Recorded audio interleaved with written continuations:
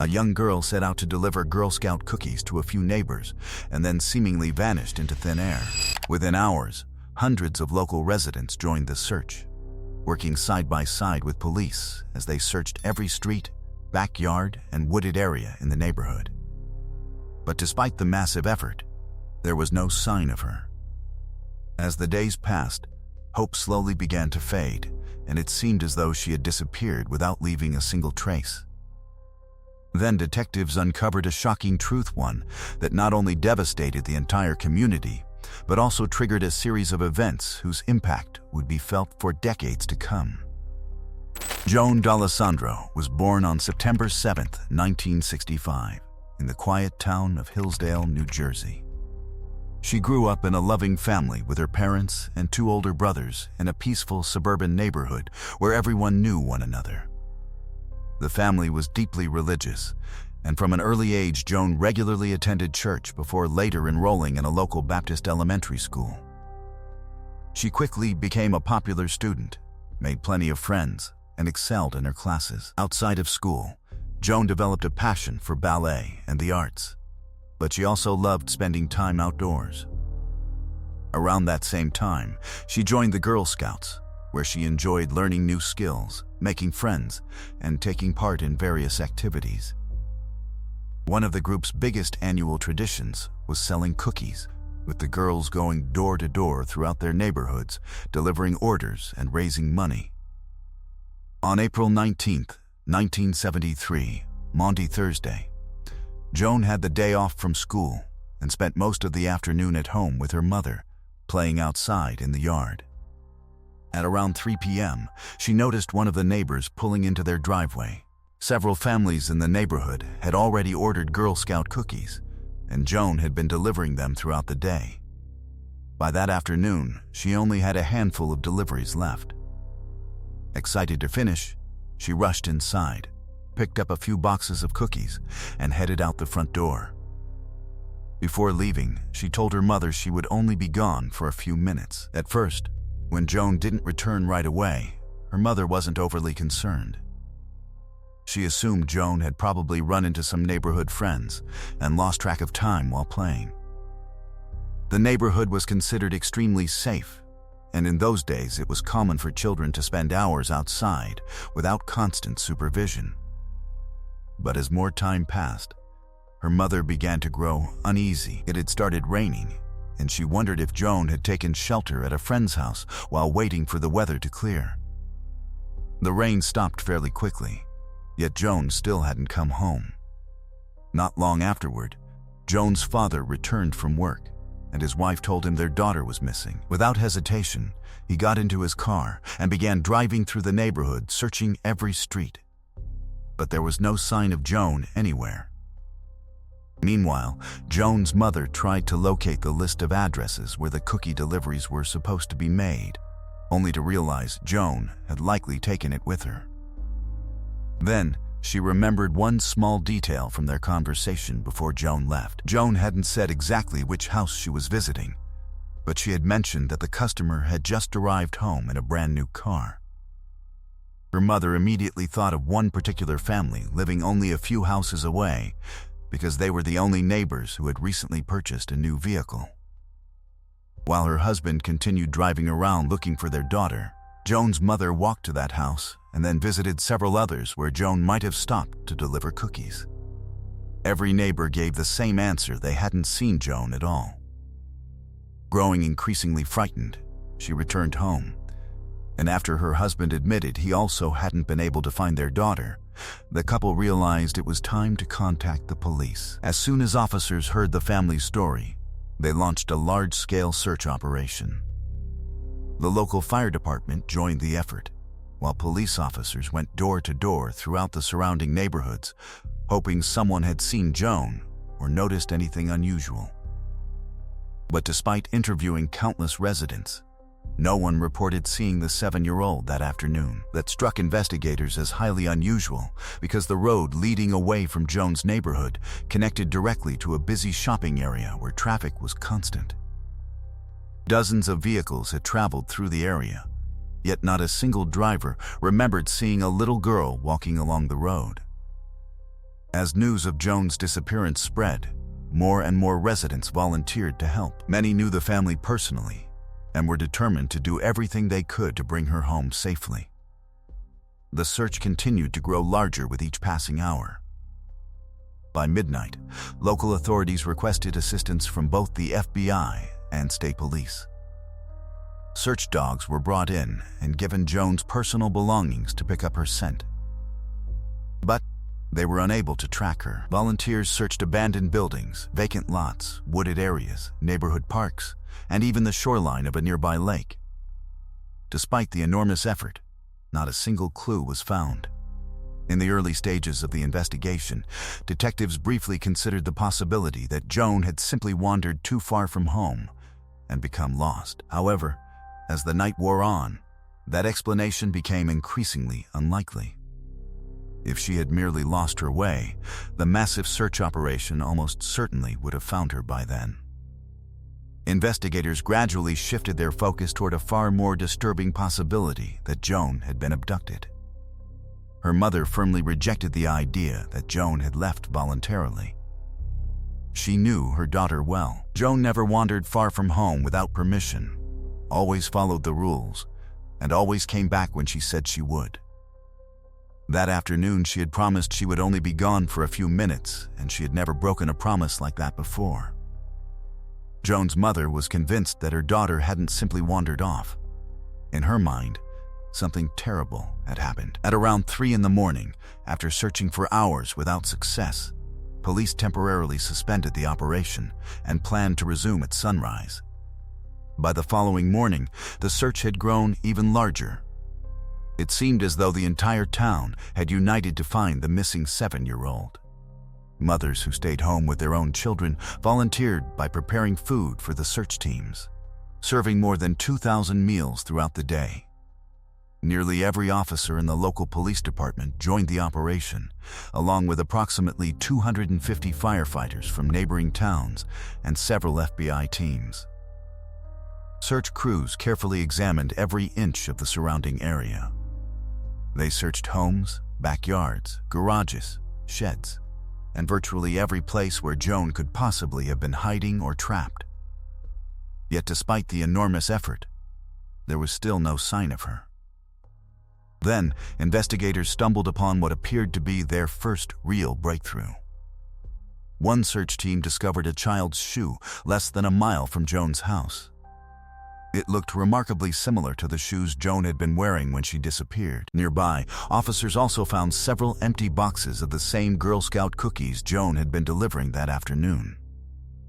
Detectives immediately brought the shoe to Joan's mother, hoping it might provide answers. But the moment she saw it, she confidently told them it wasn't her daughter's. Investigators then examined the cookie boxes more closely and concluded they had likely been lying there for several weeks. Before long, local residents came forward and identified the shoe as belonging to one of their own children, eliminating what had briefly seemed like a promising lead. Once again, investigators found themselves back at the beginning. Despite the tireless efforts of hundreds of volunteers, another full day of searching ended with no answers. Meanwhile, the FBI increasingly focused on the possibility that Joan had been abducted. During additional interviews, detectives learned that Joan's mother had personally visited every house where her daughter might have delivered cookies. Every neighbor insisted Joan had never arrived, and none of them had received the cookie order she was supposed to deliver. But Joan's mother also shared something much more personal with investigators, a strong feeling about one particular neighbor. Before leaving home, Joan had mentioned she was delivering cookies to someone who had just pulled into their driveway in a brand new car. The only family in the neighborhood that had recently purchased a new vehicle was the Mowans. Acting on that memory, Joan's mother had gone directly to their house, where she was greeted by 26-year-old Joseph Mowan, who lived there with his mother and grandmother. Joseph claimed he hadn't seen Joan that afternoon, but something about the interaction immediately made Joan's mother uncomfortable. She couldn't explain exactly why, but she walked away with a terrible feeling that he wasn't telling the truth. Detectives had already interviewed Joseph during the early stages of the investigation. and he denied having any involvement in Joan's disappearance. Still, several things about him stood out. He repeatedly stumbled over details while explaining where he had been that afternoon, and parts of his alibi seemed inconsistent. Despite those concerns, investigators found no physical evidence inside his home linking him to the case. Joseph also had no criminal history. In fact, he was widely respected in the community, working as a chemistry teacher at a local school. Even so, as the investigation continued, detectives found themselves becoming increasingly suspicious of him. Eventually, they asked Joseph to come to the police station and take a polygraph examination. He agreed. The results were far from reassuring. The examiner detected signs of deception during nearly every major question related to Joan's disappearance. Although the results couldn't be used as evidence in court, detectives confronted Joseph with the findings and continued pressing him to tell the truth. After hours of questioning, something unexpected happened. Joseph broke down emotionally and asked investigators to bring a priest to the station. Following a private conversation with the priest, he finally confessed. According to Joseph, he had been mowing his lawn when Joan walked up carrying several boxes of Girl Scout cookies. He admitted he had placed an order weeks earlier, so he invited her inside to collect the payment. From there, however, his story took a bizarre turn. Joseph claimed that after realizing he didn't have the exact amount of cash, he suddenly became overwhelmed with embarrassment. According to him, that feeling somehow caused him to lose control. He grabbed Joan, dragged her into his bedroom, assaulted her, and subjected her to a series of horrifying acts. Detectives immediately recognized that parts of his explanation made very little sense, but they allowed him to continue speaking without interruption. Joseph went on to say that after attacking Joan, he panicked as the reality of what he had done began to sink in. Convinced that letting her leave would ruin his life, he decided to kill her. After several unsuccessful attempts, he finally murdered the little girl, wrapped her body in an old sofa cover, and placed her inside the trunk of his car. He then cleaned the blood from his bedroom, packed the blood-soaked rags into a bag, and drove roughly 20 miles to a state park in neighboring New York. Once there, he carried Joan's body into a remote wooded area and concealed her behind a large rock. On the drive home, he threw away the remaining evidence in various trash bins along the route. Shockingly, shortly after returning home, Joan's mother came to his house searching for her daughter. Later, Joseph even joined the community search, pretending to help look for the very child he had murdered, alongside hundreds of concerned volunteers. Toward the end of his confession, Joseph made one particularly chilling statement. He told detectives that despite everything he had done, he felt completely calm that night and had no difficulty falling asleep. Although investigators immediately questioned several parts of Joseph's confession, their first priority was locating Joan's body. They contacted park authorities in New York, and using the directions Joseph provided, search teams found the location in less than an hour. Joan's body was discovered hidden behind a large rock in a remote wooded section of the park. As forensic pathologists began their examination, more inconsistencies in Joseph's story quickly emerged. During questioning, Joseph had insisted that he had not sexually assaulted Joan, yet the medical evidence clearly proved otherwise. Investigators also documented numerous bruises and injuries across her body, while the medical findings regarding the cause of death generally matched the account Joseph had given. Another major contradiction soon became impossible to ignore. Joan's body had been found completely unclothed, a fact that directly conflicted with parts of Joseph's confession. Even when detectives confronted him with this discrepancy, serious questions about what had really happened that afternoon still remained. Joseph continued to deny every allegation related to the sexual assault, even as the evidence against him mounted. For his family and friends, the arrest was almost impossible to comprehend. They had always known him as a polite, intelligent, and seemingly kind man, and none of them could believe he was capable of committing such a horrific crime. His co-workers at the elementary school where he taught chemistry were equally stunned. To them, Joseph had always been a respected educator with an excellent reputation who had never shown any signs of violence or instability. Meanwhile, outrage spread rapidly throughout the town. In the days following his arrest, dozens of residents gathered outside Joseph's home. Although most simply wanted to express their anger, police decided to block off the entire street out of concern that someone might try to harm Joseph's mother or grandmother. The public's fury became so intense that some people even began searching phone books for anyone with the last name Mowan, calling complete strangers just to vent their anger. None of those families had any connection to Joseph, yet many were harassed repeatedly and eventually filed complaints after the constant phone calls became unbearable. Tensions escalated even further when the judge initially set Joseph's bail at $50,000. While that was an enormous amount of money at the time, many residents were outraged that he had been granted bail at all. Hundreds of angry letters flooded the courthouse demanding that the decision be reversed, arguing that someone accused of such a brutal crime should never be allowed back into the community, especially just a short distance from Joan's grieving family. Ironically, not everyone opposed the possibility of his release. Some residents actually wanted Joseph to be freed so they could take justice into their own hands. Facing overwhelming public pressure, the court eventually reversed its decision and revoked Joseph's bail, even though his family had already managed to raise the required amount. He remained in jail awaiting trial and was placed in solitary confinement for his own protection, as other inmates had made it clear they wanted to attack him. Several months later, Joseph's trial finally began. He pleaded guilty to murdering Joan, but continued insisting that the attack had not been sexually motivated and claimed the killing was an impulsive act that happened without planning. According to Joseph, he couldn't explain what had suddenly come over him that afternoon. Prosecutors, however, rejected that explanation entirely. Before trial, multiple psychiatrists evaluated Joseph, and their conclusions painted a far darker picture.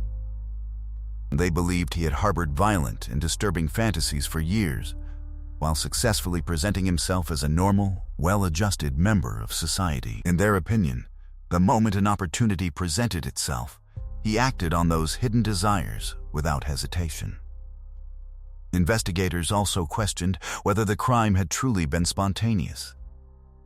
Joan's body had been concealed deep inside a wooded area behind a large rock, a location that seemed far too specific to have been chosen on impulse. Detectives believed Joseph was already familiar with the area and had likely identified it beforehand as a place where a body could be hidden without being easily discovered. At the conclusion of the trial, Joseph was sentenced to life in prison. However, there was one important complication. Under the laws in effect at the time, even someone convicted of such a crime could eventually become eligible for parole. That meant the case was far from over. Nearly 20 years later, Joseph became eligible to apply for release, reigniting public outrage. Joan's parents later revealed they hadn't even realized parole was a possibility until their attorney warned them that unless they actively opposed his release, there was a real chance he could walk free.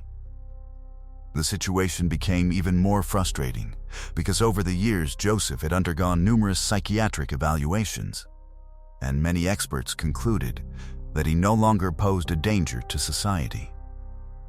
His spotless disciplinary record throughout his years in prison only strengthened his case. Determined to keep him behind bars, Joan's mother launched a tireless campaign to convince parole officials that Joseph should never be released. At the same time, she began fighting to change the law itself so that offenders convicted of crimes like Joseph's would never again be eligible for parole. After years of relentless advocacy, she succeeded. New Jersey passed legislation making anyone convicted of murdering a child under the age of 14 during the commission of a sexual assault permanently ineligible for parole. Just 1 year later, a similar federal law was enacted, largely because of Joan's mother's unwavering efforts. Although Joseph's conviction occurred before those laws took effect, and therefore wasn't covered by them. Joan's mother still managed to persuade parole officials to deny his release. Then, in 1999, Joseph received another opportunity to seek parole, and this time an unexpected development occurred. During a psychological evaluation, Joseph abandoned the story he had maintained for more than 2 decades. For years, he had claimed that everything began because he became frustrated after discovering he didn't have the correct change to pay for the cookies, a story investigators had always found difficult to believe. Now, he admitted that explanation wasn't true. According to Joseph, he had been deeply unhappy with his life at the time. He described himself as dissatisfied with his career, frustrated with his personal circumstances, and consumed by anger. When Joan knocked on his door selling cookies, he claimed he simply decided to take out all of that rage on an innocent child. Even with this revised confession, the parole board once again refused to release him. Over the following years, Joseph repeatedly submitted new parole requests, but every one of them was denied. During one of those efforts, he agreed to be interviewed by former FBI profiler John Douglas, whose groundbreaking work inspired characters in The Silence of the Lambs, Mindhunter, and Hannibal. Douglas, who had interviewed notorious criminals including Charles Manson, evaluated whether Joseph could safely return to society. After spending time with him, Douglas concluded that Joseph remained a serious threat, describing his violent impulses as deeply disturbing and believing they had never truly disappeared. By gaining Joseph's trust, Douglas uncovered another unsettling detail. At one point during their conversations, Joseph proudly revealed that he possessed more than $600,000. After the deaths of his mother and grandmother, he had inherited substantial assets and sold the family home. He also admitted he had deliberately transferred the money to a bank in neighboring New York, so Joan's mother would be unable to recover any of it through civil lawsuits, ensuring he would always have the financial resources to continue fighting for his release. Douglas was so disturbed by what he learned that he eventually wrote an entire book about the case.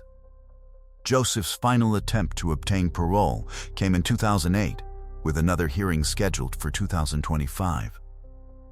Joan's mother had already begun preparing to oppose his release once again. But ultimately, she never had to. In 2021, Joseph died in prison at the age of 74. He spent the overwhelming majority of his life behind bars and remained incarcerated until his death. Joan's mother, however, never stopped fighting. In the years that followed, she continued advocating for stronger protections for children and tougher sentencing laws for violent offenders. More recently, she successfully helped raise the age covered under her original legislation from 14 to 18 in New Jersey. She also played a key role in passing another law that completely eliminated the statute of limitations for murder cases within the state. Beyond her legislative work, she founded a nonprofit organization dedicated to protecting and supporting children, an organization that has helped countless families over the years.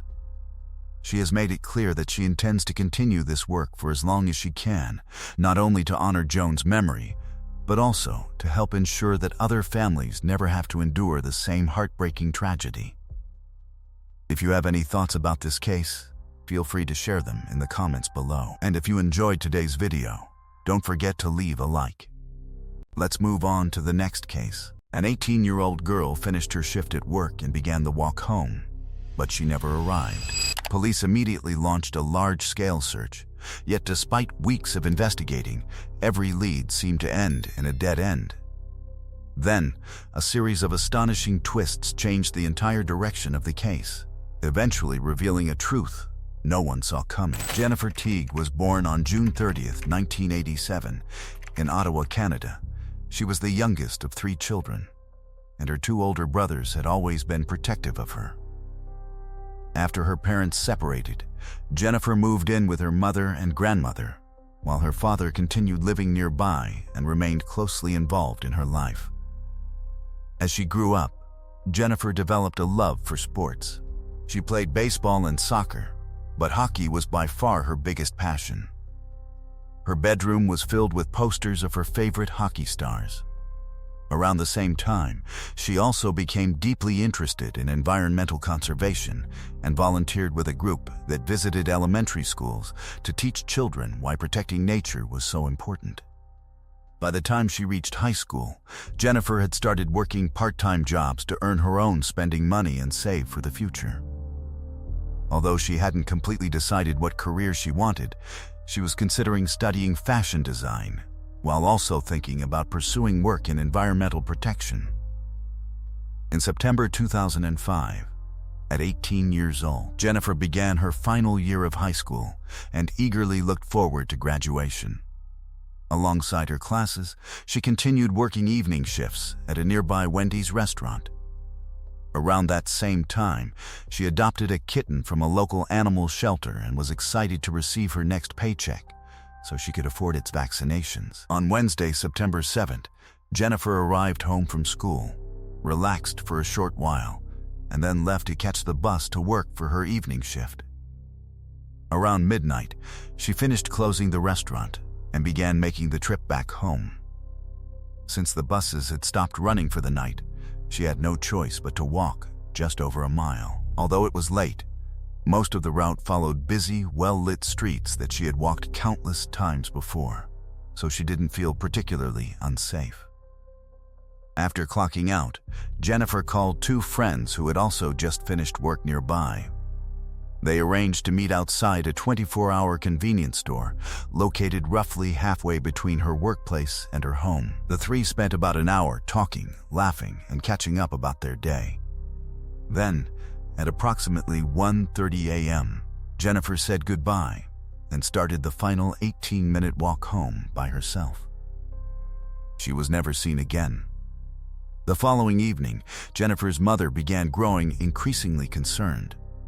She hadn't heard from her daughter since the previous night.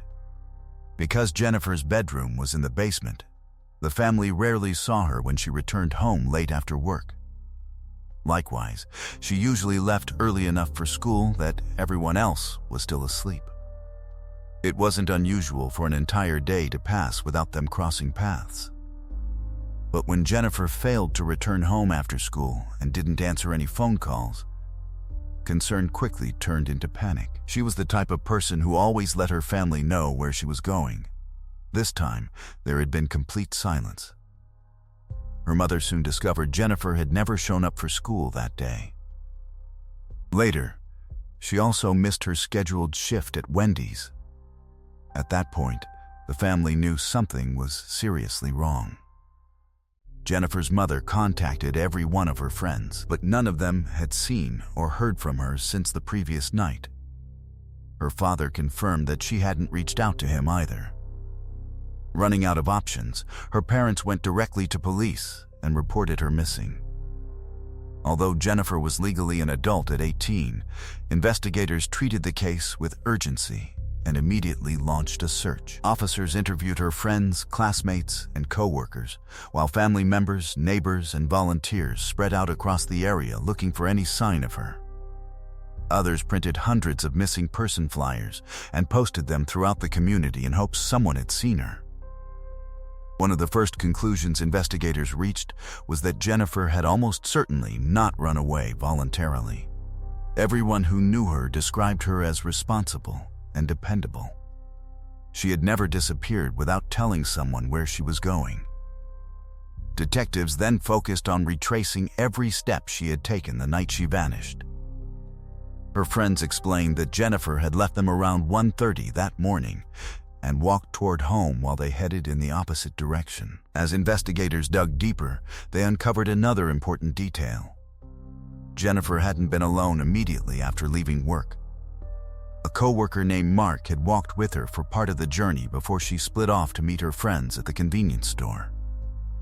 When detectives interviewed Mark, they immediately noticed several fresh scratches across his face, something that instantly caught their attention. Mark claimed he had accidentally cut himself while shaving, and even showed officers the razor he had used. Naturally, that explanation alone wasn't enough to rule him out. Detectives wondered whether the scratches might actually have been inflicted by Jennifer as she fought to defend herself. Even so, there was no physical evidence connecting him to her disappearance. To help verify his account, investigators asked Mark to take a polygraph examination. He agreed without hesitation, and according to the examiner, his results showed no indications of deception. That caused detectives to gradually move away from him as a suspect. Investigators also questioned Jennifer's former boyfriend. He explained that although their relationship had ended, they had remained on good terms. He said he hadn't spoken with Jennifer that night and claimed he had stayed home the entire evening. Like Mark, he voluntarily agreed to a polygraph test, and his results likewise showed no signs that he was being deceptive. With nothing linking him to the disappearance, detectives eliminated him from their suspect list as well. Before long, investigators shifted their focus to another person who had begun attracting their attention. A 21-year-old local named Boris. According to Jennifer's friends, he knew her, and they'd even seen him drive past while they were sitting outside the store that night. Digging deeper, detectives learned that Boris had a troubling reputation. He was known for odd behavior, and in the past had even been accused of stalking women with a restraining order issued against him. People who knew him often described him as paranoid. Jennifer's friends also revealed that shortly before she vanished, Boris had asked her out, and she had turned him down. Armed with this information, detectives went to speak with him. Boris denied having anything to do with Jennifer's disappearance, but he was noticeably nervous and struggled to answer some of their questions. Still, he allowed them to search his car without a warrant.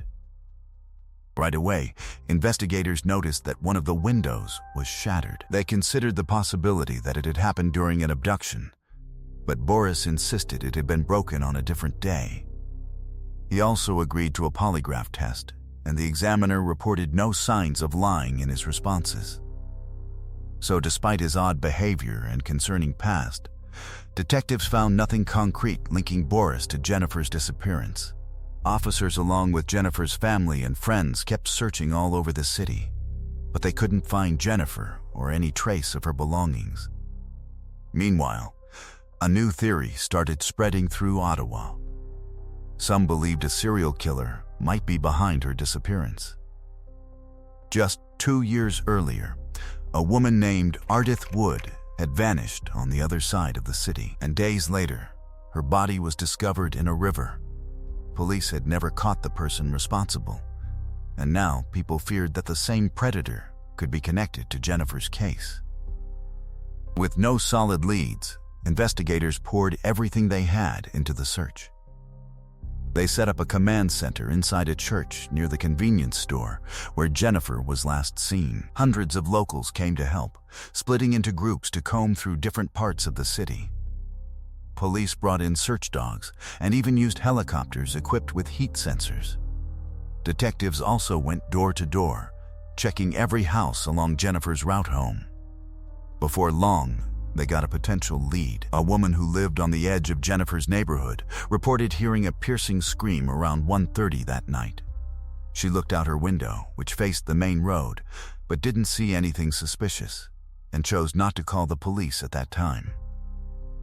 Now, however, detectives believe that scream may have been Jennifer's. Given the timing and location, it could very well have been the moment she was abducted. Not long after, another neighbor came forward, saying he too had heard the scream that night. But like the first witness, he hadn't seen anything that could point investigators toward a suspect. A week went by with no sign of Jennifer and not a single real lead, and hope of finding her alive was fading fast. That's when detectives officially reclassified the case as a possible homicide, giving them access to even more resources. They held a press conference asking anyone in the city with information to come forward. Jennifer's parents also spoke directly to her presumed captors, pleading with them to let their daughter go. But in the days that followed, the search kept coming up empty. So investigators tried a different approach. Jennifer's neighborhood was mostly made up of private homes with their own yards, and technically, police would have needed a search warrant to search each one. No judge was ever going to sign off on hundreds of properties.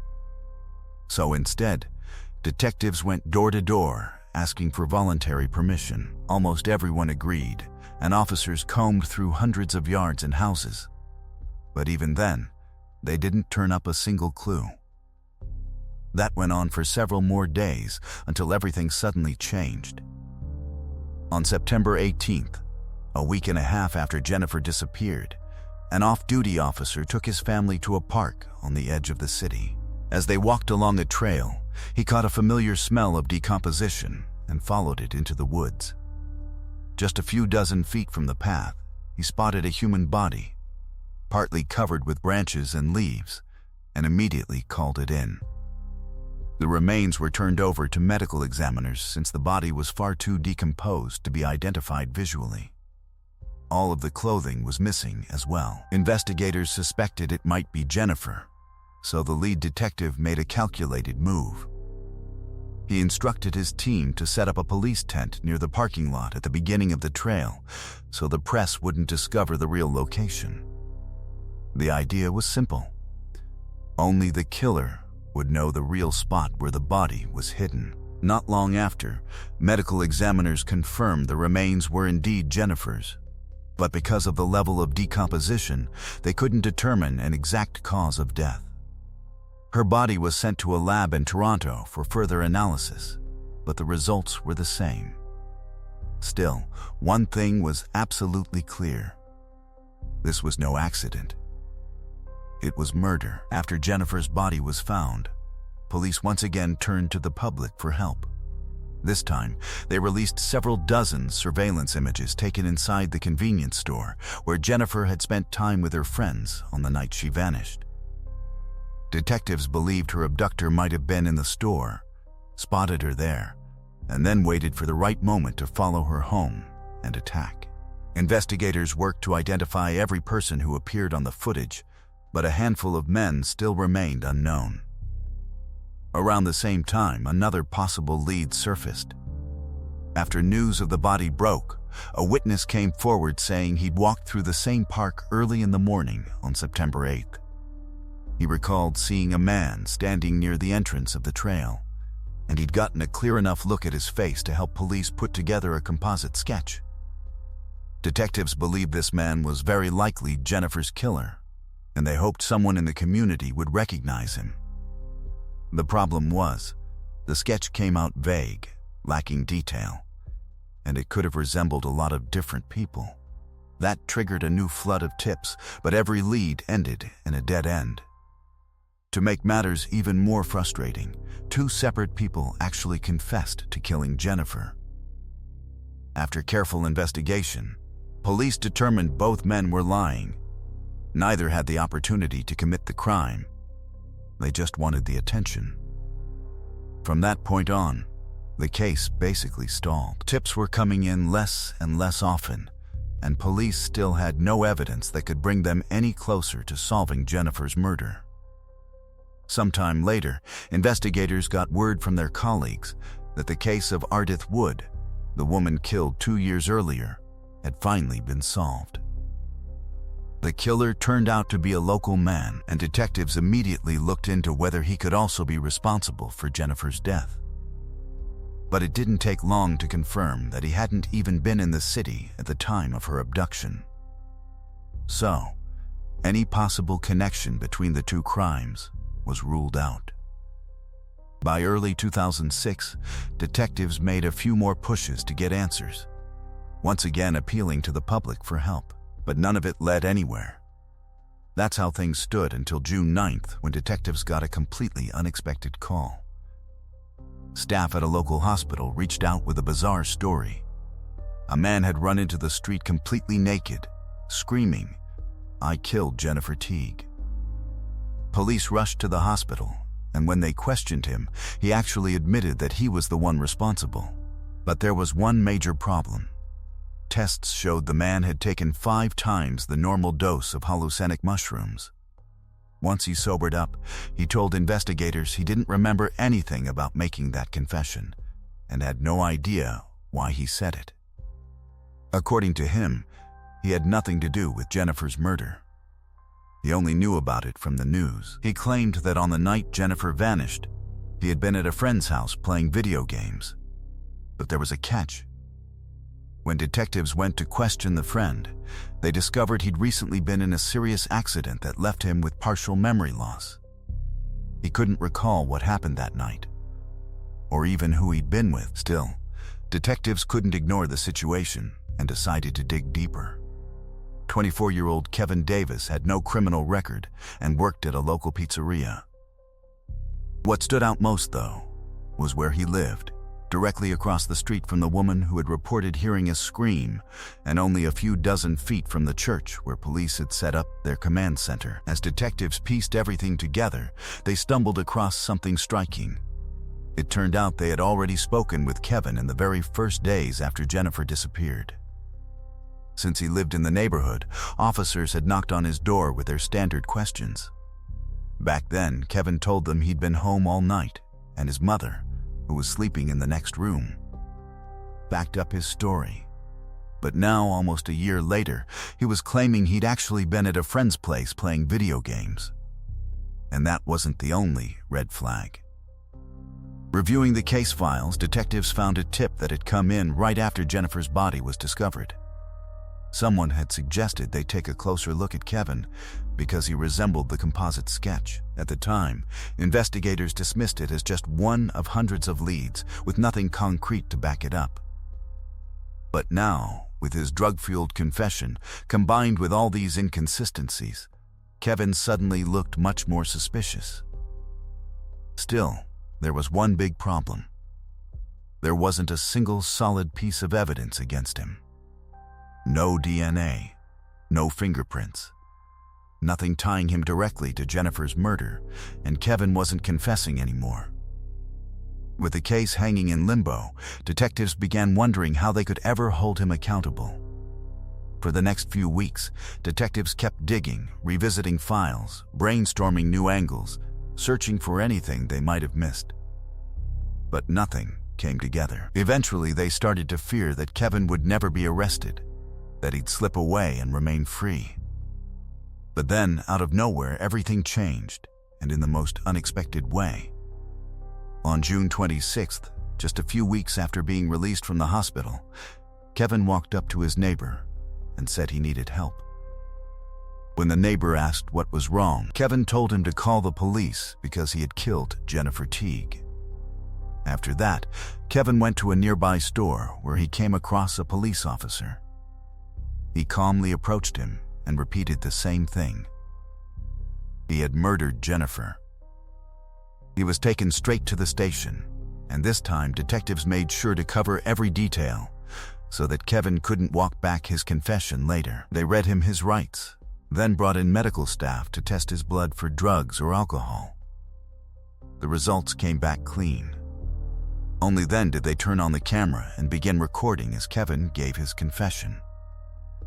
Kevin told detectives that he carried a deep hatred toward women for most of his life because they never loved him. In the days leading up to Jennifer's murder, he started going out at night, taking his mother's car and driving around with a knife, rope, and a gag. He admitted he was hunting for a vulnerable victim, guided by two simple criteria. His victim had to fit a very specific image in his mind. She needed to be young, vulnerable, and easy to overpower. Kevin later admitted that his original intention wasn't murder at all. He planned to kidnap a young woman, take her back to his house, and sexually assault her. According to his confession, two devastating events had pushed him over the edge. He had recently lost his job, and not long afterward, his beloved pet died, leaving him emotionally unstable. On the night Jennifer disappeared, Kevin parked his car near the convenience store, where he noticed three young women sitting outside, laughing and talking together. He deliberately stayed out of sight of the security cameras and waited patiently for the group to separate. As he sat behind the wheel, he mentally rehearsed exactly how he would carry out the abduction. Around 1:30 a.m., Jennifer said goodbye to her friends and started walking alone toward her neighborhood. Although much of the route was illuminated by streetlights, there were several darker stretches along the way. Kevin chose one of those isolated areas to strike. Armed with a knife, he forced Jennifer into his vehicle and drove her back to his home. Because he still lived with his mother, who was asleep in a nearby bedroom, he knew he had to remain as quiet as possible. Keeping Jennifer under control by threatening her with the knife, he brought her into his bedroom and attempted to sexually assault her. But when he was unable to carry out his plan, his frustration turned into rage. He wrapped his hands around Jennifer's neck and strangled her to death, while his mother slept only a few feet away, completely unaware of what was happening on the other side of the wall. After admitting to the crime, detectives asked Kevin to lead them to Jennifer's body. Without hesitation, he directed them to its exact location. He didn't point to the fake search site police had intentionally created for the media. Instead, he took investigators straight to the real location, one that had never been made public and was known only to the investigative team. That single detail confirmed beyond any doubt that his confession was genuine. Detectives then asked Kevin why he had suddenly decided to come forward, and his explanation caught everyone off guard. He said everything changed after officers visited his house a few weeks earlier. Although they had very little evidence against him, Kevin became convinced his arrest was only a matter of time. His fear quickly spiraled into overwhelming paranoia. He genuinely believed detectives were watching his every move. At one point, while at work, he even ordered a coworker to lift his shirt so he could make sure he wasn't secretly wearing a recording device. Unable to live with the constant anxiety any longer, Kevin concluded that confessing was the only way to end the nightmare. Ironically, he had no idea that investigators actually had no evidence capable of proving his guilt. Had he stayed silent, there's a real possibility he might never have been convicted. Following his confession, Kevin was charged with murder and remained in custody while awaiting trial. From jail, he later attempted to withdraw his confession, but by then it was far too late. The trial began in January 2008, and once again, Kevin chose to plead guilty. Because there was no need for a lengthy trial, the proceedings moved quickly, and he was sentenced to life in prison with the possibility of parole after serving at least 25 years. During his final statement before sentencing, Kevin claimed he deeply regretted what he had done and said he would willingly trade his own life if it meant bringing Jennifer back. Jennifer's father, who was present in the courtroom, wasn't convinced. He later said he didn't believe Kevin's words for a second. In his eyes, the apology felt less like genuine remorse and more like an attempt to appear sympathetic in hopes of receiving a lighter sentence. Ultimately, Kevin was sent to prison to serve his life sentence, with no certainty that he will ever be granted parole after becoming eligible. One final detail makes this story even more meaningful. In 2015, Jennifer's father published a book about the tragedy, sharing not only the investigation, but also how his family found the strength to continue living after such an unimaginable loss. His hope was that others grieving loved ones would find comfort in his story and realize that, even after the darkest moments imaginable, healing is still possible. Let me know your thoughts about this case in the comments below, and if you enjoyed the video, don't forget to leave a like. Let's move on to the next case. A young mother was discovered brutally murdered inside her own home, and from the very beginning, detectives believed they already knew where the investigation was headed. But as they looked closer, the case became increasingly strange, with one puzzling discovery after another. By the time the truth finally emerged, it was so unexpected that it stunned even the veteran investigators who thought they had seen it all. Sarah Williamson was born on June 20, 1963, in Florida. Because her father served in the military, the family spent part of her childhood living on an army base before eventually settling in Albuquerque, New Mexico. From an early age, Sarah stood out as an exceptionally gifted student, particularly when it came to mathematics.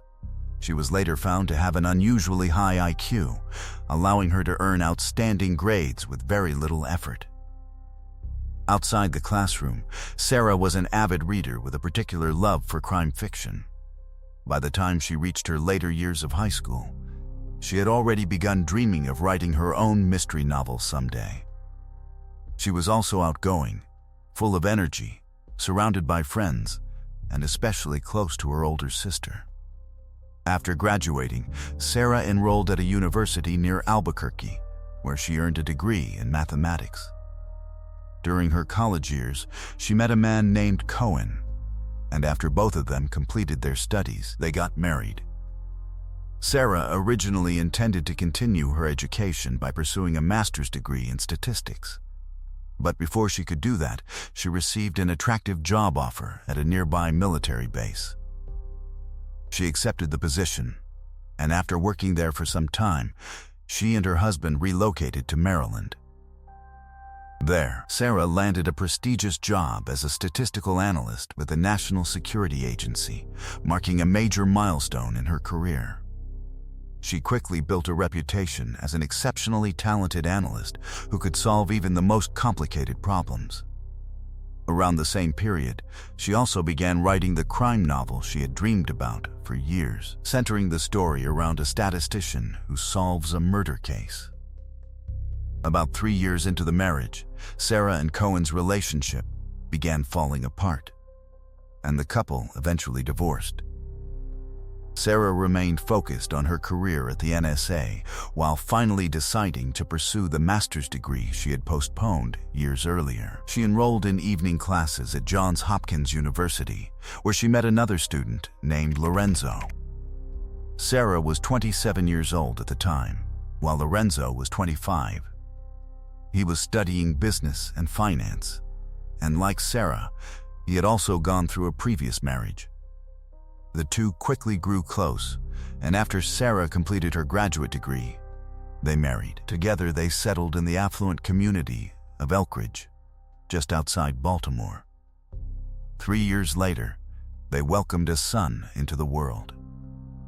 But almost immediately after the baby was born, Lorenzo's behavior began to change dramatically. He became increasingly controlling, constantly monitoring Sarah's actions, while showing very little interest in spending time with their child. Eventually, Sarah decided the marriage could no longer be saved and filed for divorce. Lorenzo moved back into his parents' home nearby, and the former couple agreed that their son would primarily live with Sarah while spending weekends with his father.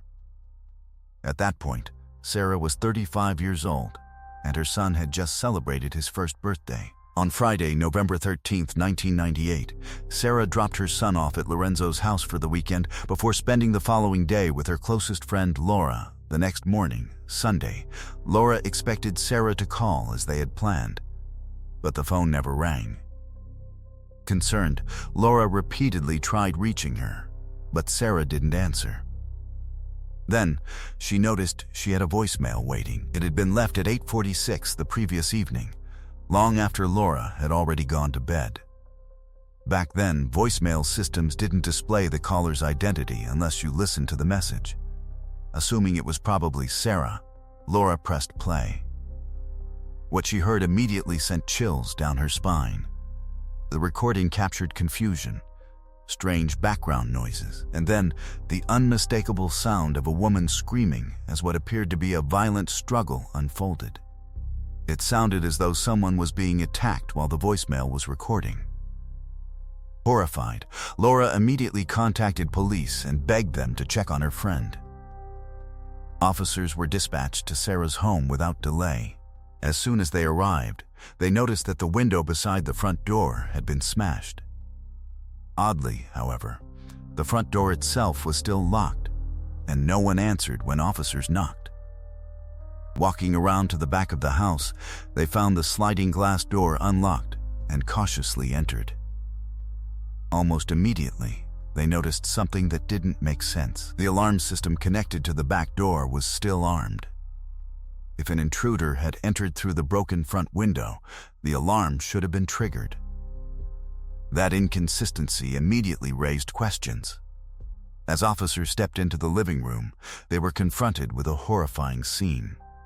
Sarah's body was lying on the floor, surrounded by an enormous pool of blood. Bloodstains covered the walls, furniture, and even the ceiling, making it clear that an extremely violent attack had taken place.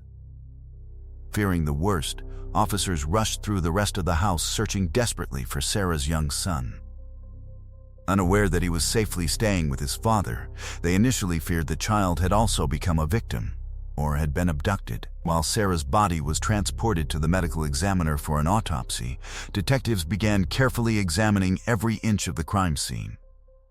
Their initial assessment suggested the killer had likely entered through the shattered front window. That window, however, was also connected to the home's security alarm, adding yet another mystery investigators would need to explain. But the sensor was on the frame, so it would only trigger if the window was opened. Smashing the glass didn't set it off. Bloody fingerprints showed that the intruder also used the same window to leave. Inside, investigators noticed something strange. Someone had pulled out all the VH tapes from a drawer in the living room and scattered them across the floor, and the VCR itself was missing. In the kitchen, every cabinet door had been thrown open, like someone was searching for something specific. At first glance, it looked like a burglary, but detectives quickly started to doubt that theory. Sarah's laptop and wallet were sitting untouched on the kitchen table. It felt more like someone had staged the scene to look like a break-in, covering up a much darker motive. The autopsy only reinforced that suspicion. Sarah had been stabbed repeatedly with wounds across her entire body. The sheer level of violence suggested deep personal anger or hatred toward her. Detectives also couldn't figure out why the killer chose to smash the front window. The back of the house faced the woods and would have offered a much safer way in without drawing attention. That led them to believe the attacker might have known exactly how the alarm system worked and realized that breaking the back door glass would have likely triggered it. Forensics didn't find any usable fingerprints or solid evidence. All they could do was gather up the huge amounts of blood left behind, hoping that somewhere in the mess they might pick up traces of the killer's DNA if he'd cut himself during the brutal attack. Meanwhile, officers searched the backyard and discovered a machete, which they believed was the murder weapon. Forensics later confirmed that the wounds on Sarah's body matched it exactly. While experts worked through the evidence, detectives confirmed that Sarah's little boy was safe with his father. With that worry off the table, they turned their focus to interviewing Sarah's friends and family. They wanted to know if she'd had any conflicts leading up to her death. But everyone said the same thing. Sarah was kind, easygoing, and never fought with anyone. The only exception was her ex-husband, Lorenzo. Sarah's best friend, Laura, explained to investigators that the divorce had been rough. After their son was born, Lorenzo's behavior completely changed. He had been on antidepressants before, but stopped taking them once the baby arrived. From then on, Sarah noticed he showed no interest in spending time with her son. But that wasn't all. Lorenzo also grew controlling, watching her every move. Over time, Sarah started to feel like he was angry at her for giving more attention to their newborn than to him. Sometime later, after Sarah went back to work, Lorenzo started accusing her of having an affair with her boss. He even showed up at her workplace. Since she worked for the NSA, his accusations triggered a full-scale internal investigation and interviews with dozens of employees. In the end, investigators found absolutely no evidence to back up his claims. Still, Lorenzo refused to let it go. During one of their fights, he even pulled a gun on Sarah. That was the breaking point, and she filed for divorce. When Lorenzo found out about it, he tried to hit her while she was holding their baby. Sarah fell, and Lorenzo snatched the child and walked out. He dropped the baby off at his parents' house, then came back and told Sarah she had to sleep with him or she'd never see her son again. After that, Sarah went straight to the police and got a restraining order against him, but no other action was taken. From then on, she only saw him in court where they were battling over custody, or when she dropped their son off at Lorenzo's parents' house on weekends, since the court ruled he had visitation rights. At one point, Lorenzo even tried to get a passport for his son so he could take him out of the country. But the court shut that down. Sarah's sister later revealed that just one day before the murder, Sarah had called her and said she was genuinely afraid of Lorenzo. She was worried he might hurt her before the court made a final decision about custody of their son. Sarah even asked her sister to look after the child if anything ever happened to her, because she didn't want Lorenzo raising him. That alone was enough for detectives to take a closer look at Lorenzo.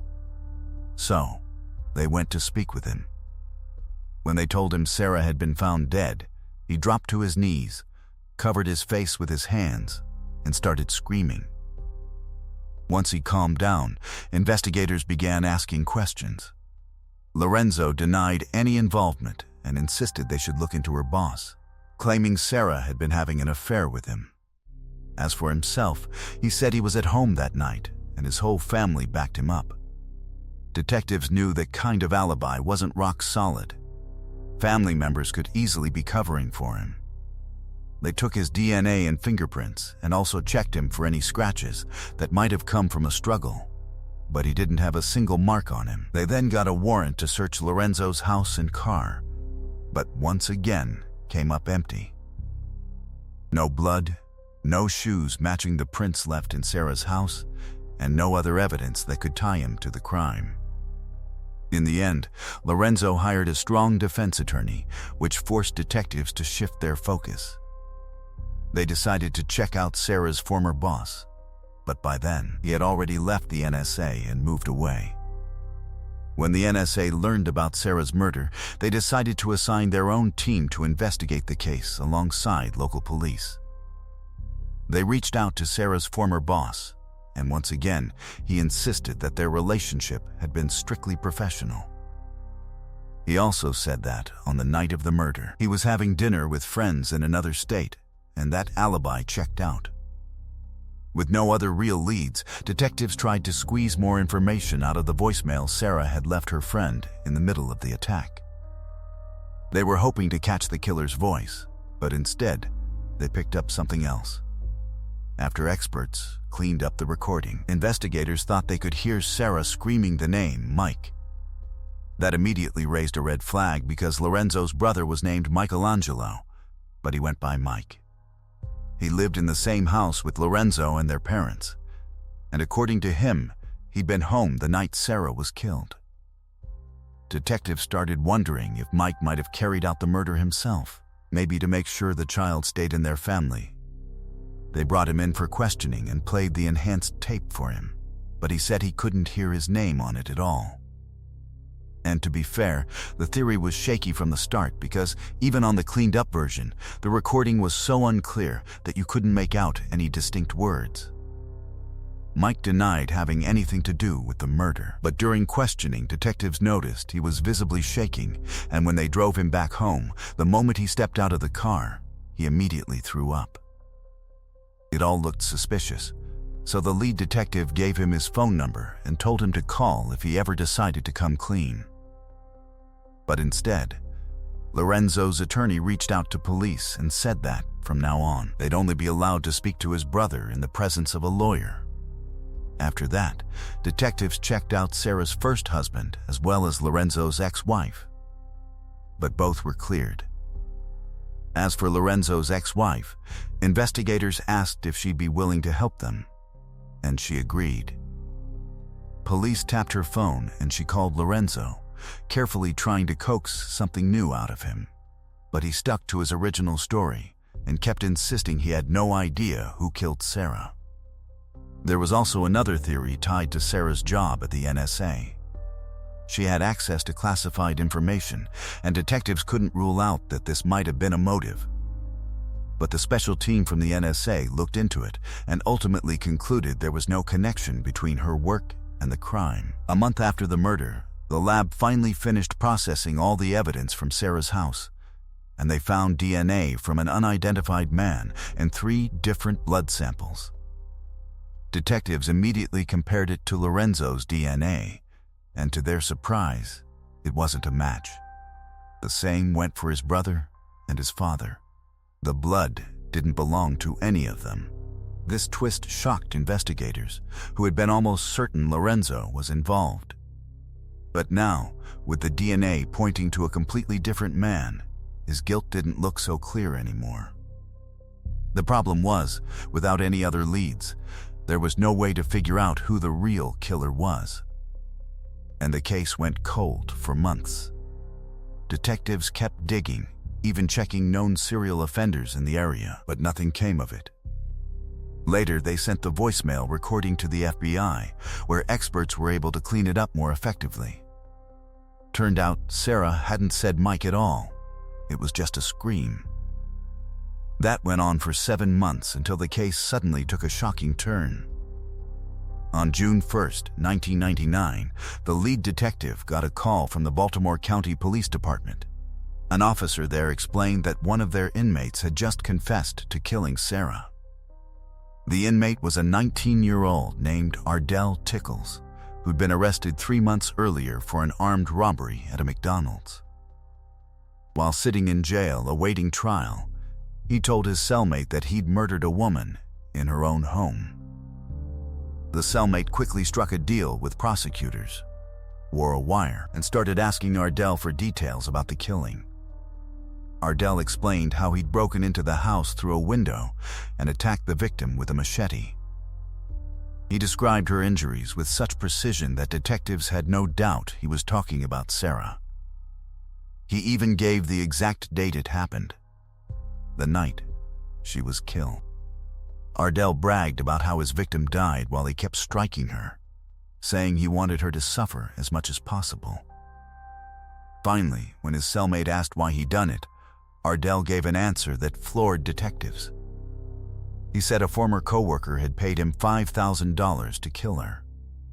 Investigators were convinced he wasn't lying about being the killer. His confession included details that had never been released to the public. The lead detective headed straight to the jail to confront him. He told Ardell he'd be facing first-degree murder charges and made it clear that they already had his confession on tape, so he'd better start talking. Ardell didn't deny a thing. He admitted he had killed the woman without even knowing her name. He added that he didn't feel any remorse because, according to him, Sarah was a bad person. He claimed the former coworker who hired him for the job told him that Sarah once pushed a pregnant black woman down a flight of stairs and spit in her face. Ardell also said that instead of the promised $5,000, he only got $3,000, but the money didn't matter to him as much as punishing her for what she'd supposedly done. At that point, the detectives laid out 3 photos: Lorenzo, his brother, and his father, and asked Ardell which one of them had hired him.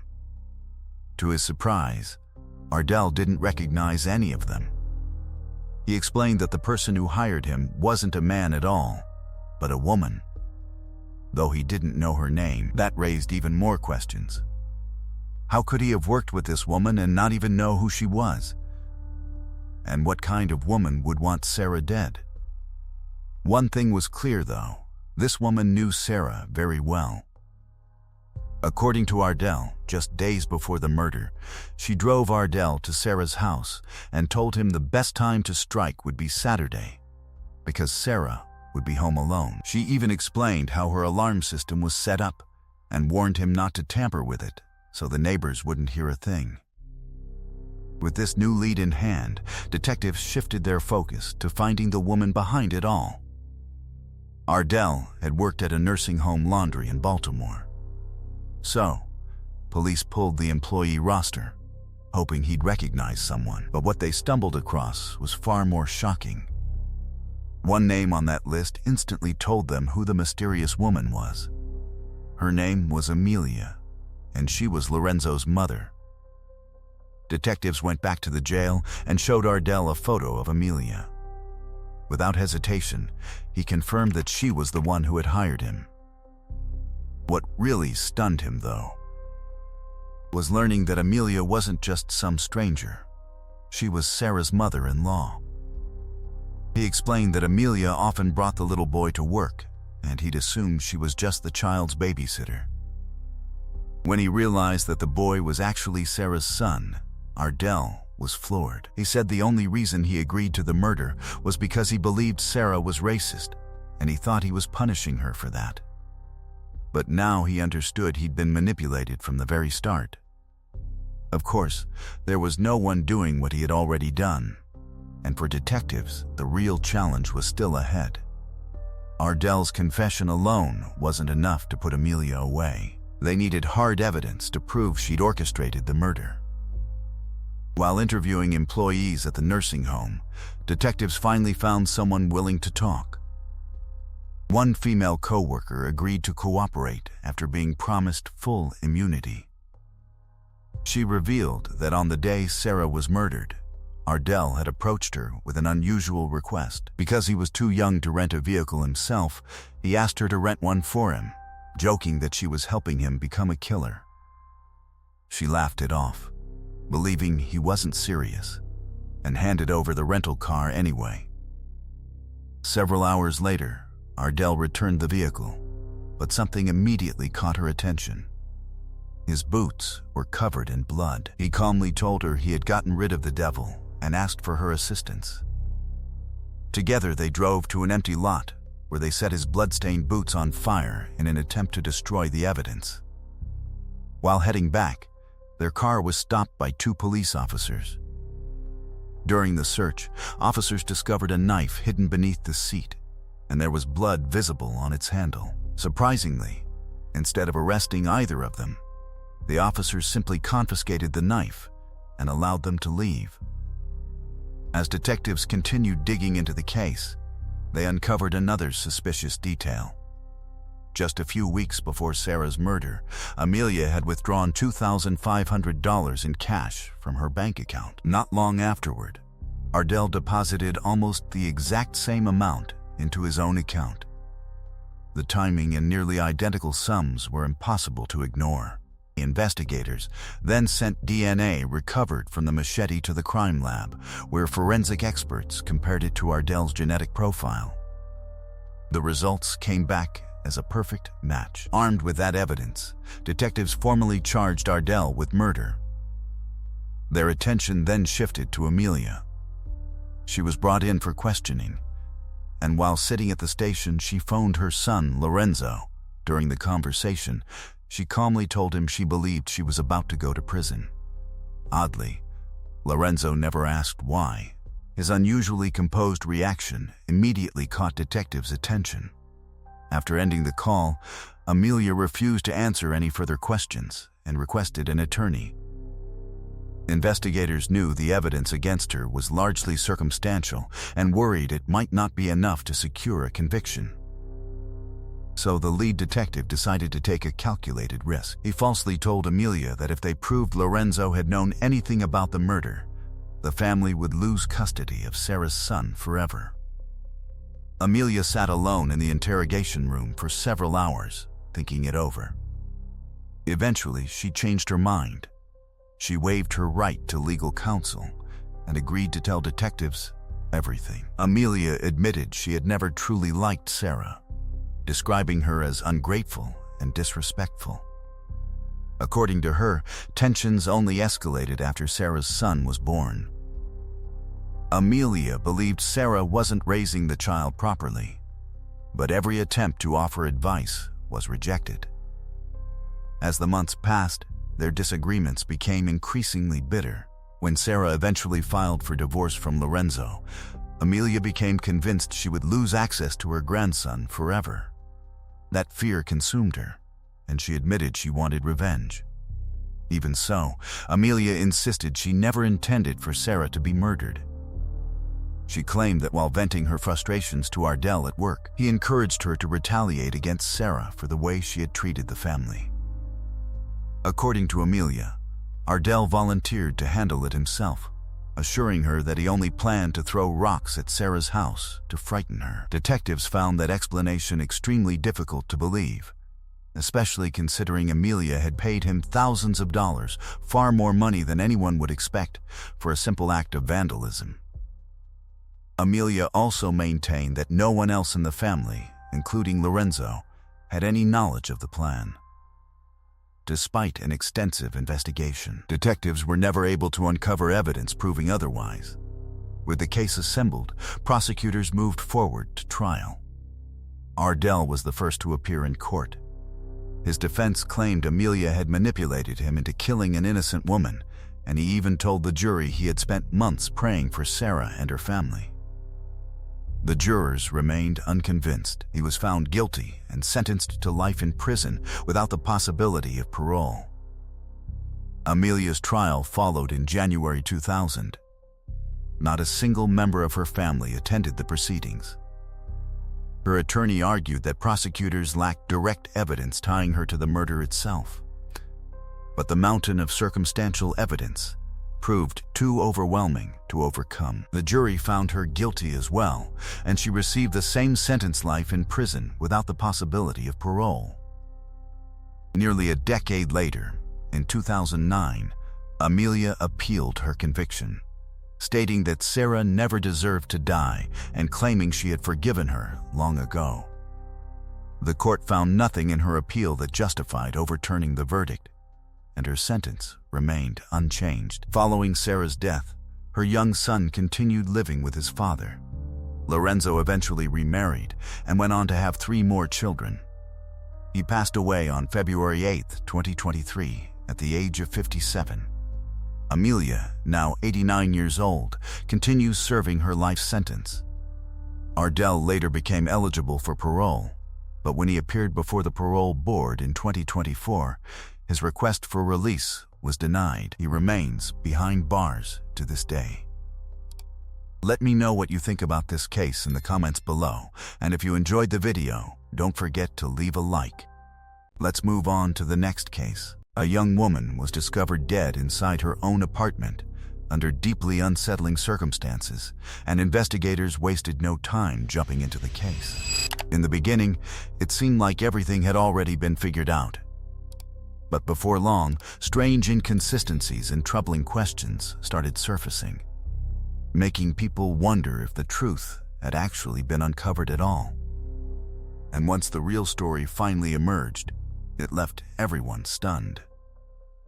Tina Hines was born on February 27, 1974, in Wisconsin.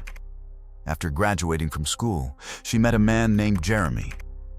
When Tina was just 19 years old, the two got married. Not long after, Jeremy enlisted in the Navy, a choice that would completely shape the course of their future together. The couple eventually relocated to Florida, settling in a suburb just outside Jacksonville. Around the same period, Tina learned she was pregnant with their first child, and life suddenly started feeling much more serious, much faster than either of them expected. Jeremy spent most of his days working at the naval base nearby, while Tina held a job at a local restaurant. But she was also thinking ahead about her future. Tina had already applied to a university back in Wisconsin, hoping that once Jeremy was transferred out of Florida, she could move back and continue her education. By April of 1994, Tina was 20 years old. The couple were still living in a small apartment complex close to the base. Tina was around 15 weeks pregnant and continuing her restaurant shifts like normal. Around that time, Jeremy's younger brother Chad moved in with them temporarily. Chad was 19 and planning to build a life in Florida, but he didn't yet have enough money to get his own place. He was waiting for his fiancée and her child to arrive, and until then, Jeremy offered to let him stay in their apartment. Since there wasn't a spare bedroom available, Chad ended up sleeping on the living room couch. And as a way to say thank you, because they really were helping him out, he tried to make himself useful. Tina was in her 4th month of pregnancy. She was still working, and it was a lot to handle on her own, so Chad helped her out with chores around the apartment whenever he could. That all continued until April 16th.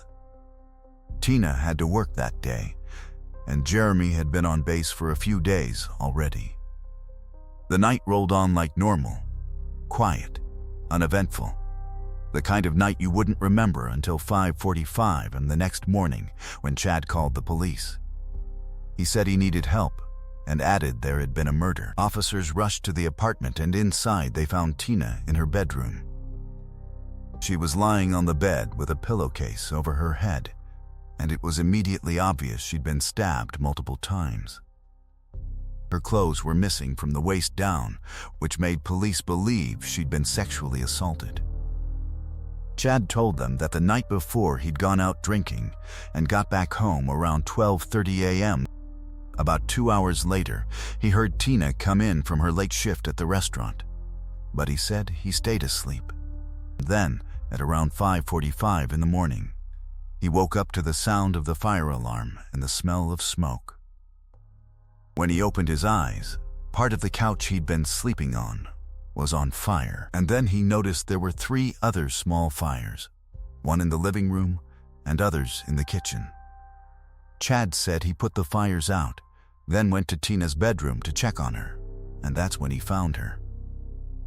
He also said that when he woke up, the front door was wide open, and after he discovered Tina's body, he ran to the neighbors and called police from their phone. Medical examiners determined that Tina had been stabbed at least 27 times, and they also confirmed she'd been sexually assaulted.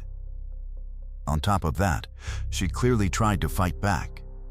There were scratches and abrasions all over her hands and arms. Detectives collected every knife in the apartment, but none of them matched the murder weapon. While the crime scene team kept searching for anything else, investigators sat down with Chad. And almost immediately, he started setting off alarm bells. They couldn't wrap their heads around how he could have been asleep just a few feet from Tina's bedroom and not woken up. Based on his story and what the scene suggested, some unknown attacker would have had to get inside, assault Tina, stab her dozens of times, and then start fires in 4 different spots around the apartment, including the couch Chad was sleeping on. And through all of that, he supposedly slept right through it. The only thing he claimed he noticed was Tina coming home from work, when he said he briefly woke up for a second. Suspicion got even stronger when police pulled Chad's record. He'd been arrested more than once, including an incident where a 17-year-old girl got pregnant from him. He was 18 at the time, and she said it had been consensual, so the charges were dropped after she married him. But Chad still had other run-ins with the law for theft and smaller offenses. So detectives started leaning hard toward one theory. Chad did it. In their minds, he may have been fixated on Tina for a long time, and that night, he finally snapped. Then, after the fact, he set multiple fires to destroy evidence, and tossed in the front door was open detail to make it sound like some outside intruder. With all of that on the table, police arrested Chad and charged him with Tina's murder. He was held in jail while he awaited for trial, and he stuck to his original story, repeating that he had nothing to do with it. Not long after, he hired an attorney. And that's when the defense started digging for anything that could back up Chad's claim that he was innocent. The first thing Chad's attorney pointed out was this: there wasn't a single drop of blood on Chad's clothes, and there were no bruises or scratches on his body. Nothing you'd expect if Tina had been fighting for her life and trying to claw her attacker off. Prosecutors fired back with their own explanation. They said Chad could have taken off the bloody clothes afterward, carried them out of the apartment, along with the murder weapon, then washed himself off in the shower. They also noted that Chad had a burn on his hand, consistent with the kind of injury you could get from holding a lighter on too long. Then the defense brought up something else. The forensic team had found multiple biological samples at the scene. Under Tina's fingernails, there were skin particles, and on the bedsheet, there were traces of male semen. But at the time, DNA testing was still pretty new in courtrooms, and it wasn't anywhere near as precise as it is today. So, for a jury back then, it didn't carry the same weight, and experts couldn't say with certainty, this is a match, or this is not. On top of that, investigators found 3 stray hairs on Tina's body and clothing. Testing suggested all 3 came from the same person, and it wasn't Chad. Still, that evidence basically went nowhere because the analyst who examined the hairs couldn't provide an official conclusion about how common that hair profile might be in the general population. The DNA tools they had at the time just didn't allow him to calculate those odds. The prosecution, meanwhile, pointed to something Chad allegedly said early on when he first saw his brother after everything happened. Chad broke down crying and reportedly said, "I'm sorry. I didn't want to do this." Jeremy also told his mother he believed Chad was responsible, even though he never publicly accused him of killing Tina. Chad, on the other hand, claimed he thought Jeremy could have done it. According to him, Jeremy and Tina fought constantly, and the marriage had been tense for a long time. But Jeremy had an airtight alibi. He was on a naval ship, and there was no way he could have physically pulled this off himself. The only scenario where he'd be involved would be if he'd asked someone else to do it, and investigators found nothing that supported that. So officially, Tina's husband wasn't treated as a suspect. And then there was the question police couldn't get past from day one. How did Chad sleep through all of this? His lawyer said Chad had a sleep disorder that made him extremely difficult to wake up, especially if he'd been drinking. And finally, the defense added one more detail. Jeremy and Tina kept a spare key outside near the front porch, and pretty much everyone close to them knew it was there, so if someone wanted to get inside, they wouldn't have had to force their way in at all. The trial didn't start until late 1996, more than 2 years after the murder.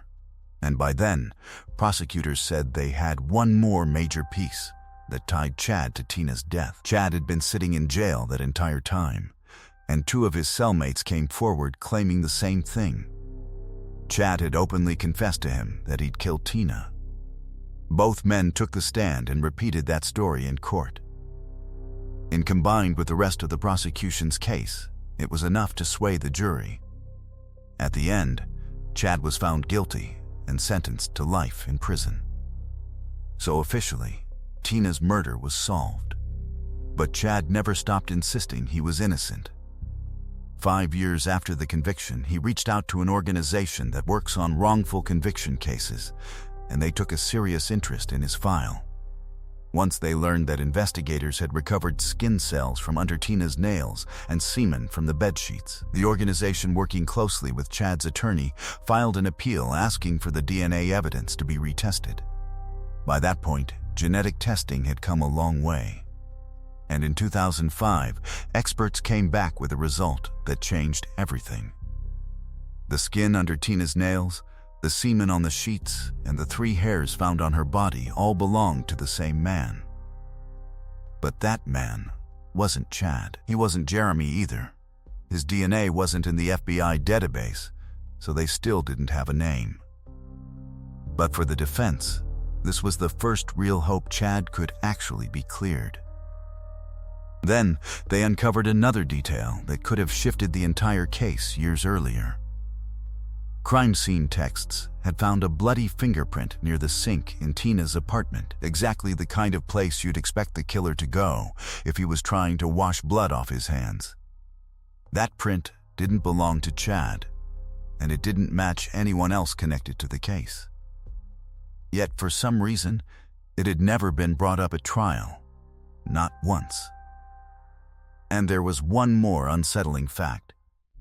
Another inmate, someone who'd been locked up in the same facility as Chad, later claimed he'd overheard 2 prisoners talking about how they were going to set Chad up. According to him, they were literally discussing how to say Chad had confessed to them.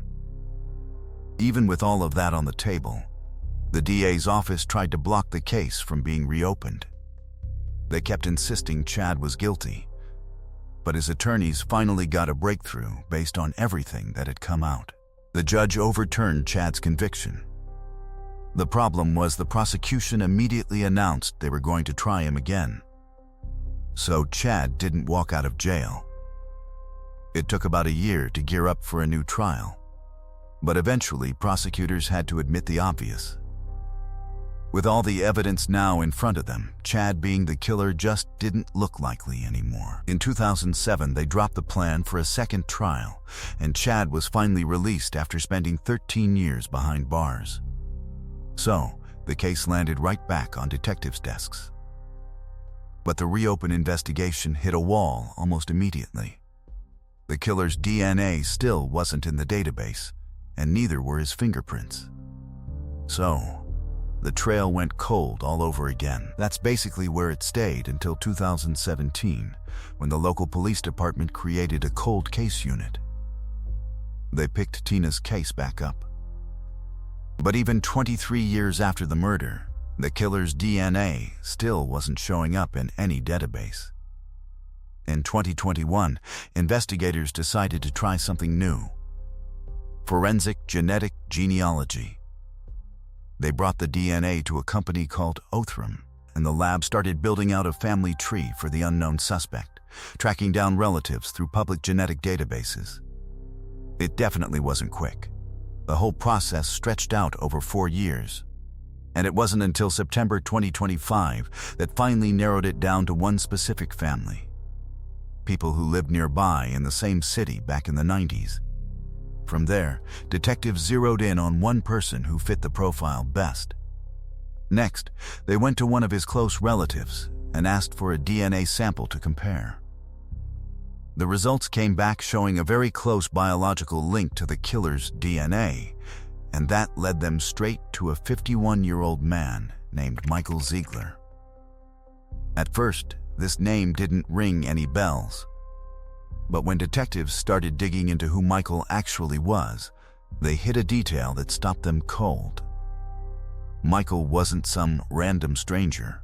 He was actually one of Jeremy's closest friends. They'd served together in the Navy, so they were basically brothers in arms. Michael had even stood up in Jeremy and Tina's wedding as a groomsman just 5 months before Tina was murdered. By 2025, 31 years after the crime, Michael was retired and living in Georgia with his mother. He didn't have a serious criminal record, and as far as anyone could tell, he'd never even been in any legal trouble. And what's wild is that throughout the entire investigation, his name never came up. Not once. Even Jeremy had never suspected him, because nothing at any point seemed to point in that direction. To Jeremy, Michael stayed exactly what he'd always been: a friend and a fellow sailor. Until over time, they just drifted out of each other's lives. Once police finally had a solid name to work with, they reached out to authorities in Georgia. Local officers moved in and arrested Michael. After that, investigators collected his DNA, and the results came back as a full match. The semen, the skin found under Tina's nails, and the 3 unknown hairs all belonged to him. With that, Michael ended up being charged with both murder and sexual assault before authorities extradited him back to Florida. Right now, he remains locked up awaiting trial, and so far, no official trial date has been scheduled. During his initial court appearance, he pleaded not guilty. But considering the amount of evidence prosecutors reportedly have against him, it's difficult to picture how he avoids being convicted. And because the crime took place in Florida, the death penalty is still a possible outcome. Because of that, there's a chance prosecutors could eventually offer him a plea agreement: life in prison in exchange for admitting guilt, removing the death penalty from consideration entirely. As for Chad, once he was finally released, he immediately returned to Wisconsin to reunite with his family. But despite losing 13 years of his life behind bars, he didn't receive any compensation whatsoever. The reason largely comes down to Florida law. Under the state's wrongful conviction rules, people with previous criminal convictions, even smaller offenses, can be disqualified from receiving financial compensation. And Chad unfortunately had prior charges on his record.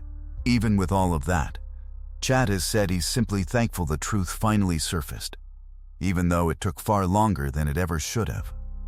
As of now, there's also no public information suggesting he ever filed lawsuits against the detectives or prosecutors responsible for building the case against him. And then there's the issue of that bloody fingerprint discovered near the sink, a print that didn't belong to Chad and somehow never became part of the trial. That one piece of evidence alone might have completely changed the direction of the case. Whether it was simply ignored or something more intentional, we may never actually know. But it appears Chad chose not to spend the remainder of his life caught up in years of legal battles and court proceedings. And one final detail. After Tina was murdered, her parents created a scholarship fund for low-income students, helping cover tuition costs at the Catholic school Tina once attended. That scholarship still exists today, and her family continues organizing events to keep it alive in her memory. Share your thoughts about this case down below in the comments. And if you enjoyed the video, make sure to leave a like. Let's move on to the next case. A young graduate left home for what was supposed to be another normal shift at a luxury furniture store. But after sending her manager one disturbing text, she suddenly went silent. No more calls, no more replies. As police launched an investigation, the case rapidly gripped all of Los Angeles before drawing national attention. And when the truth behind that day was finally uncovered, it triggered a wave of outrage across the country that people still talk about years later. Brianna Kupfer was born on April 9, 1997, in Los Angeles, California. Raised in a close-knit family alongside her younger sister and two brothers, she was known from a young age for her determination and ambition. Brianna excelled in school, earned straight A's, served as captain of her high school's cheerleading squad, and was someone everyone seemed to enjoy being around. She later attended the University of Miami, where she studied public relations, and even spent time studying abroad in Australia through an exchange program. After earning her degree, Brianna returned to Los Angeles and began a graduate program at UCLA, concentrating on architectural and interior design. Creativity was a huge part of who she was, especially when it came to fashion. She enjoyed sketching clothing ideas, sewing outfits herself, and hoped to launch her own fashion line someday. She also lived an active lifestyle, regularly practicing yoga, dancing, and training in boxing. Once she moved back to Los Angeles, Brianna initially stayed with her parents before eventually renting an apartment near Oakland with a friend. To help pay her bills while continuing her studies, she accepted a job as a consultant at an upscale furniture showroom. On January 13, 2022, the 24-year-old arrived for what seemed like an ordinary workday. She had agreed to cover a co-worker's shift, meaning she would be operating the showroom by herself. At approximately 1:30 p.m. that afternoon, Brianna texted her manager, "Can you call me? There's a customer here, and I'm getting a weird feeling." Unfortunately, the message wasn't seen immediately. When the manager finally noticed it and called Brianna back just minutes later, nobody answered. She then tried reaching the store's landline, but that call also went unanswered. Around the same time, a couple entered the showroom. Almost instantly, they sensed something wasn't right. The front of the store was empty. As they walked deeper inside, they noticed what appeared to be someone lying behind one of the display sofas. When they got closer, they were horrified to discover a young woman covered in blood.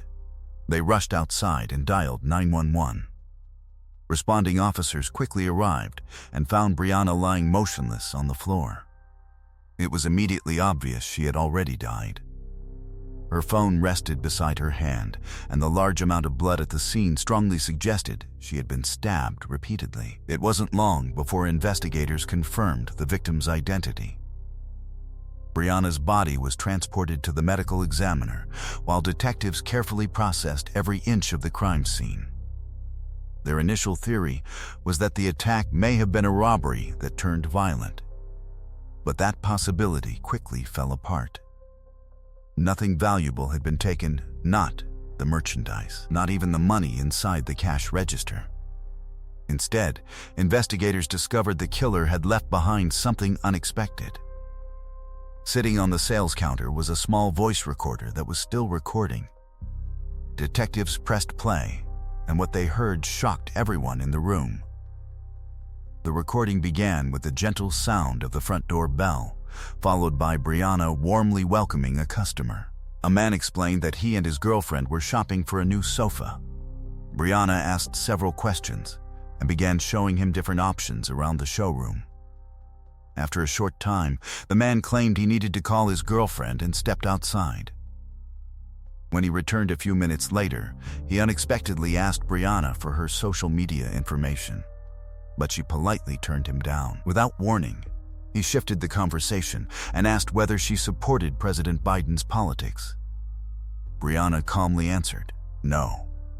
The man claimed he would come back later, and Brianna offered him one of her business cards. But instead of leaving, he lingered inside the store and began making unsettling remarks.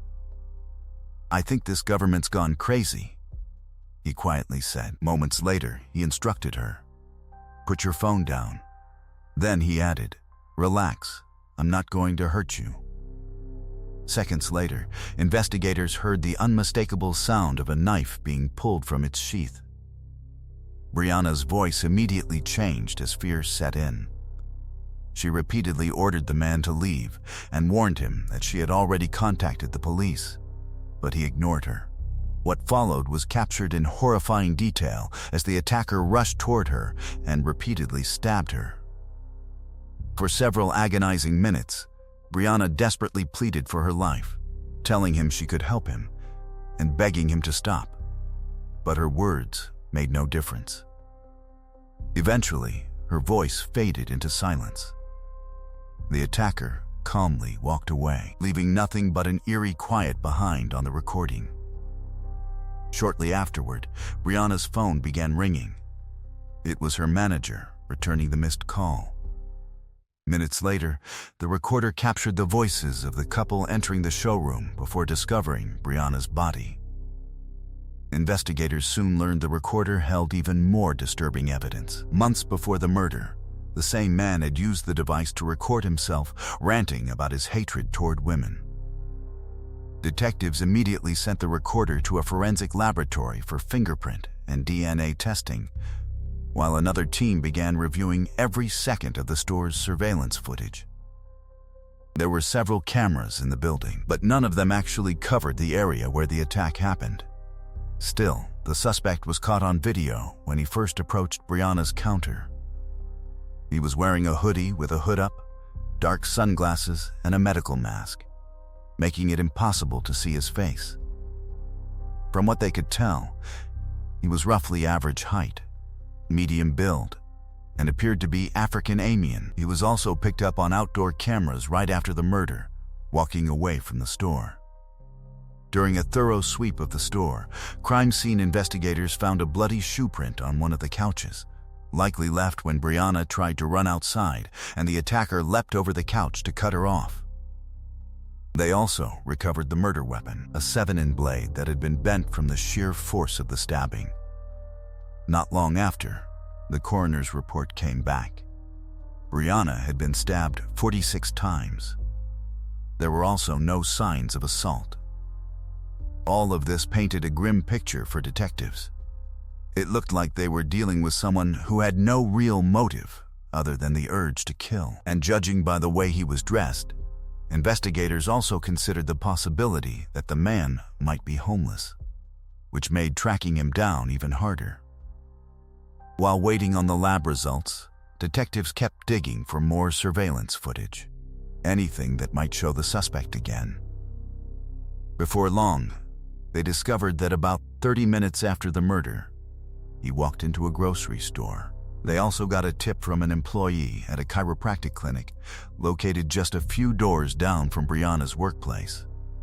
She told police that the man had come in only minutes before the murder, asked a few questions about their services, and then left. Detectives canvassed other businesses along that same street and learned that the man had walked into several of them as well, only to leave almost immediately. Piecing everything together, they realized he'd likely been hunting for someone who was alone. In every other place he'd tried, there were either multiple staff members or other customers present. In total, he'd gone into 6 different businesses before finally walking into Brianna's store. News of Brianna's murder spread through Los Angeles like wildfire, sparking outrage across the city. People were furious, not just because of what happened to Brianna, but because crime in Los Angeles had been climbing at an alarming rate, while officials seemed to be doing little to stop it. In fact, many pointed to controversial policies like zero bail releases for suspects and reduced time requirements for early parole as part of the problem. There was also anger over the fact that Brianna had been left to work in the store alone, a circumstance that many believed had made her an easy target. But all the media attention also gave detectives a glimmer of hope that someone might recognize the killer. Police released photos of the man through social media and news outlets, and they announced a massive reward, $250,000, for any information leading to his arrest. Most of that reward money came from the store where Brianna worked. The size of the reward attracted hundreds of tips, but none of them led anywhere. Days went by with no breakthrough until the lab results finally came in. Forensic experts matched DNA found on the murder weapon to a 31-year-old man named Shaw Smith. Even so, just as detectives had suspected, Sean had no fixed address, which made finding him a lot harder. Police sent out information about him all over the city, and soon after the media got hold of Sean's criminal record. It turned out he'd been arrested over and over again for a mix of minor and more serious crimes. Things like drug possession and theft, but also incidents that were far more alarming. Once he attacked a police officer and bit his finger. In another case, he fired a flare gun into a car with a child inside. He'd also been arrested multiple times for trespassing. Not long before Brianna's murder, Sean had been released early from yet another short prison sentence and almost immediately violated the terms of his release. But instead of being sent back to prison, he simply vanished, slipping through the cracks of the system. When people learned all of this, their anger only grew. Here was a man who had been given chance after chance, serving short sentences and walking free again and again until he finally committed a murder that might have been prevented. Meanwhile, detectives kept chasing down every tip that came in, but none of them brought them any closer to finding Sean. This went on until January 19th. That day, they got a call from a man driving through the city. He told police he'd just seen someone who looked exactly like the suspect. To be sure, he circled the block and drove past him again. This time, noticing the exact same backpack that had been seen in the surveillance footage. Officers rushed to the area and soon spotted the man. He matched Sean's description perfectly, but when they approached him, he gave them a different name. Of course, they didn't buy it. Instead, they brought a portable fingerprint scanner, and within minutes it confirmed what they already suspected. He was taken into custody on the spot, but even then, Sean refused to admit what he'd done. Prosecutors immediately made it clear they'd be pursuing the harshest sentence possible, but the death penalty was never on the table. Despite the fact that many people in the city were calling for it, the district attorney publicly stated that he opposed capital punishment, saying it wasn't an effective deterrent, and calling it a racially biased practice. Several months after his arrest, Sean was subjected to a comprehensive psychiatric evaluation, and the findings were straightforward. Doctors determined that he had fully understood what he was doing when he carried out the attack. Then, unexpectedly, Sean informed the court that he wanted to act as his own attorney. The judge initially approved the request, but the arrangement quickly fell apart. During his very first court appearance, Sean became hostile and directed insults at the judge. His right to represent himself was immediately revoked, and a public defender was appointed to handle his case. Soon afterward, Sean entered a plea of not guilty by reason of insanity, even though every psychiatric assessment had already concluded that he was mentally responsible for his actions. The trial officially began in late August 2024, nearly 3 years after Brianna's murder. By then, prosecutors had assembled an overwhelming case supported by surveillance footage, fingerprints, and DNA evidence. With virtually no way to dispute the facts, Sean's defense centered almost entirely on convincing jurors that he had been legally insane when the crime occurred. They offered no witnesses, presented no evidence, and made no real attempt to prove his innocence. Instead, his attorney argued that the killing had been an impulsive act rather than something carefully planned, despite investigators proving that Sean had entered 6 different businesses searching for a victim before ultimately targeting Brianna. The defense also attempted to shift the jury's focus by claiming the case had received extraordinary media attention only because Brianna was white while Sean was African American, suggesting racial bias had influenced public perception. During the proceedings, jurors were also played the horrifying recording captured by the voice recorder inside the showroom, documenting Brianna's final moments. Before the audio was played, the judge allowed Brianna's family to leave the courtroom so they wouldn't be forced to hear the terrifying attack again. Afterward, the judge ordered that the recording would never be released publicly. Jurors also heard additional recordings in which Sean openly expressed his hatred toward women and spoke about wanting to harm them. By the conclusion of the trial, the evidence against him was impossible to ignore. The jury deliberated for barely an hour before returning with a unanimous verdict. Sean was found guilty.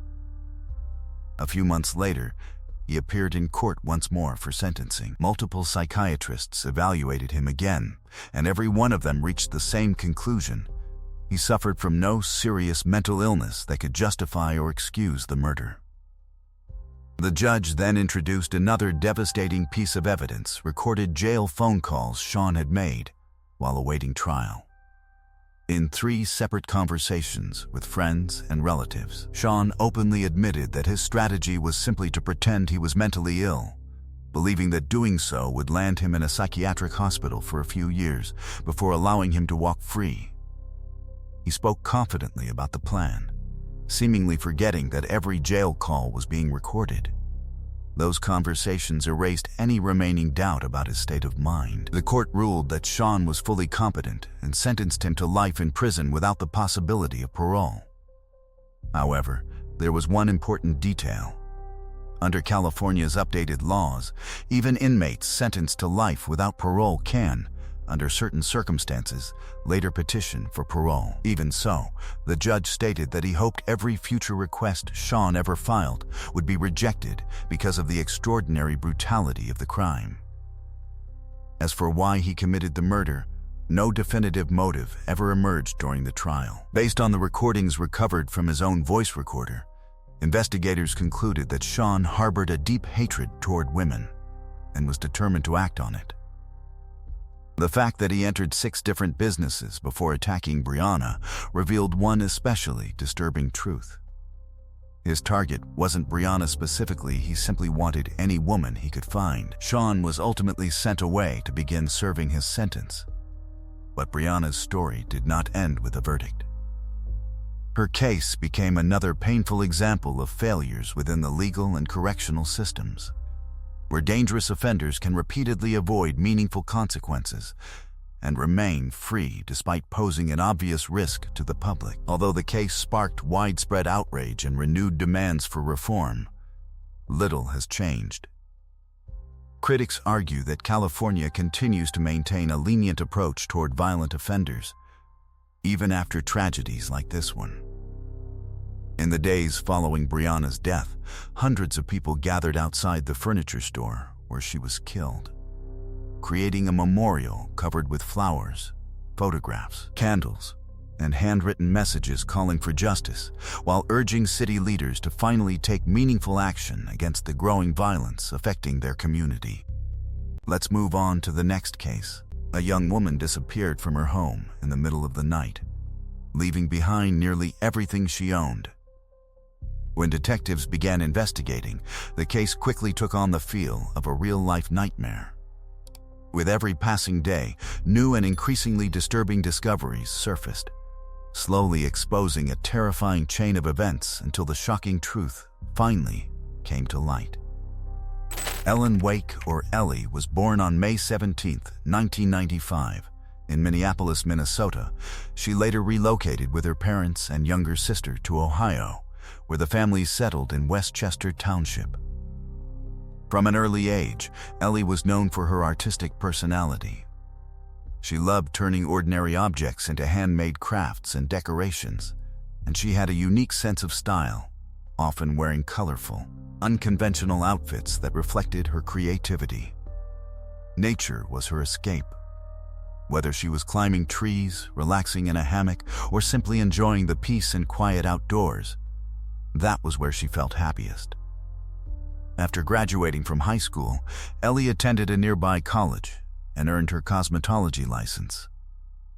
Before long, she was working as a hairstylist, doing a job she genuinely enjoyed. By the summer of 2018, the 23-year-old had her own place and was continuing her career at a local salon. On Sunday, July 29th, a friend stopped by to visit. The two spent some time talking in her backyard before he eventually headed home. Later that evening, Ellie exchanged messages with several friends as usual. But by the following day, something had changed. She suddenly stopped responding to every text and call. As hours passed with no reply, her family and friends became increasingly concerned. When they tried calling her, they discovered her phone had been switched off. Not long afterward, Ellie's mother drove to her daughter's house to check on her. She found Ellie's car still parked outside the garage, and nearly all of her personal belongings were still inside the home. The only thing missing was her phone. Realizing something was terribly wrong, she immediately contacted the police. From the very beginning, she also told investigators that she believed she knew who might be responsible for Ellie's disappearance. For months, Ellie had been telling her about a man who had been relentlessly stalking her. The harassment had begun back in February 2018, roughly 6 months before she vanished. At first, an unknown man contacted her through social media. His early messages seemed odd, but harmless. Over time, however, they became increasingly disturbing. He started asking unsettling questions about mass killings and sending bizarre messages that left Ellie deeply uncomfortable. She repeatedly blocked his accounts, but every time she did, he simply created another profile under a different name or contacted her through an entirely different platform. Unfortunately, the online harassment was only the beginning. In April, Ellie received a horrifying video that had been secretly recorded through one of her home's windows late at night.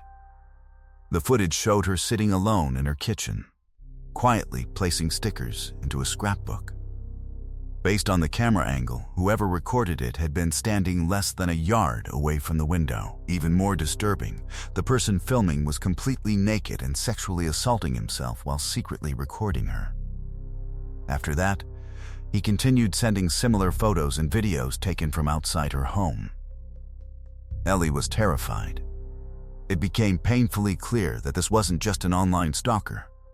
Someone had been trespassing onto her property and watching her in real life. Somehow, he had even managed to find her address despite the fact that she had never shared it publicly. Desperate for help, Ellie went to the police and handed over everything she had collected, including the fake accounts, threatening messages, and the disturbing videos recorded outside her house. But the response she received was incredibly disappointing. Rather than treating the case as a serious stalking investigation involving an immediate threat to her safety, officers classified it as simple telephone harassment. Detectives made a brief attempt to identify the person behind the fake accounts, but soon claimed they had reached a dead end. The stalker had been using virtual phone numbers tied to an online service that required a court order before releasing user information. Instead of pursuing that process, investigators simply shelved the case. They didn't even include the videos and photographs secretly taken through Ellie's windows in the official case file, despite those recordings representing clear evidence of criminal behavior.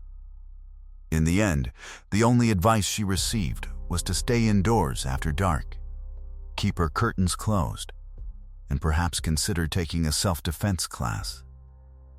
Ellie was devastated. She felt abandoned by the very people who were supposed to protect her, and completely helpless as the stalking continued. She shared everything with her family and close friends, all of whom were equally shocked that law enforcement had done so little. Meanwhile, the messages never stopped. No matter how often Ellie blocked him, the stalker always found another way to contact her. The relentless harassment eventually took a severe toll on her mental health. She developed intense anxiety and depression, living in constant fear of the man who refused to leave her alone, while the lack of meaningful action from police only made the situation worse. Her mother also pleaded with authorities for additional help. At one point, officers agreed to send a patrol car to the neighborhood, but the responding officer simply drove down the street, remained there for only a few minutes, and then left without taking any further action. That pattern continued for months until May, when Ellie happened to be discussing the situation with a friend. Determined to help, he managed to trace one of the stalker's fake Snapchat accounts back to a real social media profile. The account belonged to a man named Michael Strauss. The name immediately sounded familiar to Ellie. Years earlier, when she was just 17 years old, the two had briefly dated before eventually going their separate ways and losing contact. As soon as Ellie realized who had been stalking her all along, she returned to the police and gave them his identity. But despite finally having a suspect, the response remained exactly the same. Investigators never questioned Michael, never issued him a warning, and took virtually no action to protect Ellie from the escalating dangers she had been reporting for months. So once again, Ellie was left completely unprotected. Even knowing her stalker's identity didn't change a thing. And the messages didn't stop. In fact, they got worse. Michael started sending direct threats. Ellie became terrified of staying home alone, so her friends took turns spending the night at her place. But on the day she stopped responding to messages, no one had been able to stay over. She had asked the same friend who had come by earlier that day, but he was dealing with a bad toothache and didn't want to be a burden, thinking he wouldn't be able to sleep anyway. Now that Ellie had vanished, the police finally got to work and started by looking into her phone activity. They discovered that her phone stayed in the house until around 3 a.m., and then it was turned off. Investigators also got access to her social media accounts and found that shortly before she disappeared, Ellie had been messaging with someone named Nate. She'd asked him to come over, and he agreed. He also mentioned that he wouldn't be bringing his phone and said he'd just knock on the door when he got there. But according to the messages, Ellie later canceled those plans. Still, when detectives started digging into Nate's account, they uncovered a disturbing twist. It was registered to a virtual phone number from the same website the stalker had used. Ellie's friends also told police that she had been talking to Nate for about 6 months, but had never actually met him in person. Based on all this, investigators suspected that Nate never existed and it had been the stalker all along. What made it even worse was that Ellie had told him she was home by herself. Soon after, detectives got a warrant and requested all the data linked to the stalker's fake accounts. As expected, everything pointed directly to Michael Strauss. And notably, all those fake accounts went completely silent the same night Ellie disappeared. Detectives started digging into Michael's background, and what they found was alarming. He had a lengthy criminal record that included burglary, public indecency, harassment, and fraud. After one arrest, he'd even been ordered to undergo a psychiatric evaluation, which resulted in a court-mandated year of counseling. But despite everything he'd done, Michael had never spent a single day behind bars. Police paid him a visit, hoping to get some answers. But Michael denied everything, and they left empty-handed. A few days later, though, investigators secured a warrant and searched his home, seizing all of his devices. The analysis revealed that Michael's phone had pinged near Ellie's house on the night she disappeared. They also found proof that he was behind the fake accounts. In fact, just 53 minutes after Ellie's phone had gone dark, Michael created a brand new account and began messaging a different woman, once again posing as an anonymous stalker. Inside his house, officers made even more disturbing discoveries. They found Ellie's driver's license, a clump of her hair, and a stone from the necklace she always wore. They also found a pair of real handcuffs bolted to his bed. And that wasn't all. A deeper look into Michael's online activity revealed some truly chilling details. 4 months before Ellie vanished, he had searched, "How long does a human body smell?" 3 weeks before, he was looking up cases of missing women in the area.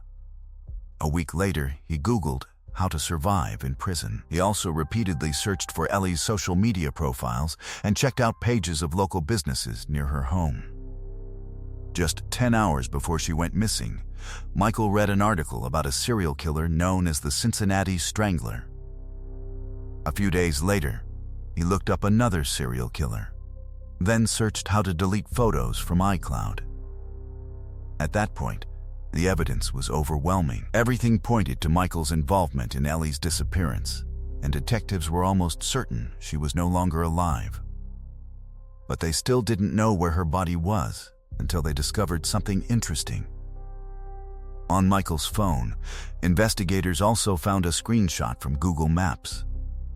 It showed an open field not far from his house. Cell tower data also confirmed that his phone had been in that area on the night Ellie vanished. So, police headed out there with search dogs, and it didn't take long for them to find human remains hidden deep in the tall grass. By then, nearly a month had passed since Ellie went missing, and the body was in an advanced state of decomposition. Still, forensic experts were able to confirm her identity through dental records. It was Ellie. As for her cause of death, the level of decomposition made it hard to say for sure. There were no obvious signs of trauma, but the evidence suggested she may have been strangled. On top of that, Michael had specifically researched serial killers who used strangulation as their method of killing. So, detectives believed it was a strong possibility. Right after that, Michael was arrested and brought in for questioning. This time he changed his story, admitting that he had killed Ellie. But the version he gave was just bizarre. According to Michael, Ellie had actually agreed to film a disturbing adult video with him, something involving torture, which he planned to sell to one of his regular clients for a hefty payout. But during the shoot, he claimed things spiraled out of control. He said he didn't realize how much force he was using and ended up accidentally strangling her.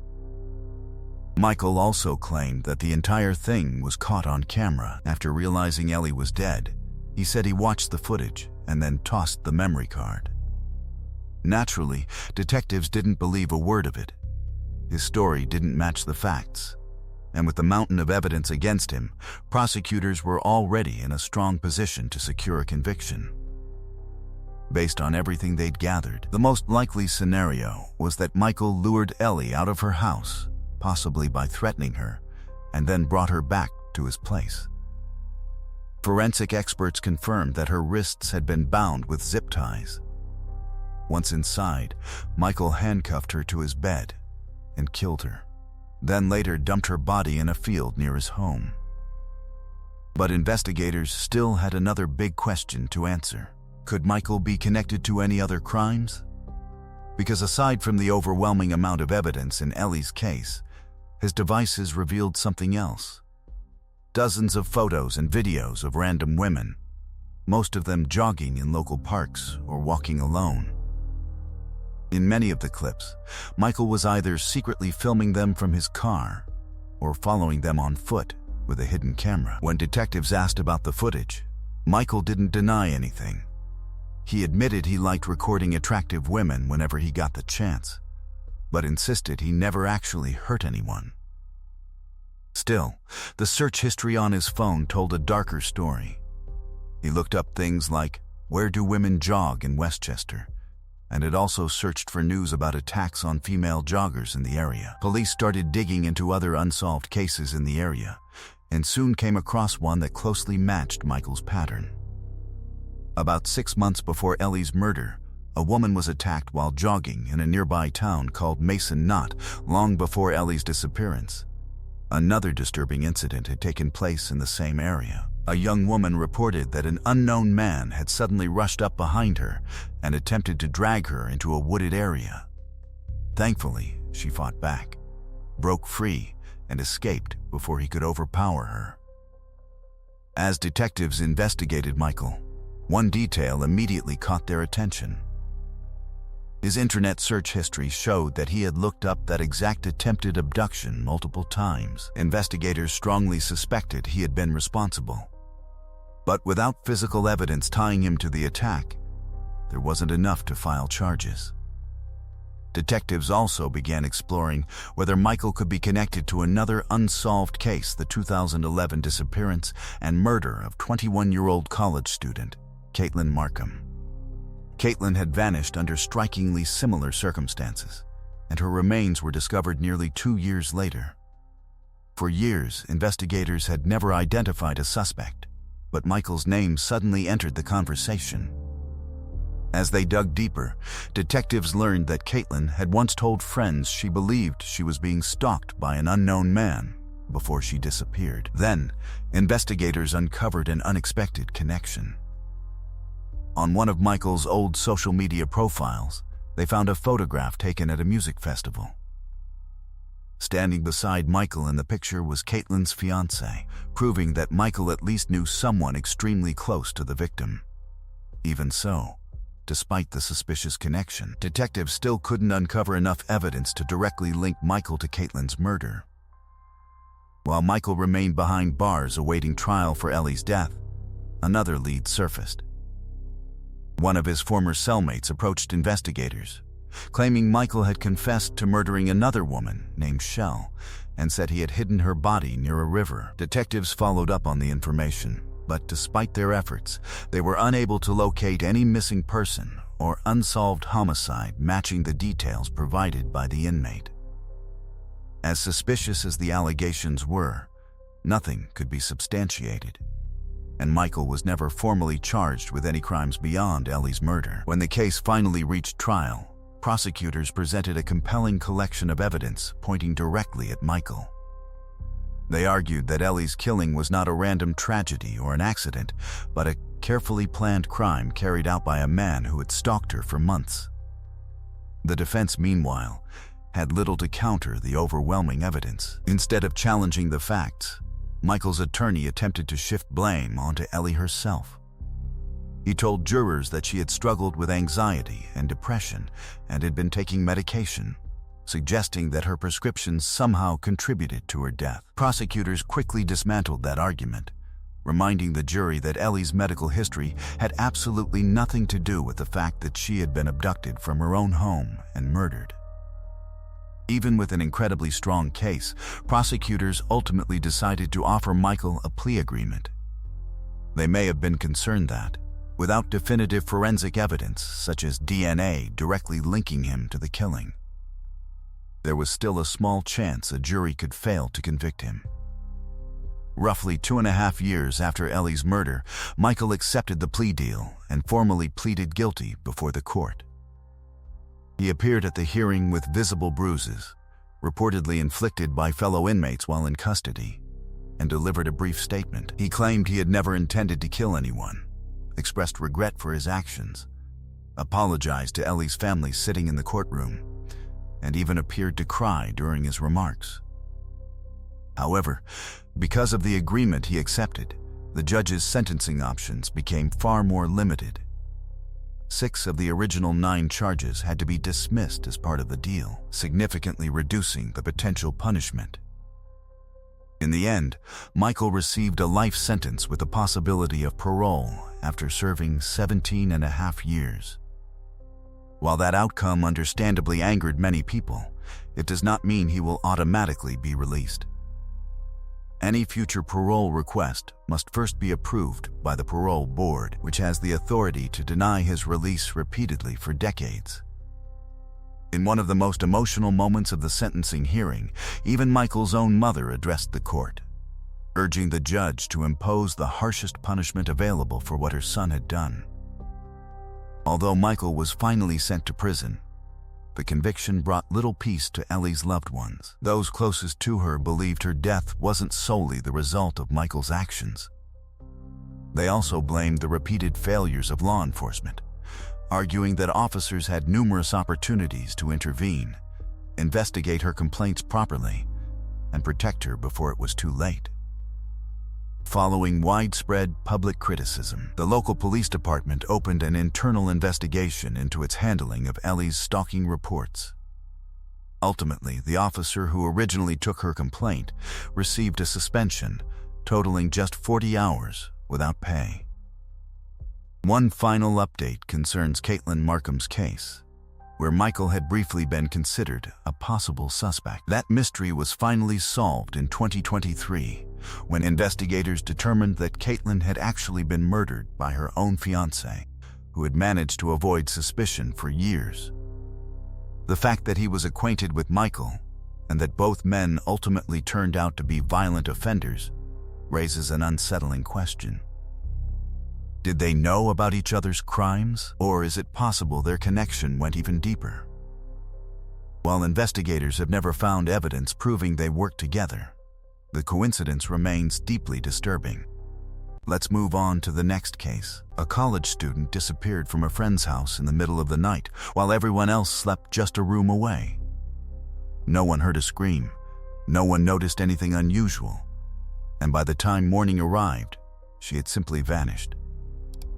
Police immediately launched a large-scale investigation, and the mysterious disappearance quickly became the biggest story in the city. Detectives followed thousands of leads over the following months before eventually uncovering a shocking truth that would send waves across the entire country. Brianna Dennison was born on March 29, 1988. In Reno, Nevada, she spent her childhood there with her parents and younger brother, until tragedy struck when she was just 6 years old, and her father unexpectedly passed away. His death deeply affected the family, but it also strengthened the bond between Brianna and her mother, and Brianna always tried to help however she could. Traveling was another big part of her life. She explored much of Europe, visited Japan, and even spent a year living in Italy through a student exchange program. After finishing high school, Brianna moved to California to attend Santa Barbara City College. She had always dreamed of working with children and planned to become a child psychologist. While living in Santa Barbara, she quickly built a close group of friends and began dating a young man. During her winter break in 2008, the 19-year-old returned to Reno to spend time with her family and hometown friends. On Friday, January 18th, she stayed at her best friend's house, where another friend was also spending the weekend. They had exciting plans, skiing during the day and attending concerts and nightclubs at night. On Saturday, January 19th, Brianna was looking forward to seeing one of her favorite bands perform, but she woke up feeling sick with a cold. Even so, after some encouragement from her mother, she decided she didn't want to miss the concert and went anyway. A few hours later, however, she chose to leave early, hoping to get some rest before her cold became any worse. Although her friend's house was only a short distance away, the freezing temperatures convinced her not to walk. As she left the venue, she asked a driver leaving the parking lot if he could give her a ride home. He agreed, and Brianna safely returned to the house, where she waited for her friends to come back from the concert. They arrived at around 3:30 that morning, spent a little time talking together, and then headed to bed. At approximately 4:30 a.m., Brianna sent one final text message to her boyfriend before falling asleep on the couch in the kitchen, while her two friends slept in a nearby bedroom. When they woke around 9 a.m. that morning and started preparing breakfast, they noticed Brianna wasn't on the couch anymore. At first, they assumed she had simply moved into the bedroom to get more sleep since the door was closed. Nearly 40 minutes later, one of the friends knocked on the bedroom door to wake her for breakfast. There was no response. She knocked again with the same result before finally opening the door, only to discover the room was completely empty. The girls searched every room in the house, but quickly realized Brianna was nowhere to be found. Even stranger, she had left behind all of her belongings. Her phone, purse, clothes, and even her shoes were still inside the house. Nothing about the situation made sense. The temperature outside was well below freezing, and they couldn't imagine Brianna voluntarily walking outside wearing nothing more than a t-shirt. They immediately contacted her mother, who had no idea where her daughter might be, and rushed to the house herself. While waiting for her to arrive, the friends noticed something that immediately raised alarm. On the pillow Brianna had been using, they found several small reddish stains that appeared to be blood. Terrified, they called the police, and officers responded almost immediately. Investigators found no obvious signs of a struggle inside the home, but several details stood out during the initial examination.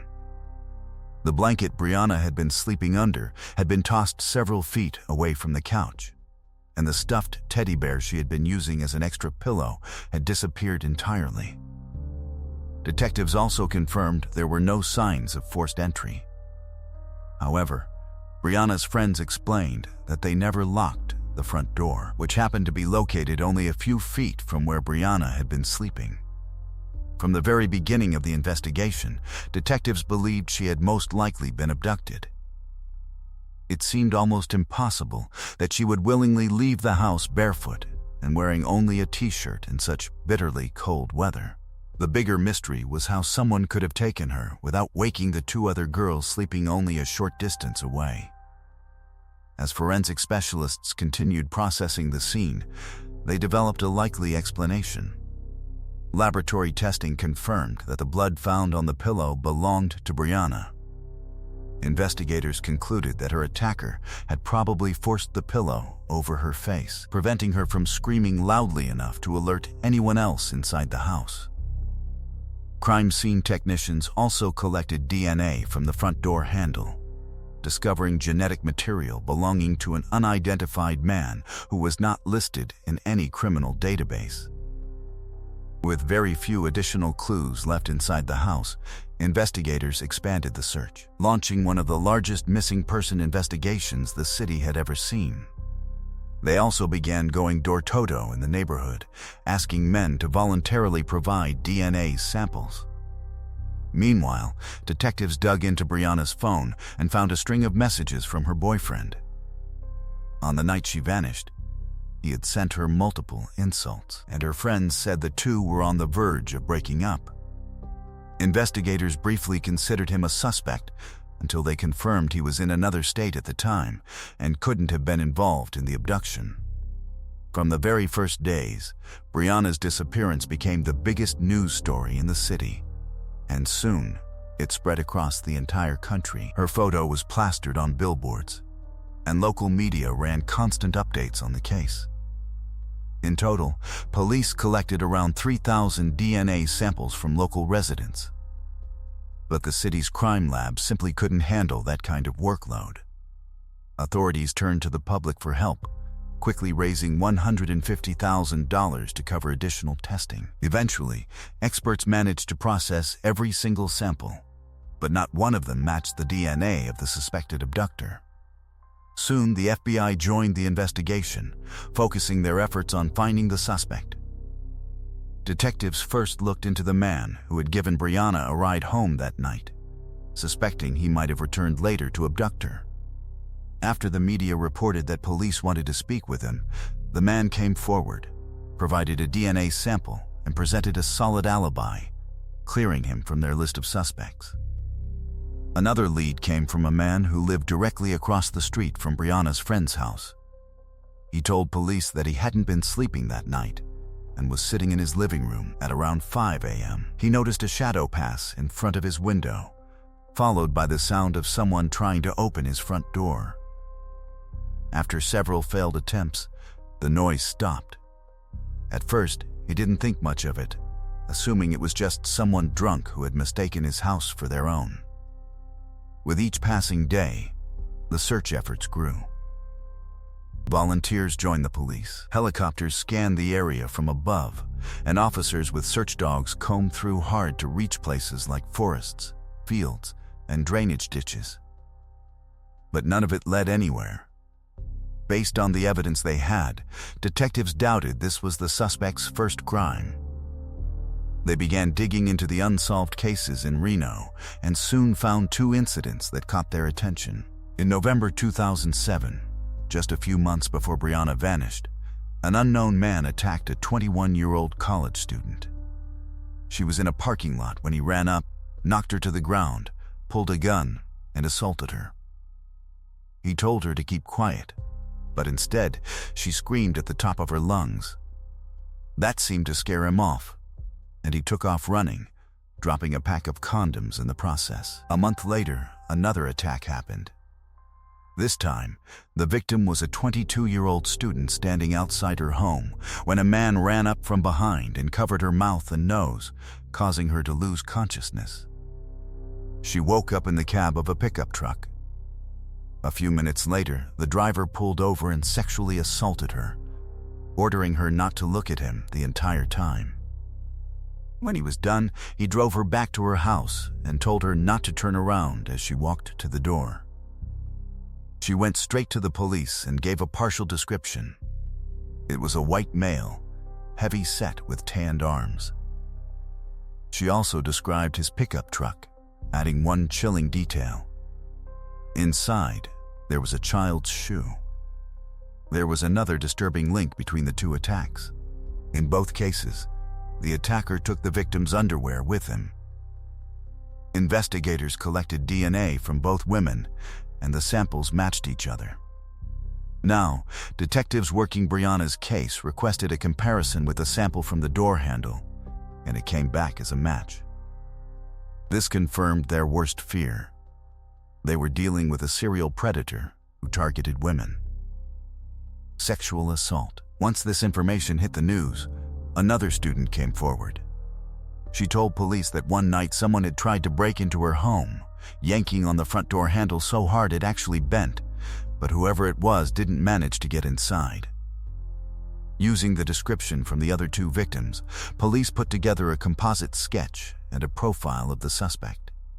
A man of average height, between 28 and 40 years old, with a solid, muscular build.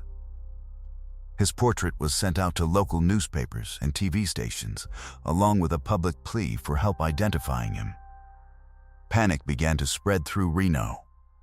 People realized there was a serial predator operating right under their noses and feared it was only a matter of time before he struck again. Gun and pepper spray sales skyrocketed, and women were terrified to stay home alone.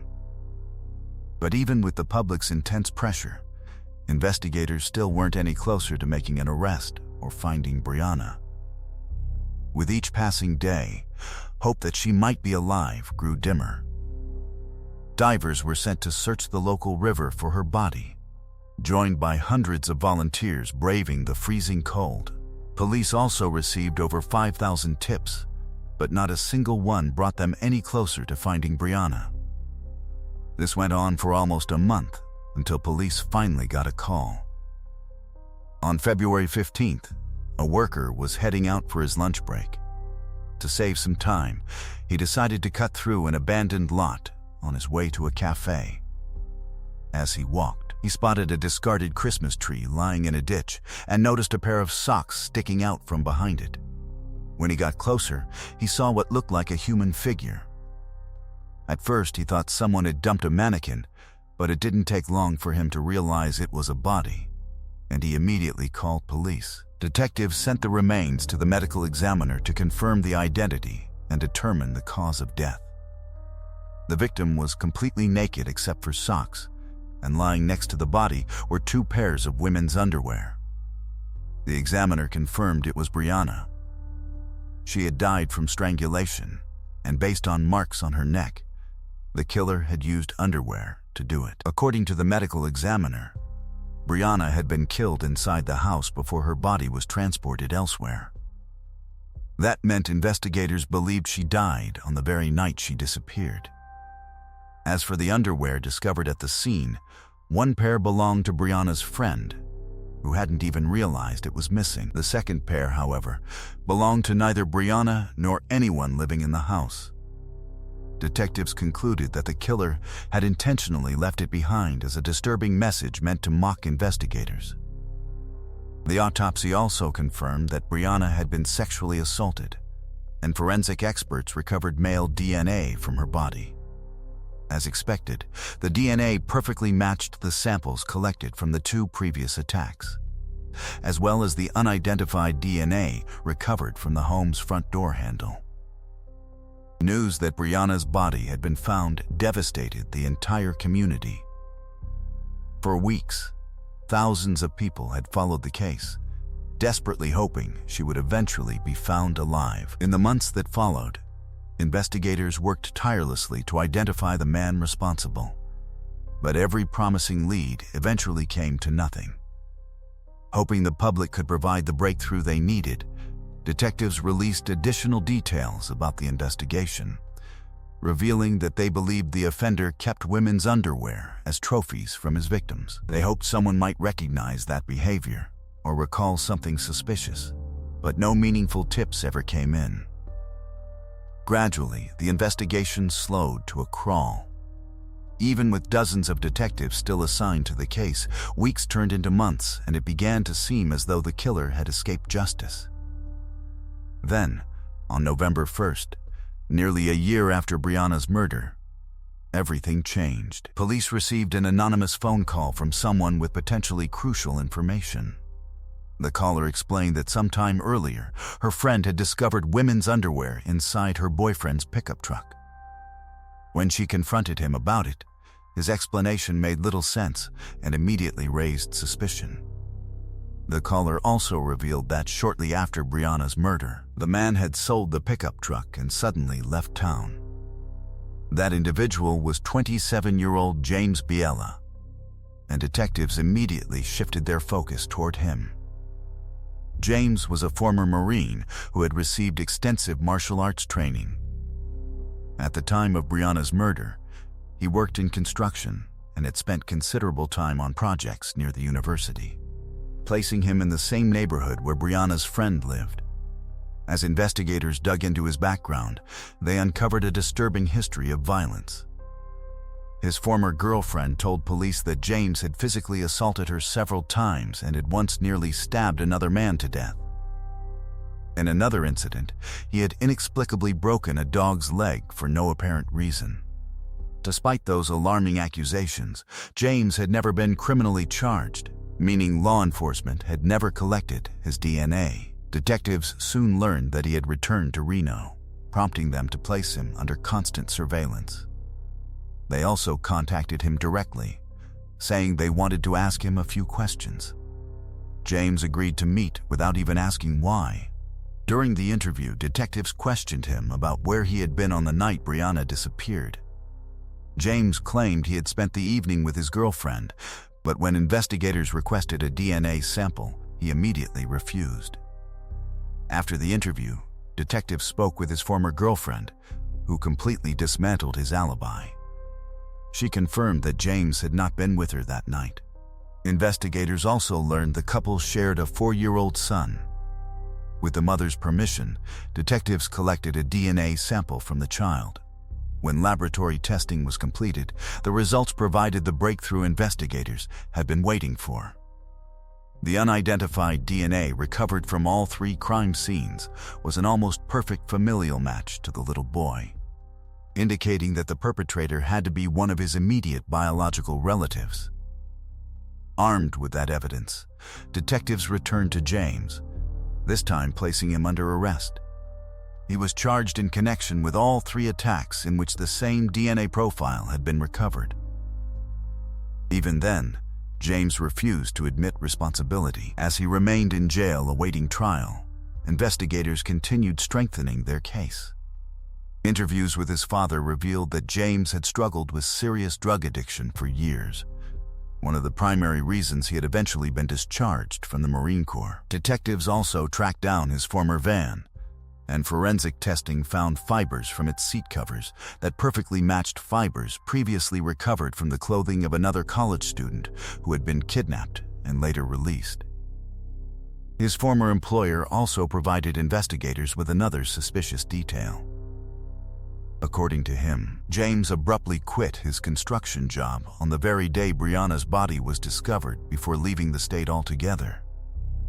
When the trial finally began, James's defense attorney argued that the 3 attacks were unrelated and claimed each crime displayed a different pattern of behavior. Prosecutors, however, countered with an overwhelming collection of forensic evidence linking James to every single case. Throughout the proceedings, James did little to help himself. Observers frequently noticed him smiling and even smirking while sitting in the courtroom. In late May 2010, just over 2 years after Brianna's murder, the jury returned guilty verdicts on every count. The only question left was his sentence, with the death penalty remaining a possibility. During the sentencing phase, his attorney urged the court to spare his life, describing James's abusive childhood, explaining that his alcoholic father had regularly beaten him, and pointing to his good behavior while incarcerated. None of those arguments persuaded the judge. James was sentenced to death, and only a few months later, he received 4 additional life sentences for the remaining convictions. As a result, even if his execution is never carried out, he will spend the rest of his life behind bars with no realistic chance of release. Over the years, his legal team repeatedly appealed the sentence, but each challenge was rejected, with the state Supreme Court consistently upholding the death penalty. Today, James remains on death row, although no execution date has ever been scheduled. Following his conviction, Brianna's family became outspoken advocates for changes to Nevada law, pushing for mandatory DNA collection from everyone arrested for violent offenses. They firmly believed that if such a policy had existed earlier, James's DNA would have been entered into the system after his first attack on a college student, potentially preventing Brianna's murder altogether. Sadly, the family's heartbreak did not end there. Exactly 10 years after Brianna's death, her 19-year-old cousin disappeared under mysterious circumstances and has never been located. Before vanishing, she told her parents she was traveling to another state with a man she had recently met. Shortly afterward, all communication stopped. To this day, her loved ones fear the worst, but continue hoping that one day she will finally come home. Let's move on to the next case. A 19-year-old student set off for home after spending the evening celebrating with friends, but she never arrived. At first, investigators believed it would be a simple missing person case that would be solved quickly. Instead, as more disturbing evidence surfaced, the investigation took a shocking turn that outraged people across Australia. And years later, the anger surrounding the case still hasn't faded.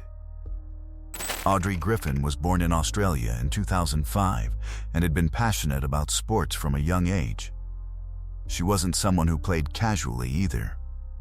Audrey trained relentlessly, competing in triathlons, rugby, and water polo, while earning an impressive reputation as an athlete. She even traveled to New Zealand for a major triathlon, where she finished 23rd in her age category out of hundreds of competitors.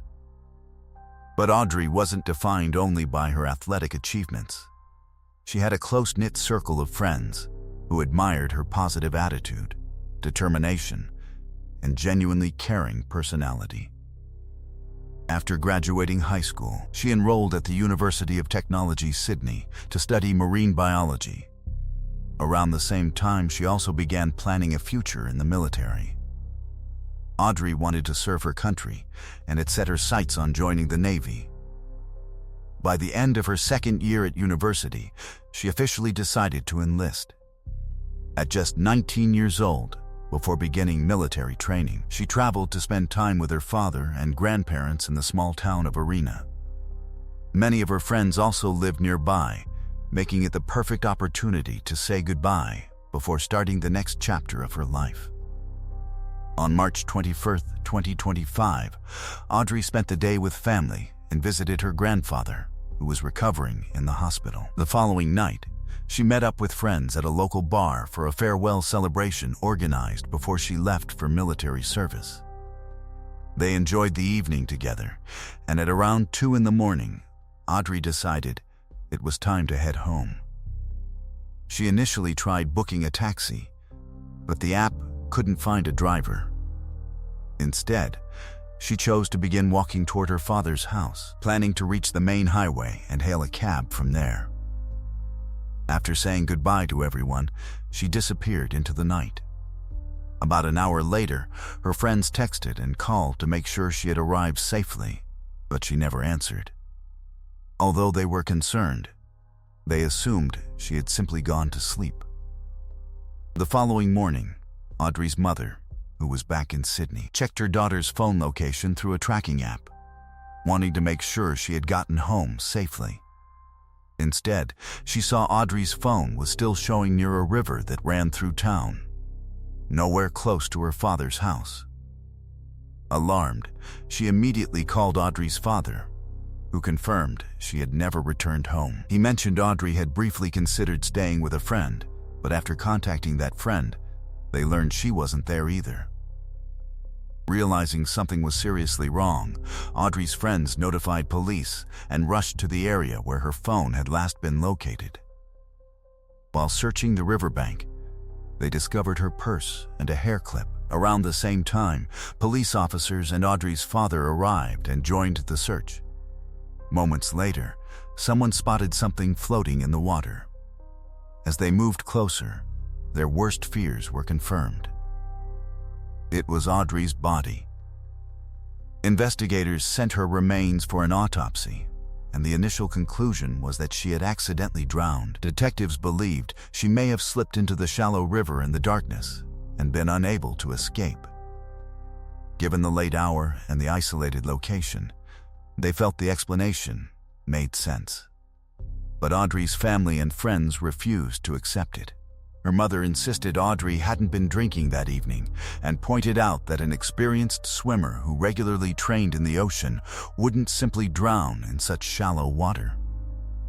There were also troubling injuries that didn't fit the accident theory, including damage to her fingernails and a torn jacket. Even so, police continued treating the case as a tragic accident. Days passed without any meaningful progress. Audrey's family waited for updates that never came, and at first, her death barely received any media attention.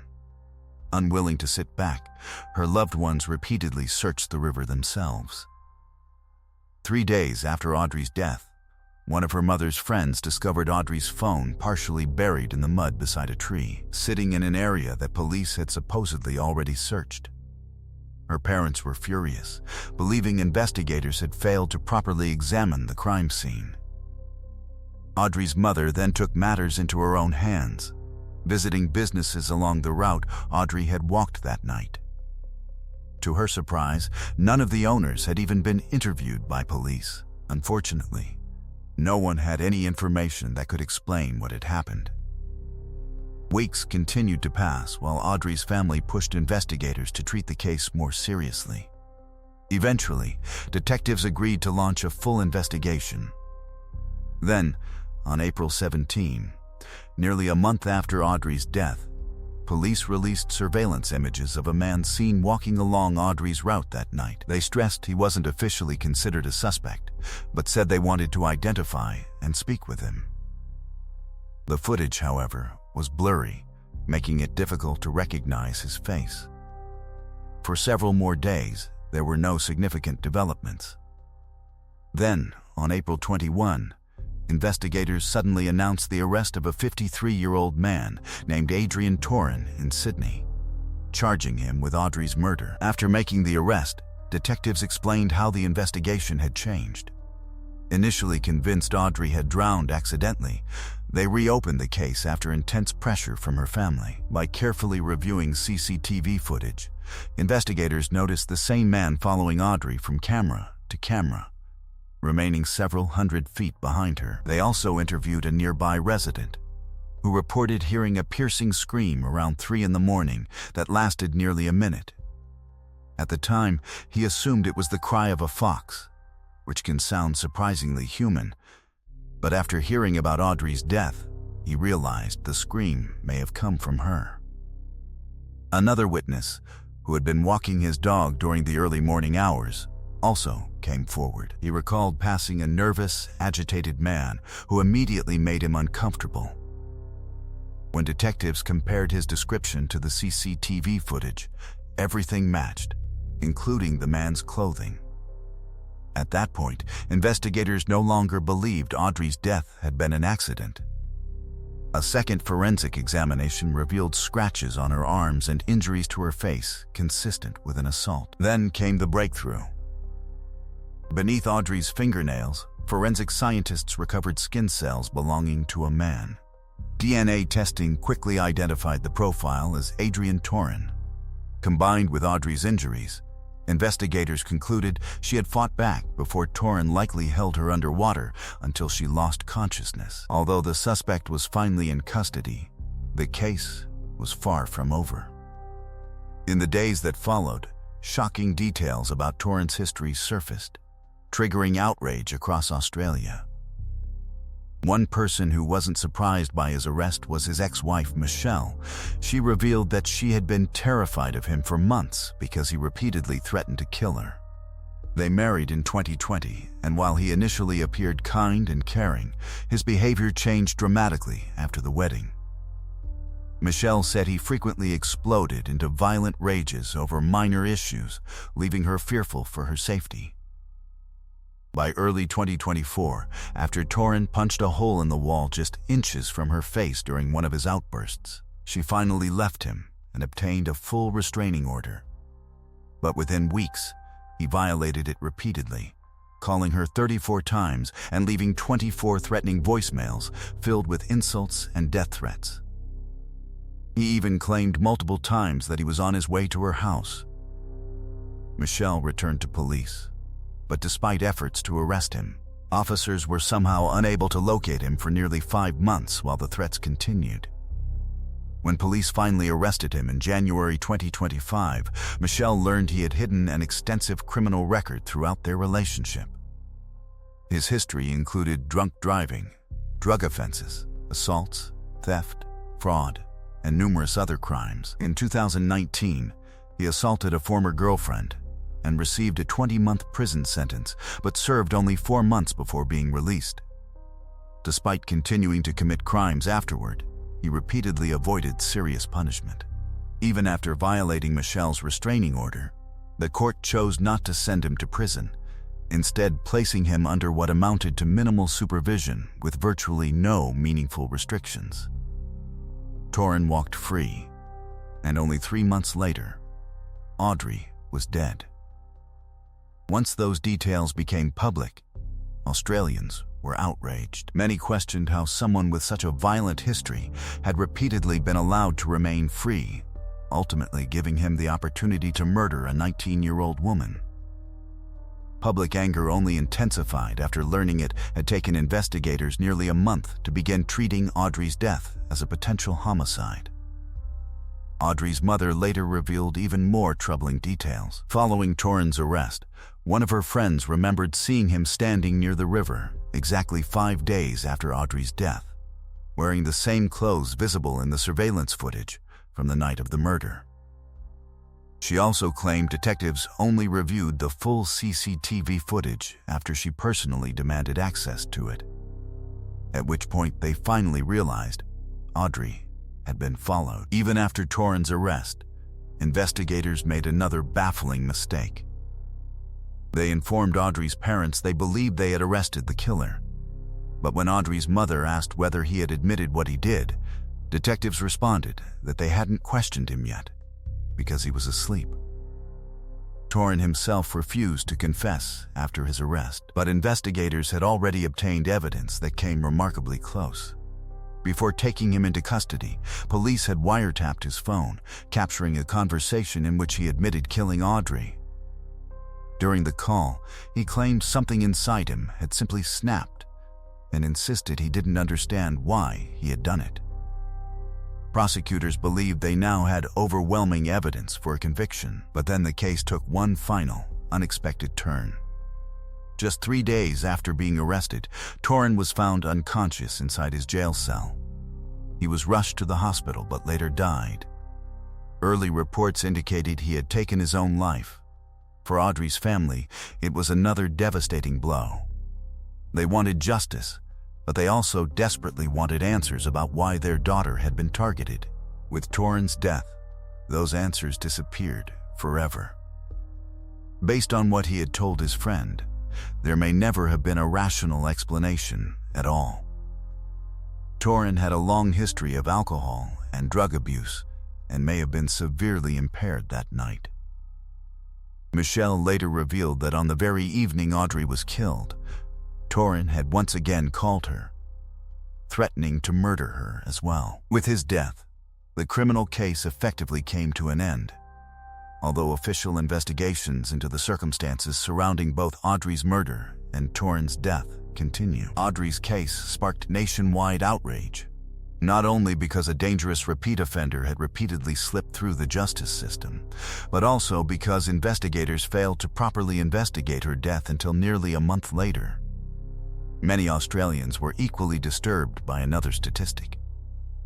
Audrey became the 23rd woman killed in Australia during 2025, fueling growing criticism that authorities had failed to do enough to prevent violence against women. In response, lawmakers introduced a parliamentary resolution in Audrey's honor, calling for stronger protections and reforms. The Prime Minister also ordered investigations into both the police department responsible for the case and the jail where Torin died. Across the country, memorials were held celebrating Audrey's life, with thousands gathering to remember her. One of the most emotional tributes took place beside the river where her body was discovered, as people stood together at sunset, the time of day Audrey loved most. Let me know your thoughts on this heartbreaking case in the comments below. And if you enjoyed this video, don't forget to leave a like. Let's move on to the next case. A young mother left home for what was supposed to be her normal early morning run, but this time, she never returned. Police immediately launched a large-scale search, and within just a few hours they began uncovering a series of unsettling clues. What first seemed like a local missing person case quickly captured national attention, because no one could have imagined how shocking the investigation would become. Eliza Fletcher was born on November 9, 1987. In Memphis, Tennessee, she came from one of the city's most prominent families. Her grandfather had built a private hardware distribution company valued at more than $3 billion. Although the family was incredibly wealthy, they were just as well known for their generosity, regularly supporting charities and giving back to the Memphis community. Despite being expected to one day take over the family business, Eliza chose a completely different path. She dreamed of becoming a teacher. After graduating from a private high school, she attended the University of Memphis, where she earned her master's degree in education. But academics weren't her only strength. Eliza was also an accomplished athlete who played soccer for her university, loved distance running, and regularly competed in marathons. After finishing college, she became a preschool teacher, and it didn't take long for everyone to realize she had found her calling. She had a special gift for working with children, and they absolutely loved being around her. Her faith also played a huge role in her life. It was through church that she met a man named Richard. The two eventually fell in love, got married, and welcomed 2 sons into their family. From that point on, Eliza devoted herself to raising her children while continuing the teaching career she was so passionate about. She and Richard also loved spending time outdoors, often going hiking, camping, or taking family road trips whenever they had the chance. Alongside all of that, Eliza remained committed to staying fit. She rarely missed her morning runs, and true crime podcasts had become a regular part of her routine, almost never heading out without listening to one through her earbuds. By 2022, at 34 years old, she was training for the Boston Marathon, and it increased both the distance and frequency of her runs. To fit everything into her busy schedule, she started heading out around 4 in the morning, giving herself enough time to finish her workout, have breakfast with her family, and still make it to work. On the morning of September 2nd, Eliza woke before dawn and left home for another run. Living close to the University of Memphis, she usually followed a familiar 4-mile route around the campus that typically took about an hour. But that morning, something wasn't right. When Richard woke up and noticed she still hadn't come home, he sent her several text messages, but there was no response. He then tried calling, yet she never answered. That immediately raised alarm because it was completely unlike Eliza.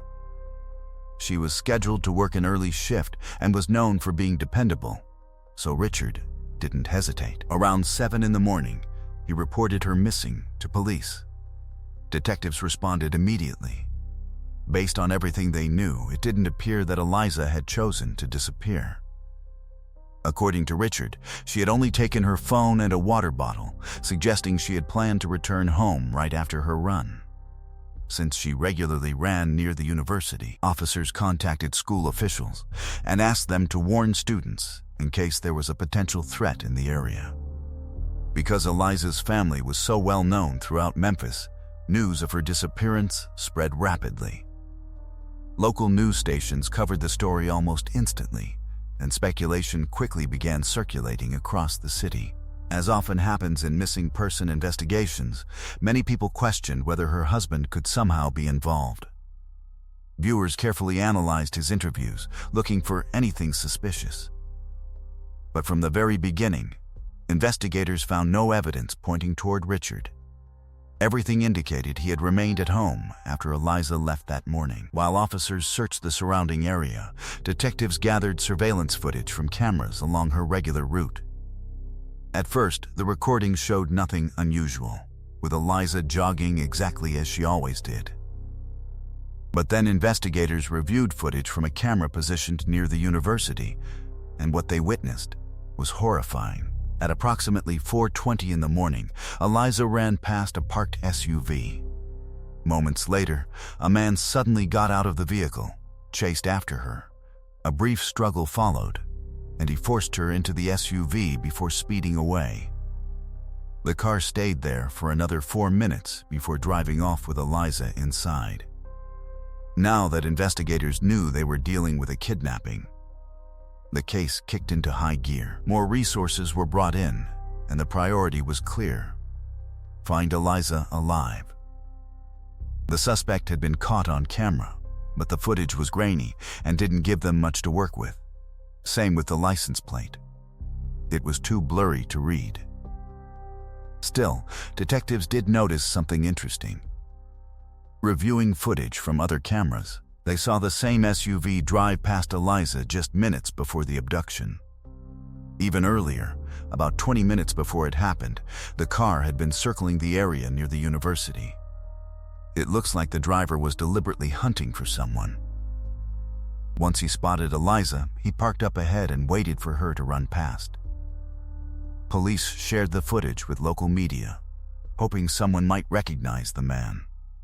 They also managed to identify the make and model of the SUV and noted that it had a busted tail light. But even with that detail, tracking the suspect down wasn't going to be easy. Meanwhile, police got a new lead. That same morning, someone had found a water bottle and a cell phone lying by the side of the road, roughly 7 miles from where Eliza was taken. The person handed them over to police, but it took a few hours to confirm they were connected to her disappearance. With help from her family, detectives verified that the phone belonged to Eliza. It looked like the kidnapper had tossed it out the window while driving. But that wasn't all. Right next to the phone and bottle, investigators found something else: a pair of men's flip-flops. Police were almost certain they'd been dumped along with the other items, which was odd. Why would the suspect throw away his own footwear? One theory was that the sandals might have been stained with blood and he was trying to get rid of the evidence. But that also meant one thing. If he'd been wearing them barefoot, they could contain traces of his DNA. The flip-flops were rushed to the lab for testing while officers kept combing the area. Thanks to this discovery, detectives had a better idea of the route the suspect might have taken and focused their search along that path. But it didn't lead anywhere. That went on for several more hours until detectives finally got a call from the lab. Forensic experts had managed to pull a DNA profile of the flip-flops, and it came back with a hit in the FBI's database. The sample matched a 38-year-old man named Cletha Apston. As you might have guessed, the fact that his DNA was in the system meant he had some serious criminal record. But more on that in a bit. For now, detectives had a name, and they immediately shifted focus to tracking him down. The next day, Saturday, officers spotted Cletha's car on the road. He tried to get away and even managed to lose them for a short time, running into an apartment where his brother lived. But police quickly caught up with him, and Cletha was taken into custody.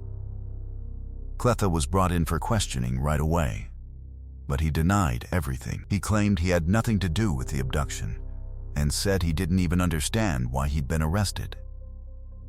While detectives kept trying to get him to talk, officers spoke with his brother, and what he shared raised a few eyebrows. He said that on the morning of the abduction, Cletha had come over, tossed some clothes into the laundry, and started scrubbing down his car like his life depended on it, which was pretty weird. Detectives got a warrant to search both Cletha's car and his brother's apartment, hoping to uncover something useful.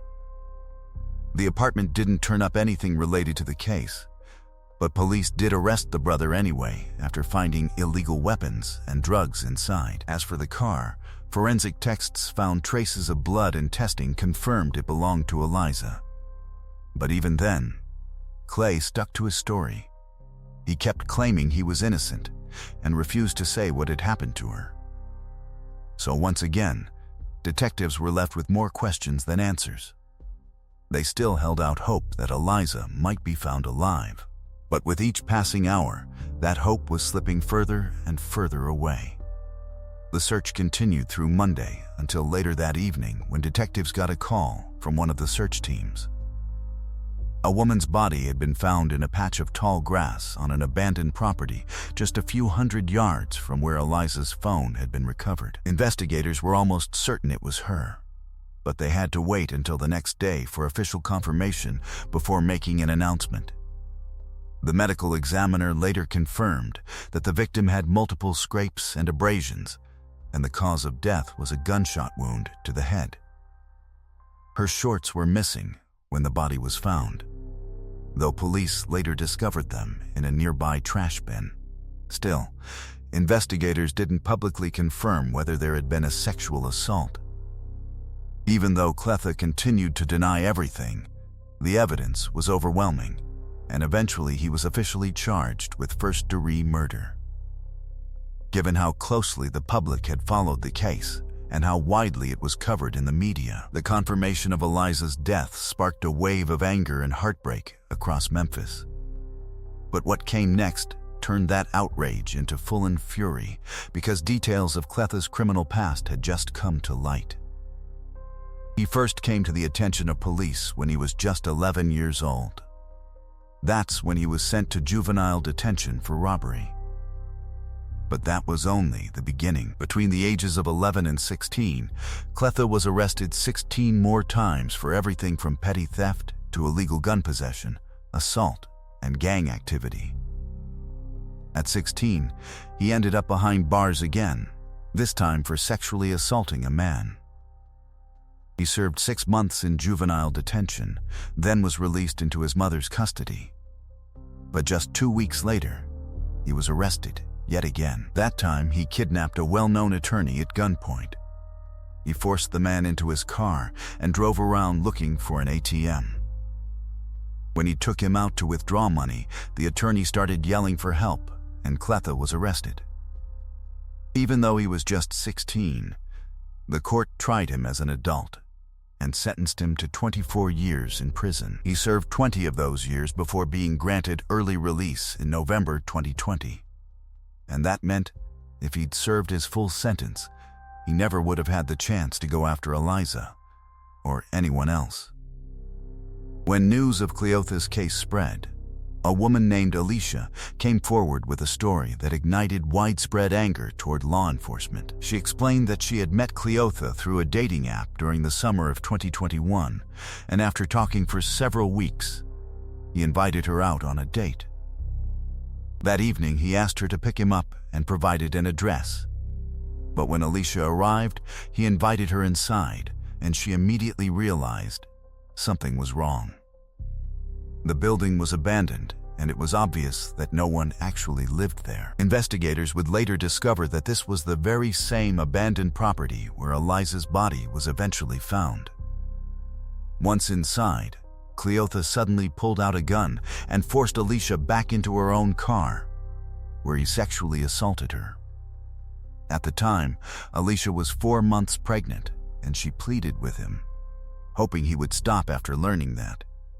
But he ignored her. After the attack, Cleotha simply walked away, while Alicia drove herself to a hospital and immediately reported the assault to police.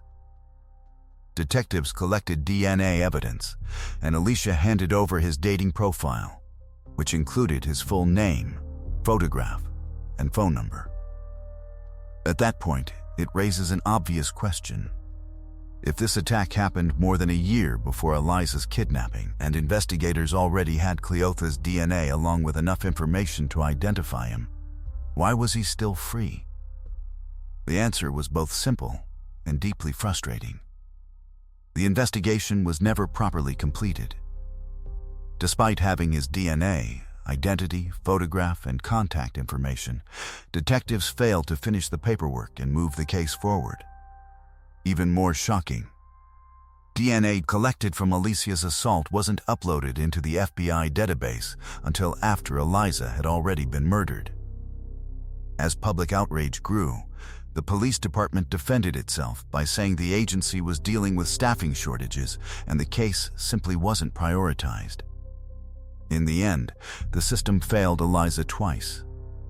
First, by allowing Cleotha to leave prison years before completing his sentence, and second, by failing to act on a case that could have sent him back behind bars long before he had another opportunity to attack someone. Alicia had desperately tried to hold the city accountable by filing a lawsuit, but it was ultimately dismissed. It wasn't until after Eliza's murder that prosecutors finally charged Cleotha for the assault on Alicia. By then, however, it changed very little because he was already in custody, and prosecutors had announced they would seek the death penalty. Even so, Cleotha continued insisting he was innocent, and remarkably, his entire family stood behind him. His mother publicly claimed she believed he hadn't killed anyone because he told her he was innocent, describing him as a caring and good-hearted man. But the evidence painted a very different picture. In fact, Eliza wasn't even his final victim before his arrest. Just 1 day before abducting her, Cleotha had reported to work for a cleaning company assigned to a local movie theater. Later that evening, one of his co-workers noticed that 2 of her credit cards had disappeared, and someone had already begun making purchases with them. After reviewing the theater's surveillance footage, she saw Cleotha stealing the cards. One detail immediately caught investigators' attention. In the video, he was wearing the exact same pair of sandals that he later discarded near the location where Eliza's phone and water bottle were recovered. Unfortunately, the theft wasn't reported before Eliza's abduction, so those charges were only added to his growing list of crimes after her murder. In the end, Cleotha remained behind bars while facing multiple criminal trials. The first centered on Elisa's assault, and in May 2024, he was sentenced to 80 years in prison. After that came the murder trial for Eliza.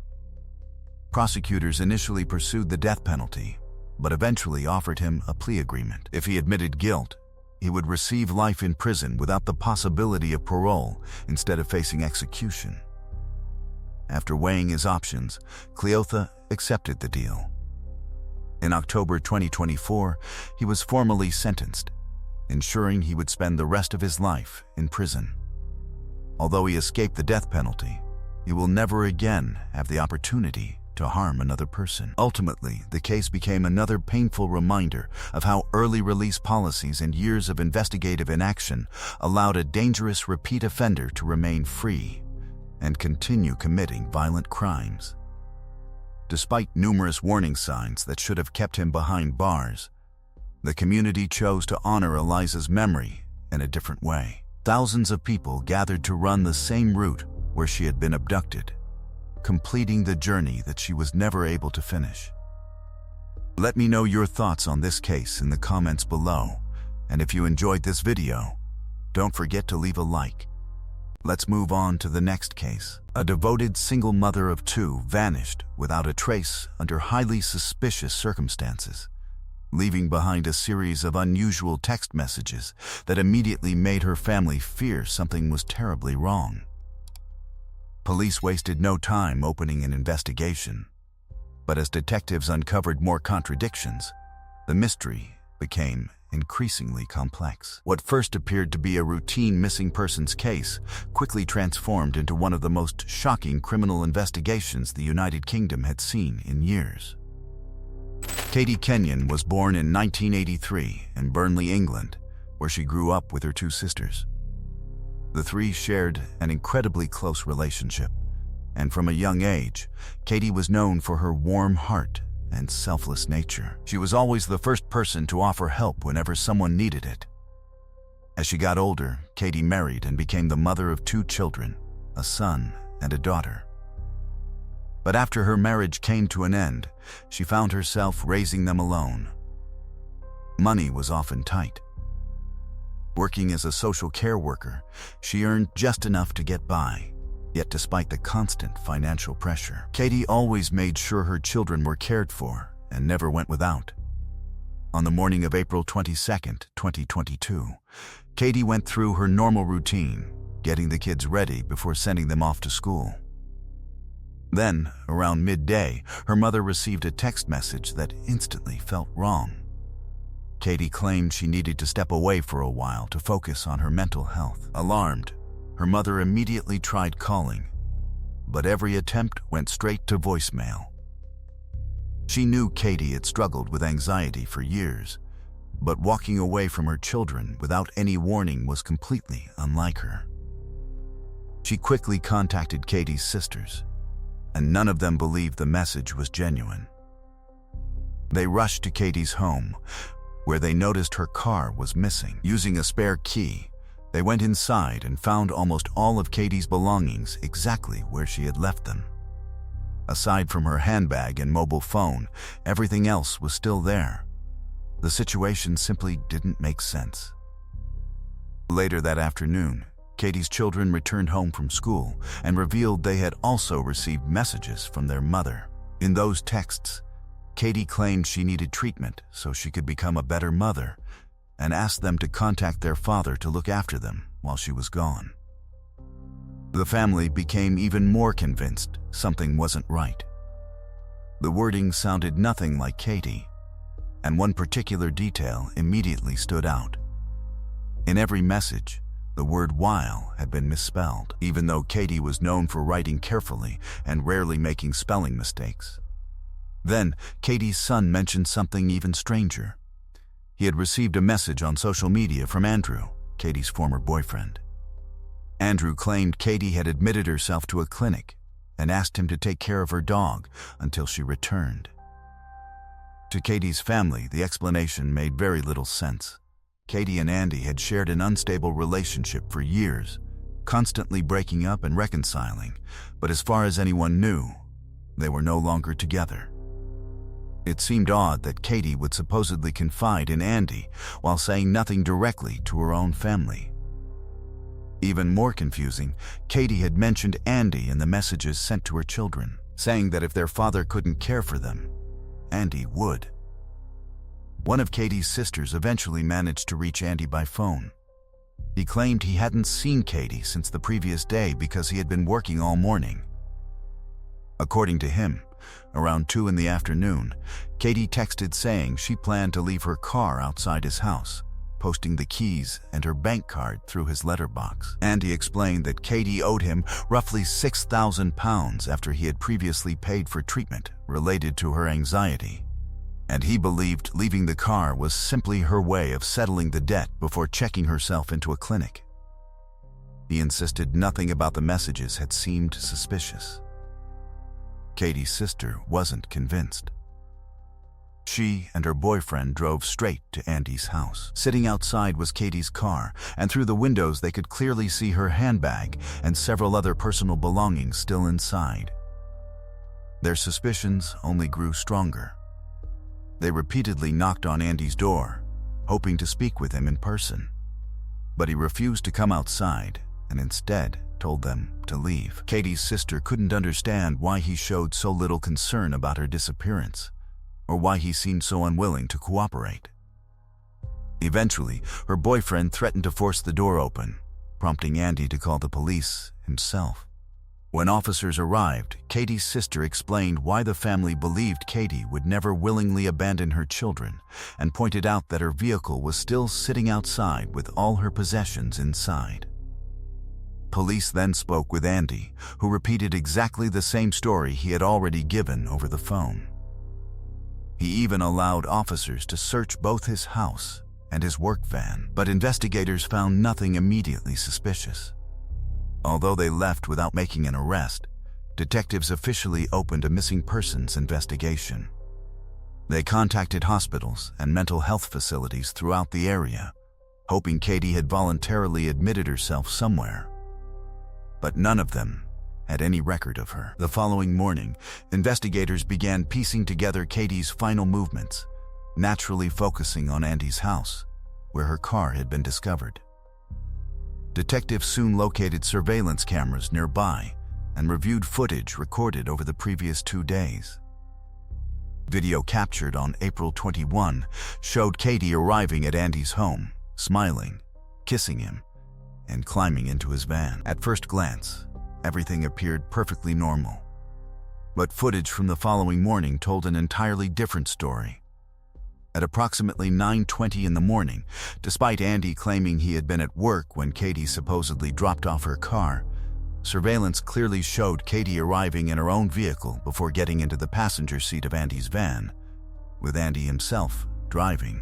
Detectives immediately traced the van's movements using traffic cameras along nearby roads.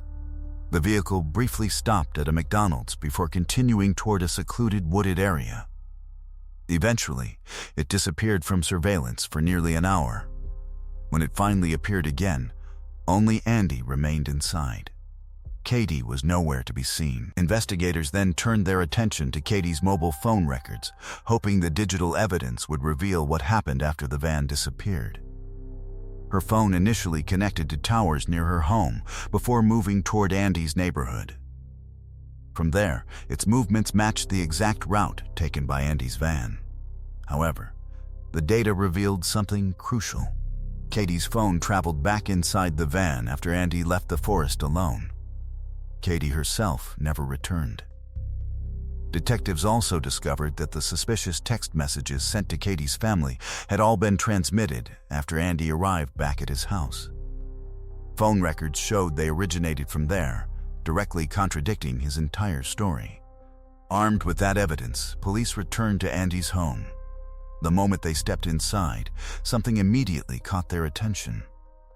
Despite the mild spring weather outside, the house was unbearably hot because Andy had kept his wood-burning stove running continuously.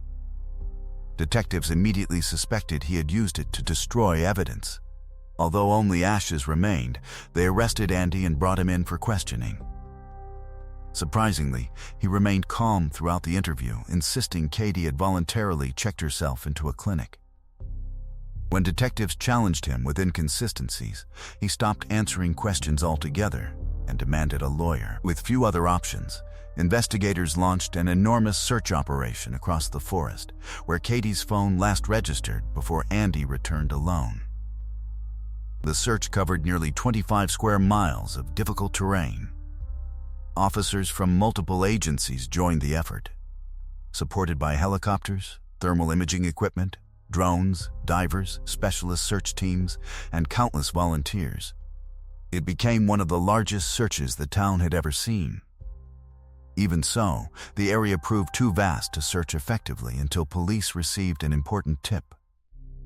Someone reported seeing Andy's van parked in a specific part of the forest around the time Katie disappeared. Investigators narrowed their search dramatically, reducing it to a much smaller area. Meanwhile, detectives confronted Andy again with the surveillance footage and phone records. This time, he changed his story. He admitted driving Katie into the woods, but claimed they had gone there simply to enjoy a picnic. According to Andy, Katie often wrote down her thoughts before burning the pages as a symbolic way of letting go of her worries. He insisted that was exactly what happened that morning before he drove home, leaving Katie behind alive. Detectives didn't believe him, but without finding Katie, they still lacked definitive proof. As the search continued unsuccessfully, investigators dug deeper into Andy's relationship with Katie. Family members described him as controlling and manipulative. He constantly criticized how Katie spoke, behaved, and even thought. He frequently used her anxiety against her, dismissing her concerns by claiming she was mentally unstable. Although Andy initially paid for her anxiety treatment, the relationship steadily became more toxic until Katie finally ended it. After the breakup, Katie believed Andy slashed her car tires, although she never reported it. Months later, she received court papers stating she owed him £4,000 for the treatment expenses. As legal costs mounted, the debt eventually climbed to £6,000, placing enormous financial pressure on her. Katie feared losing her home and repeatedly told relatives she was terrified of Andy. She even warned her sister that if anything ever happened to her, Andy should be the first person police investigated. Yet only weeks before she disappeared, Andy contacted Katie claiming he regretted taking her to court. He promised to cancel the debt, cover all additional fees, and repair the damage between them. Katie believed him, forgave him, and the pair reconciled. Investigators later uncovered the truth. The day after making those promises, Andy secretly contacted debt collectors and instructed them to increase pressure on Katie, hoping to make her more dependent on him.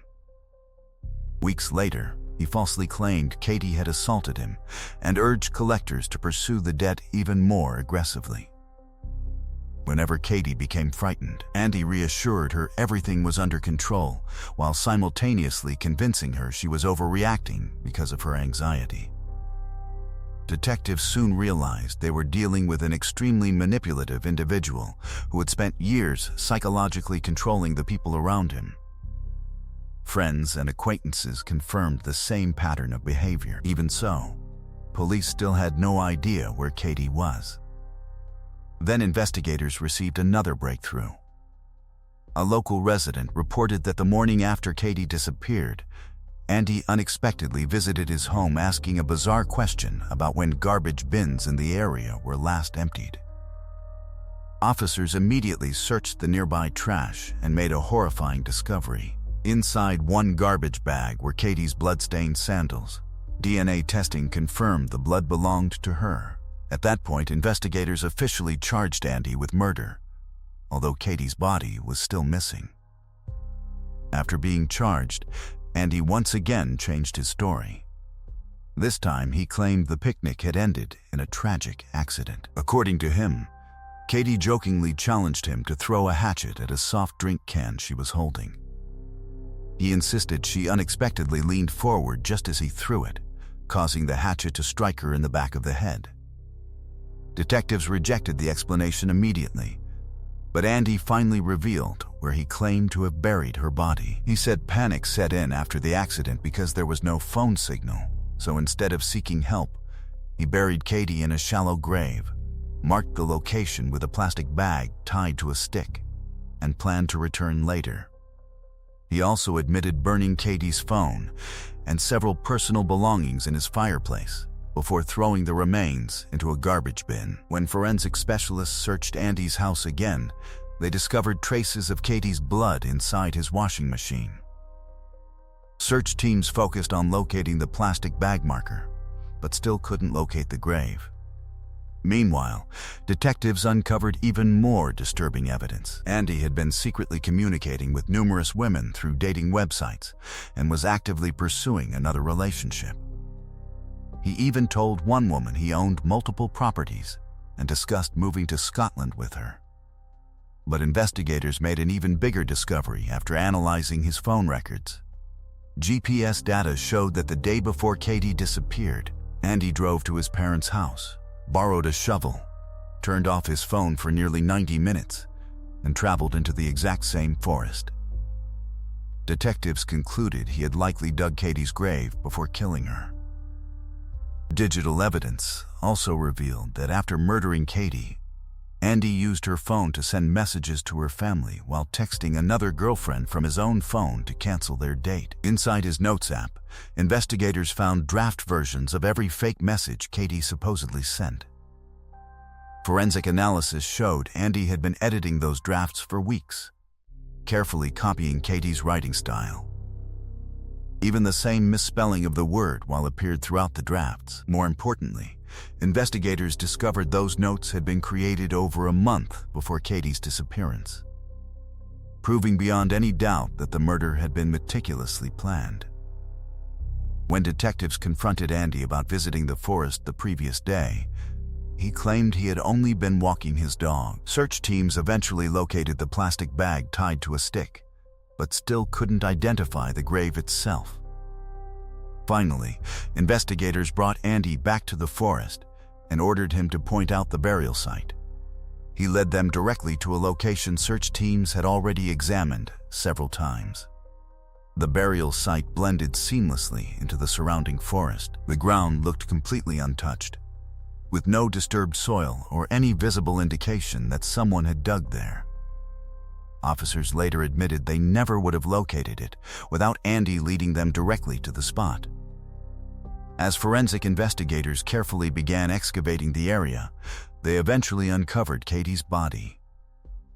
What they discovered next made the case even more disturbing. Andy had buried her beneath a dense network of underground tree roots, creating an incredibly well-concealed grave. Geological experts later determined that digging it would have taken several hours and almost certainly more than one visit.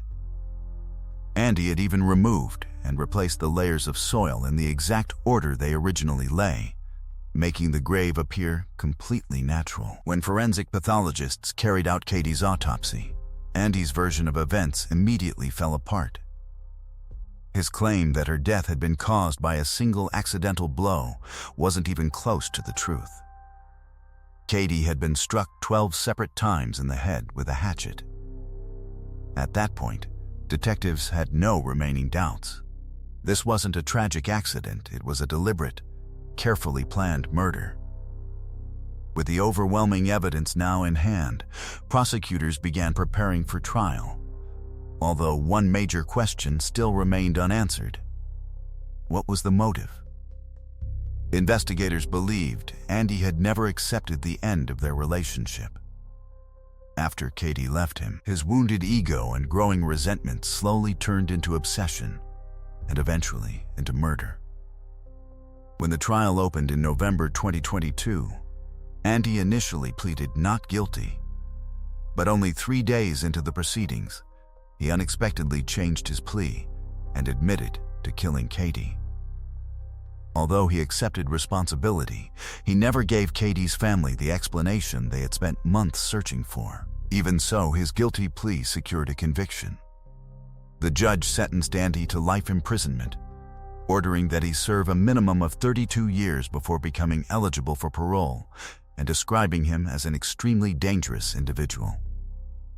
While the court proceedings were finally over, many questions about Andy himself remained unanswered. Given his history of manipulating women, maintaining multiple relationships at the same time, and controlling those closest to him, many people believe Katie may not have been the only woman he targeted. Everything investigators uncovered pointed toward a man consumed by control, someone who seemed to take pleasure in deceiving, intimidating, and psychologically abusing women. Tragically, Katie became the one who ultimately lost her life. Let me know your thoughts on this heartbreaking case in the comments below, and if you enjoyed the video, don't forget to leave a like. Thanks for watching. Let's move on to the next case. A young Harvard graduate student was discovered murdered inside her own apartment, yet investigators couldn't uncover a single piece of evidence that identified her killer. The shocking crime dominated headlines and eventually gave rise to countless strange theories, but despite years of investigation, the mystery remained unsolved. It would take nearly 5 decades before the truth finally emerged, and surprisingly, it wasn't law enforcement that solved it. Instead, a determined group of ordinary citizens refused to give up on finding justice. Jane Britton was born on May 17, 1945, in Boston, Massachusetts. Her father served as a vice president at Radcliffe College in Cambridge, while her mother was a respected medieval history scholar. Growing up in such an academic family, Jane developed a passion for history early in life, and by high school she had already set her sights on becoming an anthropologist. She excelled in everything she did, earning top grades while also playing the piano, painting, and spending her free time horseback riding. After graduating at the top of her class, she enrolled at Radcliffe College, where she quickly earned a reputation as one of the school's brightest students.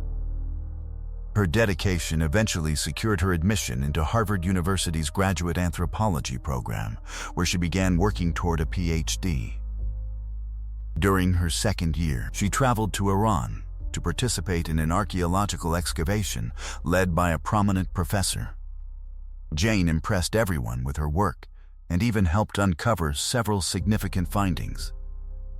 Beyond her academic success, she was well liked by classmates and had recently begun a relationship with another student named James. On January 7, 1969, the 23-year-old was scheduled to take her final exams and was excited about finishing graduate school and beginning the next chapter of her life.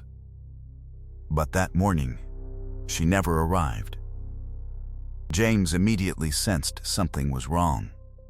Before the exam started, he tried calling her several times, but she never answered. Neither her professors nor fellow students knew why she was absent. After classes ended, James decided to walk the 15 minutes to Jane's apartment near campus. When he reached her floor, he knocked repeatedly, but no one answered. Their mutual friend Donald, who lived next door, stepped into the hallway after hearing the knocks. He told James he hadn't seen Jane since the previous evening and hadn't heard any movement from her apartment since then. James knocked again, but the silence continued. Growing increasingly concerned, he remembered that Jane's front door didn't lock properly, so he turned the handle and the door opened. At first glance, everything inside looked perfectly normal, except for one unsettling detail. The apartment was unusually cold. As James entered the kitchen, he noticed the window standing wide open despite the freezing winter weather. He then walked toward Jane's bedroom and found her lying face down across the bed. Her nightgown had ridden up, making him uncomfortable, so he stepped back outside and asked Donald's wife to check on her, believing Jane might simply be ill or asleep. But moments later, Donald's wife emerged from the bedroom completely speechless, her expression revealing the horrifying truth. James rushed back inside and noticed Jane's face had been covered with a rug and a coat. When he pulled them away, he realized she was dead. He immediately called the police, and responding officers instantly recognized they were investigating a homicide. Jane's body was taken to the medical examiner while detectives carefully searched the apartment. One of the first things they noticed was that nothing had been stolen. Her jewelry, cash, and other valuables were untouched, quickly eliminating robbery as a likely motive. There were also no obvious signs of a violent struggle, leading investigators to believe the killer may have caught her completely off guard, possibly while she was asleep. That theory seemed even more convincing, because none of the neighbors reported hearing any suspicious noises during the night. The autopsy later determined that Jane had been struck in the head multiple times with a heavy object, believed to be either a hammer or a large rock. Medical examiners also confirmed that she had been sexually assaulted. When detectives interviewed James, he explained that the previous evening they had gone out for dinner with several friends before spending time ice skating together. Afterward, he walked Jane back to her apartment and said goodbye at around 11:30 that night. Donald and his wife told investigators that about an hour later, Jane stopped by their place for a quick glass of cherry wine, and that was the last time anyone saw her alive. According to the medical examiner, she had likely been killed about 10 hours before her body was found, meaning the attack must have happened not long after she returned to her apartment. The apartment didn't give detectives much to work with. Crime scene texts found a few fingerprints that didn't belong to Jane's friends or neighbors, but they couldn't match them to anyone in their records. As for how the killer got in, police had a couple of theories. For one, Jane's front door lock hadn't worked for a while, so someone could have just walked right in, but there was also another way. Jane's window locks were just as unreliable as her door, and even though she lived on the 4th floor, there was a fire escape right outside her apartment, so anyone could have climbed up and slipped in through the window. That theory seemed more likely after detectives talked to everyone in the building and found a kid who remembered hearing noises on the fire escape that night. But there was one problem. He said it happened around 9 in the evening. But Jane didn't get home with her boyfriend until almost 11:30. Another witness came forward and said he saw a man running away from the building around 1:30 in the morning. He didn't get a good look at the guy, just remembered that he was about 6 tall and had an average build. That account seemed a little more promising since the timing lined up with the estimated time of the murder. But without more detail, there wasn't much police could do with it. Still, based on both witnesses' statements, detectives began to think the killer might have climbed the fire escape around 9 in the evening, then waited there for hours until Jane came home. Donald also told police something interesting. Earlier that evening, before Jane got home, he had gone into her apartment to use her fridge, where he and his wife kept some of their groceries. He said everything looked normal at the time, which meant the killer either hadn't come in yet or had been waiting outside on the fire escape. It was also possible that the first witness simply got the timing wrong. Still, detectives couldn't rule out another possibility. Maybe none of this had anything to do with the murder at all. They found out that residents in the building often left their windows open, even in winter, because the heating was way too strong. By the next morning, news of Jane's murder had spread all over the university. And it didn't take long before the story made headlines across the country.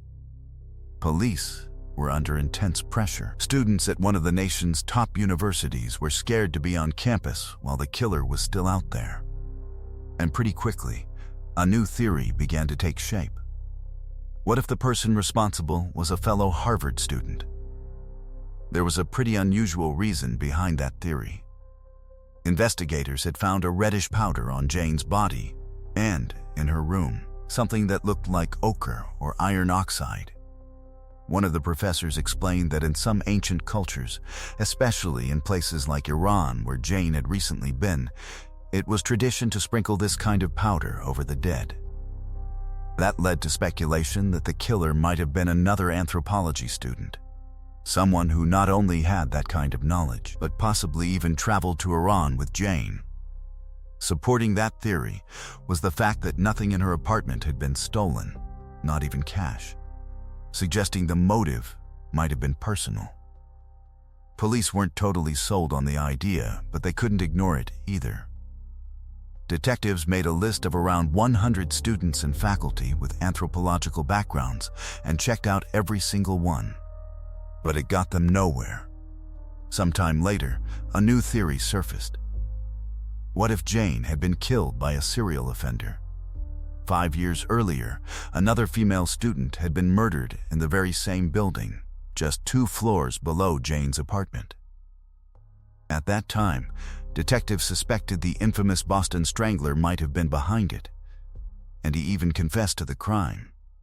But a lot of people had doubts. Many believed he might have falsely confessed, which isn't uncommon in high-profile cases. And besides, by the time Jane was murdered, the Boston Strangler was already confined to a secure psychiatric facility. So either way, he couldn't have been involved. While detectives still had no solid leads, local newspapers were busy spreading theories and pointing fingers at the university itself. Harvard had purchased the building a few years earlier and started housing students there, but the place was in pretty bad shape. Most of the apartment locks didn't work or would get stuck, and the windows were just as bad. Residents said they could be pulled open from the outside without much effort. Because of that, newspapers began criticizing the university for letting students live in such unsafe conditions. Meanwhile, police kept looking for anything that might help. They gave polygraph tests to Jane's boyfriend and her neighbors, questioned several other suspects, and even placed cameras at her funeral to record everyone who showed up. Detectives identified every person in attendance, but none of them could be linked to the crime. Weeks passed, and they were still no closer to finding the killer. That's how things stayed until February 6th. Almost exactly 1 month after Jane's murder, police discovered the body of a 50-year-old woman named Ada Ben. She was found in her apartment just about a mile from Jane's. Ada was lying face down in her bed, her nightgown pushed up and her head covered with several blankets.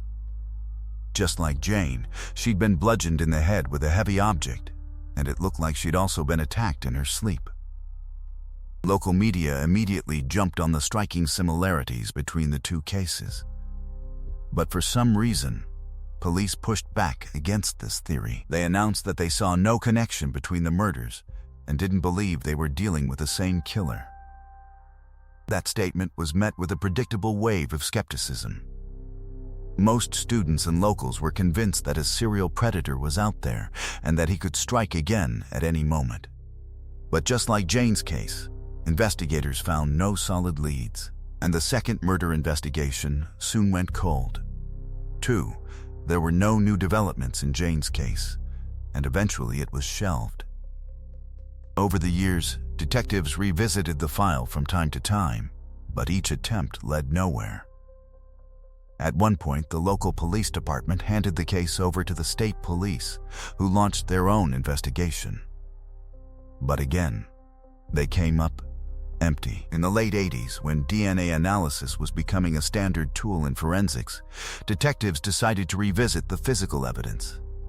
That's when they found a set of samples collected from Jane's body.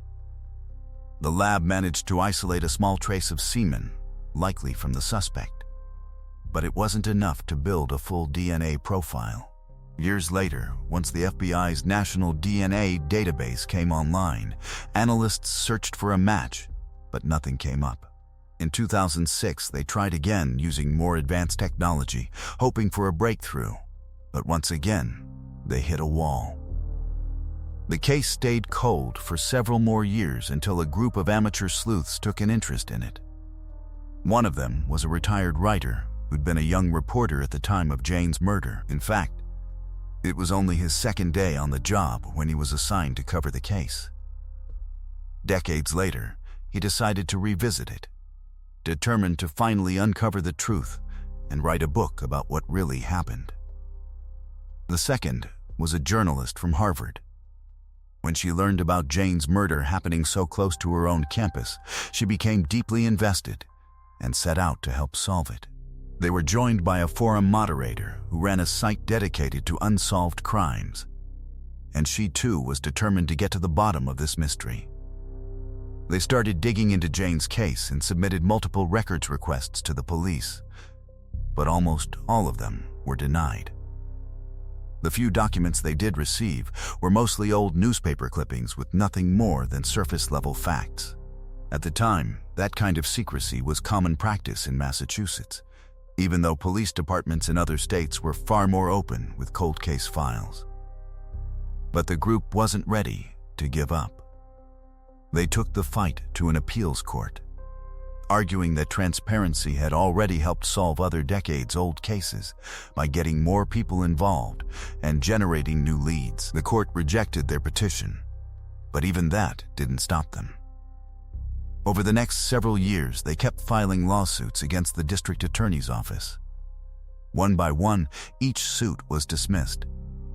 But all that pressure still made a difference. After years of being reminded about the case, authorities finally agreed to reopen it in 2017. Experts took another look at the biological evidence from the crime scene, and this time they managed to extract a somewhat stable DNA sample. When investigators submitted the DNA evidence to the FBI database, it produced a possible hit with a man named Michael Sumter. However, the result was only a partial match, far from enough to stand up in court. Because the DNA recovered from the crime scene was too badly degraded to generate a complete profile. Even so, detectives began digging into Sumter's background, hoping other evidence would strengthen their case. They soon discovered he had a lengthy criminal history, including 3 separate sexual assault convictions, which explained why his DNA was already stored in the national database. Then another major discovery changed everything. In both 2010 and 2012, investigators had solved 2 cold case murders dating back to the 1970s by matching preserved DNA evidence directly to Sumter. Every one of his known crimes had occurred in the Boston area, only a short distance from Harvard University.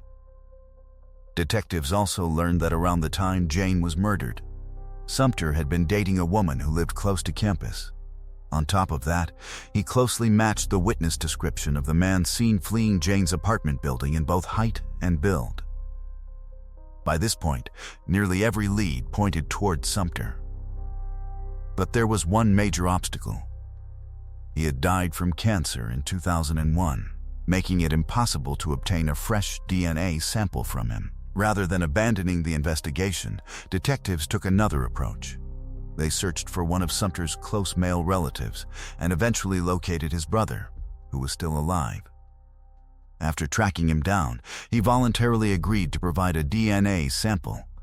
The testing produced another strong match, although it still wasn't perfect because the original evidence from Jane's case had deteriorated so badly over the decades.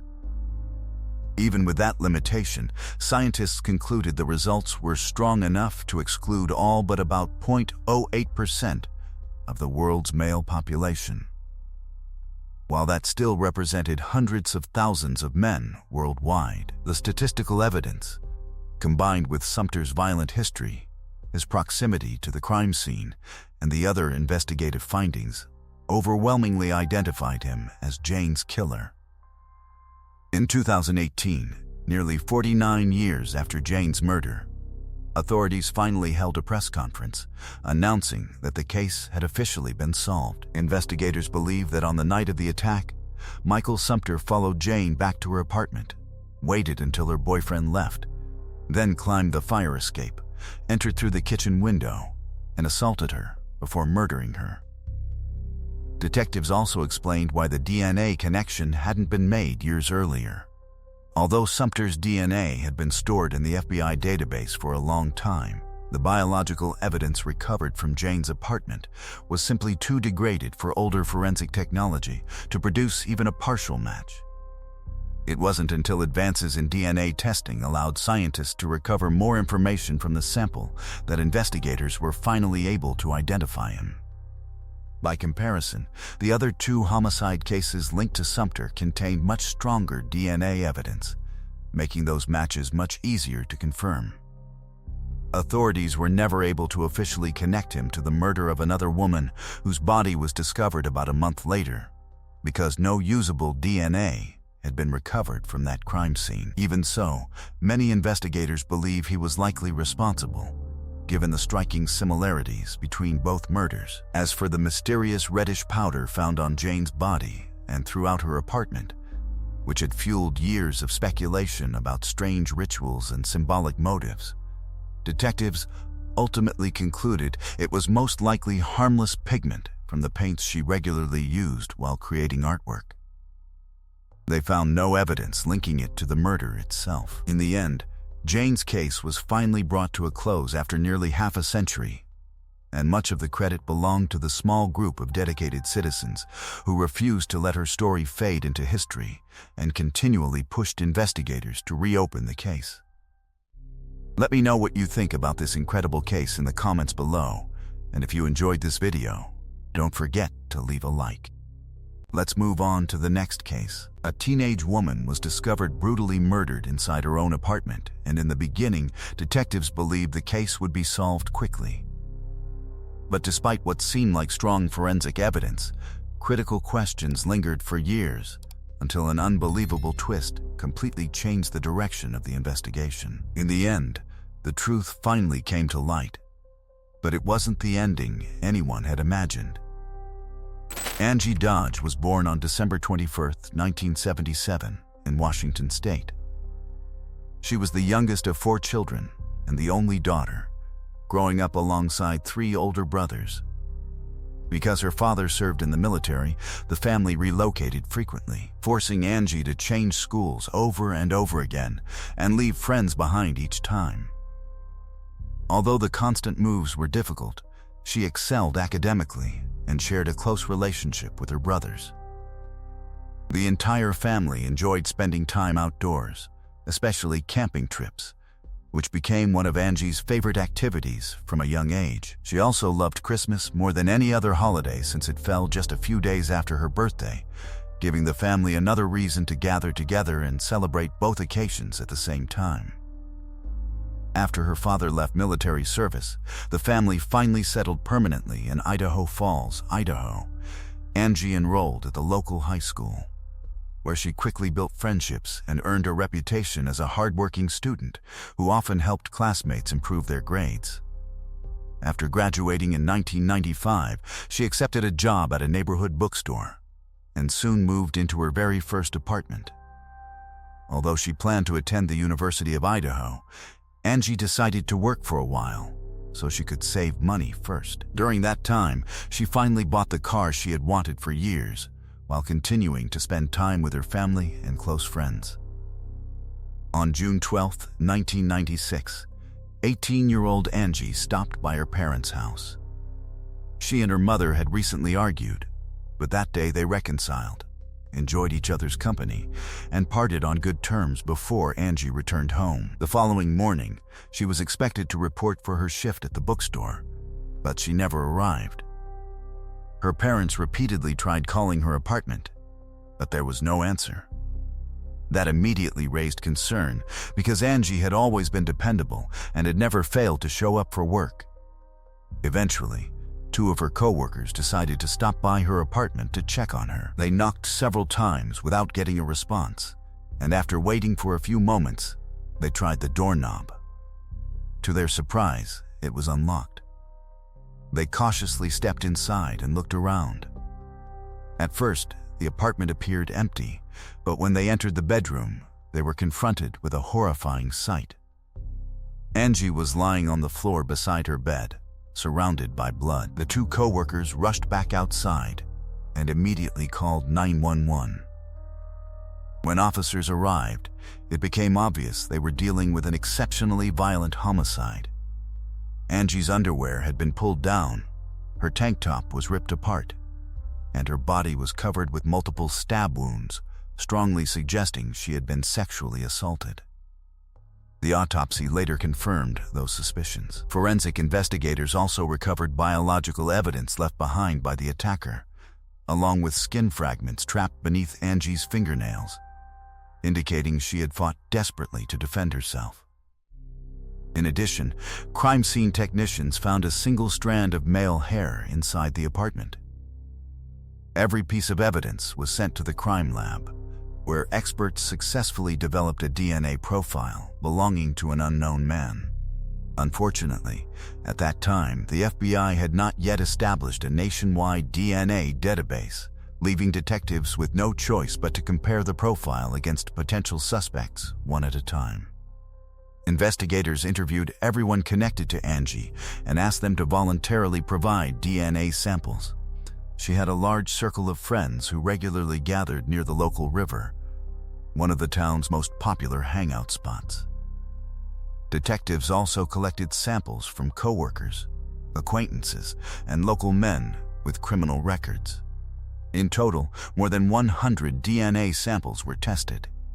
Yet none matched the evidence recovered from the crime scene. After months of relentless investigation, detectives still hadn't identified a credible suspect.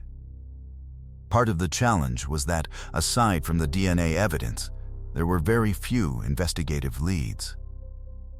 Angie was well liked, had no known enemies, and there was no obvious motive for the attack. Medical examiners could only estimate that she had been killed sometime between late evening and the early hours of the morning. Detectives also couldn't determine how the killer entered the apartment. There were no signs of forced entry, and the front door had been left unlocked, leading investigators to believe either Angie had accidentally left it open or had willingly allowed someone she knew inside. Some investigators even considered the possibility that more than one person had been involved. Based on the severity and pattern of Angie's injuries, they theorized that one attacker may have restrained her, while another carried out the stabbing. But without any solid suspects, those ideas remained nothing more than theories. And as the weeks turned into months, the investigation slowly reached a standstill. And Angie's family grew increasingly frustrated that the killer was still out there. Over time, they began to question whether detectives were doing enough to solve the case and voiced their concerns publicly. Losing faith in the investigation, Angie's mom took matters into her own hands. She printed thousands of flyers with details about the case and handed them out all over town. The family also offered a $5,000 reward for any information that could help identify the killer. There was no breakthrough, but the pressure from Angie's family, along with growing concern from the community, pushed police to reopen the investigation and start from scratch. Since there were still no new leads, detectives began asking themselves who was most likely to have committed the crime. Out of everyone in Angie's circle, their focus shifted to her close group of friends, people she spent the most time with. They investigated all of them one more time, but again came up empty. But not long after the investigation took a surprising turn. In January of 1997, police got a call from authorities in Nevada. They had just arrested a man named Benjamin for sexually assaulting a woman at knife point. That immediately raised red flags for detectives, because Benjamin used to hang out with the same group of friends as Angie. He moved out of state not long after the murder, and the way he attacked his victim was disturbingly similar to what had happened to Angie. Investigators traveled to Nevada to speak with him, but Benjamin denied having anything to do with Angie's murder. In fact, during the interview, he made a strange claim. He said he didn't even know Angie had been raped. That raised a huge red flag. Benjamin had been her friend, and the fact that she was sexually assaulted was public knowledge. It had been reported in the papers and on the local news, so everyone in their town knew it. Still, Benjamin stuck to his story and agreed to provide a DNA sample. When forensic experts compared it to the killer's profile, it wasn't a match. But detectives weren't ready to cross Benjamin off the list.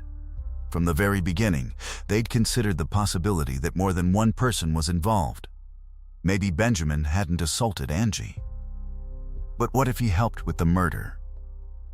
They decided to focus on the same group of friends Angie and Benjamin had been a part of, specifically on one guy Benjamin had mentioned during questioning. His name was Christopher, and according to Benjamin, the two of them had been pretty close. Detectives brought Christopher in for an interview. He denied any involvement in the murder and said he didn't believe Benjamin was guilty either.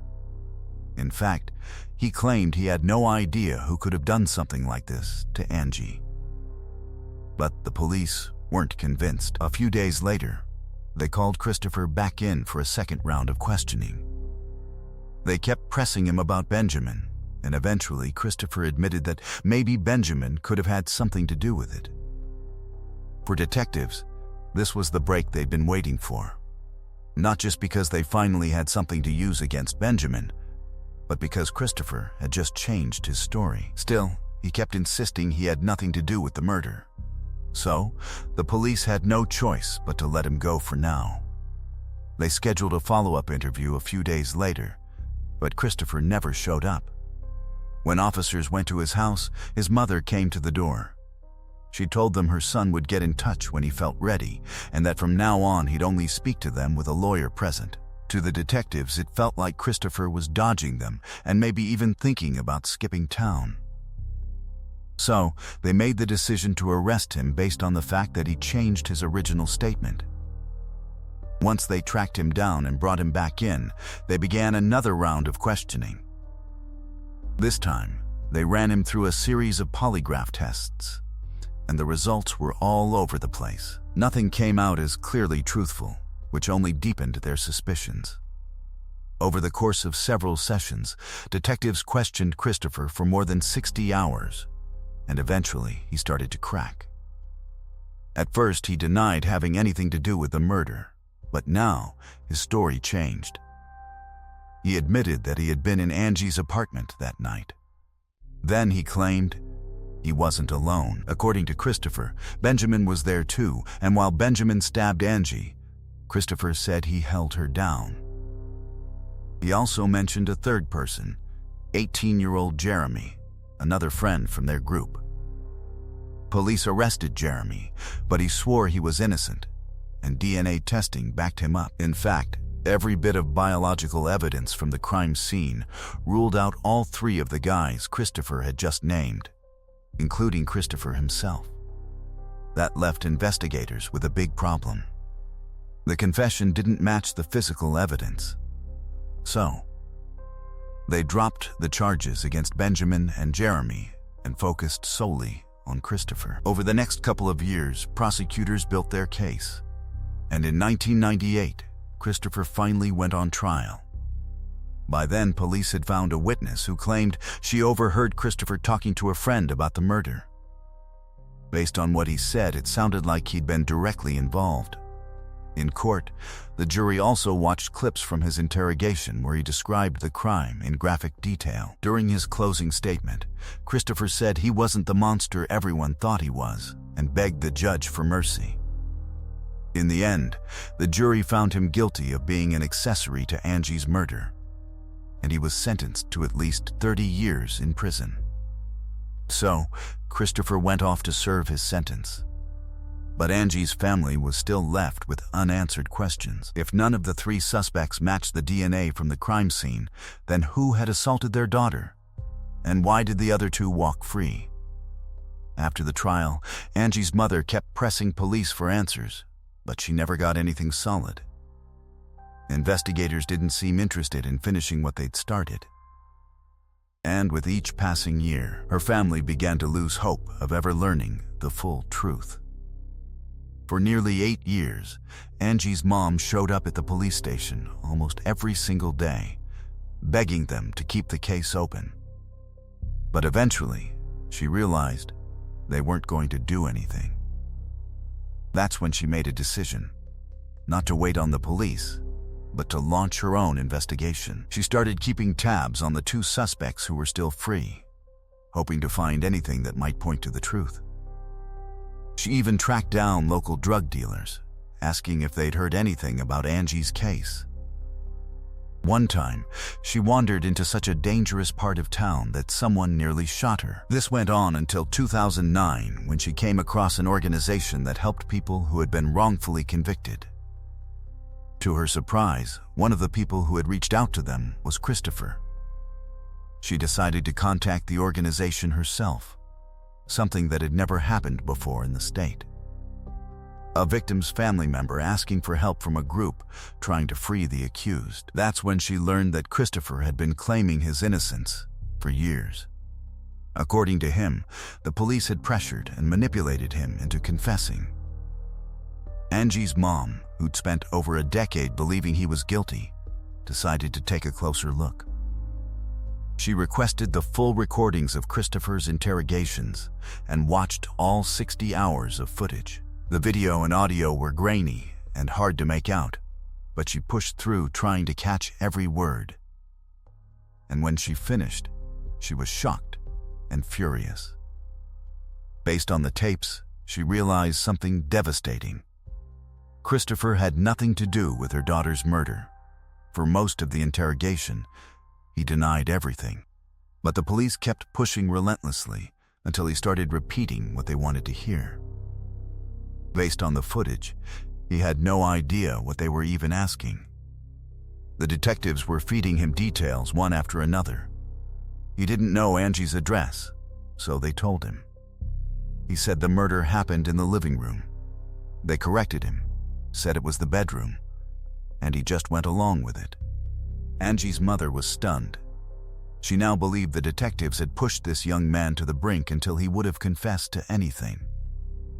So, she reached out to his new lawyer, who had been working to get the case reopened, and together they started searching for the truth. Over the next few years, they teamed up with another organization that helped innocent people get their convictions overturned, and they began building a case for appeal.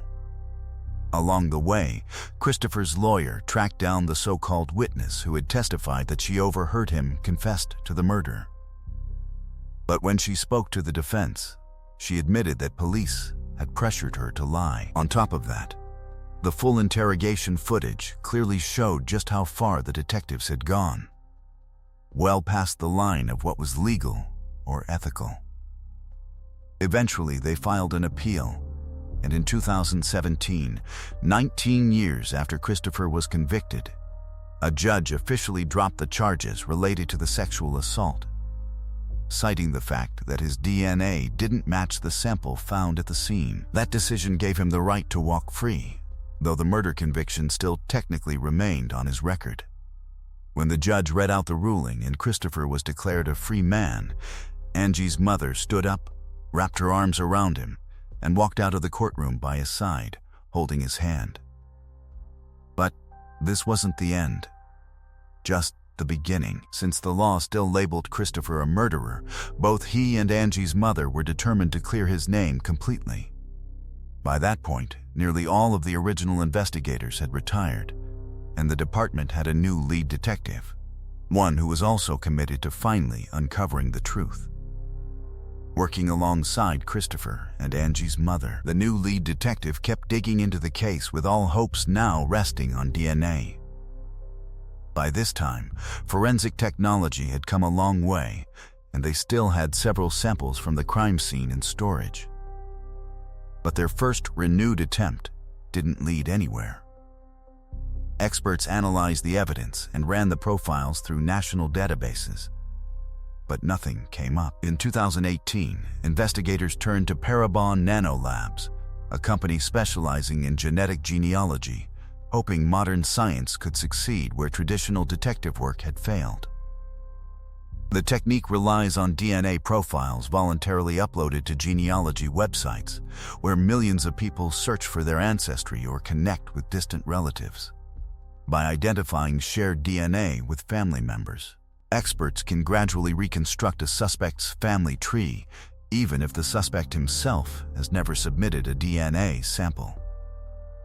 Eventually, the search led investigators to an elderly couple who had 6 male descendants, all of whom had lived in Idaho around the time Angie was murdered. Detectives tracked down each of the 6 men and collected DNA samples, but every one of them was eliminated. Even after another setback, investigators refused to abandon the case. They continued expanding the family tree until they identified another man who appeared to be a promising suspect. As detectives began investigating his past, rumors quickly spread that he was connected to the decades-old murder, turning his life upside down. But once his DNA was tested, the results proved he was completely innocent. 3 months later, investigators uncovered one final lead. There was another man connected to the same family who had been overlooked from the beginning, a man named Brian Drips. He was a former Army soldier and a father of 3. Detectives eventually realized why he had been missed. Brian had been adopted as a child and raised under a different surname, causing him to slip through the cracks of the family tree. This time, investigators proceeded much more carefully. After seeing how an innocent man's life had already been destroyed, they wanted to avoid making the same mistake again. Instead of confronting Brian immediately, detectives placed him under surveillance. They waited until he discarded a cigarette butt from his vehicle, quietly collected it, and sent it to the crime lab for testing. When the results came back, the DNA was a perfect match. More than 20 years after Angie's murder, detectives had finally identified the real killer. As the investigation continued, they discovered that, at the time of the murder, Brian had actually been living directly across the street from Angie. Even more surprising, officers had interviewed him during the original investigation, yet for reasons that remain unclear, he was never considered a serious suspect. Detectives also learned that Brian's former wife had left him because of his long-term drug abuse. Armed with definitive DNA evidence, police arrested Brian Drips and brought him in for questioning. For nearly 5 hours, he denied having anything to do with the crime.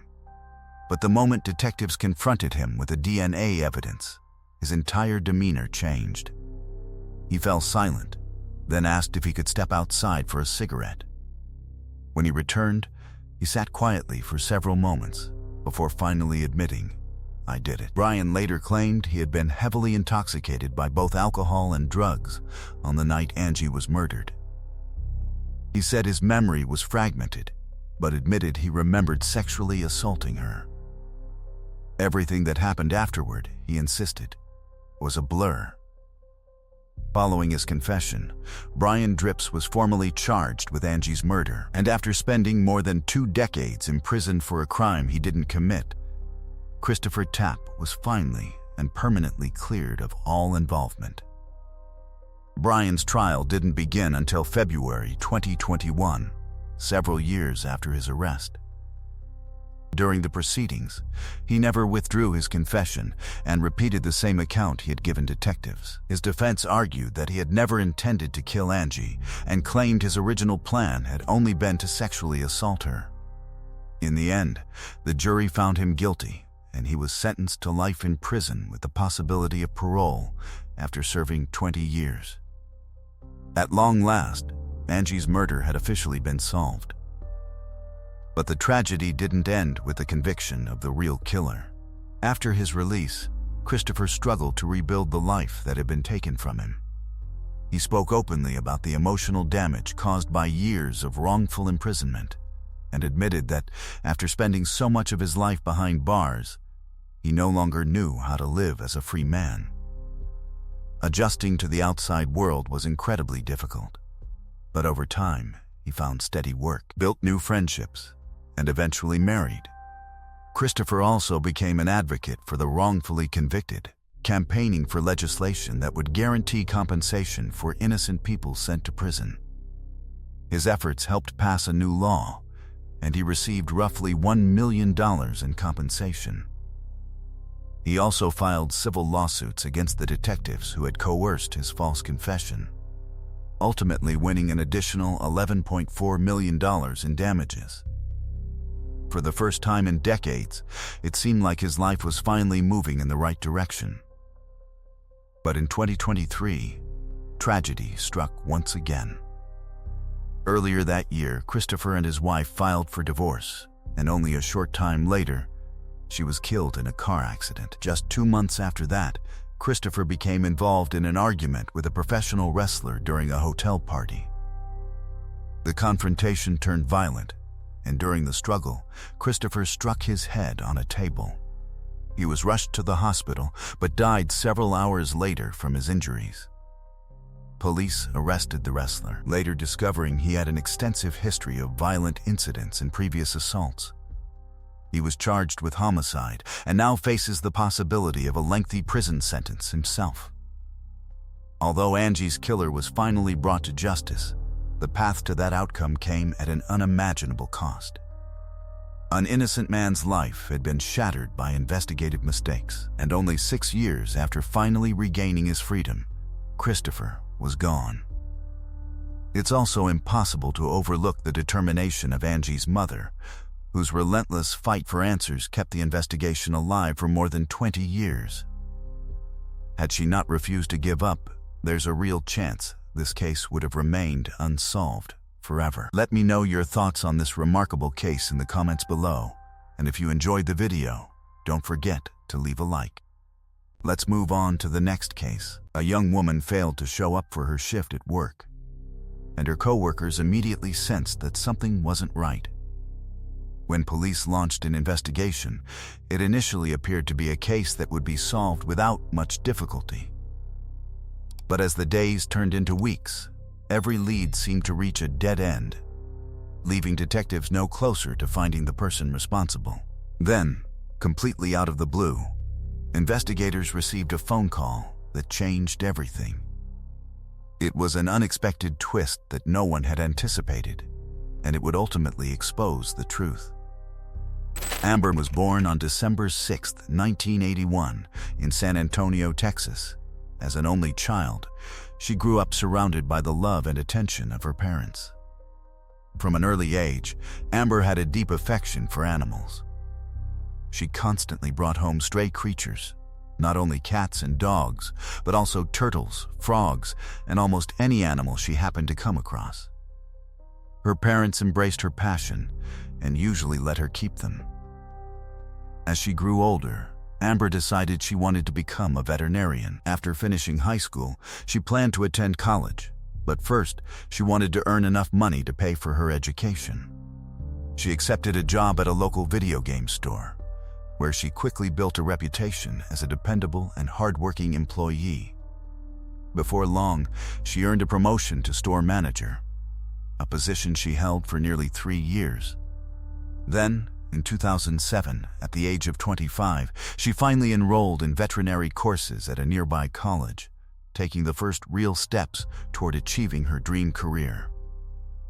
On January 29, Amber was scheduled to open the store for the day, something she routinely did as the manager. But that morning, she never arrived. When the company's head office realized the store still hadn't opened, they repeatedly tried calling Amber, but she never answered. They also attempted to reach the store through its landline, but no one picked up there either. Concerned by the unusual silence, corporate contacted another nearby location and asked an employee to stop by the store and see what was happening. A coworker named Giovanni volunteered to check on the situation. When he arrived, the building was completely dark. The doors were locked, the lights were off, and everything appeared perfectly normal from the outside. He walked around the property, looked through the windows, and after seeing nothing suspicious, left and reported his observations back to management. Despite continuing their attempts to contact Amber, there was still no response. Several more hours passed, and around noon, corporate asked Giovanni to return to the store for a second look. This time, something had changed. Although the doors remained locked and the lights were still off, Giovanni noticed someone moving inside the store. It was another employee named Brandon. Brandon unlocked the door and let him inside, and the moment Giovanni stepped in, he realized something was terribly wrong. Merchandise was scattered across the floor, game cases were thrown everywhere, the cash register was hanging open, and money was lying across the counter. It looked as though the store had been ransacked during a robbery. Strangely, Brandon didn't seem alarmed by the obvious disorder around him. Wanting to check whether the night's earnings were still secure, Giovanni walked into the manager's office and opened the door leading to the safe. The moment he looked inside, he stopped in his tracks. Lying on the floor was Amber's body, with a plastic bag tightly secured over her head. Horrified, Giovanni immediately called the police, and officers quickly responded to the scene. Investigators soon confirmed that the victim was Amber. After examining the evidence throughout the store, detectives initially believed they were dealing with a robbery that had turned deadly. The cash register had been emptied, and the office safe had been completely cleaned out. Outside, Amber's car was still parked in the lot. Its doors were unlocked, and her cell phone had been left sitting inside on the seat, creating even more unanswered questions. Investigators couldn't understand why she would leave her vehicle unsecured with her personal belongings still inside. Another mystery involved the suspect's escape. Earlier that morning, when Giovanni first arrived, both entrances to the store had been locked, leaving detectives wondering how the killer had managed to get out without being seen. After interviewing employees and conducting an inventory, investigators discovered the thief had stolen more than just cash. Around 50 video game discs, an Xbox console, and several PlayStations had also disappeared, bringing the total value of the stolen property to roughly $6,000. Meanwhile, the medical examiner completed the autopsy and determined that Amber had died from asphyxiation. It looked like the killer used a plastic bag and held it over her head until she stopped breathing. Experts believed the struggle lasted several minutes, and through it all, Amber fought with everything she had, but couldn't break free. They also discovered that her hands had been bound with duct tape at some point, but the killer had likely removed it after she died.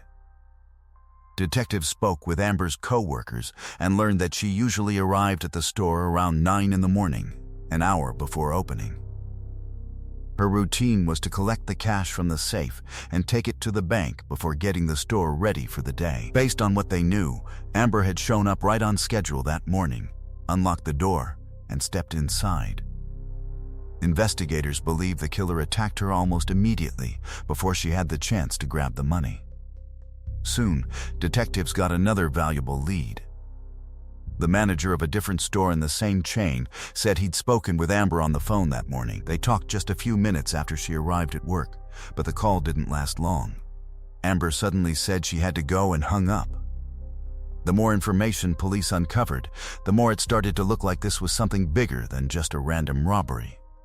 For one thing, the level of violence used didn't make much sense. Amber had apparently opened both the register and the safe, so the killer didn't need to hurt her to get the money. And if the goal was to silence her to avoid getting caught, that didn't quite track either. In most cases like this, robbers use a gun or a knife.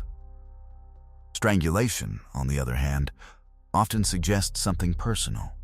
On top of that, detectives believe the killer may have come in through the back door, which raised another red flag.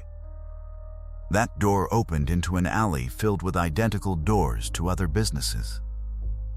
So, unless you were familiar with the building, there was no easy way to know which door led where. Putting all of this together, police started to suspect the killer may have had a personal motive and possibly even worked at the store. The robbery, they now believed, might have been staged to cover up what was really a targeted murder. Still, detectives didn't have a single piece of physical evidence to go on. This particular store didn't have any surveillance cameras, unlike every other location in the chain. And when crime scene texts combed through the place, they didn't find any useful fingerprints or DNA on the bag or Amber's body. But by the time police had pieced all of that together, they already had a suspect. Brandon, as you might remember, he's the one Giovanni saw inside the store during his second visit. Brandon was standing there in the dark, with the door still locked, acting like the mess in the open register didn't even exist. He also told police he hadn't gone into the manager's office and didn't see Amber's body. According to Brandon, he showed up for his shift just minutes before Giovanni got there. When he saw the lights off and the store still locked, he figured he must have gotten the schedule wrong. Maybe it was his day to open, so he let himself in and found the place a mess. But instead of being alarmed, he just assumed the crew from the night before had left it like that and started worrying he'd be the one to catch the blame. Brandon swore he had nothing to do with Amber's death, said he never saw her body and had no idea anything was wrong. But detectives weren't ready to just take his word for it. He knew the building inside and out, knew there were no cameras, and on top of that, they'd found something else, a possible motive. Amber's family and other co-workers told police she had complained about Brandon multiple times. He was her assistant, and according to Amber, he constantly slacked off and didn't take his job seriously. Things got so bad, she eventually decided to file an official complaint with management and even asked for him to be fired. But here's the key detail. Amber was planning to send that complaint the very morning she was killed. So yeah, Brandon had both motive and opportunity, but still police didn't have a shred of evidence linking him to the crime. They got a warrant to search his house, his car, even his phone. And to their surprise, they found nothing. And that was odd, because the killer had taken nearly 50 game discs and 4 consoles. That stuff had to be somewhere. But there was no trace of it. Not in Brandon's car, not in his apartment. Even more surprising were his phone records. Data from his cell phone provider showed that Brandon was nowhere near the store until around 2 in the afternoon, and Amber was killed somewhere around 9 in the morning. On top of that, he claimed to have an alibi. He said he'd spent that morning helping his fiancée and her parents. And when police followed up, they all backed up his story. Even so, police still weren't ready to cross Brandon off their list. For the next few days, they double-checked his alibi and tried to figure out if there was any way he could have possibly pulled this off. Meanwhile, Amber's funeral took place, and to everyone's shock, Brandon showed up. By that point, her whole family knew he was the main suspect, so seeing him there felt like a slap in the face. But eventually, detectives confirmed that his alibi was rock solid. There was just no way he could have been at the store that morning. So despite the red flags and the odd behavior, they had no choice but to rule him out and start looking elsewhere. They also considered Amber's boyfriend, a guy named Fred. Just minutes before her death, she had texted him, "Love you." But like Brandon, Fred had a bulletproof alibi. So once again, police were back to square one. Sometime later, investigators held a press conference with Amber's parents, asking the public to come forward with any information about the case. A massive reward of $100,000 was offered, most of it put up by the store where Amber had worked. Over the next few weeks, tips started coming in, but one by one, they all led to dead ends. So, the case slowly went cold. And as the months dragged on with no answers, detectives started to wonder if justice would ever be served. That went on for 7 months until the case suddenly took an unexpected turn. Police got a call from a man who wanted to remain anonymous. He claimed he had some information about Amber's murder, but at first he was vague and hesitant. Still, sometime later, he agreed to meet with detectives and share what he knew. According to this witness, the day before Amber was killed, a friend of his had suggested they pull off an easy robbery. He turned the offer down, but the next day, when he saw the news about Amber's murder, he immediately knew who was behind it because his friend worked at the same chain. But that friend wasn't Brandon. It was Giovanni. The witness said he met up with Giovanni the day after the murder, and during their conversation, Giovanni flat out admitted to killing Amber. The man said he was stunned by the confession, but at the time, he was too scared to go to the police because he was convinced Giovanni might come after him next. What made this even more significant was that the witness knew both Giovanni and Amber. They had all worked at the same store for a while, so Giovanni would have known there were no security cameras, and he could have easily walked through the door that morning because Amber wouldn't have thought twice about letting him in. Right after that, police brought Giovanni in for questioning, but he denied everything. He insisted he had nothing to do with Amber's murder, and no matter how hard detectives tried, they couldn't get him to crack. So, in the end, they had to let him go. With no physical evidence tying him to the crime, detectives started to wonder whether the witness's testimony alone would be enough to take this to trial. But the district attorney wasn't convinced.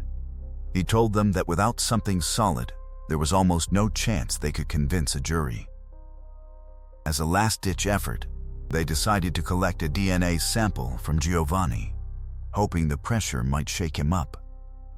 Even though they didn't have any usable biological evidence from the scene, maybe just the idea of handing over his DNA would rattle him.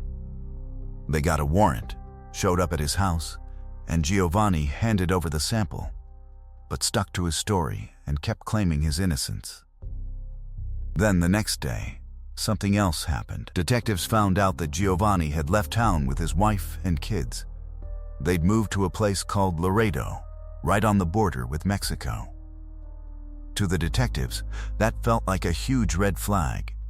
But the problem was, without any hard evidence, their hands were tied. They couldn't arrest him. And now they were seriously worried he might slip across the border, where tracking him down would be a whole lot harder. Over the next few months, police kept digging for new leads, but nothing panned out. A year and a half went by, and it was starting to feel like Giovanni might never be brought to justice. But then out of nowhere, detectives got a call that changed everything.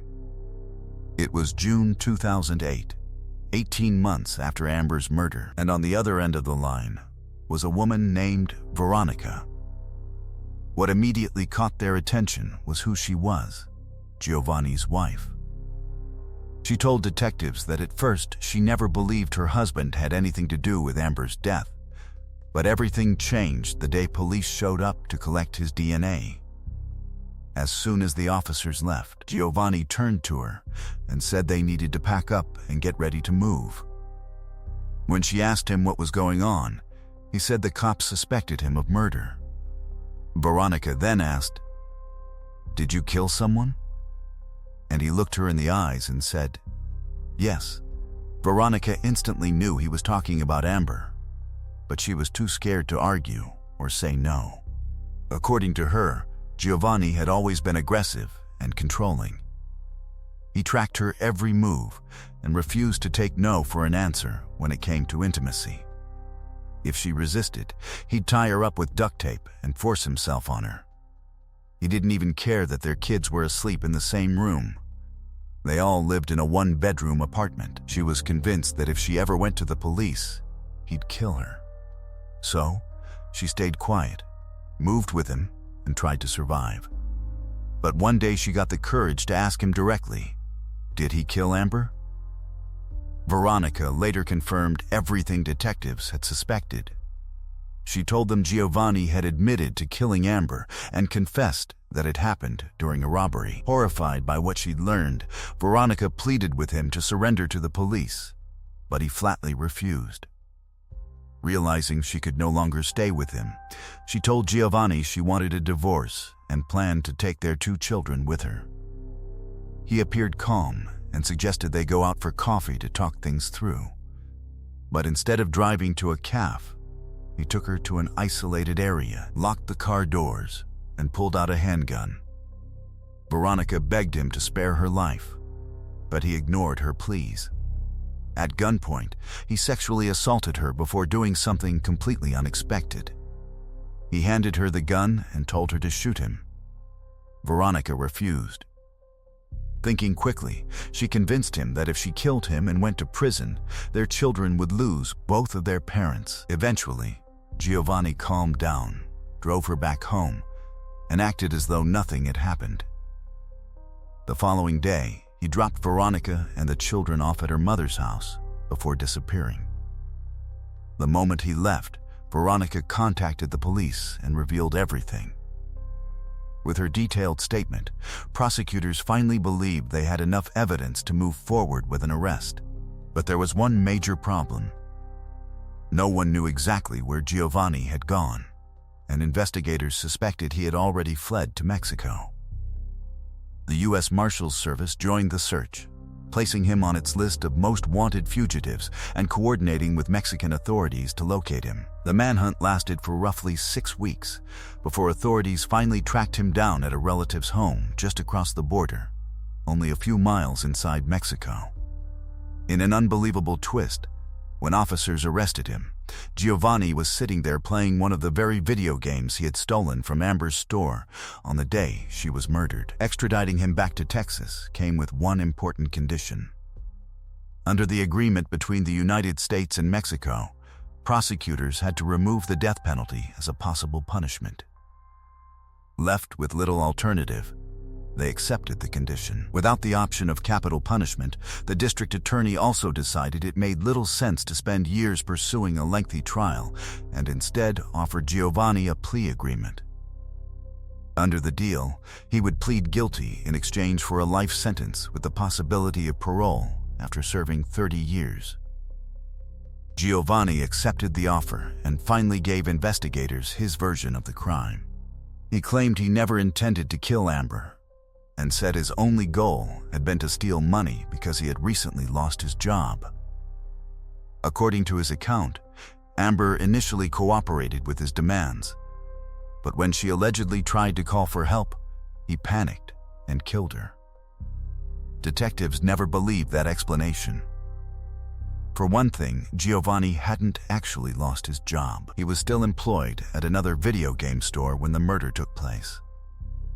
More importantly, investigators found it impossible to believe he never planned to kill Amber. She knew exactly who he was, and even if the robbery had succeeded, she could have easily identified him to police. Giovanni also insisted he had felt guilty ever since the murder and claimed he had considered turning himself in several times, but kept putting other people's needs ahead of his own, a statement detectives found difficult to understand or believe. Because the plea agreement only required a partial confession, many details about exactly what happened inside the store that morning remain unknown. In the end, Giovanni was sentenced to life in prison, with his first opportunity for parole not arriving until 2038. After the sentencing, Amber's parents vowed they would fight every future parole attempt to make sure he never walked free again. There's also one more person whose story deserves to be told: Brandon. The employee detectives initially believed could be Amber's killer. For weeks, investigators treated him as their primary suspect, and everyone around him, including his family and friends, knew he was under intense suspicion. Detectives even pressured his fiancée, asking her how she could live with someone they believed was a murderer, and warning that she might become his next victim. Despite eventually clearing him, police never formally informed Brandon that he was no longer considered a suspect. For a long time, he lived with the fear that he could still be arrested for a crime he didn't commit, while the people around him had no idea his name had been cleared. Fortunately, Brandon was eventually able to rebuild his life. He got married, started a family, and years later became a real-life hero. In 2018, while working as a truck driver, he spotted a 13-year-old girl being swept away in a drainage canal after heavy storms caused it to overflow. Realizing she couldn't escape on her own, Brandon rushed to help. Working alongside several bystanders, he brought over a ladder and helped pull the girl to safety. She spent several days recovering in the hospital, but survived thanks to Brandon's quick actions. Let me know what you think about this case in the comments below, and if you enjoyed the video, don't forget to leave a like. Let's move on to the next case. A woman was discovered dead inside an apartment under mysterious and disturbing circumstances. At first, detectives believed the case would be relatively straightforward, but as the investigation unfolded, it evolved into a 15-year mystery filled with unexpected twists frustrating dead ends, and countless unanswered questions. In the end, the breakthrough came from a completely unexpected stroke of luck that finally exposed what had really happened.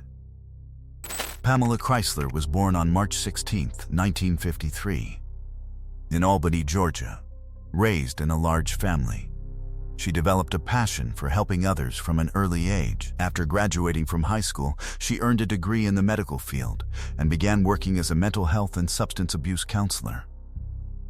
Eventually, Pamela opened her own private practice, where she spent years helping people overcome addiction and mental health challenges. Many of her clients credited her with playing a vital role in turning their lives around. In 2002, at the age of 49, Pamela relocated to Athens, Georgia, hoping to grow her practice and reach more people in need. She never married and didn't have children, dedicating most of her life to her career while always remaining close to and supportive of her family. On August 21, 2002, residents of an apartment complex on the outskirts of Athens began complaining about a foul odor coming from one of the units. Building staff investigated and eventually traced the smell to apartment 408. After repeated knocks went unanswered, they unlocked the door with a master key. The moment they stepped inside, they were confronted with a horrifying sight. A woman's body was lying on the living room floor. They immediately backed out and called the police. When officers arrived, they found the victim, but there was nothing inside the apartment that immediately revealed her identity. She was dressed only in her underwear, prompting detectives to initially suspect the murder may have been sexually motivated. One detail immediately caught their attention.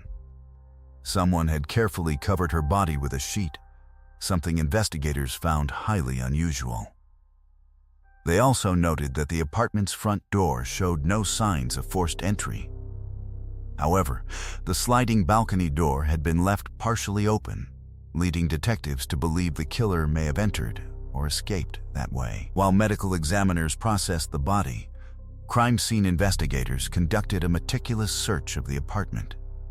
The living room was stained with blood, but laboratory testing later confirmed it all belonged to the victim. Amid the violence, investigators uncovered one particularly important piece of evidence, a single drop of blood that didn't belong to Pamela. It had been left on a newspaper resting on the kitchen counter. DNA testing revealed the blood belonged to an unidentified male, but when it was entered into the national database, no match was found. The autopsy later determined that Pamela had suffered more than 20 stab wounds. She also had numerous defensive injuries, clear evidence that she had fought desperately against her attacker. Despite the initial assumptions, medical examiners found no signs of sexual assault, forcing detectives to abandon their original theory about the motive. Before anything else, investigators needed to identify the victim. They spoke with the apartment manager, who surprised them by explaining that the unit was actually rented by a man named Richard, who everyone believed lived there alone. Detectives quickly located Richard and contacted him by phone. He explained that he had been in Florida on a business trip for several weeks. He also identified the victim as Pamela Chrysler. According to Richard, they had met only recently and gone on a single date, but their relationship never became romantic.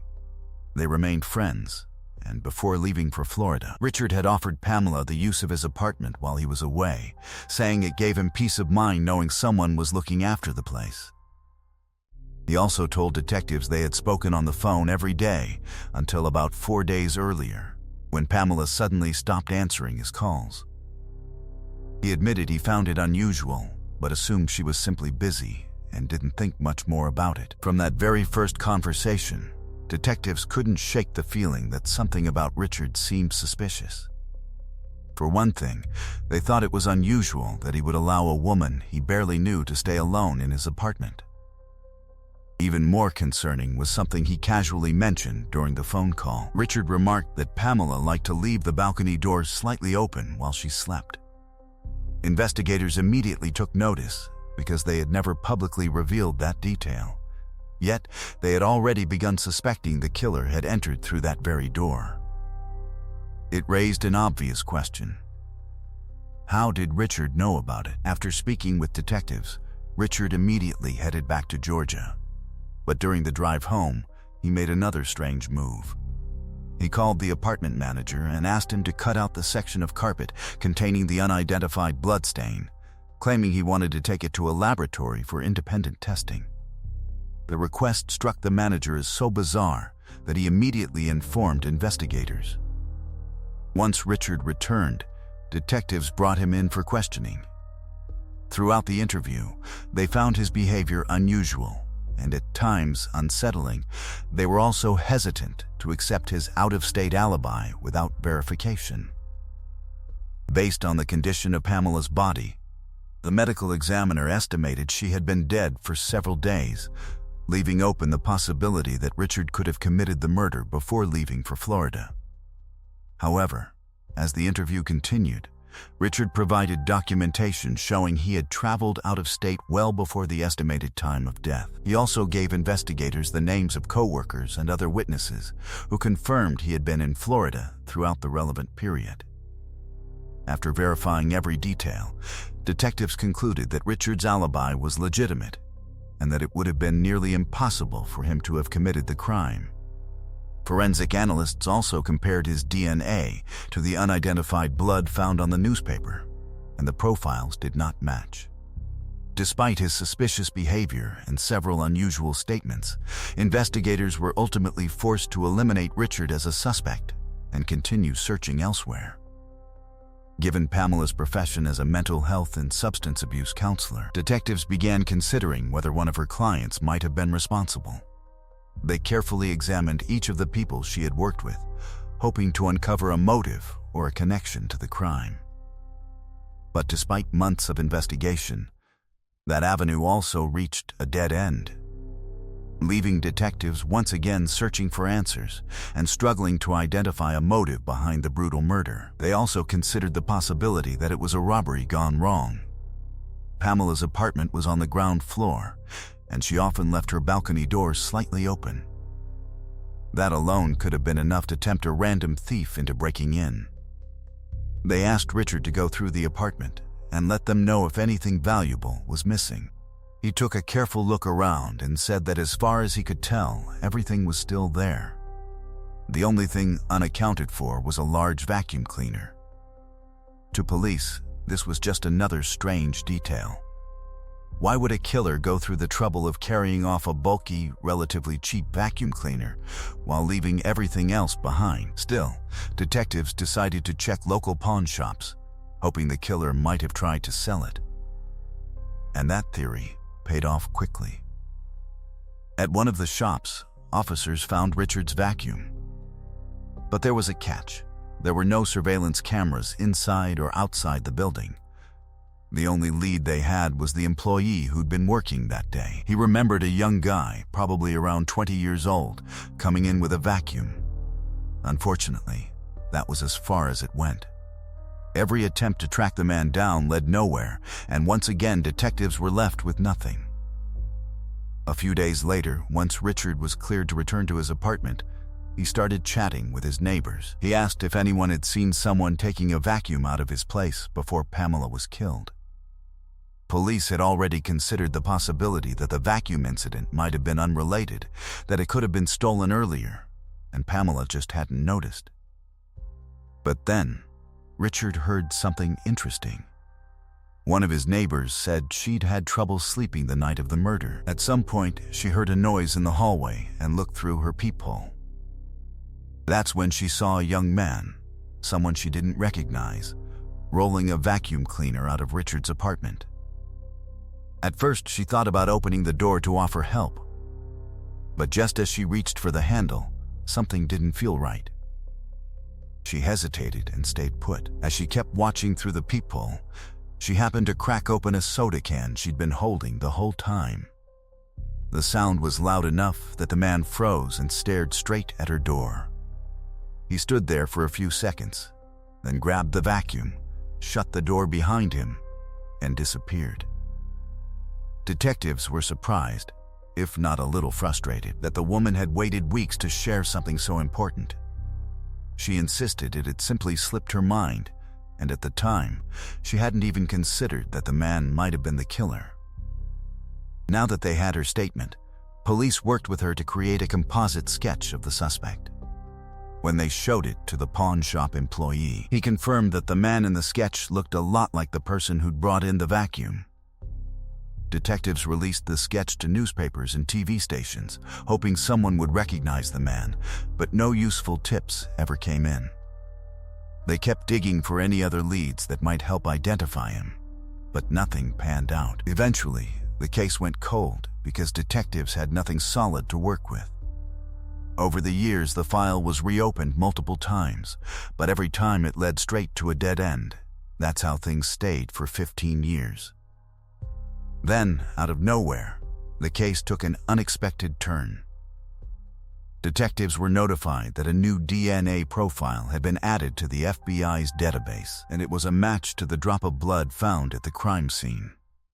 It belonged to a 30-year-old man named Abdus Larrow. His name had never once come up in Pamela's case, but he had crossed paths with police before, though not as a suspect. When Larrow was a child, his parents joined a religious cult run by a man named Dwight York. York was infamous for building a massive compound in Georgia for his followers, complete with an Egyptian-style pyramid and sphinx. He attracted hundreds of people there until several children, including Larrow, came forward and accused him of serious crimes. On top of those allegations, York faced a long list of other charges, including racketeering, conspiracy, and tax fraud. In the end, he was sentenced to 135 years in prison. Years later, when Larrow was 24, he admitted that his testimony had been made up, but that confession didn't lead to a retrial. As for Larrow, he was never charged since he'd been just a child when he gave that statement. What really surprised detectives was how Larrow's DNA ended up in the system in the first place. He'd been arrested for selling bootleg movie DVDs and was given probation. Not long after, he was pulled over by a patrol officer who found a small bag of illegal substances on him. Since he was still on probation, Larrow was arrested again, and this time, a DNA sample was taken. And as soon as it hit the database, detectives saw the match to Pamela's case. With this long-awaited lead, they started digging into LaRoche's past and were stunned to learn that, at the time of the murder, he had been living in the same apartment complex as Pamela, just in a different building. He was 16 years old back then, and detectives had never spoken to him. Looking deeper, they managed to track down his old high school yearbook and compared a photo of LaRoche as a teen to the composite sketch based on the neighbor's description. The resemblance was striking. Now that detectives had a DNA match, they brought LaRoche in for questioning. At first, they played it cool, telling him they were just following up with former residents of the complex who hadn't been interviewed back in 2002. They asked if he'd ever been inside the victim's apartment, and he said no. But then, they told him about the DNA evidence, his blood that had been found at the scene. That's when LaRoche changed his story. He claimed that Pamela had once paid him $40 to take out some trash from her apartment. Detectives pointed out that this didn't explain how his blood ended up on the kitchen counter. He changed his story again, this time saying he'd found her body, panicked, and ran off. Not long after, he shifted the story yet again, now claiming that he and Pamela had actually been in a romantic relationship, even though she was 33 years older than him. Detectives knew LaRoche was just scrambling to avoid taking a fall. But with a DNA match, they didn't actually need a confession. Still, they had to follow proper procedure before making an arrest. They got a warrant to collect a fresh DNA sample and sent the swab to the lab for final confirmation. While they waited for the results, the case took another unexpected turn. LaRoche's own brother called the FBI tip line. He said that years ago, LaRoche had actually confessed to him that he was the one who killed Pamela. According to his brother, LaRoche had told him that he had broken into Pamela's apartment in the middle of the night, planning to steal something. But while he was inside, she woke up and caught him, so he grabbed a knife and attacked her. Now, detectives had more than just a DNA match. They had a statement from LaRoche's own brother. Once the lab officially confirmed the blood at the scene belonged to LaRoche, he was arrested, and prosecutors began preparing for trial. LaRoche continued to insist he was innocent, and the prosecutor realized this case might not be as straightforward as it seemed.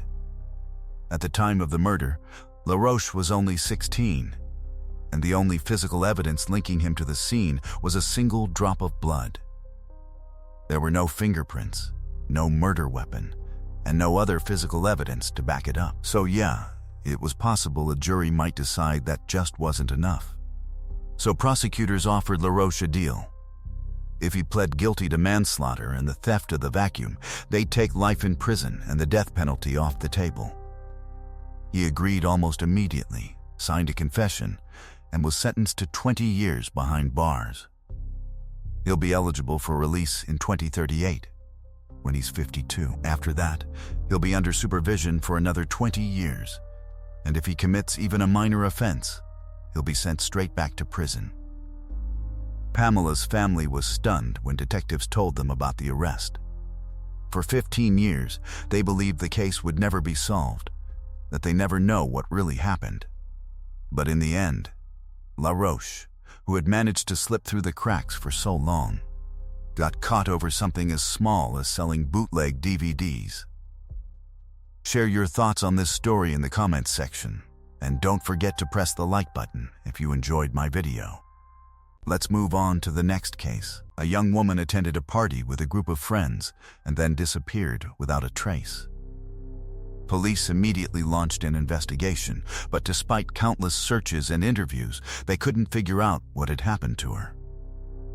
From the very beginning, the case was filled with suspicious clues, conflicting stories, and several possible suspects. Yet every promising lead eventually went nowhere. The mystery remained unsolved for nearly 3 decades, until an unexpected twist finally uncovered the truth. Pamela Pitts was born on June 25, 1969, in Forsyth Township, Michigan. Her father served in the military, and after Pamela was born, he and his wife welcomed 3 more children into the family. During her early years, they lived on a nearby Air Force base before eventually settling in the quiet town of Prescott, Arizona. Pamela was known for her outgoing personality and found it easy to make friends wherever she went. One of her favorite hobbies was talking on her CB radio, which was especially popular among teenagers at the time. Every user had their own nickname, and Pamela proudly went by the handle Dark Angel. At 19 years old, she moved out of her parents' home and rented a house with her best friend and another roommate. Around the same time, she also began dating a young man named Bobby. Pamela had ambitious plans for her future. She hoped to attend college and eventually build a career in the beauty industry. Until then, she accepted a job as an accountant at a local restaurant, where she quickly fit in with her coworkers and genuinely enjoyed the work. On September 14, 1988, 19-year-old Pamela stopped by her parents' house for a visit. During the evening, they talked about spending the upcoming weekend together. Pamela planned to return on Saturday, bring over some laundry, and spend the day with her family. But when Saturday arrived, she never showed up. Sunday came and went without a visit or even a phone call. At first, her parents weren't overly concerned. They assumed her plans had simply changed and expected to hear from her soon. That same day, however, Pamela's roommate Shell called her father Paul, asking whether Pamela had come to their house. Shell explained that she hadn't seen Pamela since the previous evening after she had gone out and never returned. Initially, Paul assumed Pamela had probably stayed with a friend. But the following day he decided to call the restaurant where she worked just to make sure everything was all right. That's when he learned Pamela had completely missed her shift, without notifying anyone. That immediately alarmed him because Pamela was dependable and had never failed to show up for work. Realizing something was seriously wrong, her father contacted the police. Detectives quickly began their investigation by searching Pamela's home. Inside, they found all of her personal belongings, including her purse and driver's license, exactly where she had left them. Her car was still parked outside the house as well. Investigators also interviewed her roommate, Shell, who explained that she hadn't seen Pamela since Friday night. According to her, Pamela had gone to a party in a wooded area outside town with several friends and had never returned. Shell also revealed another unusual detail. The two women shared a joint bank account they used to save money for rent, and shortly before disappearing, Pamela had withdrawn every dollar from the account without mentioning it to anyone. The wooded area where the party took place already had a notorious reputation among local residents. Teenagers and college students frequently gathered there to drink away from adult supervision, and the parties occasionally turned violent. Just a few years earlier, a deadly fight had broken out in the very same forest when one young man stabbed another to death, eventually receiving a 10-year prison sentence. Detectives questioned everyone who had attended the party with Pamela. Her friends told investigators she had wandered away into the woods for a short time, but never returned. At the time, none of them found it particularly unusual and simply assumed she had decided to leave on her own and head home. Police also interviewed Pamela's family members, co-workers, boyfriend, and numerous acquaintances, but no one could explain where she had gone or why she had suddenly vanished. As the days passed, detectives continued chasing every possible lead, but each one eventually came to a dead end. Then, on September 29, 13 days after Pamela disappeared, the investigation took a devastating turn. Two local residents were walking through the woods near the area where the parties were usually held when they noticed something sticking out from a pile of garbage near a roadside dumping site. As they moved closer, they realized they were looking at the badly burned remains of a human body lying among discarded trash bags. Horrified, they rushed to the nearest payphone and immediately contacted the police. When officers arrived, they found the body so severely burned that visual identification was impossible. There were no personal belongings or identification documents left at the scene. Only one item had survived the fire, a metal bracelet still wrapped around the victim's wrist, engraved with two simple words, "Dark Angel." To confirm the victim's identity, investigators obtained dental records from a local dentist. The comparison confirmed everyone's worst fears. The remains belonged to Pamela Pitts, who had been missing for nearly 2 weeks. Because of the extensive fire damage, the medical examiner couldn't determine the exact cause of death. However, one important conclusion became clear. Pamela had been killed before her body was set on fire. Detectives also began to suspect that more than one person had been involved. The circumstances suggested a coordinated effort. Investigators believed Pamela had first been murdered, then her body was concealed somewhere else for a period of time, before being transported, burned, and finally dumped beside the roadside landfill. With the disappearance now officially confirmed as a homicide, detectives shifted their full attention toward identifying whoever was responsible for Pamela's murder. Their first suspect was Pamela's boyfriend, Bobby. During an interview with detectives, he said the last time he saw Pamela was the night she disappeared at the party in the woods. According to Bobby, he had to leave early for his night shift, so he said goodbye and took off. He also mentioned that Pamela didn't have any other plans and was supposed to head home after the party. Detectives checked his alibi and confirmed that he really had been at work that night. So, they crossed Bobby off the suspect list and kept digging for answers. Detectives then spoke with Pamela's two housemates, who confirmed she never came home that night. The police also decided to verify both of their alibis, and that's when things got a little interesting.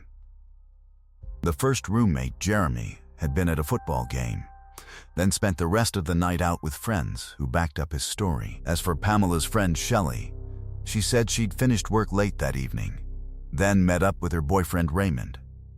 The two went to hang out at a friend's place, and according to her, they got back to his house sometime after 3 in the morning.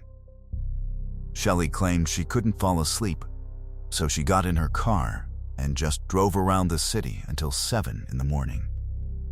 That story raised some eyebrows. Detectives paid a visit to Raymond to confirm the timeline, but he told them they actually got home closer to 11:30 at night, not 3 in the morning.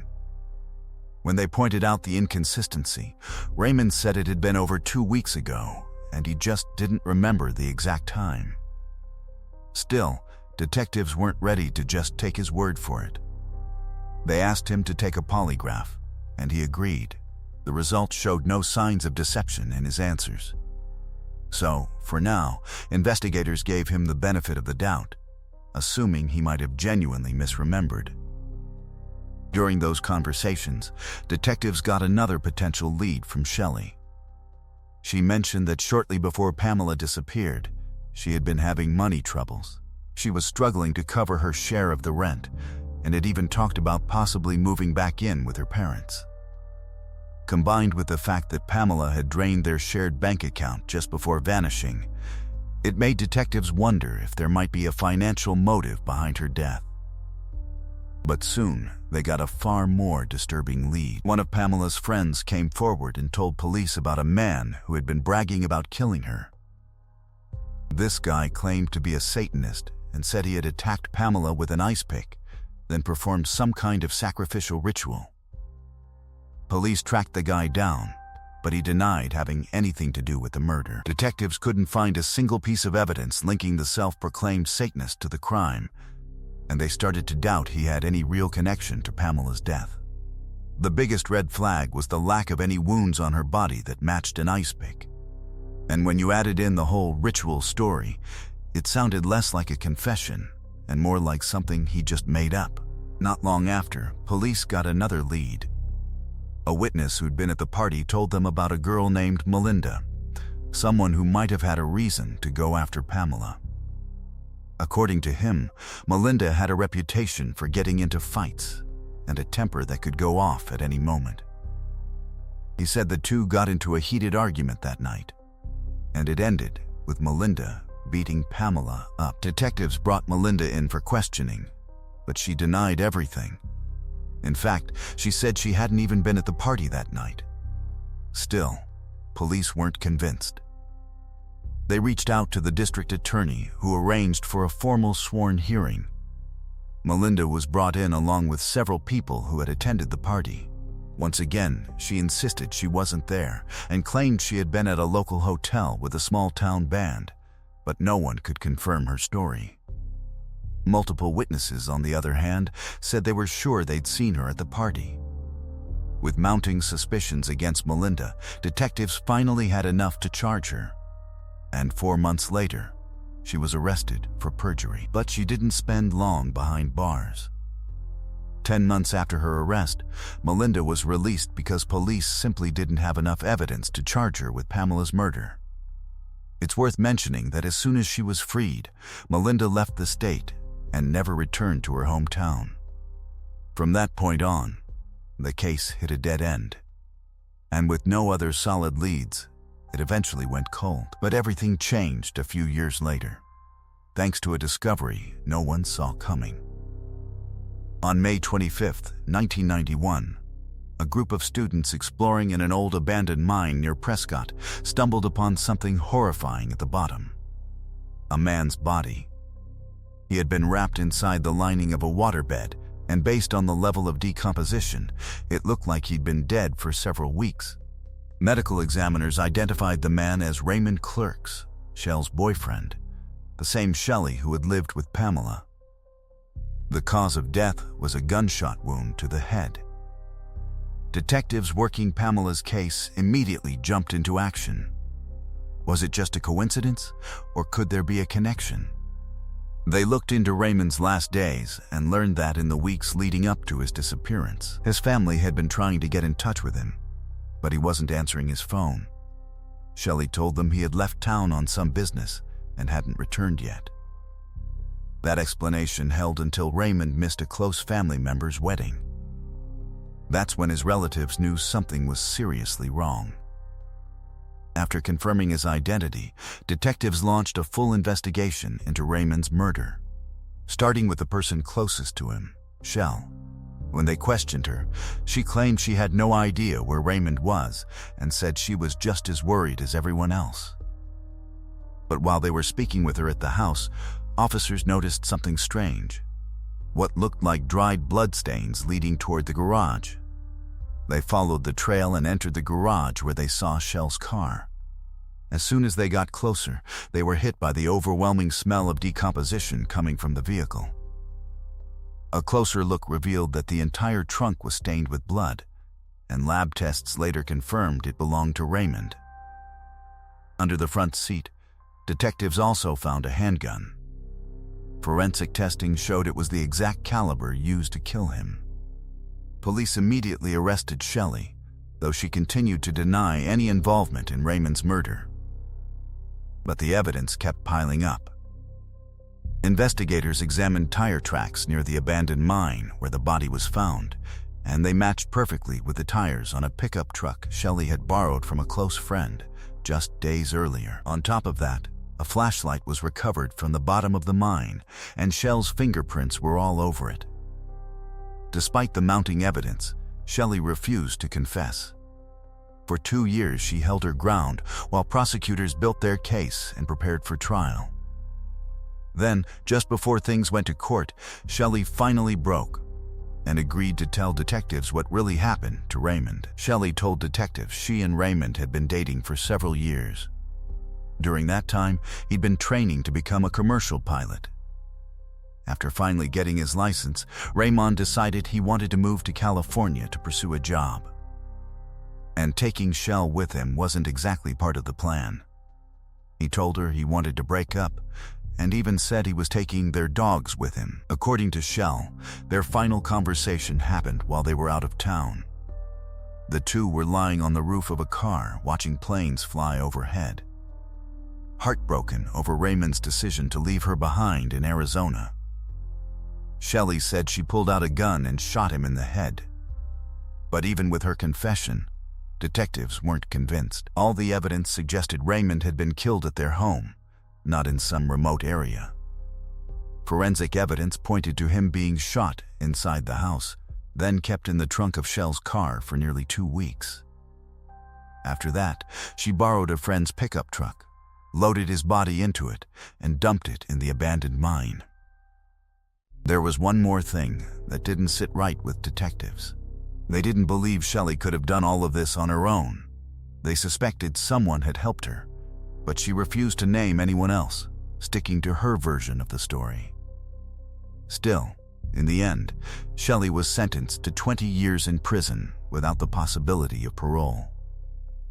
Naturally, the detectives working Pamela's case started to seriously wonder if Shell had something to do with her murder, but she kept denying it, and there was still no solid evidence tying her to the crime. So, just like that, Pamela's case went cold once again. After Shell's arrest, Raymond's father started supporting Pamela's family. He even offered a $10,000 reward for any information that could help solve her murder. Detectives also publicly promised full immunity to anyone who may have helped cover up the crime if they came forward and told the truth. But no one did. In the years that followed, investigators kept revisiting Pamela's case, hoping to find new clues. But every lead they chased ended in a dead end. That continued for 20 years until 2011, when Shelley was released from prison. She moved to a small town in Nevada, got a job as an accountant, and eventually got married. From then on, she lived a quiet, low-profile life. Neighbors described her as upbeat, kind, and friendly. But behind the scenes, investigators still believed she'd gotten away with murder, and they hadn't stopped looking for evidence. By that time, Pamela's case had been handed over to a new detective, He decided to go back to square one and review every piece of evidence from the beginning. And surprisingly, he uncovered several overlooked details that raised serious red flags about Shell. Multiple people interviewed back then recalled that on the night Pamela vanished, Shelley had been driving around town looking for her. When friends asked what was going on, Shelley reportedly told them straight up that she was going to kill Pamela. Others claimed Shelley had bragged about knowing how to get away with murder, saying that the key was to make someone disappear for a few weeks, then either burn the body or dump it in a mine shaft. But as suspicious as it all sounded, it still wasn't enough to hold up in court. So the detectives reached out to the prison where Shelley had served her sentence and requested every single recorded phone call she'd made during her time behind bars.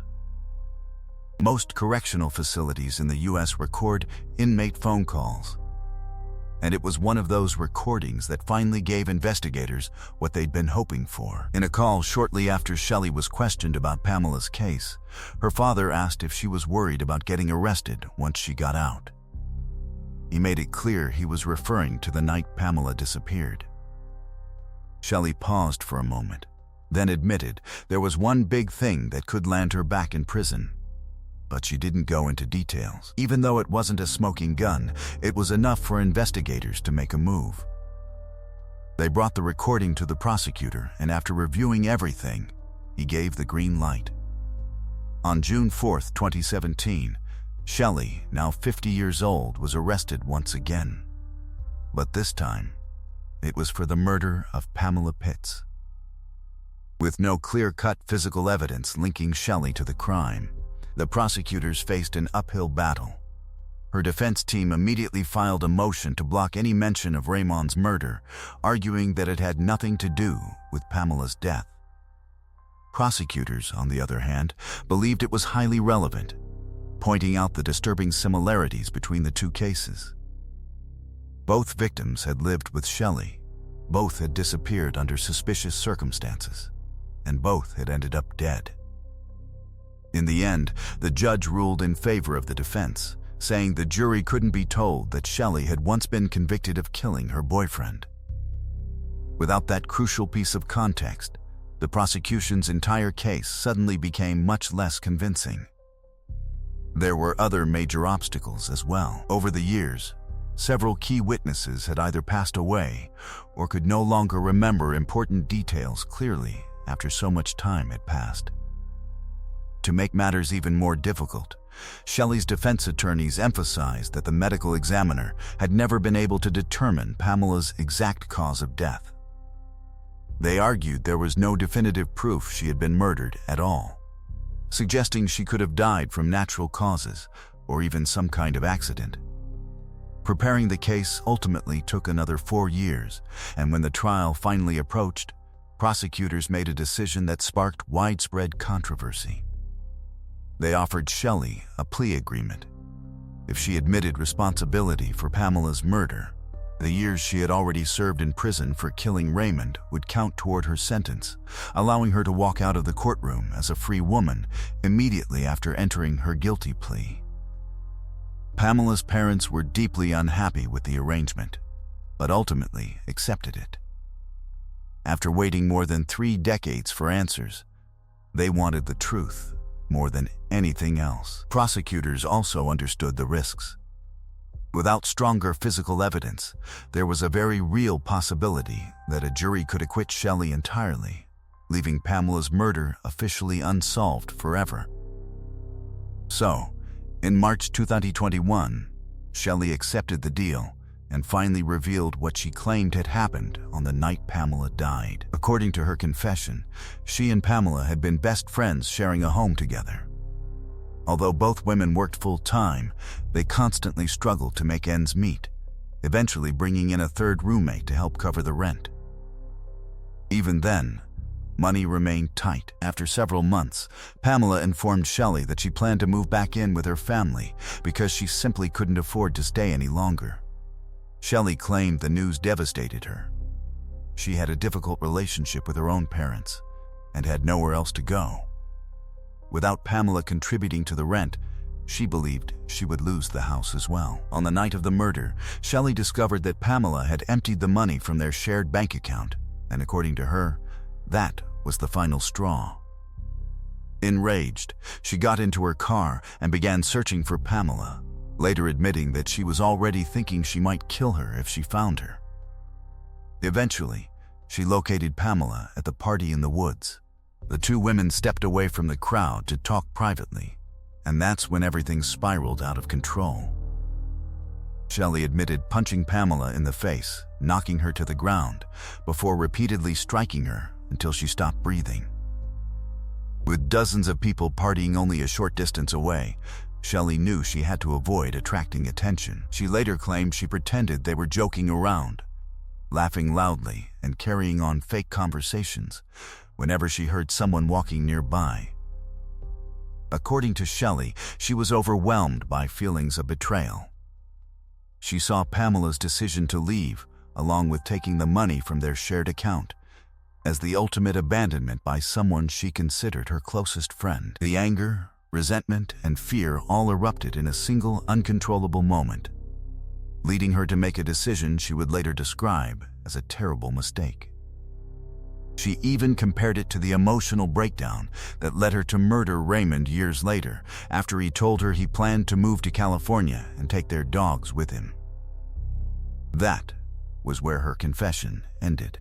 Under the terms of the plea agreement, she wasn't required to explain anything beyond admitting she had killed Pamela. Even after hearing her account, detectives remained convinced she hadn't acted alone. They believed someone else had helped remove Pamela's body from the woods, conceal it for a period of time, and later burn it before dumping it near the roadside landfill. Immediately after entering her guilty plea, Shelley walked free from the courtroom and returned to Nevada, where she resumed her life, working as an accountant and living with her husband. Just like that, the murder of Pamela Pitts was officially considered solved.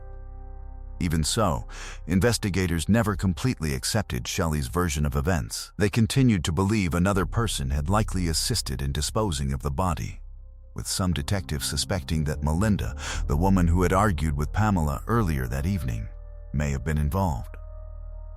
But without another confession or additional evidence, proving that theory became nearly impossible. Investigators also questioned whether Pamela had truly emptied the entire shared bank account or had simply withdrawn the portion that belonged to her because she had already decided to move out. Given how much Shelley had distorted the circumstances surrounding Raymond's murder before eventually confessing, detectives weren't convinced she was telling the complete truth about Pamela's death either. Although Pamela's parents ultimately agreed to the plea bargain, they admitted the resolution left them with mixed emotions. They said they would have preferred to see Shelley spend the rest of her life behind bars, but understood that securing a conviction after so many years would have been extremely difficult. Reflecting on the outcome, Pamela's father later told reporters, "This woman has now been convicted of murder twice. If I were her husband, I'd sleep with one eye open." Let me know your thoughts about this case in the comments below, and if you enjoyed the video, don't forget to leave a like. Let's move on to the next case. A teenage girl left her home to visit a friend, but she never arrived. At first, detectives had almost nothing to work with, and despite an extensive investigation, the case slowly went cold. For years, it seemed as though the answer was hiding in plain sight, yet no one could connect the scattered pieces of the puzzle. Decades passed before an unexpected breakthrough finally uncovered the truth in a way no one could have predicted. Claire Tillman was born on January 14, 1977, in the small English village of Green Hithy. She was an only child and attended an all-girls school where she was known for having a wide circle of friends. Even at a young age, Claire was ambitious and determined. She dreamed of becoming one of the country's first female firefighters, and while still in school, she volunteered at community events organized by the local fire brigade, eager to contribute however she could. Despite her passion, Claire wanted to earn a college education before pursuing that career. By January 1993, The 16-year-old was in the middle of her final exams and beginning to think seriously about her future. On January 18, just 4 days after celebrating her birthday, Claire left home to visit a friend. The two planned to discuss university options and decide where they might apply after finishing school. She left at around 6 in the evening, telling her mother she expected to be back within an hour and a half. But as the evening wore on, Claire never returned. At first, her mother assumed she had simply stayed longer than expected. But when it became clear that several hours had passed, she started to worry. She phoned Claire's friend's house, only to learn that Claire had never arrived. Hoping there had simply been a change of plans, she called several of Claire's other friends, but none of them had seen her that evening. A short time later, Claire's mother stepped outside and spoke with a neighbor, who mentioned that there had been a serious incident a few miles away involving several police cars and ambulances. Growing increasingly fearful, she drove to the local police station to report her daughter missing. After giving officers a full description, she expected them to begin a search immediately. Instead, they asked her to return home, explaining that officers would come speak with her shortly because of an incident that had already occurred. Not long afterward, police arrived at her door carrying the devastating news every parent fears. Claire had been found dead only hours earlier. Earlier that evening, 2 men had been driving along a road connecting several nearby villages when they noticed a young girl kneeling beside the roadside. Concerned, they stopped to help. As soon as they approached, they realized she was in critical condition. She was struggling to breathe and appeared barely conscious. One man rushed to a nearby pub to call for emergency services while the other stayed with Claire, trying to comfort her. Initially, he believed she might have been struck by a passing vehicle because of where she was found, but within minutes, her condition rapidly deteriorated. She stopped breathing before paramedics could arrive, and despite their efforts, she was pronounced dead at the scene. Her body was taken to the medical examiner, whose findings revealed the horrifying truth. Claire had been stabbed 9 times with what appeared to be a large knife. Investigators found no evidence that she had been sexually assaulted. Meanwhile, detectives carefully examined the area where she had been discovered and quickly concluded that the attack itself had likely taken place in a narrow alley branching off the main road leading toward her friend's house.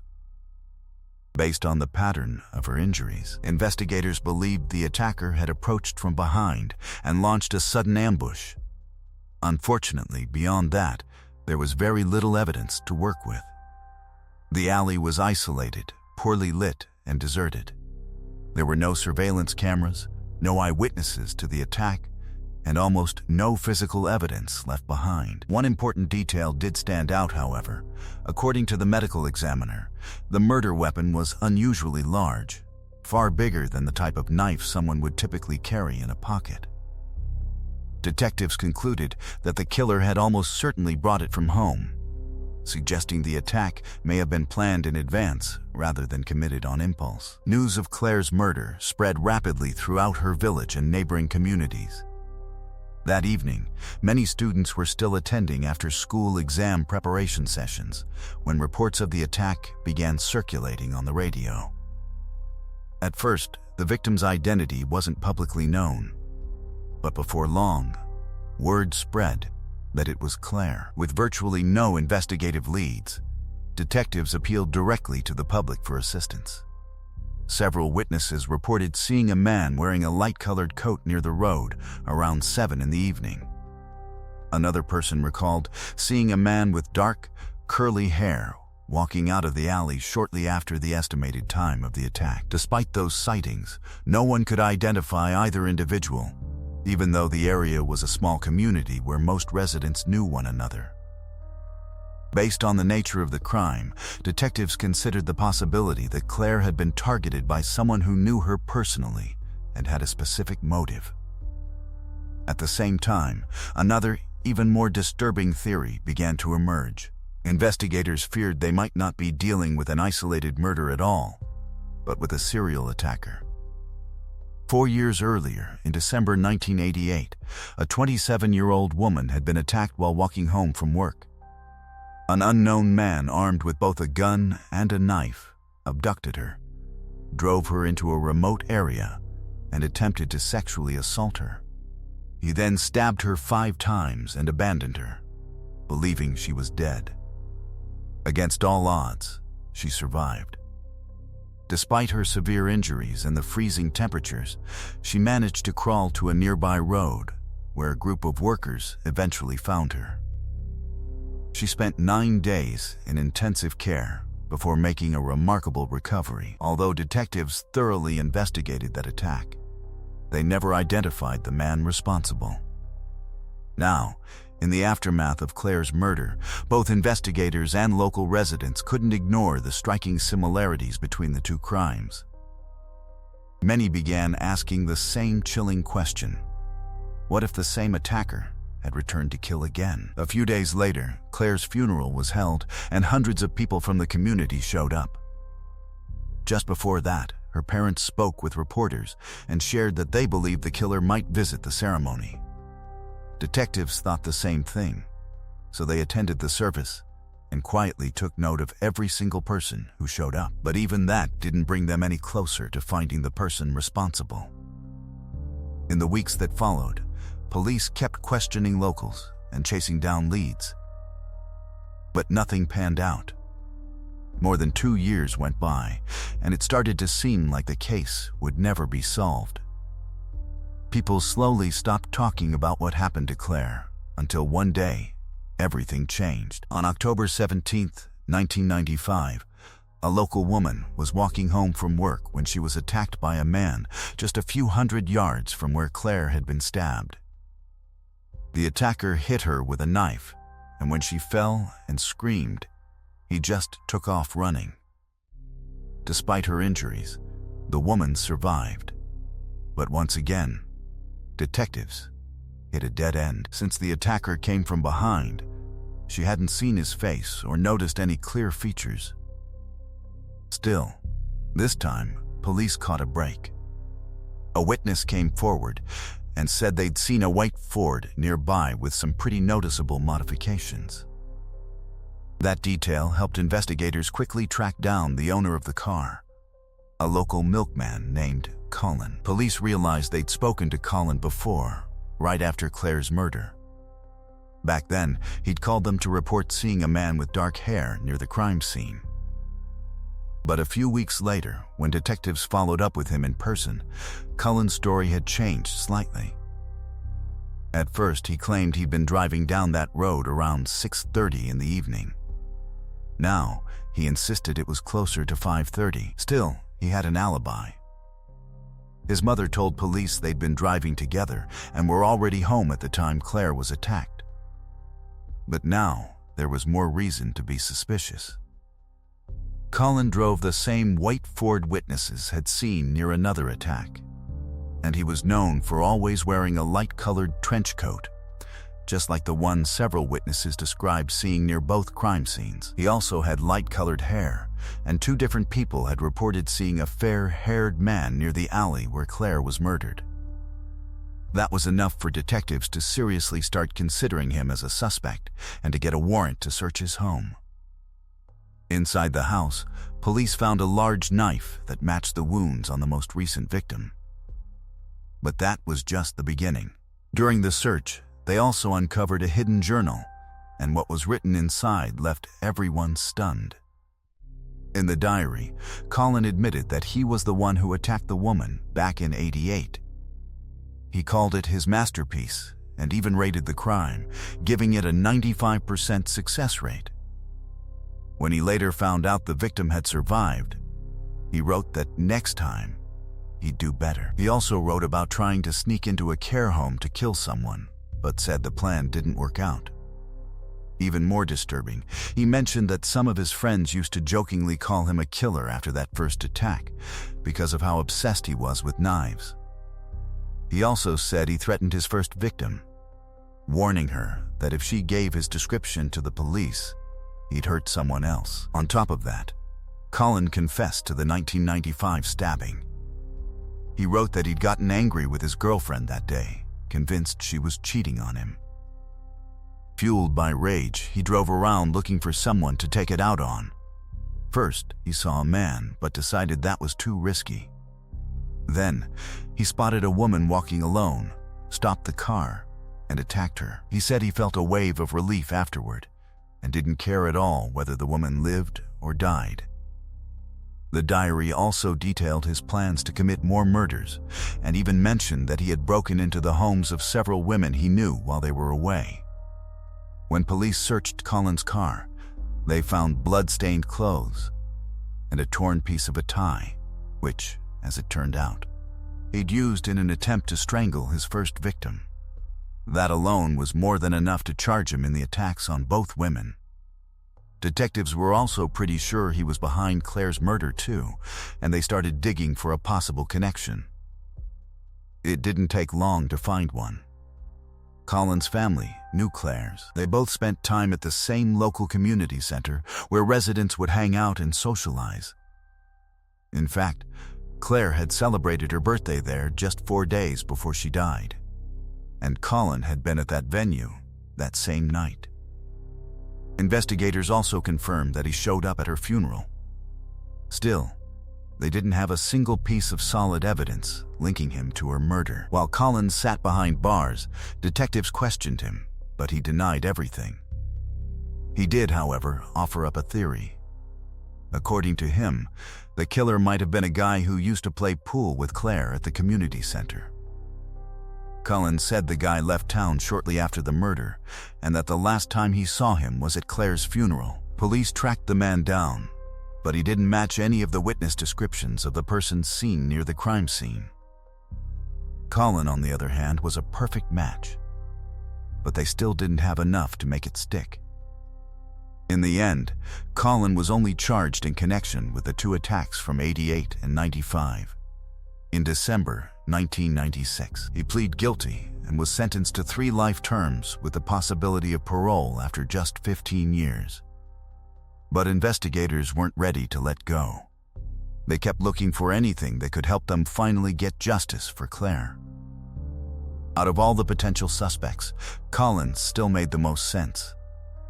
But there were 2 major problems: a lack of physical evidence and his alibi. As you might remember, his mother had told police that she and Colin were out delivering flyers and were already home by the time Claire was killed. But here's the thing. Colin himself had called police the day after the murder and claimed to have seen a man with dark hair near the scene about an hour later. That call actually contradicted his own alibi. Based on what he told them, he would have had to have been right near the alley when Claire was attacked. That got detectives thinking. Was his mom lying to protect him? After all, she wasn't just any mom. She was a former political party advisor, just like her husband. And she also happened to be the town's sitting mayor. When police confronted the parents again, they stuck to their story, insisting their son had nothing to do with the murder. Still, detectives kept digging, and eventually they uncovered the truth. Colin's alibi was completely made up. They found solid proof that his mother wasn't with him that evening, which meant she'd lied to protect her son. But that wasn't the only discovery. Investigators also learned something else. Something just as disturbing. Turns out, Colin's father had gotten rid of a knife his son brought home after the 1995 attack. He admitted to boiling it in water, taking it apart, and disposing of the pieces just hours before police arrived with a search warrant. For that, he was sentenced to 12 months in prison. As for Colin's mother, her involvement didn't end there. Later on, she gave an interview to a local TV station and claimed it was actually her idea for her husband to get rid of the knife. She said she truly believed her son was innocent and was scared the police would try to pin someone else's crime on him. But even with everything they'd uncovered, police still didn't have enough evidence to charge Colin with Claire's murder. While he was serving time for the other attacks, detectives kept digging into his past, trying to find anything that could finally tie him to the crime. but nothing ever came of it. The only new discovery came during a routine search of his prison cell. Officers found several disturbing notes filled with twisted and graphic fantasies about women he knew. Just like the pages from his old diary, they painted a deeply unsettling picture of his mindset. With no solid leads in Claire's case, investigators also looked at other potential suspects. One was a local man who had killed his own mother in 1994. After the murder, he left behind a note saying she had started to suspect him of being the one who murdered Claire. Another suspect was serial killer Robert Napper. He was convicted of killing 3 people, but detectives couldn't find any concrete link between him and Claw's case. From that point on, the investigation basically came to a standstill. Claire's parents were convinced Colin was the killer, and the fact that police still couldn't charge him for her murder weighed heavily on them. In 2008, Claire's mother passed away from cancer, and in 2012, her father died as well. Neither of them lived to seek justice for their daughter. Then, in 2013, the case drew public attention once again when detectives made a renewed push to bring the killer to justice. They put out another appeal to the public, asking for any information, and even the Prime Minister voiced support for their efforts. The tips that came in didn't lead anywhere until one of Colin's former cellmates came forward with a story that completely changed the direction of the case. He claimed that one day Colin had bragged about attacking a girl. According to him, Colin said he saw her at a crosswalk, and something in him just snapped. That detail instantly stood out to detectives, since Claire had been using a crosswalk that led straight into the alley where she was attacked. The other 2 victims, on the other hand, had been found nowhere near crosswalks. That one clue strongly suggested Colin had been talking about Claire, or possibly another victim that police hadn't discovered. Still, detectives doubted there were any other victims because no other similar unsolved cases had been reported in the area. After interviewing Colin's former cellmate, detectives obtained another search warrant and returned to his home, hoping this time they might uncover the missing piece of the puzzle. As expected, they didn't discover any major physical evidence. However, one item immediately caught their attention: a newspaper clipping about Claire's murder that had been published roughly a year after the crime. On its own, it wasn't enough to prove Colin's guilt, but investigators believed they had finally gathered enough evidence to present the case in court. By that point, an important change in British law had also taken effect. Prosecutors were now allowed to introduce a defendant's previous convictions during trial, something that could significantly strengthen the case against Colin. He was already serving prison sentences for 2 violent attacks that closely resembled Claire's murder, both committed only a few miles from where she had been killed. Combined with testimony from his former cellmate and compelling evidence that his original alibi had been fabricated, prosecutors finally felt confident enough to move forward. On February 12, 2014, detectives officially announced that Colin had been charged with Claire Tiltman's murder. The timing was especially significant because the charges were filed on the very day he was scheduled to appear before the parole board for his first opportunity at release. Instead of walking out of prison, Colin remained behind bars while prosecutors prepared for trial. Nearly a year later, the case finally reached the courtroom. Colin pleaded not guilty, but by then he had already admitted responsibility for attacking 2 other women, and during the proceedings, he revealed even more disturbing details about his past. He confessed that when he was around 19 or 20 years old, he regularly slipped out of his house late at night, carrying a knife, wandering the streets in search of someone to kill. According to Colin, committing violence made him feel powerful and gave him a sense of control because he never wanted others to see him as weak. His former girlfriend also testified, telling jurors that Colin's behavior changed dramatically after Claire's murder. At the time, she assumed he was simply affected by the tragedy like everyone else in the community. But looking back, she realized his behavior had been far more suspicious than she initially believed. When questioned about his attitude toward women, Colin admitted he had conflicting feelings, saying he both loved and hated them.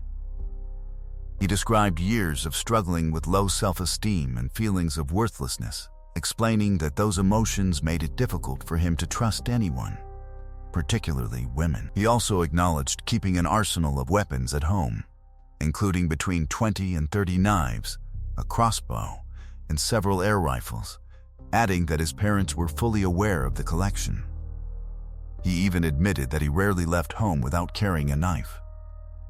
However, when prosecutors called Colin's former cellmate to testify, the trial took an unexpected turn. The witness admitted he could no longer clearly remember exactly what Colin had confessed to him, and conceded that he might have confused parts of the conversation with something another inmate had said.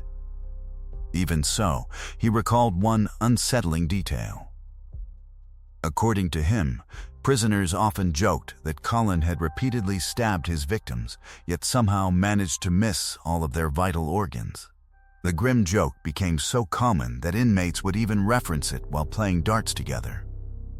The emotional strain of the trial became painfully clear when Claire's cousin suffered a heart attack during one of the court sessions and had to be rushed to the hospital. Later, prosecutors called a former mayor to testify, and his testimony raised fresh questions about Colin's mother. At the time of the murder, she served as a local counselor, a position that allowed her to attend a confidential police briefing. During that meeting, she reportedly pressed investigators for detailed information about a vehicle seen near the crime scene, repeatedly asking for every available detail. Considering she had also helped Colin provide a false alibi years earlier, detectives viewed her actions as highly suspicious. After 5 weeks of testimony, the case was finally handed to the jury. In December 2014, they returned with their verdict. Colin was found guilty of murdering Claire Tiltman and sentenced to life imprisonment, with the possibility of parole after serving 21 years. As the verdict was read aloud, Colin showed virtually no emotion. He later appealed his conviction, but the appellate court rejected his challenge, ruling that the evidence against him was overwhelming. At last, after 26 years of unanswered questions, Claire's family finally received the justice they had waited so long to see. In her honor, local officials named a road after Claire, and later another street was renamed using her family name. Then, in 2022, the community opened a new local center dedicated to her memory, proudly naming it the Claire Tiltman Community Center. Let me know your thoughts on this remarkable case in the comments below, and if you enjoyed the video, don't forget to leave a like. Thanks for watching. Let's move on to the next case. A young couple was getting ready to attend a close friend's birthday celebration, but they never made it there. When they suddenly vanished, police initially treated it as a routine missing persons case. However, the investigation quickly spiraled into one of the most horrifying criminal cases the community had ever witnessed. The evidence detectives uncovered was so disturbing that several investigators later sought professional counseling, admitting nothing in their careers had prepared them for what they were about to face. Shannon Christian was born on April 29, 1985, in Texas. When she was 12 years old, her family relocated to Knoxville, Tennessee, where she grew up alongside her parents and older brother. Shannon had an outgoing personality that made people feel comfortable around her almost instantly. She was kind, approachable, and always willing to lend a helping hand, making it easy for her to fit into her new school and build lasting friendships. Those who knew her often said she had a rare ability to connect with almost anyone she met. Her caring nature eventually shaped her career goals. Wanting to make a real difference in people's lives, she enrolled at the University of Tennessee to study sociology after graduating from high school. She also chose the university because it allowed her to remain close to her family, whom she loved dearly. Although she valued being near them, Shannon was determined to stand on her own. So she worked 2 part-time jobs while attending college to support herself. During her time at the university, she met Chris Newsom, and the two quickly developed a relationship. Shannon was 21 years old, while Chris was 23. He worked as a carpenter and had already earned a reputation as a hard-working and dependable craftsman despite his young age. On January 6, 2007, the couple planned to attend a friend's birthday party together. Earlier that afternoon, Shannon went to a friend's apartment, where Chris was supposed to pick her up later. When he was delayed, the friend decided to leave for the party without her, and Shannon stayed behind, expecting Chris to arrive shortly. Before heading to pick her up, Chris had already driven another friend to the same birthday gathering and then left to meet Shannon. About an hour passed, and guests at the party began wondering where they were. The apartment was only around a 10-minute drive away, so their absence didn't make any sense. At first, everyone assumed they might have changed their plans at the last minute, but the more they thought about it, the less believable that explanation became. It wasn't like either of them to miss an important event without letting someone know. Friends repeatedly tried calling both Shannon and Chris, but neither answered. As midnight approached, concern turned into genuine fear. Several friends drove to the apartment complex where Shannon had been waiting. When they arrived, Chris's pickup truck was still parked outside, but Shannon's car, which she had driven there earlier, had disappeared. Believing the couple had simply decided to spend the evening together instead of attending the party, the group eventually returned and tried to enjoy the celebration. Earlier that evening, Shannon had called her mother to say she would be home later than expected because she and Chris planned to have dinner and watch a movie together.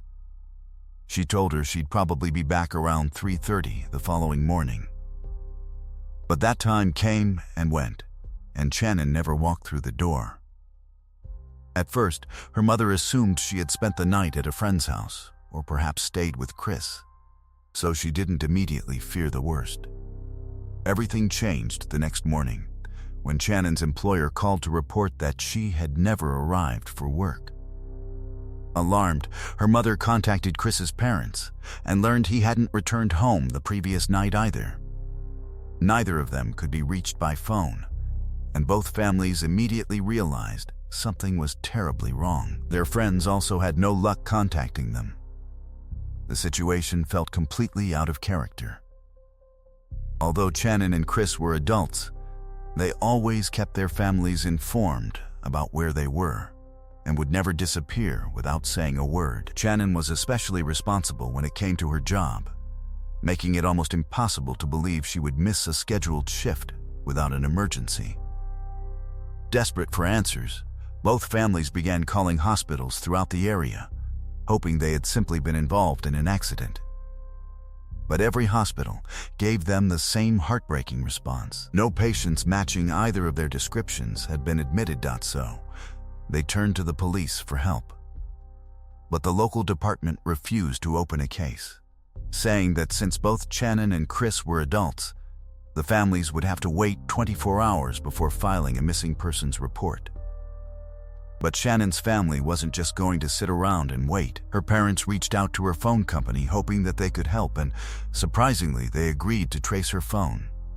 They said that during the night, Shannon had checked her voicemail 3 times, and that was the last time her phone showed any activity before it turned off. The last signal had pinged off a cell tower near North Cherry Street. That only made her parents more anxious.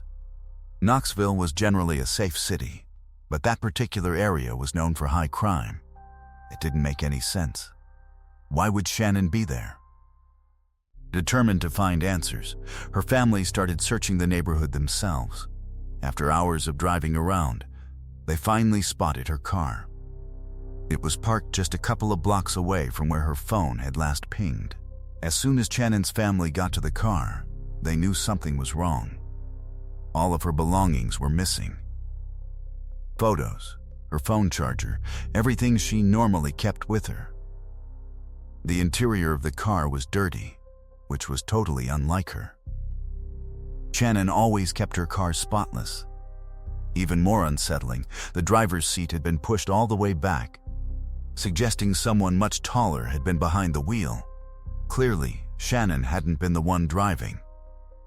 After this unsettling discovery, Her parents called the police again, and this time, officers finally took action. When they arrived at the scene, they noticed something deeply disturbing. The car's interior and door handles had been wiped down, like someone was trying to erase fingerprints. And there was one more thing that didn't sit right. A crumpled, empty pack of cigarettes inside the car. The problem was neither Channon nor Chris smoked. All signs pointed to the car possibly being stolen. But investigators still had no clue where Shannon or Chris were. Then, while searching the car, they finally found something that gave them a real lead. An envelope wedged between the seats. It had the address of a house located right there in the same neighborhood. Even more telling, forensics found a fingerprint on the envelope, and it didn't take long to get a match. The print belonged to a man named Lamarcus Davidson, a convicted felon with a long rap sheet. And as it turned out, he lived at the very address written on the envelope. Detectives headed straight to the house, but no one was there. Still, they had reason to believe Channon and Chris might be in immediate danger, and that gave them legal grounds to enter without a warrant. The inside of the house was a mess, but police immediately spotted Shannon's purse, her shoes, and a few other personal items. They also found Chris's baseball cap and his driver's license, but the most horrifying discovery was waiting for them in the kitchen. When one of the officers lifted the lid of the trash can, he found something wrapped in a piece of cloth. Underneath it was a human body. It was Channon. The case was immediately reclassified as a homicide investigation. Her body was sent to the medical examiner, and detectives were now focused on two urgent questions. Where was Chris and where was Lamarcus Davidson? And they didn't have to wait long for one of those answers. Right after Channon's body was found, police got word from another department. Nearly 2 days earlier, a railroad employee had discovered the body of an unidentified man near the train tracks. At the time, no one had been able to identify him, but now detectives suspected it might be Chris. And soon, a DNA test confirmed their worst fears. The examination of Channon and Chris's bodies revealed a truly horrifying picture. They both had numerous injuries, cuts, bruises, and signs of abuse. It was also clear that they both had been assaulted. Chris died from multiple gunshot wounds, while Channon's cause of death was determined to be suffocation. Forensic experts found biological evidence on Channon's body that matched Lamarcus Davidson. His fingerprints were also discovered on the trash bags used to wrap her remains. And if that wasn't enough, investigators also found spent shell casings inside Davidson's house. Those casings matched the bullets that were recovered from Chris's body. With all of this evidence, police had no doubt that Lamarcus was directly involved in the murders. So, they focused all their efforts on finding him. Detectives pulled his cell phone records and discovered that over the past couple of days, Lamarcus had been in frequent contact with a man named Eric. It didn't take long for police to track Eric down. At first, he claimed he didn't know where Lamarcus was. But as soon as investigators explained what Lamarcus was suspected of and that Eric himself could be charged as an accomplice, he quickly changed his mind and gave up the address. According to Eric, Lamarcus had been hiding out in an empty house that was up for sale. He also admitted that on the very same day Channon and Chris disappeared, they both had robbed it. Police headed to the house, and sure enough, they found Lamarcus there. He was surrounded by trash and empty food containers, and he had a gun with him. But one detail stood out even more. He was wearing Chris's sneakers. Officers took him in for questioning, and from the very beginning, he denied any involvement. Then, he started changing his story again and again. In total, Lamarcus gave investigators 5 completely different versions of what happened, each one contradicting the last. At first, he claimed he had no idea what anyone was talking about. Then he said Shannon and Chris had been kidnapped by someone else, and he had nothing to do with it. Later, he told detectives he just used the victim's car to drive around and sell drugs. In the end, LaMarcus never confessed, but he did give police a few useful pieces of information. Based on what he said, it was becoming clear that more than one person might have been involved in the murders, and detectives agreed that theory made the most sense. According to LaMarcus, the real killers were his half-brother Latalis and their mutual friend George. Detectives quickly tracked both men down and brought them in for questioning, along with Eric, who was now also being treated as an accomplice. None of them were in a hurry to confess, but during the interrogations, police uncovered something interesting. They concluded that all 4 men had likely played some role in the crime. But the group wasn't made up of just 4 people. A 5th suspect, an 18-year-old woman named Vanessa, was also connected to the crime. Detectives tracked her down and placed her under arrest alongside the others. With all 5 suspects finally in custody, investigators spent countless hours questioning each of them. Before long, they began blaming one another, each offering a different version of events in an effort to minimize their own involvement. Although their statements often contradicted each other, the growing body of physical evidence allowed detectives to gradually reconstruct what had actually taken place. According to the investigation, LaMarcus appeared to be the mastermind behind the entire crime. He was heavily involved in drug dealing and had planned to steal a vehicle that could be used during his deliveries. That night, he gathered 3 accomplices along with Vanessa, and the group drove around searching for an easy target. As they passed through the apartment complex where Shannon was waiting for Chris, they noticed her car parked outside. Shannon was sitting inside while Chris stood nearby, and instead of simply stealing the vehicle, they decided to kidnap both of them. At gunpoint, the couple was forced into the car and driven to LaMarcus's house. DNA evidence later confirmed that both LaMarcus and Latalvis sexually assaulted the victims while they were held captive. The horrific abuse lasted for hours and was accompanied by repeated acts of torture and humiliation. By the early hours of the following morning, the attackers took Chris from the house and drove him to nearby railroad tracks, where they shot him multiple times before abandoning his body. They then returned to the house and continued tormenting Shannon. She remained alive for almost 2 days while enduring unimaginable suffering. During that time, her family and friends had already begun desperately searching for her, unaware of where she was or what had happened. Eventually, the attackers murdered her as well. Her body was hidden inside a trash container that remained inside the house. Detectives also discovered that LaMarcus hadn't only stolen Chris's shoes. He had taken Chris's cell phone along with several of Shannon's personal belongings and later handed them to his girlfriend as presents.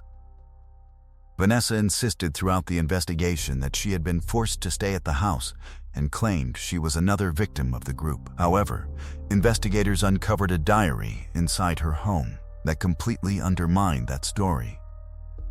In her own writings, Vanessa described the events as an exciting adventure and suggested that she had actually enjoyed what happened. Once the investigation concluded, all 5 suspects faced numerous criminal charges as prosecutors began preparing one of the most anticipated trials in Tennessee history. It took more than 2 years before the case was finally ready for court. During that time, defense attorneys successfully argued that the overwhelming publicity surrounding the murders had made it impossible for their clients to receive a fair trial in Knoxville. Public outrage had reached extraordinary levels, so the court agreed to move the proceedings to another county. Eric became the first defendant to stand trial. Although investigators couldn't prove beyond a reasonable doubt that he personally participated in the killings, they presented enough evidence to establish that he knowingly took part in the crimes surrounding them. He was ultimately convicted and received the maximum available sentence of 18 years in prison. The trials of LaMarcus, Latalvis, and George followed soon afterward. In a desperate attempt to defend his clients, their attorney claimed that Shannon and Chris had willingly participated in the horrific acts inflicted upon them. The jury immediately rejected that argument, finding it completely unbelievable, and all three men were convicted. LaMarcus received the death penalty, while Latalvis and George were both sentenced to life in prison. Vanessa's legal battle proved more complicated. She had initially been granted immunity in exchange for cooperating with prosecutors and testifying against the others. However, the court later ruled that her immunity covered only the carjacking charges and did not extend to the murders or the sexual assaults. As a result, she was also put on trial, convicted, and sentenced to 53 years behind bars. At that point, it appeared everyone responsible had finally been held accountable. But only a short time later, the case took an unexpected turn. In 2011, the judge who had overseen all 5 trials resigned after becoming embroiled in a major scandal. Investigators revealed that he had been involved in an affair with a court employee and had also purchased illegal drugs from convicted criminals. Because of those revelations, an appellate court ordered reviews of several sentences he had handed down, including those of LaMarcus, Vanessa, George, and Latalvis. The decision sparked widespread public anger. Ultimately, prosecutors successfully defended the convictions of LaMarcus and Latalvis, allowing their original sentences to remain unchanged. Vanessa and George, however, were each granted new trials.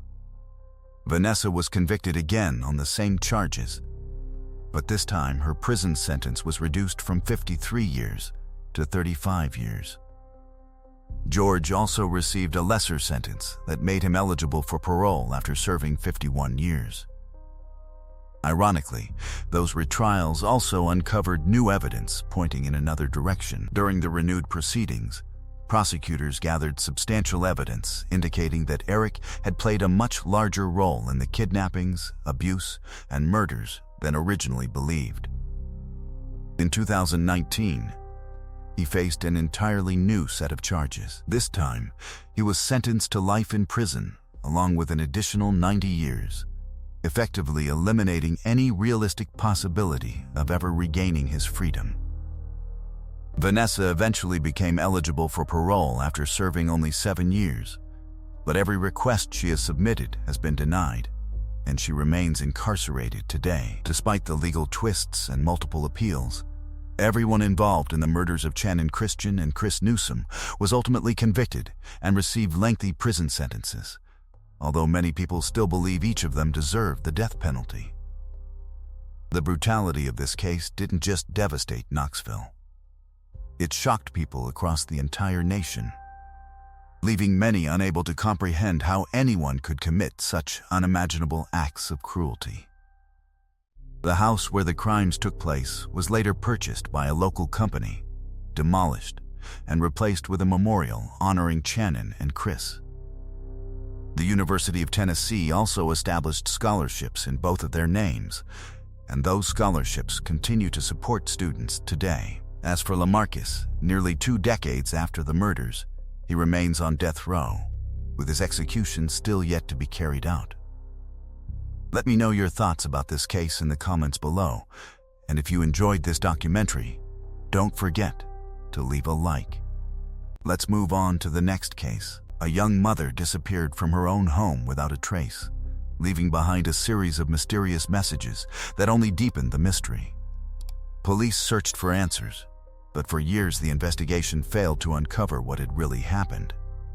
Then, detectives tried an unconventional tactic, one that seemed like something straight out of a crime thriller, and it finally exposed the truth behind her disappearance. Lisa Mitchell was born on August 5, 1983, in Calgary, Canada. From the time she was a small child, she had a natural talent for creativity. She fell in love with drawing at just 4 years old, and that passion stayed with her throughout her life. As she reached high school, she discovered another creative outlet through music, and even formed a band with several of her friends. After finishing school, Lisa decided not to attend college right away. Instead, she focused on earning a living, taking on a variety of part-time jobs to support herself. While working at a restaurant, she met a man named Alan.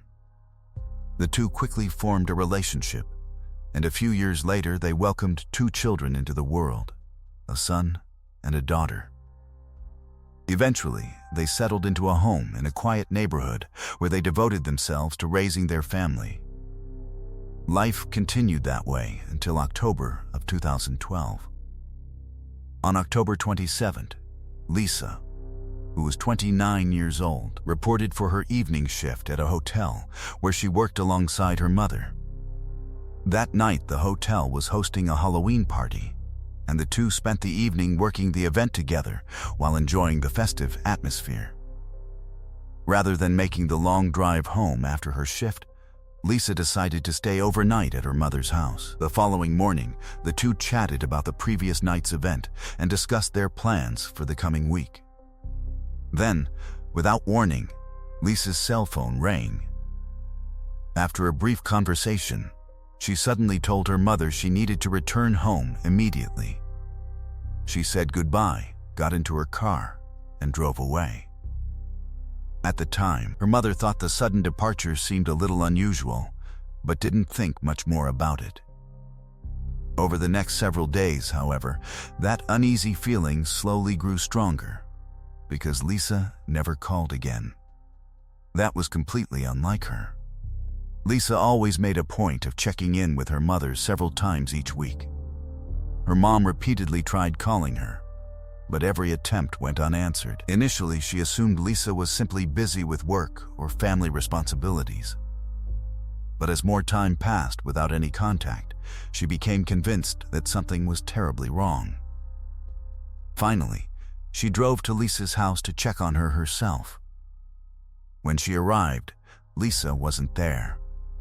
Instead, she was greeted by Alan, who claimed he had no idea where Lisa had gone. According to him, the day after Lisa returned from her mother's house, on October 28, the two had gotten into an argument. He said he left briefly to buy cigarettes, and when he came back, Lisa had disappeared. But Lisa's mother immediately felt that something about his explanation didn't add up. She couldn't believe her daughter would simply walk away without telling anyone, especially not while leaving her children behind. As they stood talking in the hallway, another detail caught her attention. Lisa's winter coat and boots were still hanging in the closet. Since the weather had already turned cold, she couldn't imagine Lisa voluntarily leaving the house without either of them. Wanting to know more, she looked around the rest of the home. Inside, she found Lisa's favorite bracelet and necklace, pieces of jewelry she wore almost every time she left the house. Strangely, though, her purse was missing. Before she left, Alan mentioned something else. He told her that Lisa had sent him an email and suggested she check her own inbox as well. Once she returned home, she opened her computer and found a message that appeared to be from Lisa. In the email, Lisa claimed she had been feeling overwhelmed and simply needed some time away. Although the explanation felt odd, the emails that followed seemed designed to reassure her mother that everything was fine. Over the following weeks, the two continued exchanging messages, yet no matter how often her mother asked, Lisa never revealed where she was or why she had suddenly left. Then, on November 16, Lisa's mother woke up to discover she had missed a phone call from her daughter at 2:45 that morning. The call had gone straight to voicemail. Hearing Lisa's voice initially brought an overwhelming sense of relief. But after listening carefully to the message, that relief quickly turned into confusion. The voicemail sounded disjointed and increasingly suspicious the more she replayed it. Lisa said, "Hey, I'm okay. Sometimes my weeks get crazy, you know, and it was quiet for a while, and then all of a sudden this happened, and within half a day I should, but he's back now and I got to go. Love you." The message made almost no sense. Who was she referring to? What exactly had happened? Instead of answering questions, the voicemail only created even more. Realizing she couldn't simply wait any longer, Lisa's mother finally contacted police and reported everything that had happened. Detectives immediately launched a missing person investigation. As they interviewed her mother, they learned that Lisa and Alan's relationship had been unstable for years. Even before having children, the couple had broken up and reunited countless times. Although things appeared to improve after they became parents, the same issues eventually resurfaced. Lisa had grown frustrated with Alan's inability to keep steady employment. He frequently switched jobs and sometimes remained unemployed for extended periods, forcing Lisa to carry the financial burden alone. She worked 2 full-time jobs while also caring for their children, and the constant pressure had begun taking its toll. In fact, she had seriously considered ending the relationship, but ultimately stayed because she didn't want to break up the family. When detectives later questioned Alan, he admitted their relationship had been struggling for quite some time. He claimed they had continued living together only for the sake of their children. He also told investigators that Lisa had occasionally dated other men and insisted he knew about those relationships. As for where she had gone after October 28, Alan maintained that he had absolutely no idea. He added that he wasn't all that surprised she decided to leave, but what he couldn't understand was how she could just walk away and leave him alone with 2 kids. Police searched the house, but didn't find anything that pointed to what might have happened. Then, they checked Lisa's computer and found conversations with several men, which raised some eyebrows since those men lived in other cities. Investigators started to wonder if maybe Lisa had gone to stay with one of them, but when they contacted them, each of the men said the same thing. They hadn't seen Lisa. Police also tried to trace the email address that had been sending messages to Lisa's mom, as well as the phone number that left the voicemail, but neither led anywhere. Over the following months, investigators kept searching for new leads and pushed Lisa's story out to the media, but there was still no sign of her. Lisa's mom eventually stopped receiving emails, and with each passing month, her hope of ever seeing her daughter again began to fade. Deep down, she suspected Alan might have had something to do with Lisa's disappearance, but every time she brought it up, police told her the same thing. There was no evidence linking him to the case. As for Alan, he continued raising the kids on his own and eventually landed a steady job with decent pay. He met a man who was opening a new car dealership, and the guy offered him a full-time position. Later on, that man's girlfriend started babysitting Alan's kids from time to time, which made things a little easier for him. Eventually, Alan started thinking about dating again, and not long after, he actually got the chance. One day, as he was leaving work, a woman accidentally rear-ended his car. She lost control due to the weather and told him her company would cover the repairs. As a friendly gesture, she also gave him a pair of hockey tickets. They stayed in touch after that, and Alan started thinking about the possibility of building something more with her. This went on for about 2 years. It seemed like Alan was moving on with his life, and there were still no updates, no signs, and no messages from Lisa. In early December 2014, 2 years after Lisa's disappearance, Alan went on a work trip to another city with 2 of his co-workers. While he was there, he got a call from the police. A detective introduced himself and said he'd just been assigned to Lisa's case. He told Alan he believed Lisa was no longer alive and that they had a warrant to search his house again. In fact, they were already on their way. At that moment, Alan was sitting with his co-workers, and according to them, his face went completely pale during the call. After hanging up, he asked for a cigarette and said he needed to talk to them. Alan said that 2 years earlier, he and Lisa had gotten into yet another argument. He couldn't even remember what started it, only that it escalated quickly. According to him, Lisa grabbed a kitchen knife and started threatening him. She allegedly said she could send him to the hospital, then call the cops, and claimed he attacked her first, and he'd end up in prison.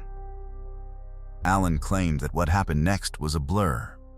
Somehow, he managed to grab the knife from her, then pushed her to the floor and started choking her. When he realized she was dead, panic set in. He didn't know what to do, but in the end, he decided to bury her body underneath the house and make it look like she had simply left. After finishing his story, Alan turned to one of his co-workers for advice. He knew this man had gone through something somewhat similar in the past. The co-worker had told Alan that he once crashed his car while driving drunk, and his friend who was in the car with him died. To avoid taking the blame, he had moved his friend's body into the driver's seat. So, now Alan was looking to him for guidance. He started thinking through his options. He considered running away or trying to quickly hire a good lawyer who might be able to challenge the search warrant. At one point, he even floated the idea of going back to Calgary and burning the house down. But then he corrected himself, saying that a simple fire wouldn't be enough to destroy the evidence. He'd have to blow the whole place up. In the end, he realized he probably didn't have enough time to pull off any of those plans, and decided that running was his best shot. His co-worker supported this idea, and Alan started thinking about where he could go. But there was one thing he hadn't accounted for. He wouldn't get the chance to carry out any of his plans. You see, that phone call from the detective wasn't just a heads up about a search warrant. In reality, it was the final step in a long, carefully planned police operation that had been in the works for over a year, all aimed at getting Alan to confess. Back in 2013, the province of Alberta had updated its laws regarding missing persons, giving law enforcement more tools to conduct investigations. Around that time, Lisa's case was handed off to a different department, and they immediately put those new tools to use. One of their first moves was digging deeper into the phone activity tied to the voicemail Lisa had left her mom. What they discovered was that the call came from a cheap prepaid phone that had only been active for about a month after Lisa disappeared. During that time, it was used to make just 5 calls, 1 to Lisa's mom and 4 to Alan. The problem was, Alan had never once mentioned those calls to the police. What made things even more suspicious was the location of the phone activity. According to data from the cell provider, all 5 calls were made using a cell tower located near Lisa and Alan's home. And considering Lisa was supposedly long gone by then, that detail raised some serious red flags. That's when investigators started digging deeper into Alan's background. They pulled his financial records, and what they found was pretty disturbing. On the day Lisa disappeared, Alan had made a series of highly suspicious purchases: a large plastic tub, bleach, rubber gloves, cement, a big bucket, wooden boards, and cat litter. The last item stood out the most. Alan was severely allergic to cats, so there was no reason for him to be buying litter. Altogether, the purchases painted a grim picture.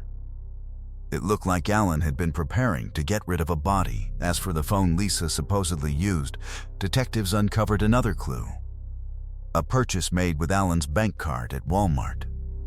The store had been selling the exact same model of prepaid phone used to make those 5 mysterious calls. But even with all of this, investigators still didn't have enough solid evidence to arrest Alan. They needed one of 2 things: either Lisa's body or a confession. So, they came up with a bold plan: an undercover operation designed to infiltrate Alan's life. It was given the code name Aurora. The first step was to send in an undercover female officer. She accidentally bumped into Alan's car, which led to a casual conversation and, over time, a friendly connection. A little while later, she introduced him to another undercover officer, a man posing as someone about to open a new car dealership. He offered Alan a job, and the two quickly became friends. To keep up the illusion, police even made sure the dealership was set up and operating, so Alan would have no reason to suspect anything. Police brought in several more undercover officers to join the operation, placing them at the same dealership to build trust with Alan. Over time, they all became part of his daily life. Even the woman who often babysat his kids, the girlfriend of his supposed co-worker, turned out to be an undercover cop. As the months passed, Alan began to trust them. That's when detectives decided it was time to move into the final phase of the operation. They set up a fake workshop involving Alan and two of the undercover officers who had been posing as his colleagues. During that trip, the lead detective planned to call Alan and tell him they were about to search his house and that they believed Lisa's body was hidden there. The goal was simple: catch Alan off guard, make him panic, and hopefully get him to confess to the people he now saw as friends. The operation unfolded almost exactly as investigators had hoped. The two undercover officers traveling alongside Alan were both equipped with hidden recording devices, capturing every word of his confession without his knowledge. Not long after admitting what he had done, Alan was taken into custody and transported back to Calgary. At the same time, another team of investigators arrived at his home to conduct a new search of the property. Interestingly, this wasn't the first time police had examined the house. 2 years earlier, detectives had searched every part of the property, including the basement, but nothing had appeared suspicious enough to justify tearing it apart. This time, however, they had the benefit of Alan's confession and a detailed record of the unusual materials he had purchased shortly after Lisa disappeared. Armed with that information, investigators carefully re-examined the basement.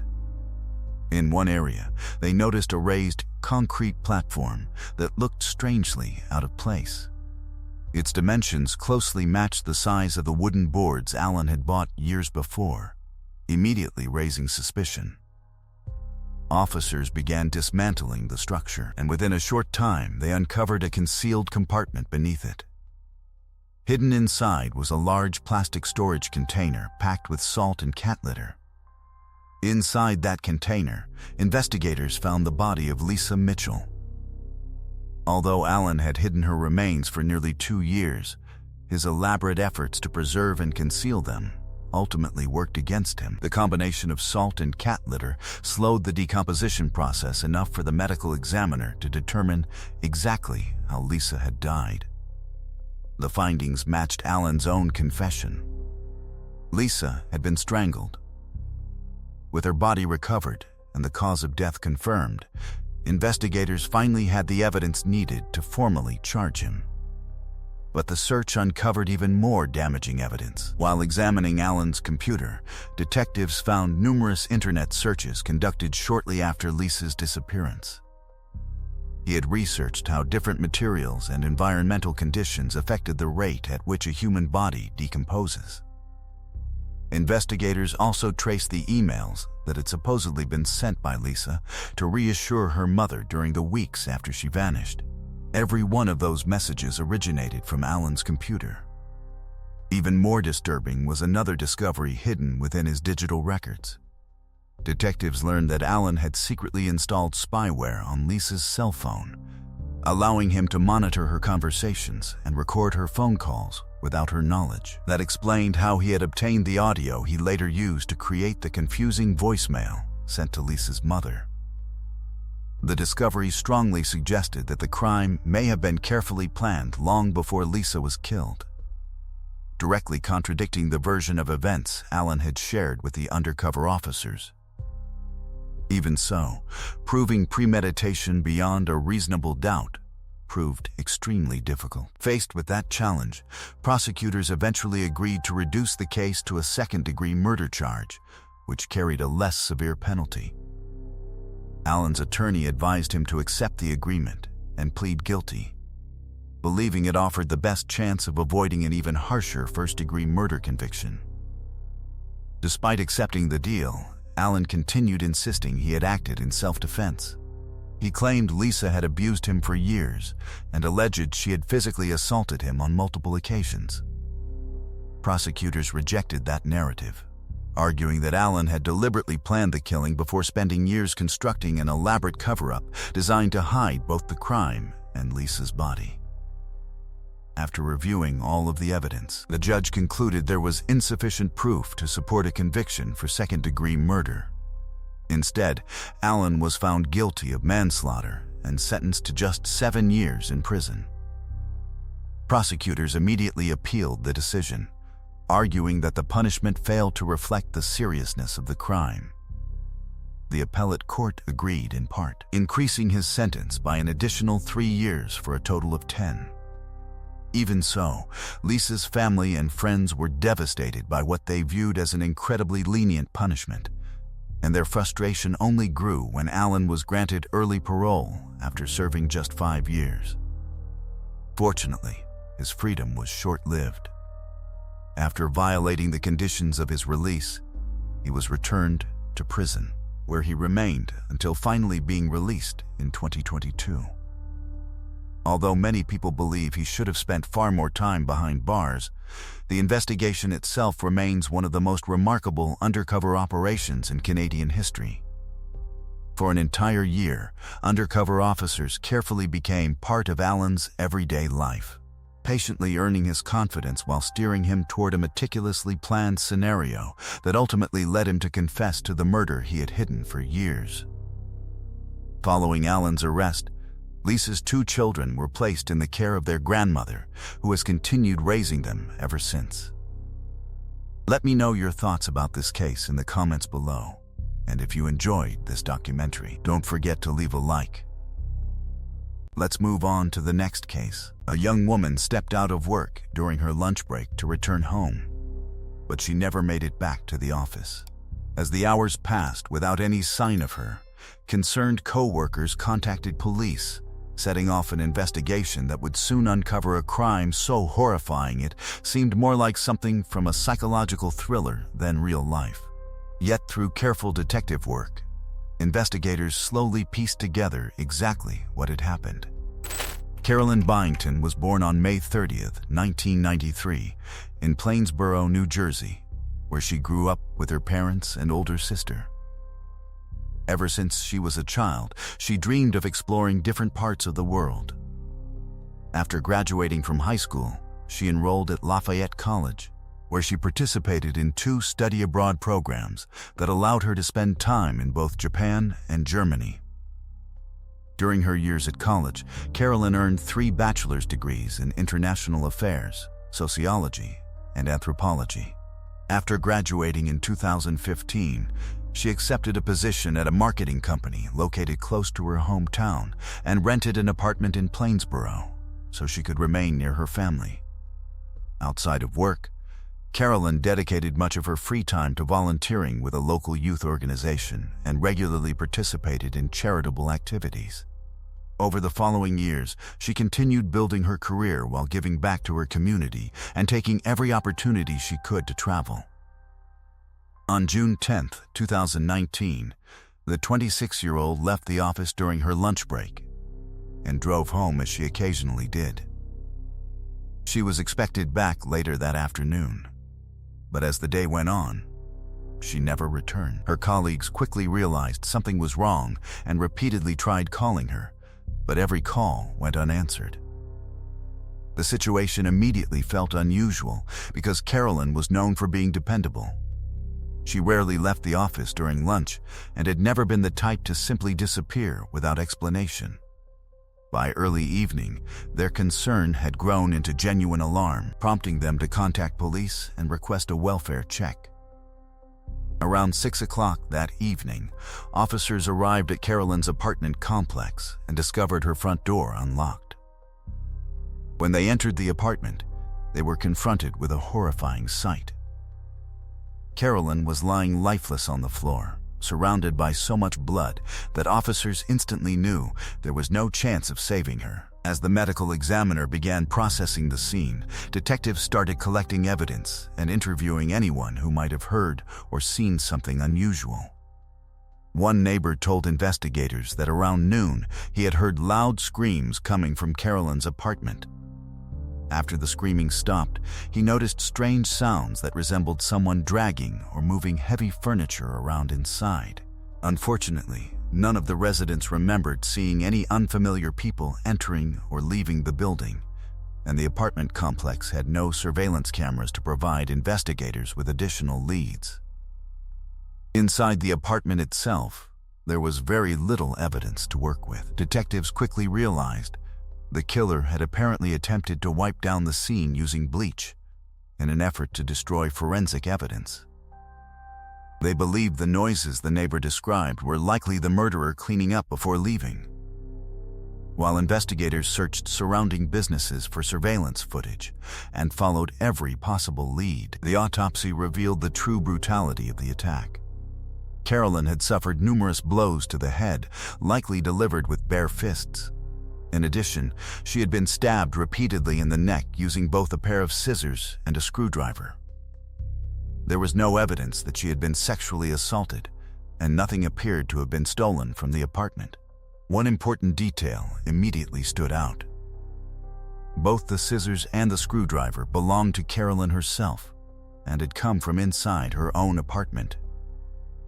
That discovery largely eliminated robbery and sexual assault as possible motives, and instead suggested the killing was deeply personal. The extreme level of violence only reinforced that conclusion. Whoever carried out the attack appeared driven by overwhelming anger rather than a simple desire to kill. Detectives interviewed Carolyn's family members and close friends, but every single person described her as kind, friendly, and someone who avoided conflict whenever possible. She wasn't dating anyone at the time, and there were no former partners with a history of harassment or violence. With no obvious suspects emerging, investigators shifted their attention to her workplace. That's when one employee began attracting their interest. On the same afternoon Carolyn left for lunch, another worker, a 30-year-old accountant named Kenneth Saul, had also left the office. By itself, that wasn't suspicious. What caught detectives' attention was that Kenneth didn't return until much later in the day. His manager explained that Kenneth had called to report car trouble and said he needed to stop at a repair shop before coming back. But when the manager later checked, he discovered Kenneth had never visited the business he claimed to have gone to. Co-workers also shared several odd observations. When Kenneth eventually returned to work, he appeared unusually anxious and had visible scratches on his hands. During a casual conversation, he even asked whether police could arrest someone based solely on circumstantial evidence. Those details immediately raised investigators' suspicions, prompting them to look more closely into his background. Kenneth was married, worked as an accountant, and had recently become a father after welcoming a daughter the previous year. He had no criminal history and, on the surface, seemed like the last person anyone would suspect of committing such a brutal murder. Even so, detectives couldn't ignore the growing number of suspicious circumstances and decided to interview him. Kenneth initially repeated the same explanation he had given his employer, claiming he had spent his lunch break getting his vehicle repaired. However, when investigators requested a receipt or any documentation proving he had visited the repair shop, he couldn't produce a single piece of evidence. Before long, his story changed. He admitted he had never gone to the repair shop at all, instead claiming he had taken his car to a nearby park and repaired it himself. That shift in his story didn't sit well with investigators. For one, the fact that he changed his account at all raised suspicions. And more importantly, Kenneth was an accountant, not exactly the type of person you'd expect to handle serious car repairs on his own instead of going to a mechanic. Still, Kenneth kept denying any involvement in the murder, and police didn't yet have enough evidence to arrest him. But sometime later, they came across something interesting. While reviewing surveillance footage from nearby buildings, they also pulled dashcam footage from a patrol car that had passed through the area shortly after noon. On the footage, they spotted Kenneth's car, and that completely contradicted his story. Carolyn's apartment complex was located in another town about 6 miles from the office. Kenneth had claimed he was fixing his car in a park near work, but the footage clearly placed him near her home. Even though this was still considered circumstantial evidence, it strengthened the case against him. Another reason to suspect Kenneth came from the autopsy. Medical examiners had found traces of skin under Carolyn's fingernails, indicating she scratched her attacker during the struggle. And Kenneth just so happened to have fresh scratches on his hands. ones he couldn't explain. The only problem was that the biological material recovered wasn't enough to create a full DNA profile. Despite the setback, police collected a DNA sample from Kenneth and sent it to the lab.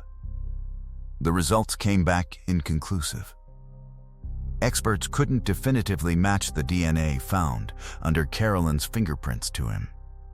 But they couldn't rule him out either. It wasn't enough to prove anything, but it was enough to keep him in the spotlight. By this point, detectives were almost certain Kenneth was responsible.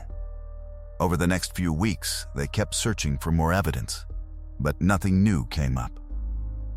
Eventually, they consulted with the district attorney, and together they decided that all the circumstantial evidence might be enough to hold up in court. So, 2 months after Carolyn's murder, police arrested Kenneth and placed him in jail while he waited for trial. And that's when the case took an unexpected turn. As detectives continued building their case, they received a letter from the jail from none other than Kenneth's cellmate. And what he had to say shocked everyone working on this case. According to the inmate, Kenneth had offered him $15,000 to commit a murder after he got out of jail. And the plan was chillingly specific. The victim had to be a random woman between 25 and 30 years old, and the weapon had to be a screwdriver and a pair of scissors. Kenneth even told him to stab her in the neck and to clean the scene with bleach afterward. Detectives had no doubt the cellmate was telling the truth, because at that point the specific details of Carolyn's murder hadn't been released to the public. Only the killer could have known exactly what had been used to attack her and how the crime scene had been cleaned. It seemed Kenneth's plan was to make it look like there was a serial killer targeting young women in the same way Carolyn had been murdered. And since he was already behind bars when the second attack would happen, he figured police would stop suspecting him. But that wasn't all. Kenneth also pitched a second plan to his cellmate, one that was even more bizarre than the first. He said the cellmate could either kill the lead detective on the case, or one of the people police had interviewed during the investigation into Carolyn's murder, if he went with the second option. Kenneth told him to stage the scene to make it look like the person had done it themselves, and to leave a note on the body confessing to Carolyn's murder. The hope was that police would believe the murdered person had killed Carolyn and drop the charges against Kenneth, letting him walk free. As for the idea of killing the detective, it wasn't entirely clear what Kenneth expected to happen. But it seemed he thought that without the lead investigator, the whole case would just fall apart. On top of that, Kenneth even gave his cellmate tips on how to avoid getting caught after the murder, all while completely ignoring the fact that he himself had been arrested almost immediately. The whole plan was so far-fetched, it sounded like something a child would come up with. But Kenneth was dead serious. He truly believed this would get him out. After learning all this, detectives asked the inmate to wear a wire and bring it all up in conversation with Kenneth. He agreed, and it wasn't long before detectives had Kenneth on tape, casually talking about arranging multiple murders. That same day, prison staff searched Kenneth's cell and found several handwritten notes confessing to Carolyn's murder. The idea was to plant them next to the body of whoever his cellmate was supposed to kill, just like Kenneth had planned. He wrote the notes himself, thinking no one would even bother to compare the handwriting. With that, Kenneth had not only handed investigators even more evidence tying him to Carolyn's murder, but he'd also racked up additional charges for conspiracy to commit murder. And yet, even with all the disturbing things they'd uncovered, detectives still had no clue why Kenneth had killed Carolyn in the first place. Eventually, though, they got their answer, and it was something no one saw coming. Kenneth remained in jail for several years, and in November 2022, 3 years after his arrest, prosecutors decided to offer him a deal. Despite the mountain of circumstantial evidence, they still didn't have a definitive DNA match, fingerprints, or any rock-solid physical proof tying him to the scene, which made the upcoming trial a risky one. So, they decided to offer Kenneth a deal. In exchange for a reduced sentence, he would have to admit to the murder, and Kenneth agreed. During questioning, Kenneth told investigators that he had joined the company in 2016, 3 years before Carolyn's murder. It was there that he first met her, and over time, what started as admiration gradually turned into romantic feelings, despite the fact that he was already married. Carolyn, however, never shared those feelings and made it clear she wasn't interested in anything beyond being co-workers. Kenneth appeared to accept the rejection, never openly harassing her or making inappropriate advances. To everyone around them, it seemed like he had simply moved on, but privately, his feelings only intensified. What began as an infatuation slowly evolved into an unhealthy obsession and eventually into full-scale stalking. At some point, Kenneth secretly took Carolyn's apartment key, made a duplicate, and returned the original before she ever realized it had been missing. From then on, he regularly entered her apartment without permission whenever he believed she was away, often during his lunch breaks. As time passed, his behavior became even more disturbing. He secretly installed hidden cameras throughout Carolyn's apartment, allowing him to monitor her without her knowledge. Completely unaware that her privacy had been violated, Carolyn continued living her normal life while Kenneth repeatedly returned to the apartment to maintain the cameras and watch the footage they captured.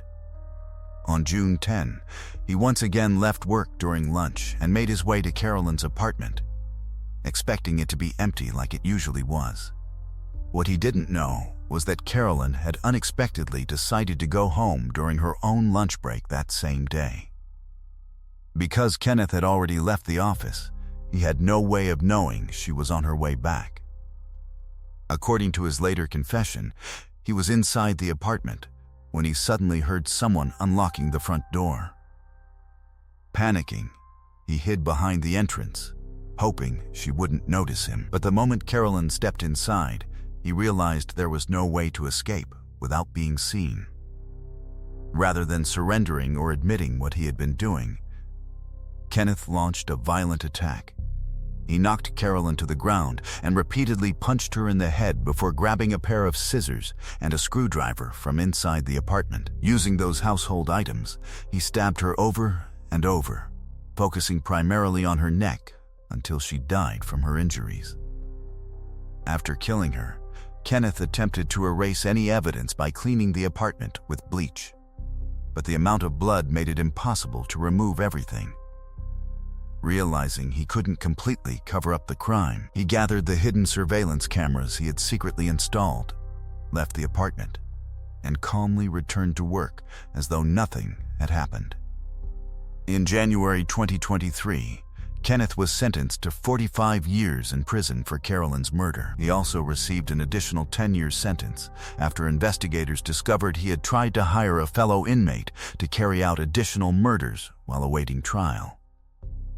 Before the judge imposed the sentence, Kenneth addressed the courtroom and apologized directly to Carolyn's family. He told them he regretted his actions every single day and said that if he could undo what he had done, he would do so without hesitation. He admitted there were no words powerful enough to describe the horrific acts he had committed or the pain he had inflicted on everyone who loved Carolyn. Kenneth also apologized to his own family, who were sitting in the courtroom listening to his statement. He admitted that he had spent years hiding his true nature behind a carefully constructed fade, preventing those closest to him from recognizing any warning signs, and acknowledged the unimaginable shock they must have felt after learning the truth. Despite those emotional statements, many people connected to the case questioned whether his remorse was genuine. After all, Kenneth had brutally murdered Carolyn simply to avoid being caught inside her apartment, and while sitting in jail. He had allegedly attempted to arrange the murders of additional innocent people in hopes of escaping responsibility for his own crimes. As for Kenneth's wife, investigators determined she had no knowledge whatsoever of his secret obsession with Carolyn or the crimes he committed. Shortly after his arrest, she filed for divorce. Despite expressing regret in court, Kenneth wasted little time challenging his conviction. Almost immediately after sentencing, he appealed, arguing that certain evidence presented during the trial had been obtained in violation of his constitutional rights and should never have been admitted. In late 2024, however, the appellate court rejected every one of those arguments, concluding that investigators had acted lawfully throughout the case and that the evidence had been properly obtained. As a result, Kenneth's original sentence remained unchanged. Unless something extraordinary happens in the future, there is little reason to believe Kenneth's soul will ever again live as a free man. Let me know your thoughts about this case in the comments below. And if you enjoyed this documentary, don't forget to leave a like. Let's move on to the next case. A college student disappeared from her own home in the middle of the night without leaving behind a single clue. Police immediately launched an investigation, and as detectives dug deeper, an increasingly disturbing picture began to emerge. Step by step, they uncovered what had really happened, exposing a crime that would leave the entire country stunned. Eve Carson was born on November 19, 1985, in Athens, Georgia. From an early age, she stood out for her determination, intelligence, and remarkable work ethic. While still in high school, she served as vice president of the student council, volunteered at both a nursing home and a shelter for abused teenagers, worked as a congressional page, and even assisted researchers in a stem cell laboratory. She managed to accomplish all of that while maintaining excellent grades. After graduating with honors, Eve enrolled at the University of North Carolina, where she pursued double majors in political science and biology. Her outstanding academic record earned her a prestigious scholarship, and she quickly became one of the university's most respected student leaders, taking on leadership positions in several campus organizations. Outside the classroom, she remained deeply committed to helping others.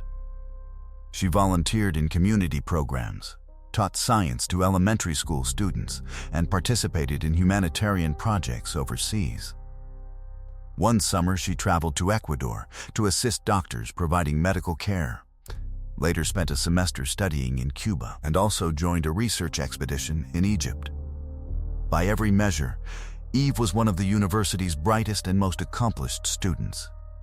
She had ambitious plans for the future, and even before graduating, she had already secured a position with a major company that she intended to begin immediately after earning her degree. In March 2008, the 22-year-old was in the final year of college and lived in an off-campus house with several close friends. During the early morning hours of March 5th, around 1:30 in the morning, her roommates were getting ready to attend a party and invited Eve to come with them. She declined, explaining that she needed to prepare for upcoming classes and wanted to stay home to study instead. Her roommates left, expecting to see her later that night, and returned around 4:30 in the morning. The moment they walked inside, they sensed something was wrong. The front door was standing wide open. The lights inside were still on, but Eve was nowhere to be found. Her car had also disappeared. Nothing about the situation made sense. Why would Eve suddenly leave in the middle of the night? And why would she leave the front door open behind her? Her friends repeatedly called her phone, but she never answered. At first, they assumed something unexpected had come up and believed she would return shortly. When the following day arrived without any sign of Eve, one of her roommates decided it was time to report her missing. As soon as detectives heard the circumstances, they shared devastating news. Earlier that morning, officers had discovered the body of a young woman, but had not yet identified her. Investigators showed Eve's friend a photograph, and she immediately confirmed the victim was Eve Carson.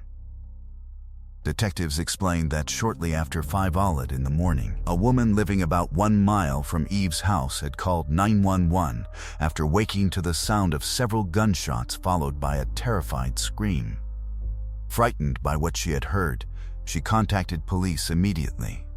Responding officers searched the area and found Eve's body lying on the ground. She carried no identification, cell phone, or personal belongings that could reveal who she was. At that point, investigators only knew she had been shot multiple times. After confirming her identity, detectives interviewed Eve's roommates and established a rough timeline. At 1:30 that morning, she had been studying at home. Less than 4 hours later, she was dead just 1 mile away. The mystery now centered on one question: how had she gotten there?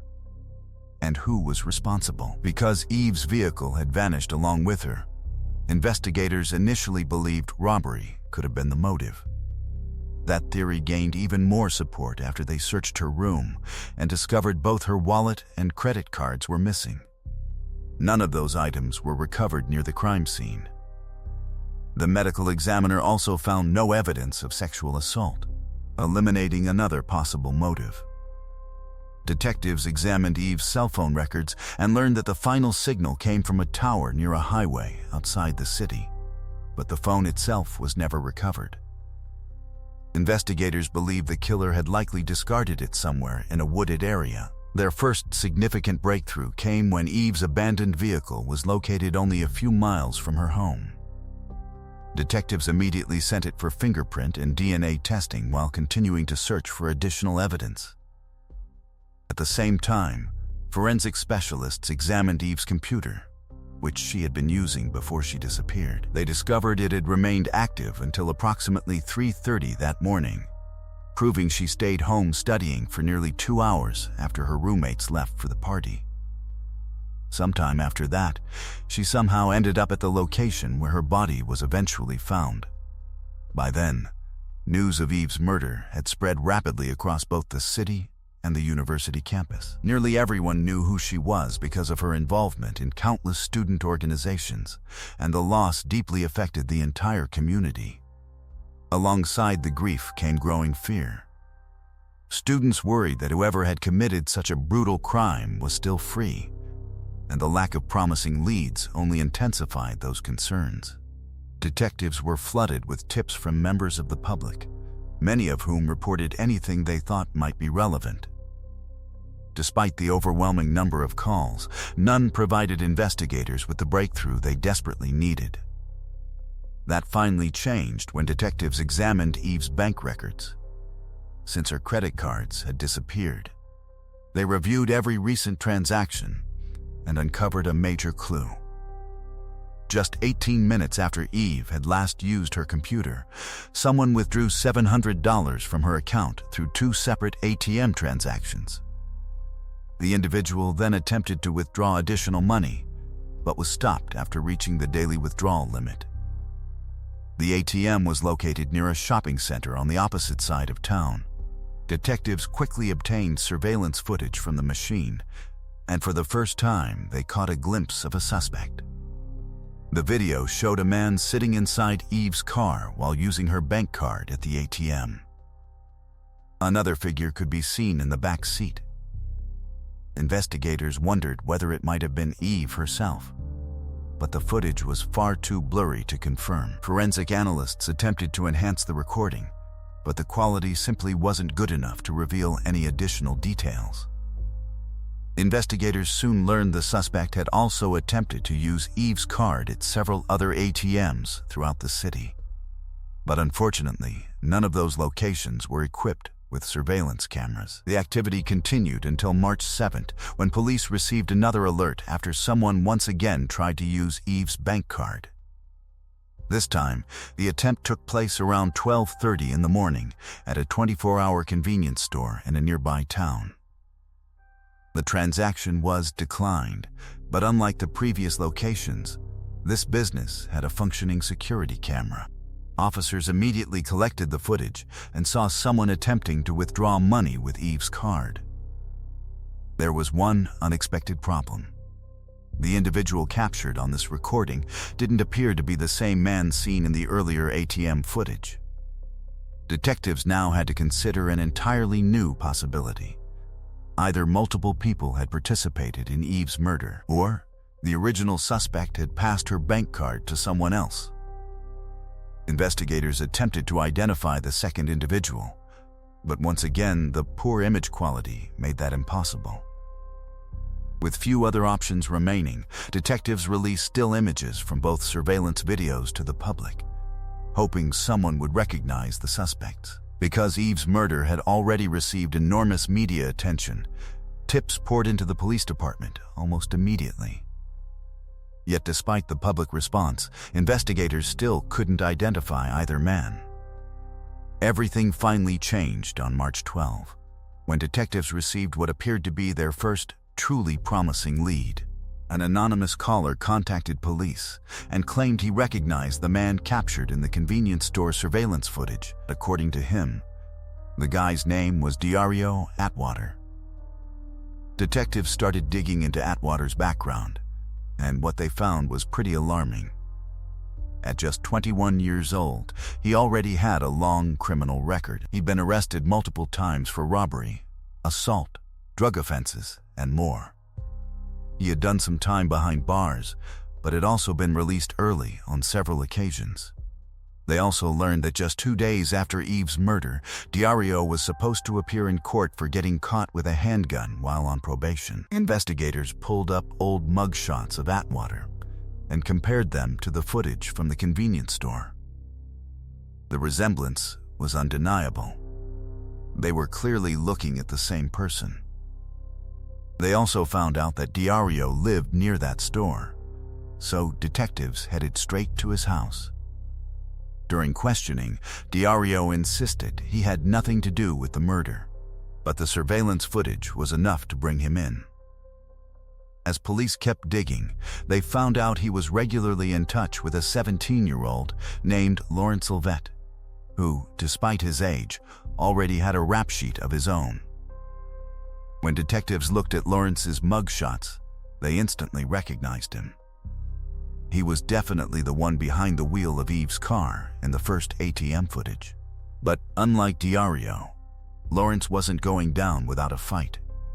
He barricaded himself inside his house, and things escalated so fast that SWAT had to be called in. When officers finally got him into custody, he also denied having anything to do with it. Detectives also analyzed the suspect's cell phone records, and the results added another crucial piece to the puzzle.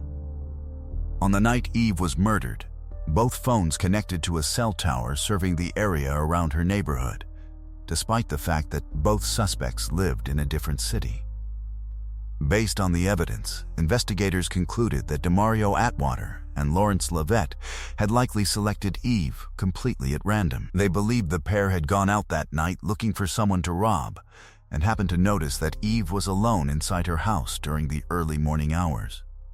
The timeline of the ATM transactions suggested they forced her into her own vehicle and drove her from one cash machine to another, making her withdraw as much money as possible. Once they discovered they couldn't take out more than $700 because of the bank's daily withdrawal limit, investigators believe they drove her to a secluded area on the outskirts of town, where they ultimately murdered her. Given the shocking brutality of the crime, prosecutors announced they would seek the death penalty against Dario. Lawrence's case, however, presented a different legal challenge. Because he was still a juvenile at the time of the murder, the harshest punishment available under the law was life imprisonment. Prosecutors also recognized that while they had substantial evidence, securing convictions against both defendants would be much easier with one of them cooperating. They therefore offered Dario a plea agreement, allowing him to avoid the death penalty in exchange for pleading guilty and testifying about what happened. He accepted the deal. During his confession, Dario admitted that he and Lawrence had gone out that night, intending to commit robberies and steal money. According to his account, Lawrence suggested driving through the university area in search of a victim. As they passed through a neighborhood, they noticed Eve inside her home through a window and decided she would be their target. Armed with firearms, they forced their way into the house and kidnapped her, making her get into her own vehicle. They then drove to multiple ATMs across the city, forcing Eve to withdraw money from her account while desperately pleading for her life. She repeatedly begged them to let her go, promising she would never report them to police and only wanted to return home. But according to DeMario, they decided they couldn't risk leaving her alive because she had seen their faces, despite the fact that neither of them had made any effort to conceal their identities. Eventually, they drove Eve to the isolated location where her body was later discovered and shot her several times using 2 different firearms. DeMario also revealed one heartbreaking detail that deeply affected everyone involved in the case. Moments before she was killed, Eve asked the 2 men to pray with her. Instead of showing any compassion, they opened fire and murdered her where she stood. In April 2010, 2 years after the crime, DeMario was convicted in court. Because of the plea agreement he had accepted, the judge sentenced him to life in prison, along with an additional 30 years instead of imposing the death penalty.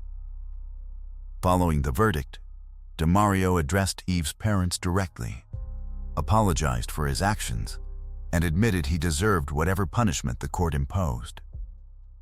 Lawrence, meanwhile, refused every opportunity to plead guilty, and his trial finally began in December 2011. Although his defense attorney argued that the prosecution had failed to prove his involvement beyond a reasonable doubt, DeMario's detailed testimony, combined with the physical evidence collected during the investigation, convinced the jury. Lawrence was found guilty and sentenced to life in prison. Even then, the legal proceedings were far from over. In 2013, an appellate court overturned his sentence after citing a separate ruling that found mandatory life sentences without parole for juvenile offenders unconstitutional. As a result, Lawrence was granted a new sentencing hearing. During those proceedings, he spoke more openly than he had during his original trial, telling the court that everyone makes mistakes and insisting he was not the monster the public believed him to be. Even so, many observers felt he showed little genuine remorse for taking Eve's life. In the end, the judge once again sentenced him to life in prison. Investigators also considered Lawrence a suspect in another case, bearing striking similarities to Eve's murder. In January 2008, only a few months earlier, a 29-year-old student had been killed after someone broke into his apartment, and money was later withdrawn from the victim's bank account at multiple ATMs throughout the city. Despite the similarities, detectives were never able to gather enough evidence linking Lawrence to that crime, and prosecutors were eventually forced to dismiss the case. Eve Carson's murder reached far beyond national headlines and ultimately led to significant legislative change. During the summer of 2008, lawmakers in North Carolina passed new legislation establishing tougher penalties and stricter legal procedures for crimes connected to gang activity. The law officially took effect on December 1 and applied to offenses committed after that date.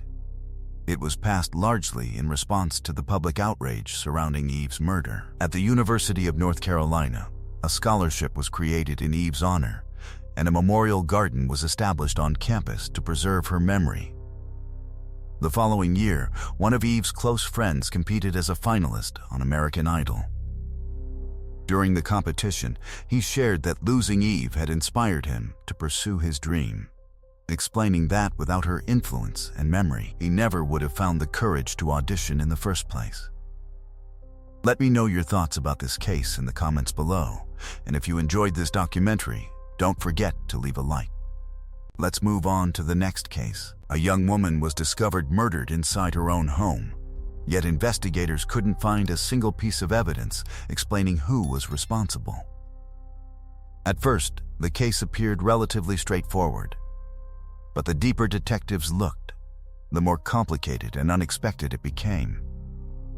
By the time they finally uncovered the truth, it was far more shocking than anyone had imagined. Randy Trimble was born on December 15, 1974, in Virginia, where she was raised as an only child by her mother. From an early age, Randy had a passion for the arts. She played the flute, performed in school theater productions, and was an active member of her school's band. After graduating from high school, she enrolled at Bloomsburg University in Pennsylvania. pursuing a degree that would allow her to become a speech therapist. Rondi genuinely loved working with children and dedicated herself completely to her studies. Her mother worked multiple jobs to help pay for her education, a sacrifice Rondi deeply appreciated. Determined not to let her efforts go to waste, she maintained excellent grades throughout college and eventually earned a scholarship that covered the full cost of her graduate studies. While attending university, Rondi met a man named Brian, and the two soon began dating. Not long after graduation, they decided to get married.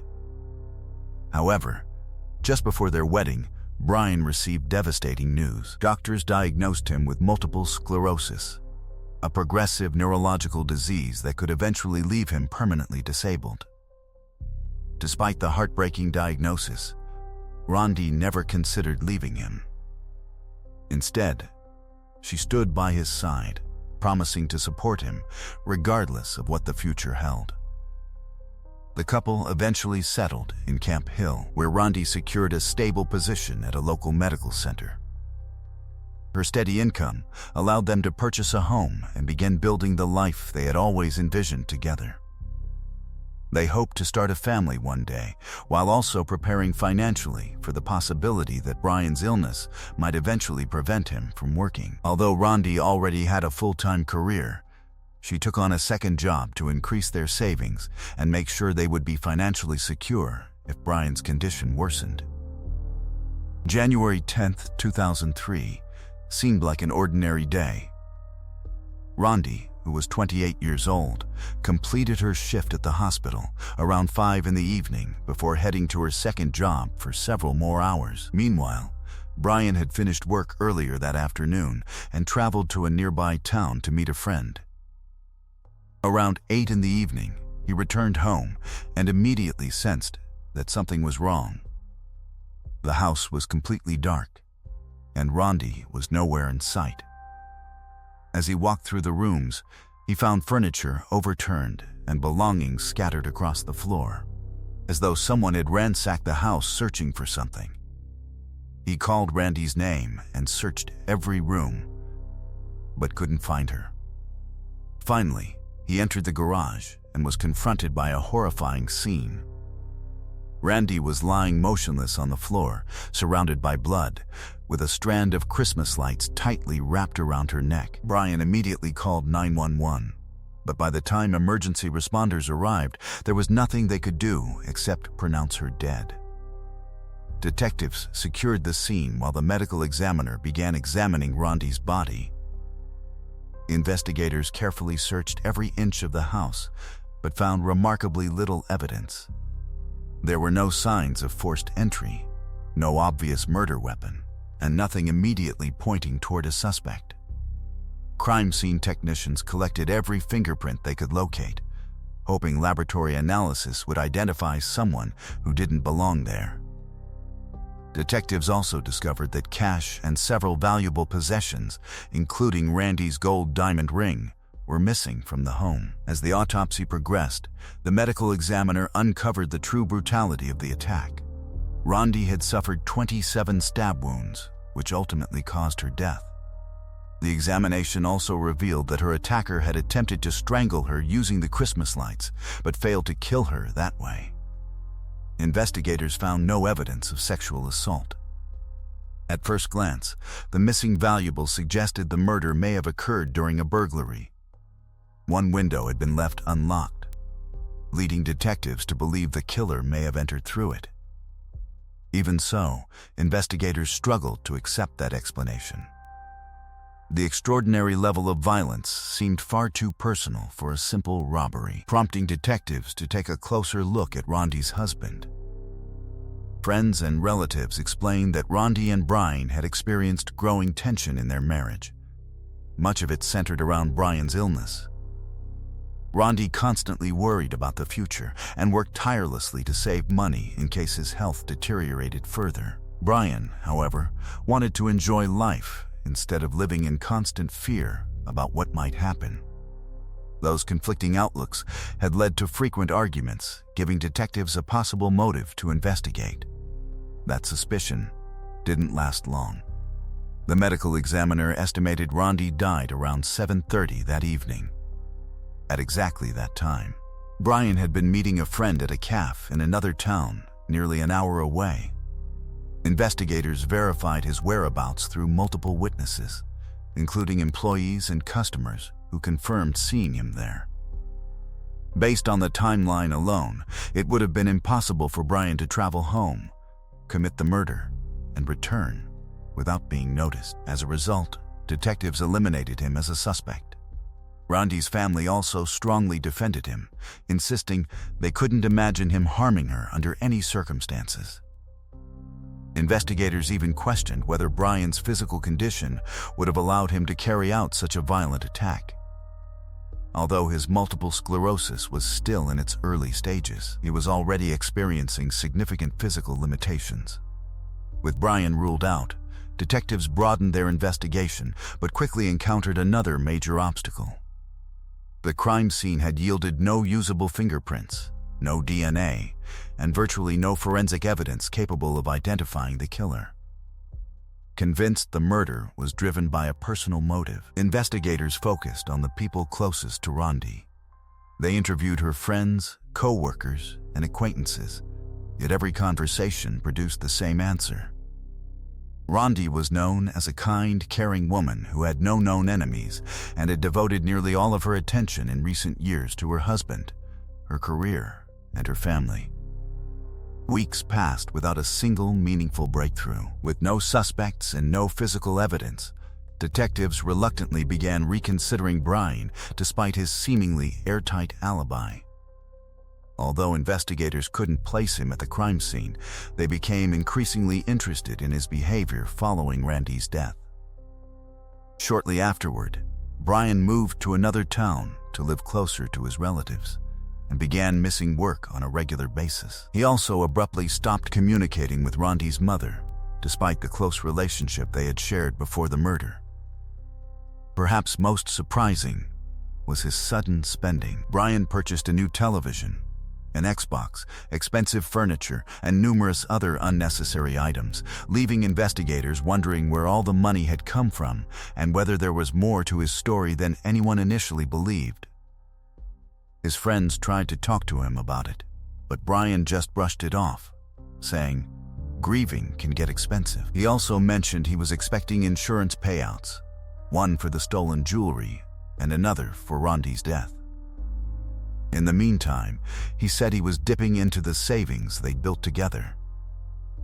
Brian's behavior definitely raised some red flags, but as long as his alibi held, there wasn't much police could do. So, they decided to dig a little deeper and went to speak with his co-workers. Brian worked in the IT department at an insurance company, and detectives started asking around to see if anyone had noticed anything unusual. That's when they got something interesting. One woman who knew Brian fairly well told investigators that he used to talk a lot about the problems in his marriage. According to her, he often complained that Randy was too controlling, constantly monitoring their spending and making him feel like he couldn't live his own life. Things had gotten so bad, she said, that just a few weeks before Randy's death, Brian told his co-workers he was planning to file for divorce. But then, seemingly out of nowhere, he changed his tune. He started insisting everything was fine between them and that divorce was no longer on the table. Before wrapping up the interview, the woman suggested detectives talk to another coworker, someone Brian had been especially close to. The coworker's name was Blaine. The two had hit it off over their shared love of video games and horror movies. Blaine had even written a script for a low-budget film he dreamed of making one day, something in the style of the Blair Witch Project. Brian loved the idea, and the two of them talked about it non-stop at work. But according to another coworker, something shifted in the weeks before Rondi's murder. The movie talk stopped. So did the usual video game banter. Instead, they started keeping to themselves, whispering quietly, like they didn't want anyone else hearing what they were saying. After hearing this, detectives started to wonder if Blaine knew something about Rondi's death. But instead of dragging him in for questioning right away, they decided to play it smart and see if they could get more out of Brian first. They kept in regular contact with Brian, checking in under the pretense of following up on small details. By then, he was used to the constant questions, but this time detectives asked him to revisit the crime scene and walk them through everything that had happened on that fateful night. Brian agreed, and that's when things got interesting. As he walked them through the moment he found Randy's body, his story didn't match what he told them just weeks earlier. Back then, he said he hadn't touched her and called 911 right away. Now, he claimed he had held her hand and pulled her into his arms. There were other inconsistencies, too, small details that didn't match up with his earlier statements. To detectives, it was a red flag. From that point on, they kept the pressure on. They stayed in contact with Brian, not so much to get new information, but to keep him on edge, nervous, and constantly aware that police were watching him. They even tapped his phone and started following him everywhere he went, making sure he knew it.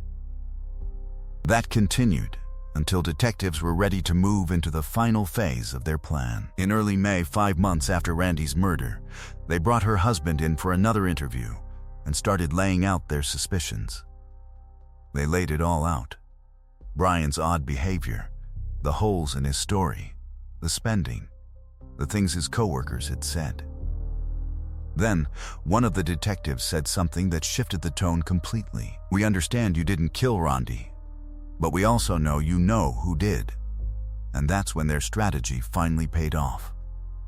After a long silence, Brian asked his mother, who was sitting in the room with him, to step outside. Once she was gone, he turned to the detectives and said he was ready to tell them everything, as long as they agreed not to seek the death penalty. The police agreed to the deal, and Brian finally started talking. He admitted that things between him and Randy had gotten pretty bad. He said she was always trying to control him, especially when it came to money. He resented her for it, felt like he could never buy what he wanted, and that frustration had been building up for years. Then, he became close friends with Blaine and got excited about the horror movie Blaine had been working on. Brian wanted in. He even helped with the script. The story was about 5 friends who set off on a hike through the Appalachian Mountains. Along the way, they stumble upon an abandoned mining town and accidentally release the vengeful spirit of a dead man, who then begins hunting them down. Blaine and Brian had everything lined up for the shoot, but they had one major problem: money. Even though the film was meant to be low budget, they still needed a decent chunk of money for actor salaries, equipment, and other expenses. According to Blaine's estimates, they were going to need over $10,000. Blaine couldn't come up with that kind of cash, so Brian offered to fund the production himself. He planned to use the savings he and Randy had set aside, the money she'd been putting away in case his health got worse. His plan was simple. He and Blaine would make the movie, catch the attention of some big studios, and eventually turn a profit. Once that happened, Brian would pay the money back with interest. But Randy didn't like that idea. She was skeptical about putting that much of their savings into such a risky project. She also didn't think it was a good idea for Brian to be involved, given his condition. Filming would require him to spend several days out in the Appalachian Mountains, completely off the grid. In the end, Brian had to back out of the film entirely, and Blaine wasn't happy about it. Still, eventually, Blaine managed to scrape together enough money to move forward with the project. He hired a group of actors and headed into the mountains to begin filming, leaving Brian out of the production entirely. For nearly a week, the cast and crew filmed almost non-stop, and everyone involved later said Blaine couldn't have been happier. But behind all that excitement was a financial disaster waiting to happen. To make the movie, Blaine had maxed out every credit card available to him, including one that belonged to his wife without her knowledge. She only discovered what he'd done after the bills started arriving. When she realized he had accumulated more than $18,000 in debt, she packed her belongings, took their newborn son, and left him. Even then, Blaine remained convinced the film would eventually solve all of his problems. The reality, however, was much different. He no longer had enough money to edit the footage or market the finished film, meaning the entire project was effectively worthless. It was at that point that Brian became involved once again. He still wanted to see the movie completed and was willing to contribute money toward finishing and distributing it. But there was one major obstacle standing between them and the cash they desperately needed: Rondi. The two men eventually began discussing how they could gain access to her savings, and over time, those conversations led them to an unimaginable conclusion. They decided the simplest solution was to kill her. Over the following months, Brian and Blaine carefully planned what they believed would be the perfect murder, drawing inspiration from the horror movies they both admired. Their plan was to stage the crime as a violent burglary, making it appear that Randy had been killed during a robbery. They expected the stolen jewelry to trigger an insurance payout, while also allowing Brian to collect roughly $100,000 from Randy's life insurance policy. Just as importantly, they wanted to make sure Brian appeared completely uninvolved. On the day of the murder, both men left work early and drove to Brian's house, where they deliberately ransacked the rooms to make it look as though an intruder had searched the home. Once everything had been staged, Brian left for a nearby town to meet a friend, establishing the alibi they had planned months in advance. Blaine remained inside the house, waiting for Rondi to return home. The moment she walked through the door, he attacked her. He first attempted to strangle her using a cord, but Rondi fought back far more fiercely than he had anticipated. Unable to overpower her that way, Blaine grabbed a knife and repeatedly stabbed her until she died. After the murder, he fled the house and disposed of the rubber gloves he had worn to avoid leaving fingerprints, or DNA, behind. About an hour later, Brian returned home and called 911, pretending he had just discovered his wife's body in the garage. As he finished describing the crime during his confession, Brian admitted that even he had been disturbed by the level of violence Blaine used. He told investigators that when they met several days after the murder, Blaine described every detail of the attack, and hearing it made him physically sick. Detectives then asked Brian how he could possibly justify helping murder a woman who had devoted herself to caring for him and building a future together. Brian's response stunned everyone in the room. He calmly claimed he believed he had spared Rondi the emotional pain she would have suffered during a divorce. Following that confession, Brian was arrested and held in custody while awaiting trial. Even with his confession, investigators knew the case wasn't complete. They still needed independent evidence proving Blaine had carried out the killing, because Brian's testimony alone wouldn't be enough to secure a conviction. Detectives obtained a search warrant for Blaine's vehicle, where they discovered a receipt listing several suspicious purchases. On the day Rondi was murdered, Blaine had bought rubber gloves, heavy work gloves, a black hooded sweatshirt, and a pair of black pants. Investigators then contacted the store to determine whether any additional purchases had been made using the same credit card. That inquiry produced a major breakthrough. Store records showed the very same card had also been used to purchase a large kitchen knife. Detectives acquired an identical model and presented it to the medical examiner, who concluded that the blade was consistent with the stab wounds found on Rondi's body. Just when it seemed the investigation was coming together, detectives encountered another obstacle. Several of Blaine's friends told police they had seen him at his apartment around 7:30 that evening, approximately the estimated time of the murder. If that timeline was accurate, Blaine couldn't possibly have committed the crime. The friends also mentioned that after leaving his apartment, they stopped together at a nearby gas station. Detectives obtained the transaction receipt to verify their timeline and uncovered a critical mistake. The receipt showed the visit actually occurred around 8:30 in the evening, not 7:30 as they had remembered. That 1-hour difference completely changed everything, giving Blaine more than enough time to kill Rondi before returning home. With the timeline corrected and the remaining evidence pointing directly at him, detectives arrested Blaine and charged him with murder. Until that moment, investigators had barely spoken with him throughout the case. When officers arrived to take him into custody, Blaine reportedly fainted as soon as they confronted him. Even with the mounting evidence against him, he continued insisting he was innocent and refused to admit any involvement. But as his trial approached and prosecutors announced they intended to seek the death penalty, his position quickly changed. To avoid the possibility of execution, Blaine accepted a plea agreement and confessed to killing Rondi. He admitted he expected to receive approximately $20,000 from her life insurance proceeds, money he planned to use to eliminate his overwhelming debts. In the end, both Brian and Blaine were convicted and sentenced to life in prison without the possibility of parole, where they remain to this day. Following her daughter's murder, Randy's mother founded a non-profit organization dedicated to supporting victims of domestic violence.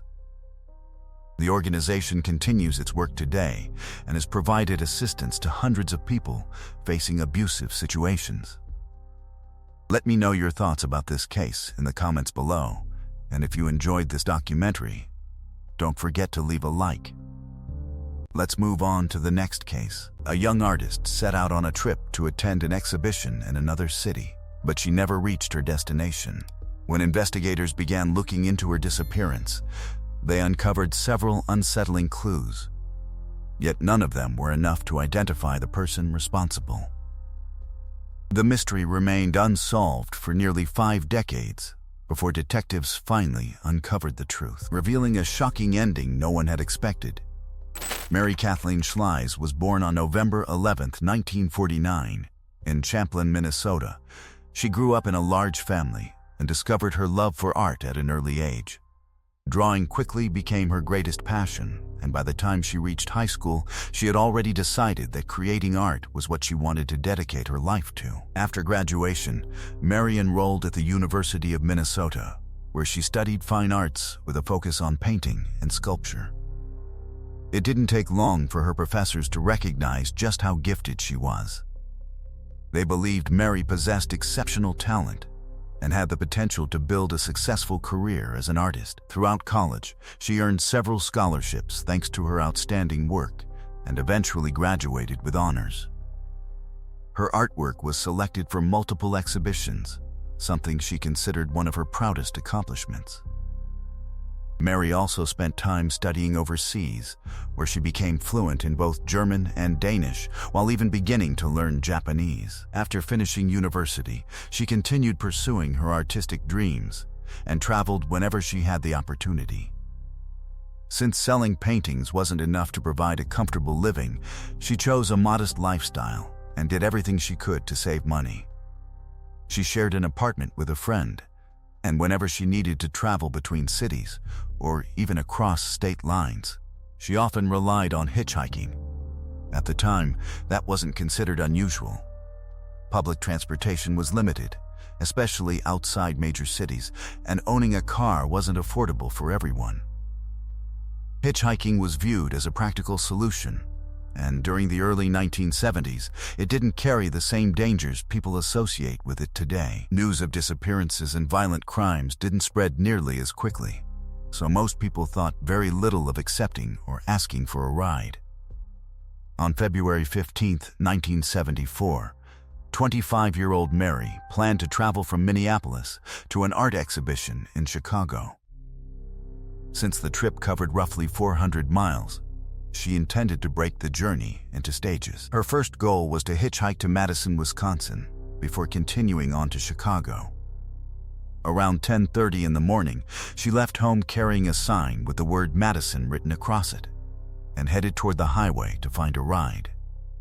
About 3 hours later, a man named Dennis was driving along a quiet rural road in Wisconsin when he turned onto a long, dead-end road. There, he noticed a parked vehicle with a man and a woman standing beside it. As he passed, it appeared they might have been arguing, or perhaps even struggling with one another, although he couldn't be certain from his brief glance. Dennis continued driving, but the encounter kept bothering him.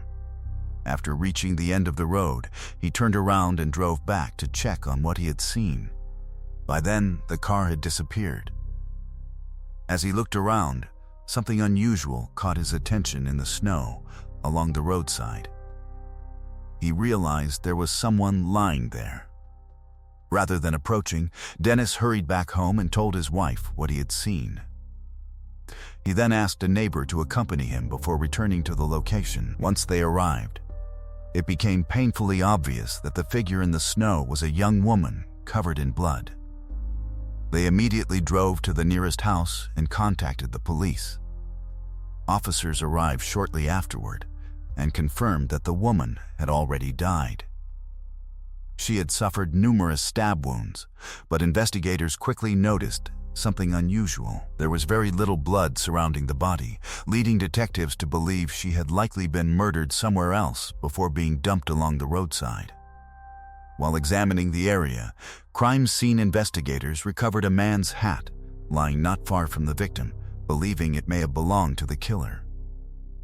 They also attempted to preserve nearby tire impressions by making casts, but the freezing conditions prevented the casting material from setting correctly, destroying what could have been valuable evidence.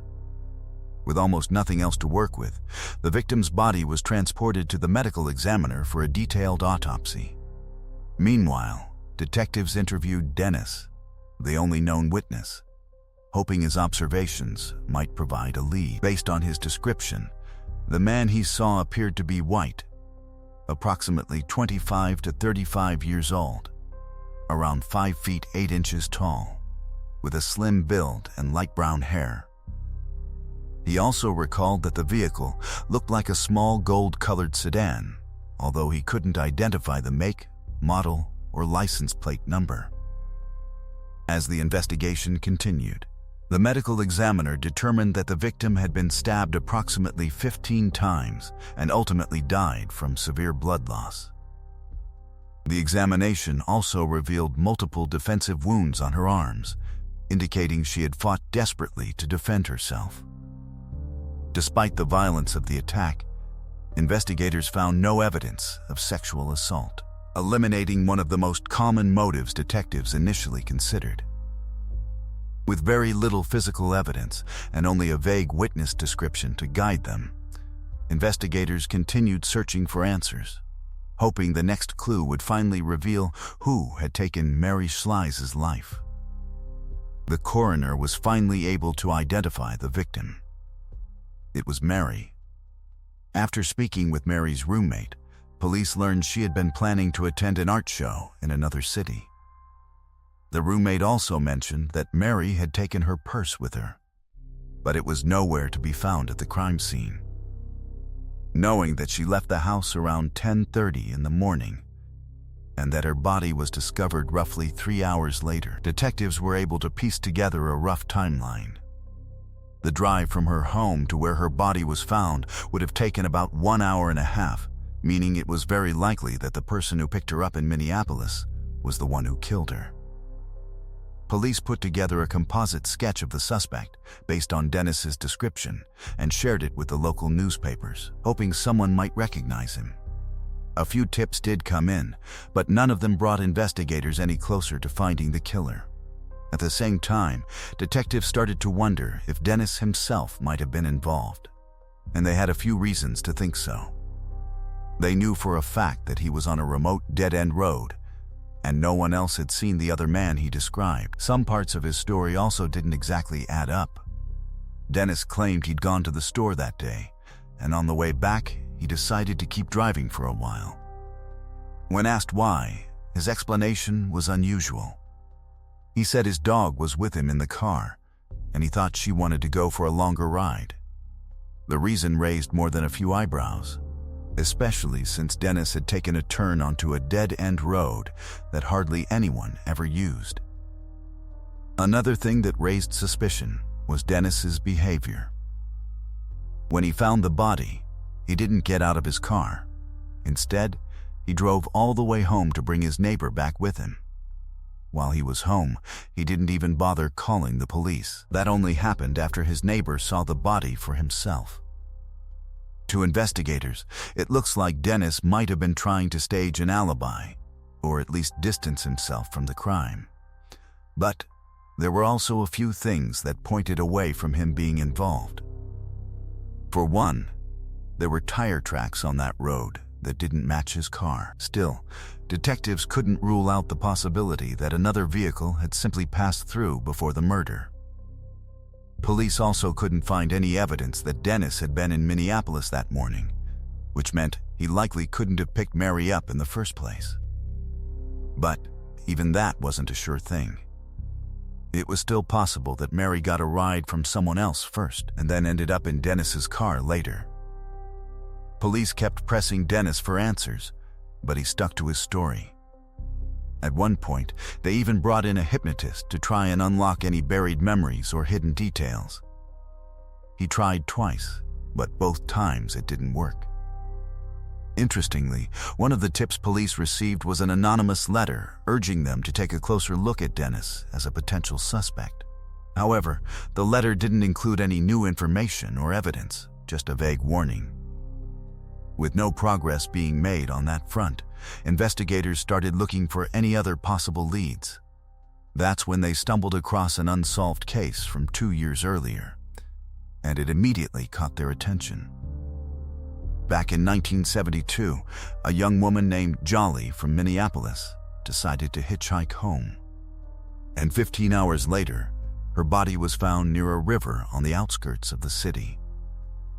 Detectives started looking into a possible connection between her case and Mary's, since there were some clear similarities. Jolly's friends had seen her getting into a gold-colored car driven by a young man, and just like with Mary, the medical examiner found no signs of sexual assault. But despite how similar the two cases seemed, the investigation into Jolly's murder hadn't led anywhere. Either, there were no solid leads and nothing to go on. Investigators tried to find any thread linking the two cases that might point them to the suspect, but every lead ended up going nowhere. Over the next few months, detectives looked into a number of potential suspects, but none of them could be linked to Mary's murder. They also found a few witnesses who claimed they'd seen a man matching the composite sketch driving a gold-colored sedan. But once again, it didn't lead anywhere. Eventually, the case went cold. Investigators just couldn't find a single new lead to move things forward. In the years that followed, the case was reopened several times, but each time it hit the same dead end. In the early 1980s, police came up with a theory that Mary's killer might have been a serial murderer named Randall Woodfield. He had confessed to killing 44 people and was serving a life sentence. Most of his victims were picked up while hitchhiking, which made him a logical suspect in Mary's case. But despite the similarities, detectives were never able to find any concrete link between him and the murder. In the following years, investigators followed up on hundreds of leads that took them across nearly every U.S. state, and even into Canada. But still, they couldn't figure out who had killed Mary. Over time, Mary's murder became something of a local legend, especially in the county where her body was found. People started reporting strange sightings of a young woman walking along the roadside, trying to hitch a ride. But as soon as they looked away, she vanished without a trace. 2 fishermen claimed they saw a similar-looking woman near a lake. They said she was glowing with a soft white light, and just stood there in silence watching them from a distance. Later on, a local woman came forward saying that a murdered woman named Mary regularly visited her and spoke to her. Because Mary's murder remained unsolved for decades, the haunting ghost stories surrounding the case eventually became more famous than the crime itself. Over time, many people forgot that behind the legends was the tragic death of a real young woman. In the early 2000s, as DNA technology became a regular part of criminal investigations, detectives decided it was time to revisit the evidence.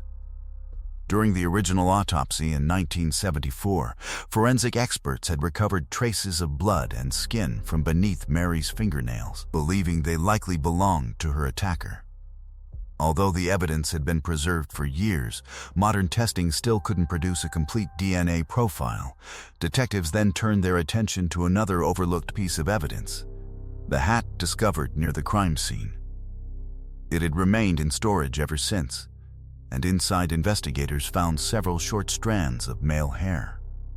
This time, forensic scientists managed to recover a partial DNA profile. Unfortunately, when it was entered into the FBI database, there were no matches.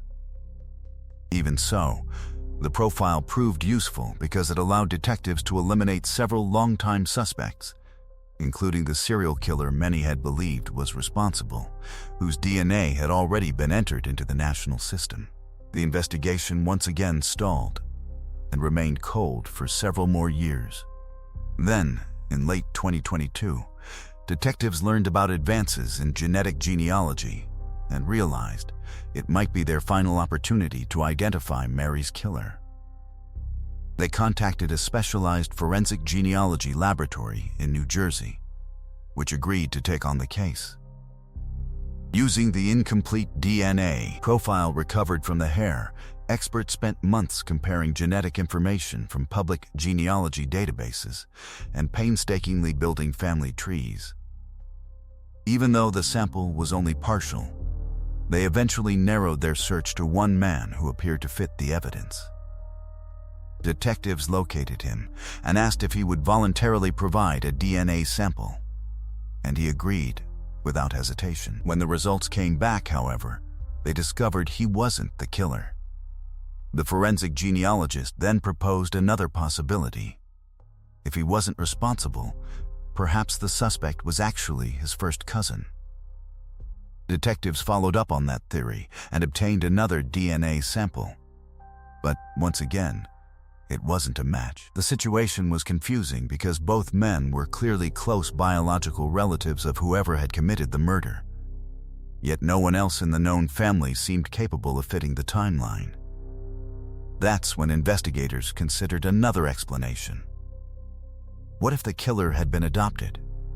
If that were true, he wouldn't appear anywhere in the documented family tree they had reconstructed. Detectives began searching through decades-old adoption and birth records, hoping to uncover a hidden connection. Finally, on November 4th, 2024, they found exactly what they had been looking for. Their investigation pointed toward an 84-year-old man named John Miller as the likely biological relative they had been searching for all along. As they dug deeper into Miller's background, detectives discovered he had a daughter. They contacted her, explained the investigation, and she agreed to provide a DNA sample. When the laboratory completed its analysis, the results confirmed their suspicions. The hair recovered from the hat at Mary's crime scene belonged to her father. After nearly 50 years, detectives had finally identified Mary's killer. Armed with the DNA evidence, investigators immediately went to Miller's home. Not long after they confronted him with the results, he calmly admitted everything. He explained that on the day Mary was murdered, he had picked her up while she was hitchhiking and offered to drive her to her destination. Once they had left the city and reached a more isolated area, he began demanding sex. When Mary refused, Miller pulled out a knife and stabbed her repeatedly. He then drove down a secluded dead-end road, intending to bury her body beneath the snow. However, while dragging her from the vehicle, another driver unexpectedly passed by. Fearing he had been seen, Miller abandoned his plan, jumped back into his car, and fled, leaving Mary's body where it was. The following day, he read newspaper coverage of the murder and felt relieved after learning that the witness had mistakenly described his vehicle. According to Miller, he had actually been driving a light blue car rather than the gold-colored one investigators had been searching for. During the interview, he admitted he felt little remorse and claimed he had rarely thought about the murder over the past 5 decades. He also told detectives he had thrown the knife into a swamp near his home, although he no longer remembered what became of Mary's purse. When investigators asked if he had killed anyone else, Miller insisted he had not, and said he couldn't even explain why he had murdered Mary in the first place. Following his confession, he was formally charged with murder and taken into custody while awaiting trial. Miller also made it clear that he had no intention of contesting the charges, saying he planned to plead guilty because he didn't want to endure a lengthy court battle. In his own words, he was prepared to spend whatever time he had left behind bars. After 50 long years, detectives had finally solved one of the region's most frustrating cold cases. Although Miller is now nearly 85 years old and unlikely to spend many years in prison, Mary's family finally has the answers they had waited half a century to receive. As for Jolly's murder, investigators now believe Miller was probably not involved, since the vehicle he drove at the time didn't match the one connected to that case. Even so, detectives continue examining whether he could be linked to any other unsolved crimes. But so far, they have found no evidence connecting him to additional murders. Let me know what you think about this incredible case in the comments below. And if you enjoyed today's video, don't forget to leave a like. Thanks for watching. Let's move on to the next case. A young girl from a quiet small town headed out to celebrate Halloween by going trick-or-treating, but before the night was over, she had disappeared without a single trace. Her sudden disappearance quickly became national news, and within days, more than 5,000 volunteers joined an enormous search effort. Despite countless leads, extensive searches, and relentless work from investigators, the mystery remained unsolved until an entirely unexpected breakthrough finally uncovered the truth, revealing a shocking story that no one saw coming. Lisa Ann French was born on June 2, 1964, in Wisconsin. After her parents divorced during her early childhood, she moved with her mother to the small community of Fond du Lac. A few years later, her mother remarried, and Lisa happily embraced her new role as an older sister to a baby brother. By 1973, 9-year-old Lisa was an energetic, cheerful child who attended the local elementary school, participated in the Girl Scouts, and spent nearly every free moment outdoors playing with neighborhood friends. As October drew to a close, she couldn't wait for Halloween, mostly because she planned to collect as much candy as she possibly could. She had originally wanted to wear a butterfly costume, but an unexpected cold snap forced her mother to come up with something different. Using clothes they already had around the house, she quickly assembled a last-minute costume, complete with an oversized black hat, before sending Lisa out to enjoy the evening. Lisa had planned to go trick-or-treating alongside one of her friends, but the friend was grounded at the last minute and couldn't leave home, so Lisa ended up going by herself. Before she left, her mother reminded her not to wander too far from the neighborhood. It seemed like a reasonable request because the area was known as a safe place where everyone recognized one another. Lisa's parents knew nearly every family within several blocks, and the streets were full of children and parents enjoying Halloween together, giving them little reason to worry. Lisa was also excited about attending a neighborhood Halloween party later that evening. Across the country, alarming news stories about poisoned candy and razor blades hidden inside Halloween treats had frightened parents everywhere, so local families organized a supervised party to make sure children could celebrate safely. Lisa left the house at around 6 p.m., promising she would be home by 7:00. When that hour passed without her returning, her mother initially assumed she had simply become caught up visiting more houses in hopes of filling her candy bag. But by 8 p.m., concern turned into panic.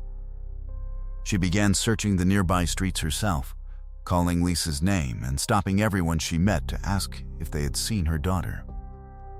As word spread through the neighborhood, concerned residents immediately joined the search, but despite everyone's efforts, there wasn't a single sign of Lisa. Eventually, her mother contacted the police, and officers quickly flooded the neighborhood.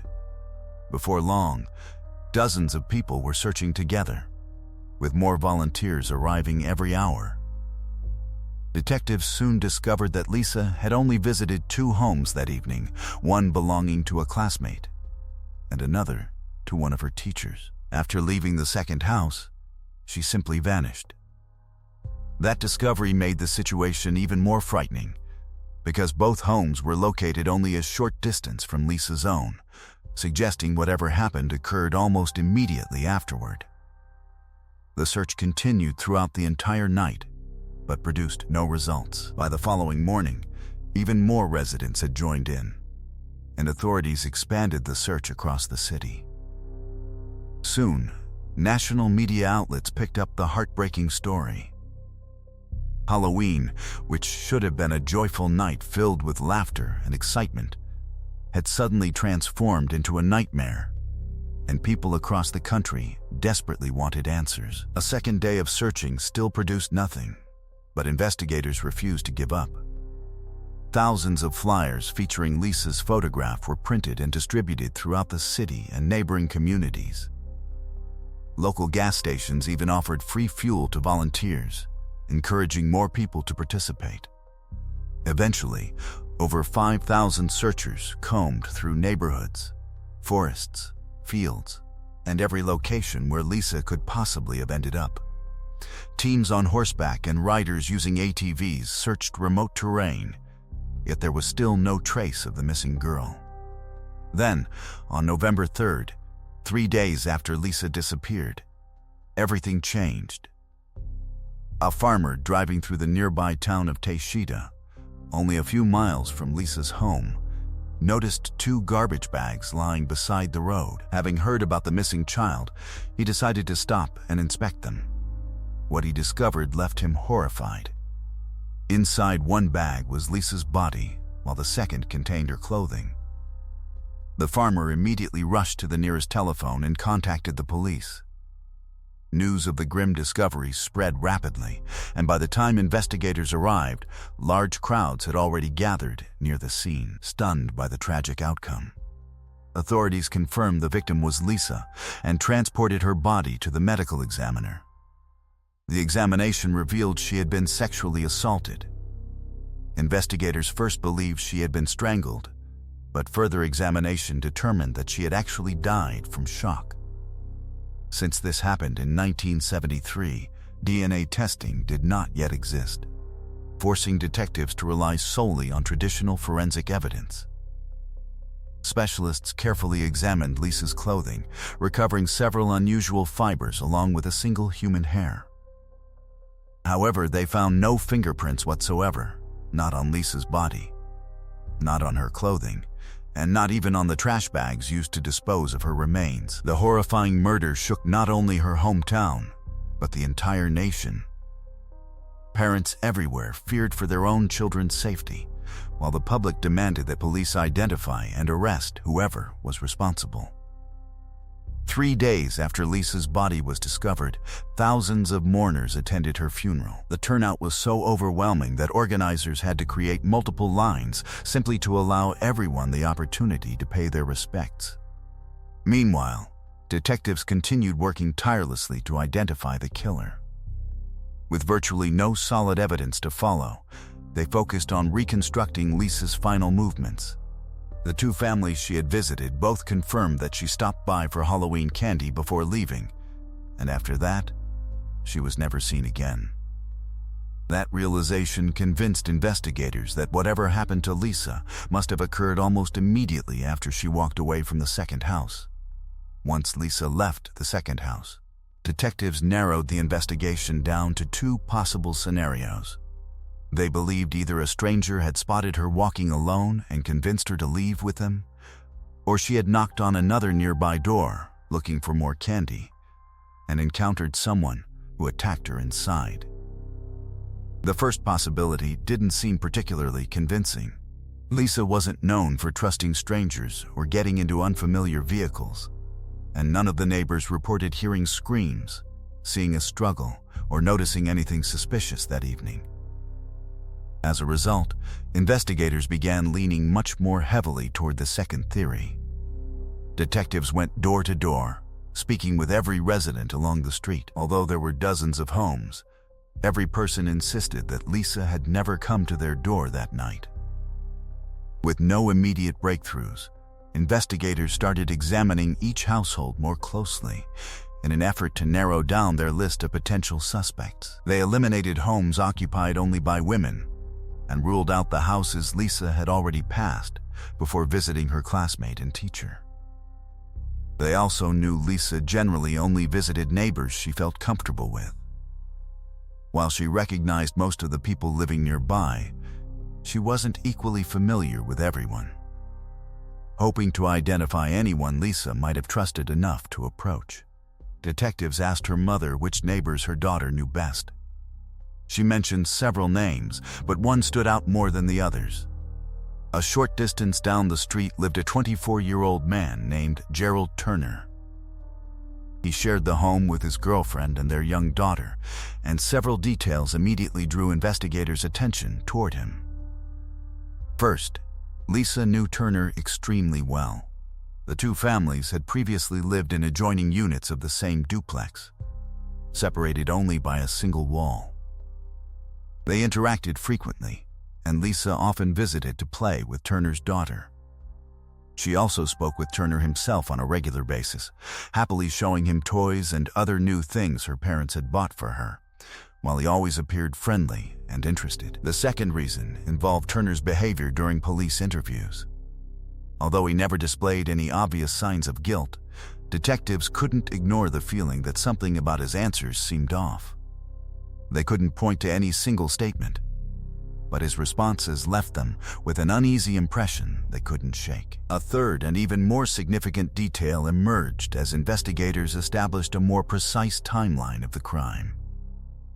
Evidence suggested Lisa was attacked only minutes after leaving the last house she visited, and during that exact period, Turner had been home alone. His girlfriend and daughter were attending a Halloween party, giving him both the opportunity and the privacy to commit the crime before they returned.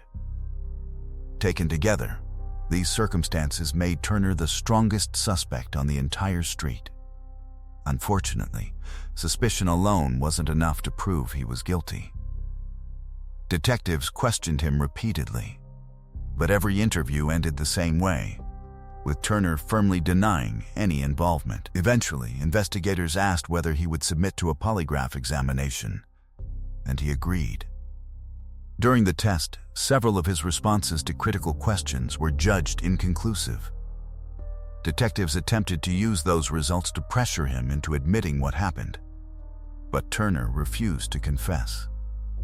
When they later requested that he take another polygraph examination, he declined outright. Still lacking a confession, investigators shifted their attention back to the physical evidence collected from the crime scene.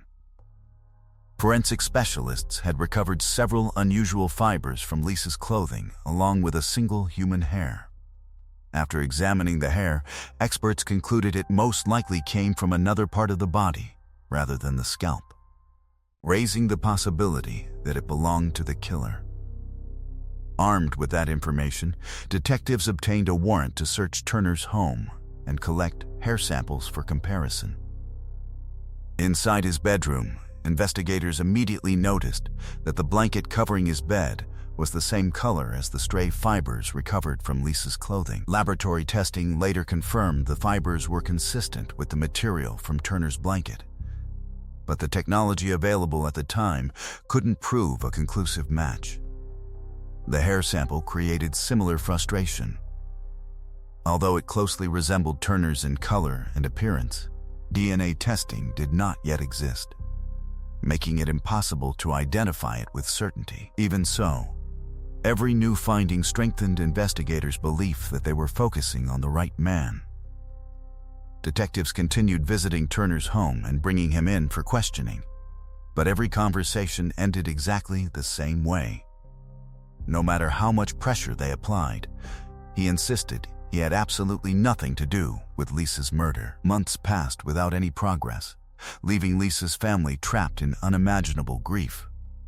Not only had they lost their daughter, but they also had to endure the agony of not knowing who had taken her life. The situation was made even more heartbreaking because Lisa's mother was pregnant at the time, forcing her to cope with overwhelming sorrow while preparing to welcome another child into the family. Since Turner refused to cooperate, detectives turned their attention to his girlfriend, hoping she could provide additional details about Halloween night. She explained that she and their daughter had attended a neighborhood Halloween party before returning home at approximately 7:15 p.m. When she entered the house, she found Gerald lying on the couch wearing a bathrobe. He immediately told her he wasn't feeling well and simply wanted to rest. As the evening continued, however, his behavior became increasingly unusual. He repeatedly walked into the bedroom, lay down for a short time, then quickly returned to the living room. Each time she attempted to check on him, he insisted she leave him alone because he wasn't feeling well. Although she thought his behavior seemed a little strange, she accepted his explanation and assumed he was genuinely sick. A short time later, she and her daughter left again to visit her mother.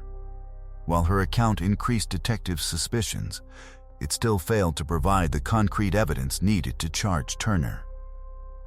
That finally changed on August 8, 1974, nearly 9 months after Lisa's murder, when Turner was brought in for another lengthy interrogation.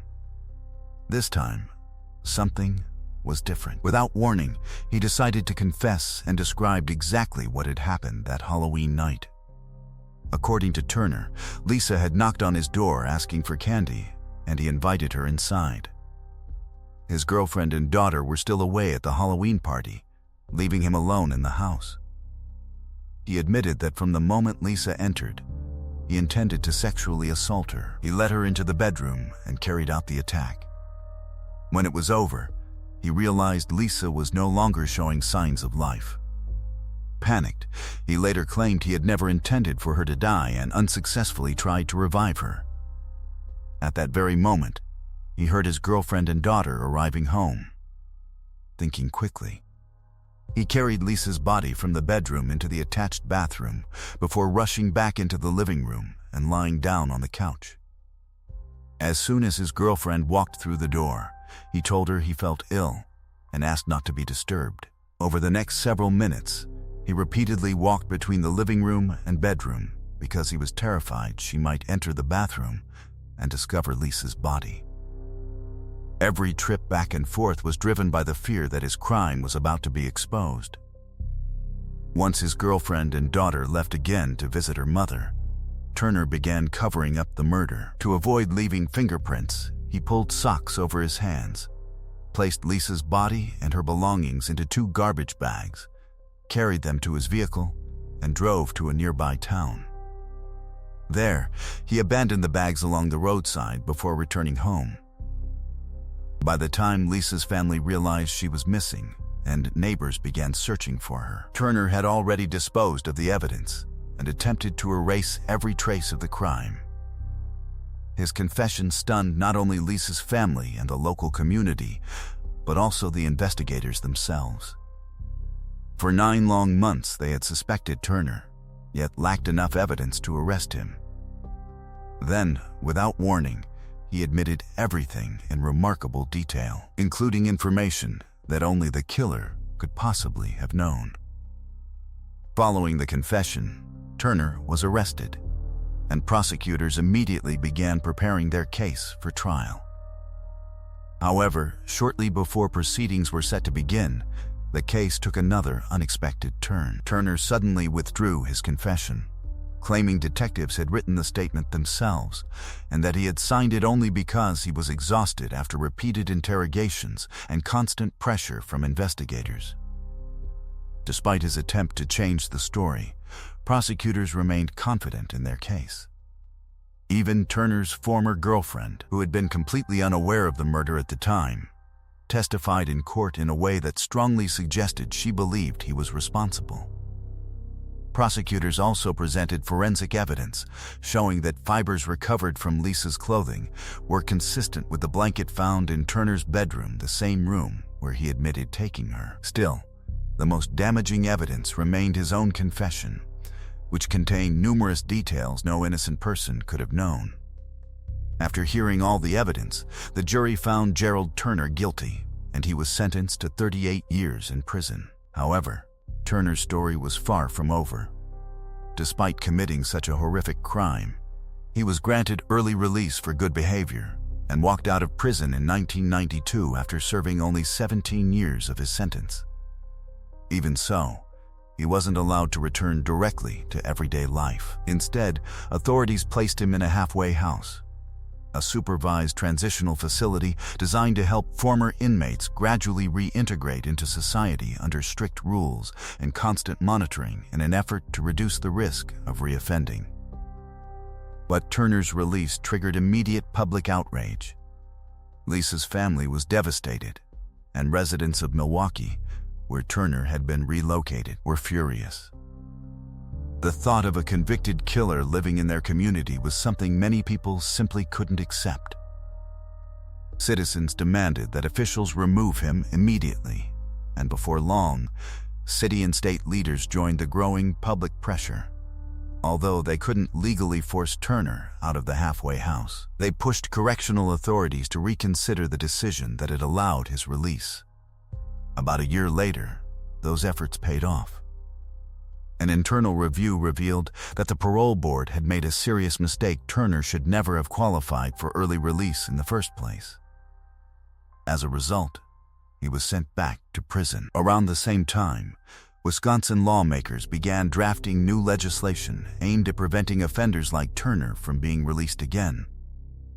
The proposed law stated that individuals convicted of serious sexual offenses who were considered highly likely to reoffend would not simply be freed after completing their prison sentences. Instead, they would be transferred to secure treatment facilities and kept there until medical professionals determined they no longer posed a danger to the public. The legislation, later known as the Turner Law, was officially passed in 1994. Authorities believed it would prevent Turner from ever walking free again. However, only a few years later, they faced another unexpected setback. In 1998, Turner once again became eligible for release. To the disbelief of many, the parole board declined to classify him as a dangerous sexual offender, even after hearing disturbing testimony from his former wife and several ex-girlfriends.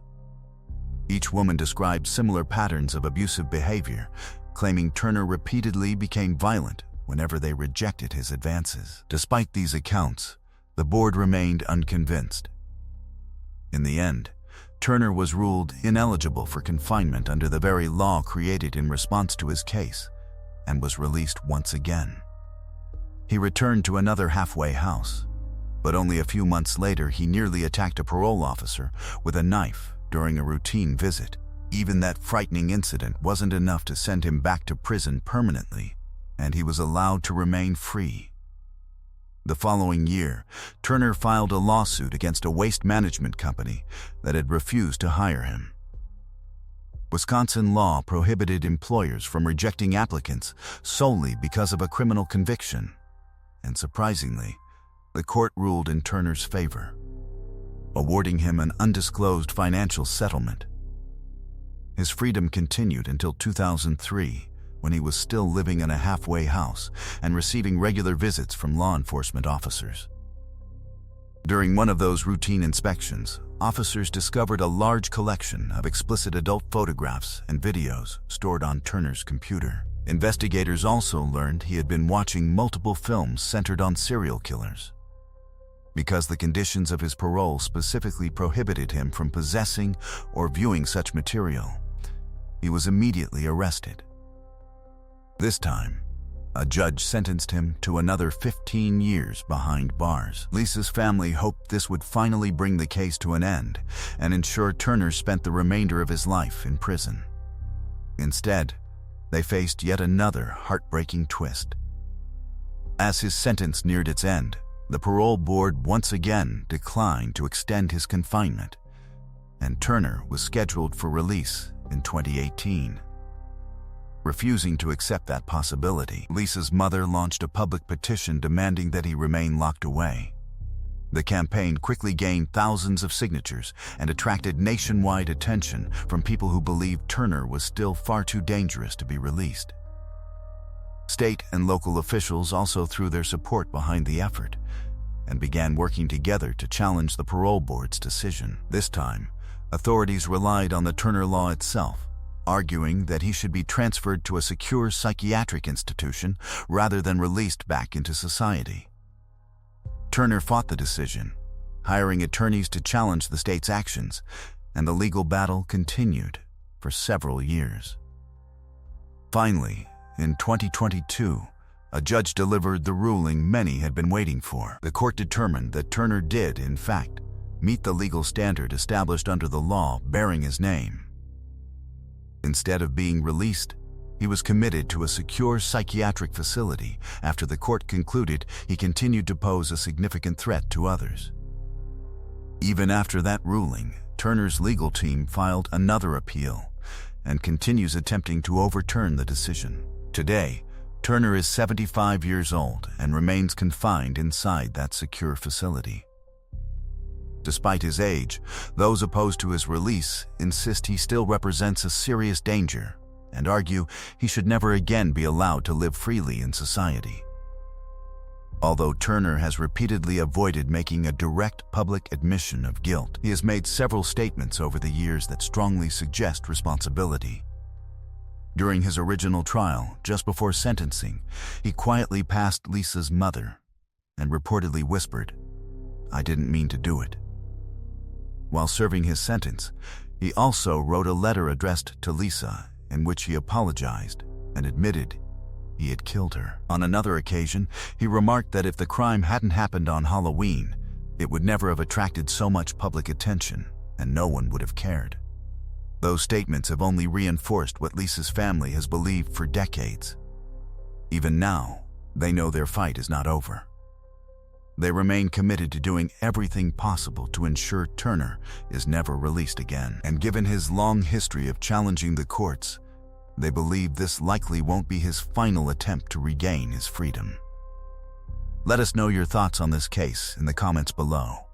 And if you enjoyed this documentary, don't forget to leave a like. Let's move on to the next case. A young woman stepped out of her home one evening and disappeared without leaving behind a single clue. Just a few days later, detectives launched an investigation and quickly uncovered several disturbing pieces of evidence, along with multiple people who could have been involved. Even so, every promising lead eventually reached a dead end, and the mystery remained unsolved. That all changed when investigators discovered one unusual piece of evidence, something so unexpected that it completely transformed the investigation and ultimately exposed the truth about what had happened. Misty Morse was born on April 10, 1978, in Springfield, Ohio. At some point during her childhood, her family relocated to Indian Harbor Beach, Florida. Not long after settling there, her parents divorced. Misty remained with her mother, but continued to have a close relationship with her father. Friends and family described her as cheerful, outgoing, and full of energy. She loved spending time outdoors, especially at the beach, where she enjoyed swimming, surfing, and hanging out with friends whenever she had the chance. After graduating from high school, Misty worked several different jobs before enrolling at a local community college. She hadn't yet decided exactly what career she wanted to pursue, hoping instead that she would discover her path as she continued her education. By the summer of 2000, the 22-year-old was working as a waitress at a neighborhood cafe, while spending nearly all of her spare time with friends. On the evening of July 20th, Misty told her mother she was heading out for a while. The two chatted briefly before the phone suddenly rang. Misty answered, exchanged only a few words with the caller, hung up, and immediately told her mother she had to leave. The following day, when her mother returned home from work, Misty still hadn't come back. At first, she wasn't overly concerned. Misty occasionally worked late shifts, and there were days when they hardly saw each other.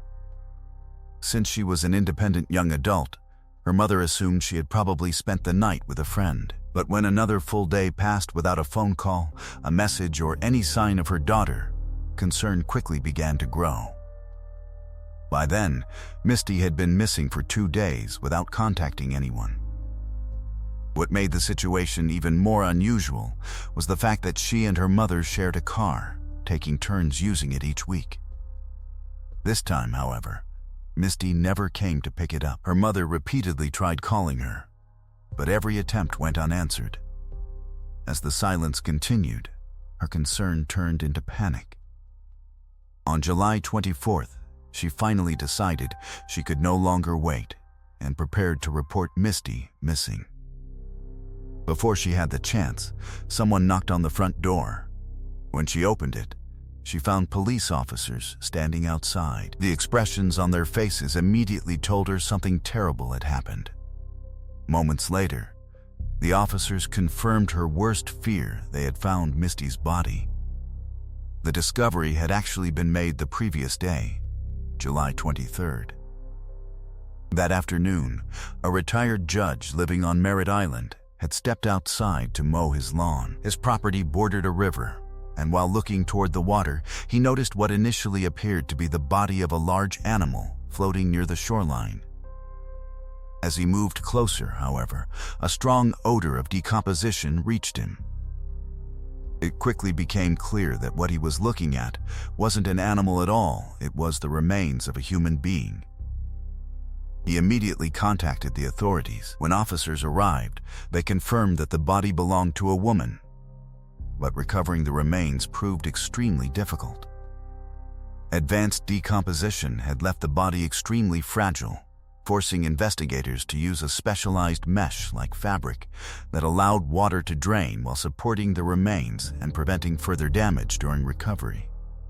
Once detectives finally brought the body ashore, it was immediately obvious they were investigating a homicide. The victim had been left completely unclothed, while both her wrists and ankles had been tightly bound with rope. Large amounts of duct tape had also been wrapped around portions of her body. Investigators discovered that her legs had been tied to plastic shopping bags, leading them to believe the bags had originally been filled with rocks or other heavy objects intended to keep the body underwater. At some point, however, the bags had ripped open, allowing the weights to spill out and the body to resurface. Detectives also noticed another unusual detail. Wrapped around the victim were several rubber cords commonly used to secure protective window screens. Every piece of rope, tape, plastic, and cord was carefully collected and submitted to the crime laboratory for examination, while medical examiners performed the autopsy. Unfortunately, investigators immediately faced a major challenge. Because of the body's advanced decomposition, determining the exact cause of death proved nearly impossible. There were no gunshot wounds or stab injuries, and any less obvious trauma had been obscured by the condition of the remains. In the end, forensic experts concluded that the victim had most likely died either from strangulation or drowning. The second possibility raised an especially disturbing scenario: that she may have still been alive when she was thrown into the river. Beyond the bindings, investigators found no obvious forensic evidence. There were no fingerprints, usable DNA, or other clear clues pointing toward a suspect. As a result, detectives shifted their attention to identifying the victim. The process took time, but by the following day, they finally had an answer. Fingerprint records confirmed that the woman recovered from the river was 22-year-old Misty Morse. By then, forensic specialists had already completed their examination of the ropes, plastic bags, and duct tape used to restrain her. But none of those items produced any meaningful evidence. There was, however, one discovery that immediately caught investigators' attention. Several short, dark hairs were found stuck to the adhesive side of the duct tape. Detectives were confident the hairs did not belong to Misty, making them one of the most promising pieces of evidence recovered from the scene. Hoping they would eventually identify whoever had been responsible, the hairs were sent to the crime lab for detailed analysis. After confirming Misty's identity, detectives visited her mother to reconstruct her final known movements. She explained that the last time she saw her daughter was on the evening of July 20th, 3 days before the body was discovered. She also recalled one detail that immediately stood out to investigators. Just moments before leaving the house, Misty had received a brief telephone call. It appeared that whoever she planned to meet had arrived outside and was calling to let her know they were waiting.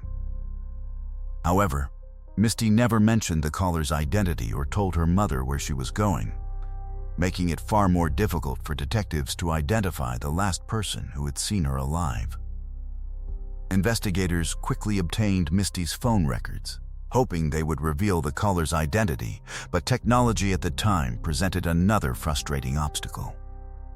Telephone companies were unable to provide information about incoming calls, including the number of the person calling. The only information detectives could verify was that Misty had received 2 calls that evening. The first conversation lasted several minutes, while the second was much shorter, the same brief call her mother overheard just before Misty walked out the door.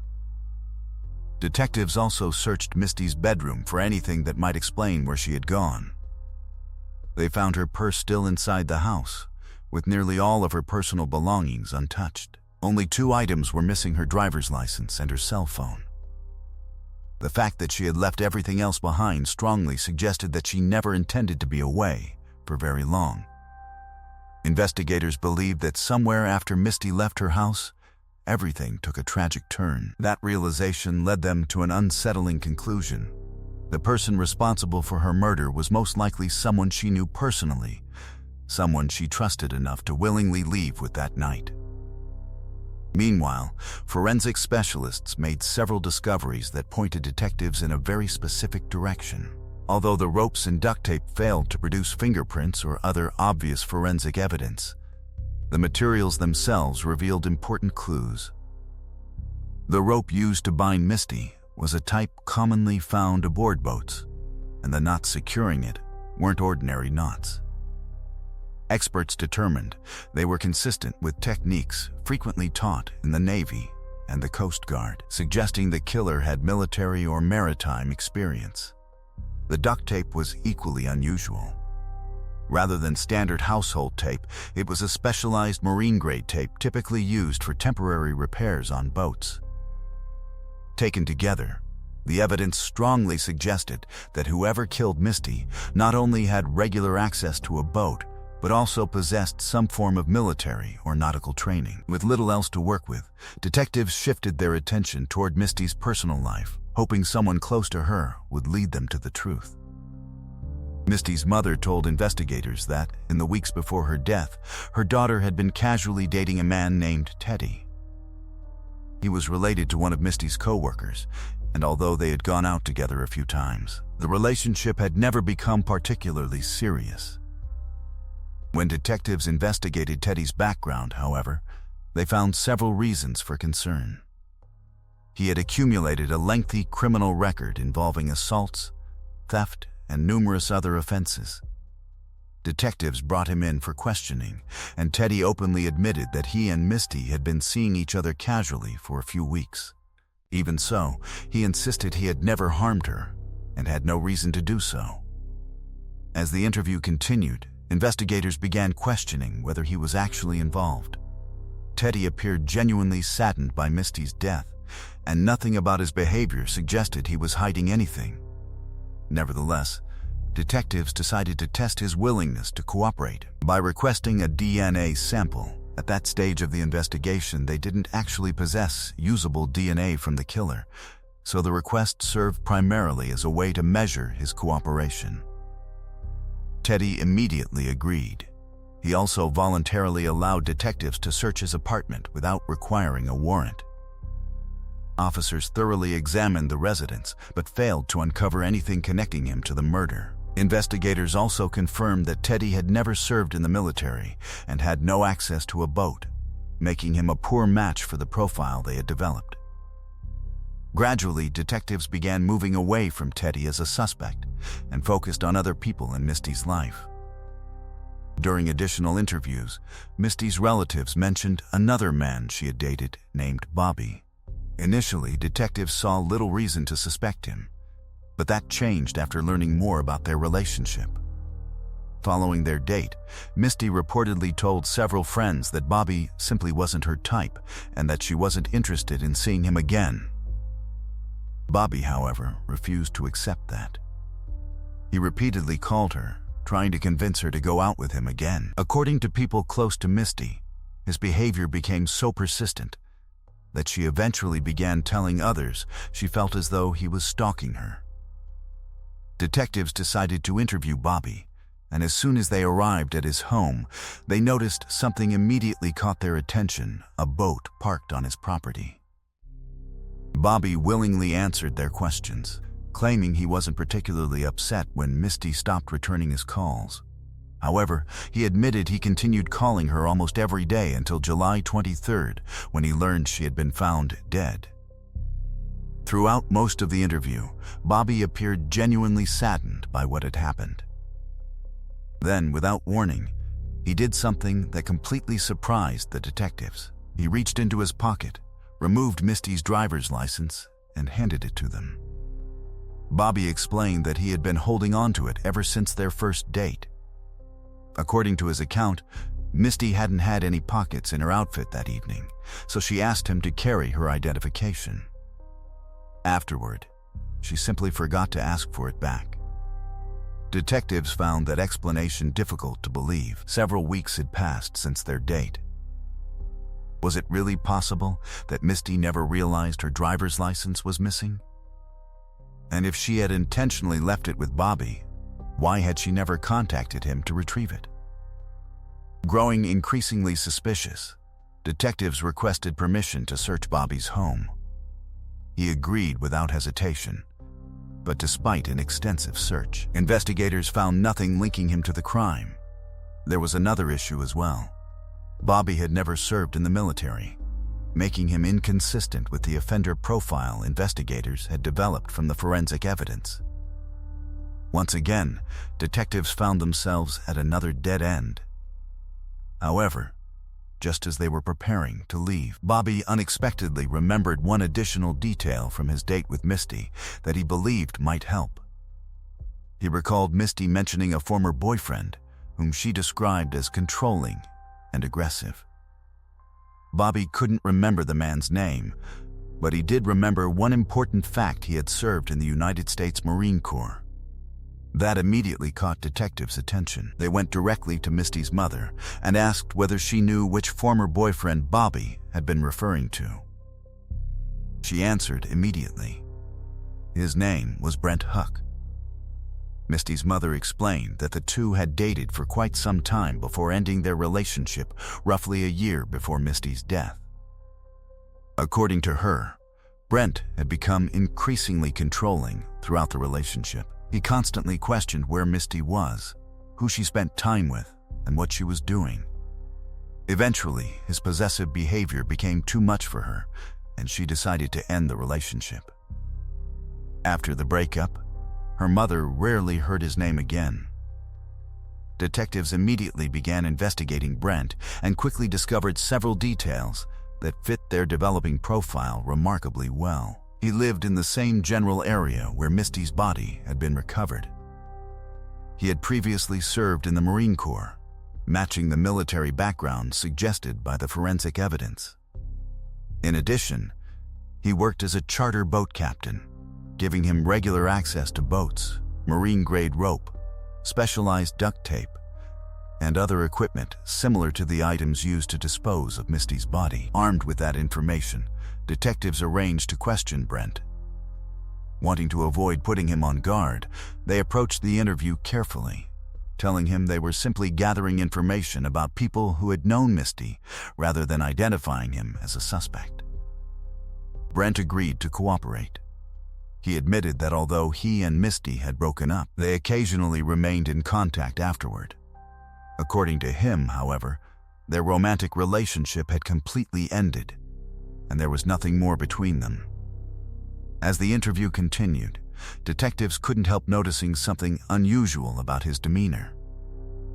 Unlike the other people they had questioned, Brent showed almost no emotion while discussing Misty's murder. Rather than appearing saddened or shocked, He came across as overly confident, almost arrogant. His attitude stood out immediately and only deepened investigators' suspicions. Even so, the interview proved surprisingly productive. When detectives asked Brent the last time he had spoken with Misty, he identified the exact evening she disappeared, Wednesday, July 20th. He admitted that he had called her twice that night, but insisted they never actually met in person. That statement immediately caught detectives' attention.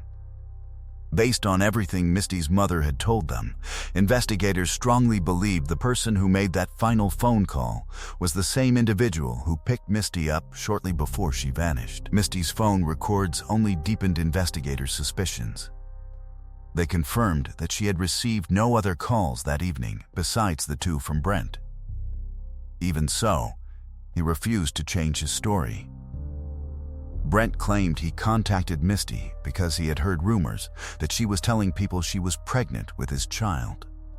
At the time, he was involved in another relationship, and, according to him, those rumors threatened to destroy it.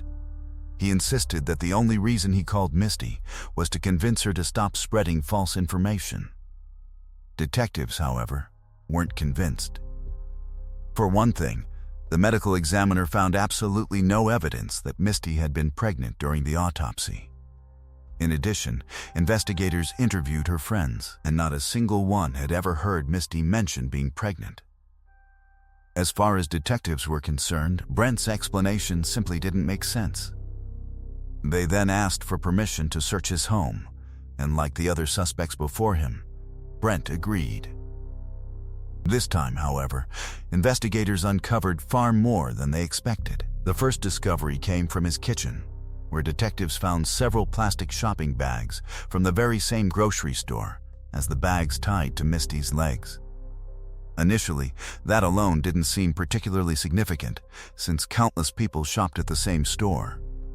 But investigators decided to examine them more closely. Forensic specialists compared the manufacturing codes stamped onto the bags during production with those recovered from Misty's body. The results were startling. Both sets of bags had been manufactured at the same factory, on the same production line, and during the very same production run. That meant there was a strong possibility the bags used to dispose of Misty's body had come directly from Brent's own kitchen. And that discovery was only the beginning. While searching the garage, detectives located the exact same type of rubber cord that had been wrapped around Misty's body. Once again, forensic experts compared the production markings and confirmed that both cords had been manufactured on the same machine as part of the same batch. As the search continued, investigators also recovered a roll of specialized marine-grade duct tape identical to the tape used on Misty's body. Finally, they found rope matching the type used to bind Misty, tied using the very same military-style knots that had caught investigators' attention earlier in the case. By that point, detectives believed they were no longer dealing with mere coincidences. After reviewing everything collected during the search, investigators became convinced Brent was responsible for the murder. They developed a theory that Brent had heard rumors claiming Misty was pregnant with his child, and had panicked, fearing the story would destroy his current relationship. Believing his life was about to fall apart, detectives suspected he decided to eliminate the problem before it grew any larger. Ironically, investigators believed Brent had acted on a false assumption. Misty wasn't pregnant at all, and there was a good chance she didn't even know those rumors existed. Armed with what they believed was a compelling case, detectives presented all of the evidence to the district attorney, hoping criminal charges would finally be approved. Instead, they encountered another frustrating setback. After reviewing every detail, the prosecutor declined to move forward. He explained that although the evidence strongly pointed toward Brent, every piece of it was circumstantial. There was no eyewitness, no confession, and no direct DNA linking him to the crime. The prosecutor warned detectives that, despite the impressive chain of evidence, it probably wouldn't be enough to secure a conviction before a jury. He urged investigators to keep searching for stronger proof. Once again, detectives found themselves in the frustrating position of believing they knew exactly who committed the crime, while lacking the evidence necessary to prove it beyond a reasonable doubt. There was still one remaining piece of evidence that continued to bother investigators, but at the time it seemed impossible to use. As forensic experts had previously discovered, several short dark hairs had been stuck to the duct tape wrapped around Misty's body. Laboratory testing revealed the hairs belonged to an animal, almost certainly a dog. Detectives immediately noticed another coincidence. Brent owned a black dog, a mix of German Shepherd and Rottweiler. Investigators strongly suspected the hairs had come from his pet, but they faced a major obstacle. At the time, no forensic laboratory in the country possessed the technology needed to perform a complete DNA analysis on dog hair. Without scientific proof connecting those hairs to Brent's dog, the evidence carried almost no value in court. With nowhere else to turn, the investigation gradually lost momentum. Months passed without meaningful progress as detectives continued chasing new leads that ultimately went nowhere. For nearly 2 years, Misty's killer remained free while the case sat at a standstill. Then, investigators revisited the evidence one more time and came across an important breakthrough. They learned about a recent murder investigation in California that had successfully been solved using DNA extracted from dog hair. It was exactly the advancement they had been waiting for. Detectives immediately contacted the same forensic laboratory responsible for that groundbreaking analysis and asked whether they could examine the hairs recovered from Misty's case. Scientists successfully extracted a DNA profile from the animal hairs found on the duct tape. Detectives then collected a DNA sample from Brent's dog for comparison. When the laboratory completed its analysis, the results were unmistakable. The hairs recovered from Misty's body matched Brent's dog perfectly. There was another remarkable detail as well. This wasn't simply any dog living in Brent's home. Misty herself had given him the dog as a gift while they were still together. At last, detectives had the direct forensic evidence they had been searching for. They returned to the prosecutor, who now agreed there was enough evidence to move forward with the case. On October 23, 2002, Brent was arrested for Misty's murder. Several months later, the case went to trial. Throughout the proceedings, Brent maintained his innocence, insisting he had nothing to do with Misty's death. Instead, he suggested one of Misty's other former boyfriends was the real killer. The prosecution, however, presented a powerful combination of forensic evidence and circumstantial facts that left little room for doubt. After hearing all of the testimony, the jury found Brent Huck guilty of both kidnapping and murder, sentencing him to 2 consecutive life terms in prison.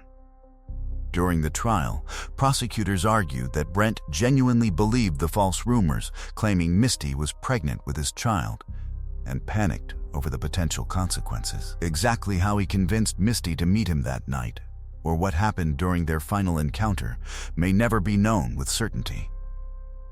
Nevertheless, detectives developed their own reconstruction of the crime.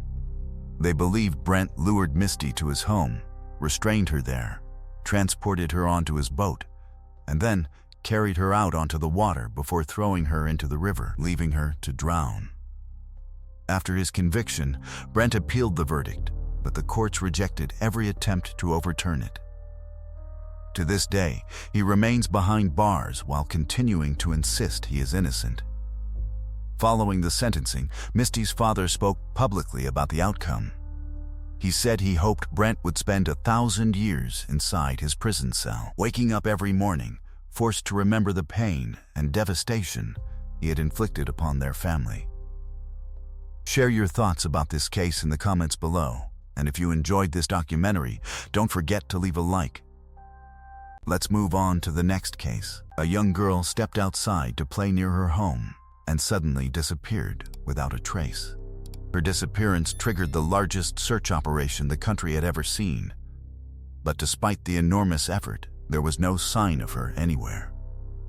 For days, investigators were left with no answers. Then, little by little, they uncovered a series of disturbing clues that finally exposed the heartbreaking truth behind one of Britain's most haunting child abduction cases. April Jones was born on April 4, 2007, in the small Welsh town of Machynlleth. Home to just over 2,000 residents, it was a quiet, close-knit community located far from any major city. April was the youngest of 3 children, growing up with an older brother and sister. She loved spending time with her friends, riding her bright pink bicycle through the neighborhood, and going swimming whenever she had the chance. In 2012, after turning 5 years old, April began attending primary school. She quickly earned a reputation as a bright, determined student who was adored by her teachers. Her cheerful personality also made it easy for her to make friends, and she quickly became one of the most popular children in her class. On October 1, 2012, April attended her regular swimming lesson at a local sports center while her parents went to a school meeting. Afterward, she invited one of her friends over, and her parents drove both girls back to the house. They spent the evening watching cartoons together, and at around 7 in the evening, April asked if she could go outside for a little while. Her mother was hesitant because darkness had already started to fall, but April reminded her that she had done well in school the previous day. Wanting to reward her good behavior, her mother eventually agreed, reminding both girls not to go too far from home.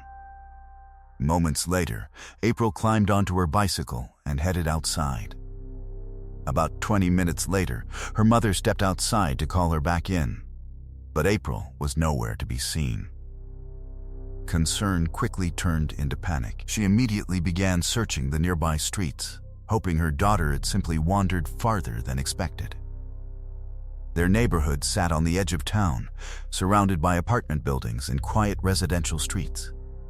She searched around every nearby building, but couldn't find any sign of April. Eventually, she spotted April's friend and rushed over to ask if she knew where her daughter had gone.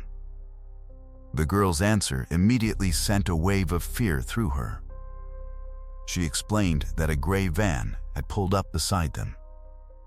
April spoke briefly with the driver before getting inside, and then the vehicle simply drove away.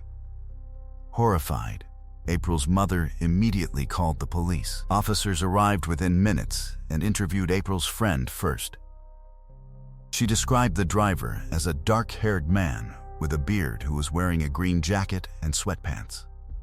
According to her, he had even stepped out of the van to help April climb inside. Later, April's mother explained that her daughter had cerebral palsy, making it difficult for her to climb into a vehicle without assistance.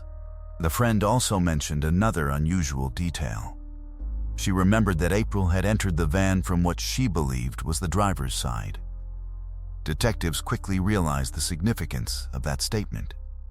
In the United Kingdom, steering wheels are normally positioned on the right-hand side of a vehicle. If April entered from what appeared to be the driver's side, the van was likely left-hand drive, a highly unusual feature that could significantly narrow the search. Investigators believe the young witness had simply mistaken the passenger side of a left-hand drive vehicle for the driver's side.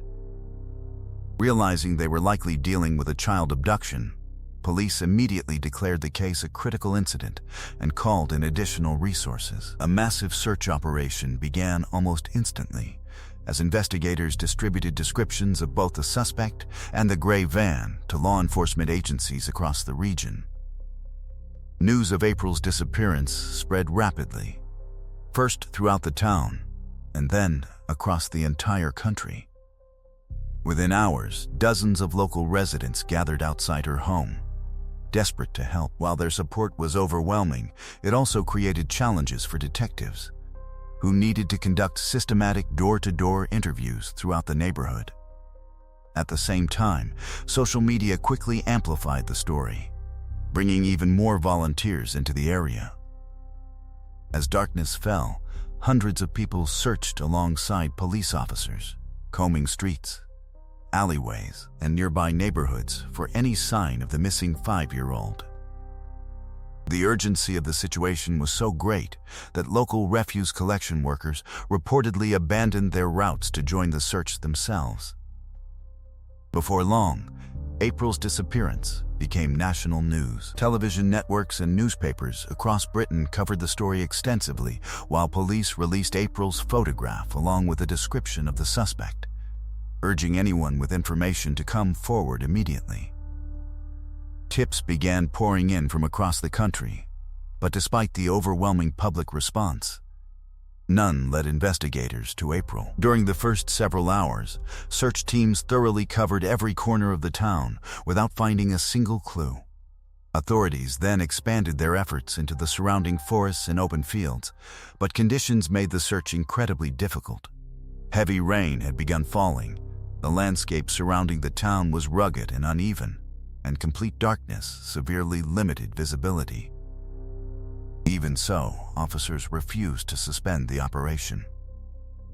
The search continued throughout the night, and by sunrise even more volunteers had arrived, many traveling from neighboring communities to assist. Police also expanded the search beyond the town itself, placing missing person alerts on electronic billboards along major roads and highways in hopes that someone might recognize either April or the suspect's vehicle.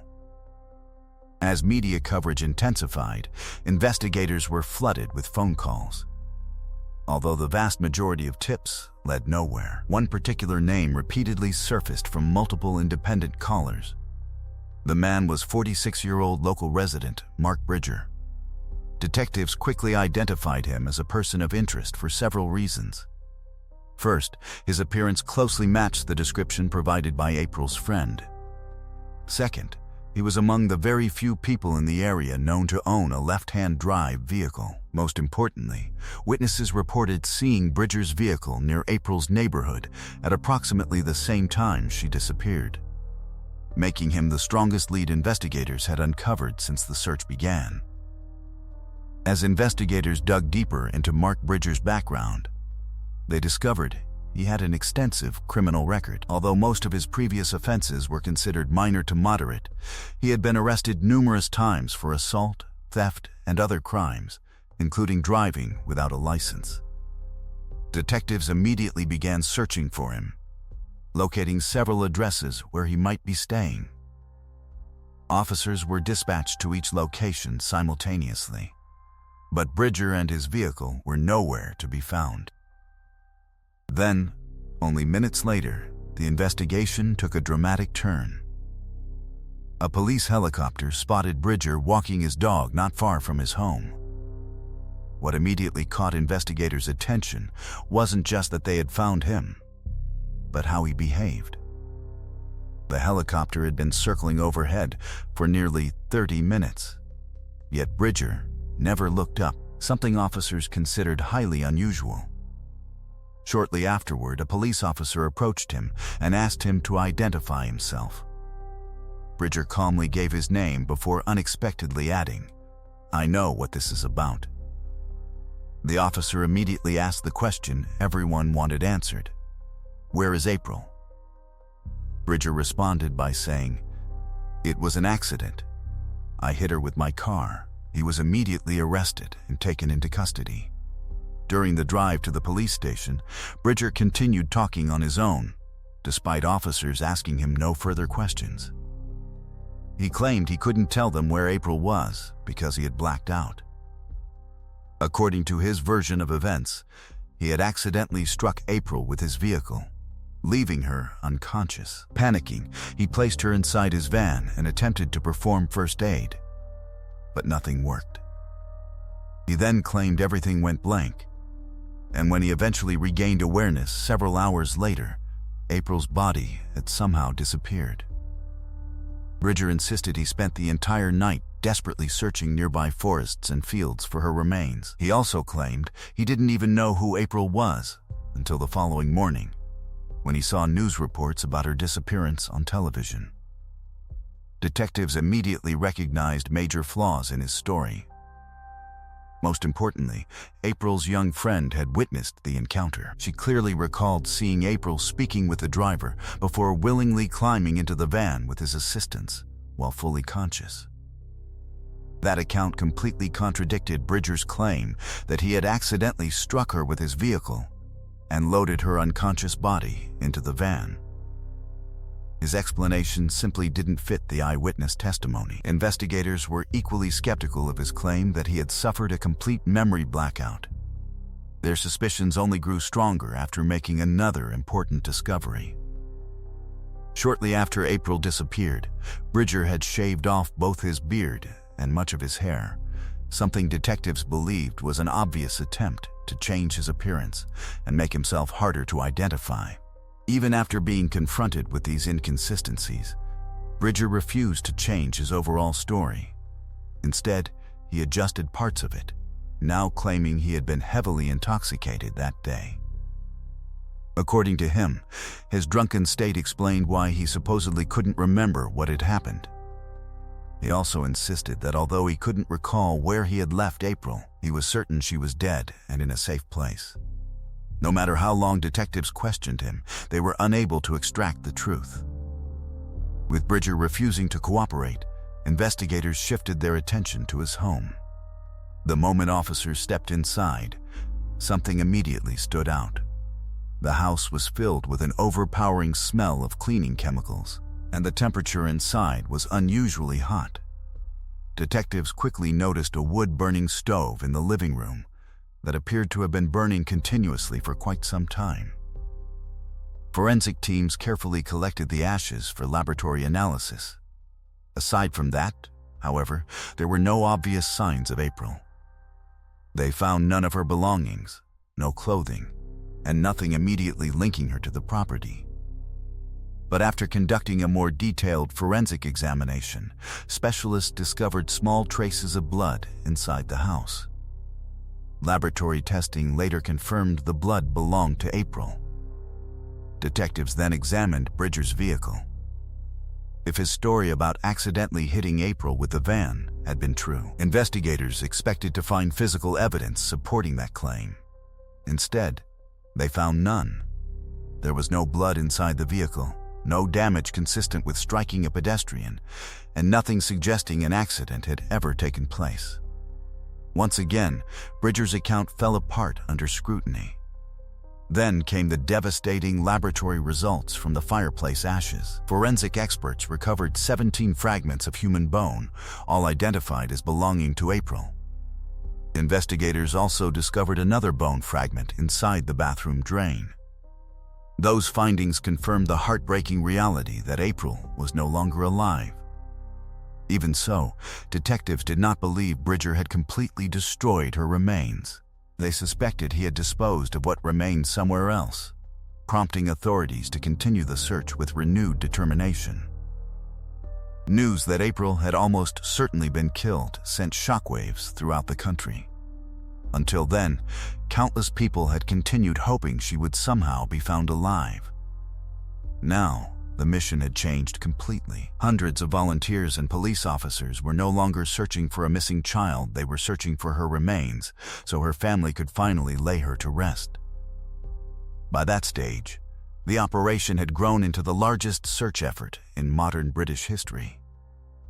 Alongside local volunteers, hundreds of specially trained personnel from numerous emergency services joined the operation. Search teams combed through rivers, forests, lakes, mountains, and some of the most difficult terrain imaginable, refusing to give up until every possible location had been examined. Meanwhile, detectives continued building their case against Bridger. A forensic examination of his computer uncovered deeply disturbing material. Investigators found illegal content involving children, along with photographs of victims from several other high-profile criminal cases. Even more alarming, they discovered dozens of images of local children from the town itself, including photographs of both April and her older sister. Detectives believed Bridger had downloaded many of those pictures directly from social media. As the investigation continued, another disturbing detail came to light. April's older sister revealed that only a few months before the abduction, Bridger had sent her a friend request on social media. She thought it seemed strange and mentioned it to her father. The moment he heard Bridger's name, he immediately recognized it. The two had known each other years earlier during the early 1990s, but had long since lost contact. Even then, the request struck him as highly unusual. He couldn't understand why a grown man would suddenly want to connect with his teenage daughter, so he trusted his instincts and told her not to accept it. Investigators also learned another unsettling fact: Mark Bridger was himself the father of a child. Investigators soon learned that Mark Bridger had 6 children with 4 different women. Yet despite that, he was living alone at the time of April's disappearance. As detectives continued examining his personal life, they noticed a disturbing pattern. Bridger frequently pursued relationships with women who had young children. Considering the horrific material recovered from his computer, that pattern suddenly carried far more disturbing implications and reinforced investigators' belief that they were dealing with a dangerous predator. The deeper detectives looked into Bridger's past. The stranger his life appeared. He rarely kept the same job for very long, constantly moving from one occupation to another. He also had a habit of inventing elaborate stories about himself. To some people, he claimed he had served in the military and had even been forced to change his identity because of classified security work. None of it was true. Even more remarkably, he repeated those same fabricated stories while being questioned by detectives. Bridger insisted he had proudly served his country, described himself as a good man, and repeatedly claimed he would never intentionally hurt a child. Combined with his ever-changing explanations about April's disappearance, investigators gradually realized they were likely dealing with a pathological liar. No matter how many times his stories were disproven, he continued repeating them as though they were facts. Detectives uncovered even more evidence supporting that conclusion. Bridger had spent years telling friends and acquaintances that both of his parents had died, when in reality, they were still alive. Investigators also learned that only days before April's abduction, Bridger had gone through a painful breakup with his girlfriend. According to people who knew him, he handled the separation very poorly, began drinking heavily, and quickly spiraled into increasingly unstable behavior. As forensic analysts continued examining his computer, they uncovered another deeply disturbing discovery. Just hours before April vanished, Bridger had contacted 3 different women, asking each of them to meet with him. Every one of them turned him down. Shortly afterward, investigators determined he had accessed illegal material from the disturbing collection stored on his computer. By that stage, detectives believed the evidence overwhelmingly pointed toward Bridger's guilt. Even so, they still faced one heartbreaking obstacle: April's remains had never been found.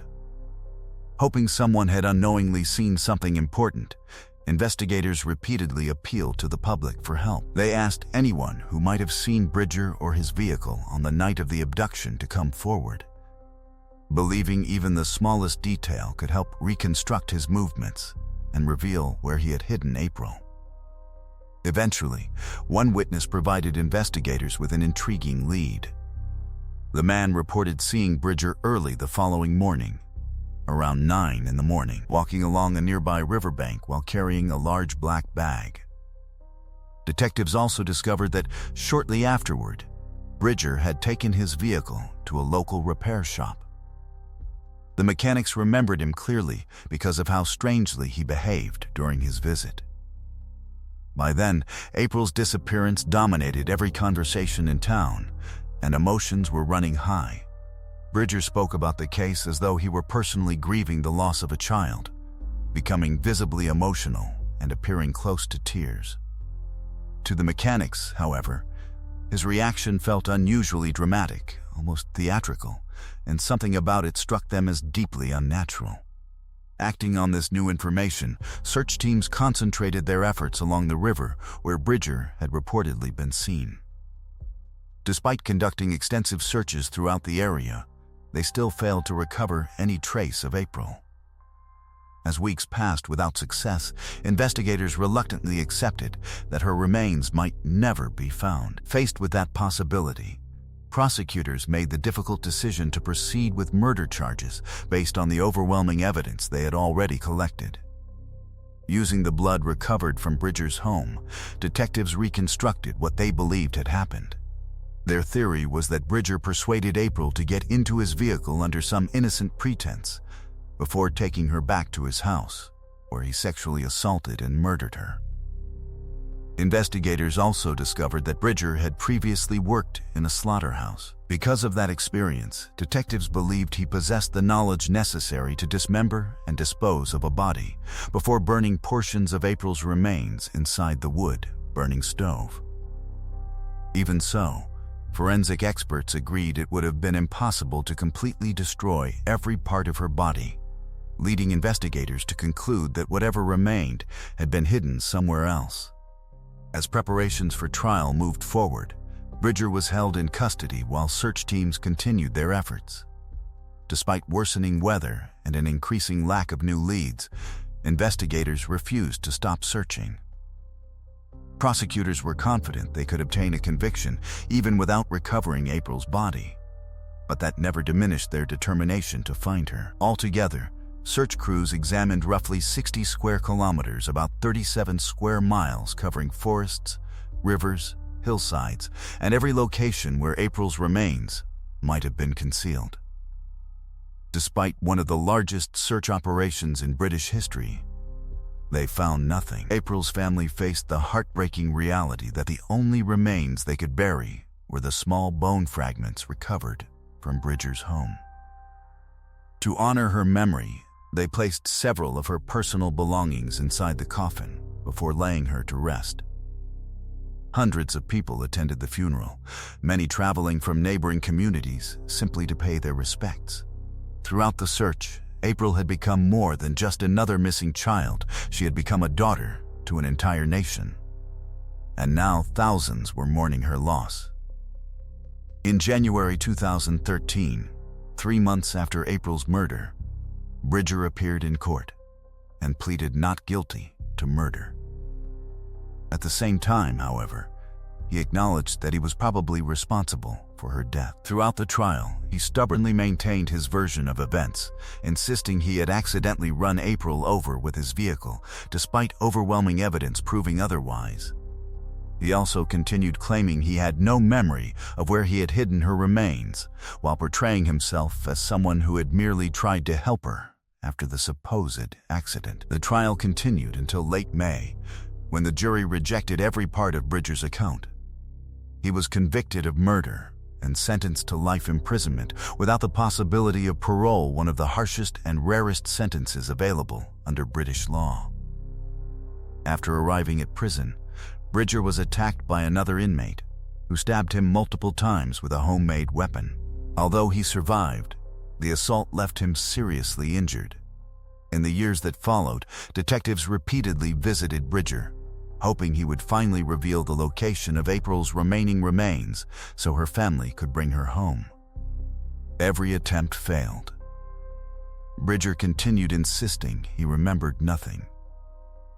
Then, unexpectedly, investigators received information from another prisoner who claimed Bridger had privately confessed to throwing April's remains into a river near his home. Detectives carefully evaluated the claim, but ultimately found it unconvincing. They reasoned that if human remains had been discarded in that manner, there was a strong likelihood they would eventually have surfaced. Furthermore, search teams had already examined miles of the river without discovering anything, making the inmate's account difficult to believe. 1 year after Bridger's conviction, local authorities purchased the house where investigators believed April had been murdered. In November 2014, the property was demolished. Hundreds of local residents gathered to witness the destruction, including April's parents, who watched as the building where their daughter's life had been taken was reduced to rubble. Years later, in 2018, April's family endured yet another heartbreaking tragedy. Her father became seriously ill and temporarily lost portions of his memory. After regaining consciousness, he repeatedly asked his wife why April hadn't come to visit him in the hospital. She was forced to tell him all over again that their daughter had been murdered years earlier, leaving him to experience the unbearable pain of losing April for a second time. As for the search, it has never resumed since 2013. Police have stated they remain prepared to reopen the operation if credible new information ever emerges, but so far no such breakthrough has occurred. More than a decade has now passed since April was taken, and investigators sadly acknowledge that the chances of ever recovering her remaining remains are extremely small. Share your thoughts about this case in the comments below, and if you enjoyed this documentary, don't forget to leave a like. Let's move on to the next case. A young mother returned home after a routine trip to the grocery store, then seemingly vanished without a trace. When detectives first began investigating, the explanation appeared fairly straightforward. But as they dug deeper into the case, they uncovered a series of shocking discoveries that completely changed the direction of the investigation. What they eventually found stunned even the most experienced detectives, revealing a truth that no one could have anticipated. Kelsey Barrett was born on September 15, 1989, in Moses Lake, Washington. She grew up on a family farm alongside her parents and older brother, helping with chores from an early age. Although she enjoyed farm life, the thing that fascinated her most was watching crop-dusting airplanes soar over the fields. From childhood, she dreamed of becoming a pilot herself. After graduating from high school, Kelsey enrolled in a local college to pursue aviation, determined to turn that dream into reality. Once she earned her pilot's license, she began working as a flight instructor while continuing to help on her family's farm whenever she could. Teaching others how to fly and working alongside her family kept her busy, but above all else, Kelsey hoped to build a family of her own. In 2016, at the age of 27, that dream finally seemed within reach. She met a man named Patrick through an online dating site, and the two connected almost immediately. Like Kelsey, Patrick was a farmer, and he also wanted a large family. After months of talking, Kelsey made the decision to move to Colorado to be with him. Around the same time, the couple became engaged. Shortly after relocating, she accepted a position as a flight instructor at a respected aviation academy that specialized in training military pilots. It was an incredible career opportunity, but it came with one major drawback. The school was located in another city, roughly 70 miles away from Patrick's ranch. To make the daily commute manageable, Kelsey rented a townhouse in Woodland Park, allowing her to stay closer to work while remaining within driving distance of Patrick's property.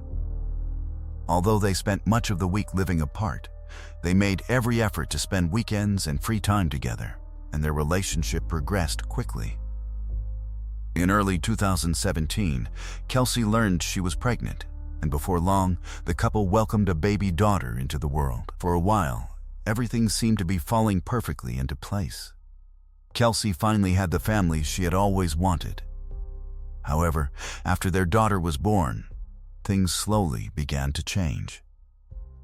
She noticed Patrick becoming increasingly distant. He seemed less interested in their relationship, less enthusiastic about their future together, and emotionally withdrawn. Despite those problems, Kelsey refused to give up.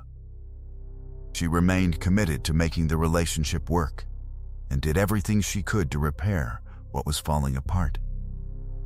On the morning of November 22, 2018, Thanksgiving Day, Kelsey planned to prepare a holiday dinner. Earlier that morning, she called her mother to chat about her plans, mentioning that she was heading to the grocery store to buy the remaining ingredients she needed. Over the next few days, Kelsey exchanged a handful of text messages with her mother.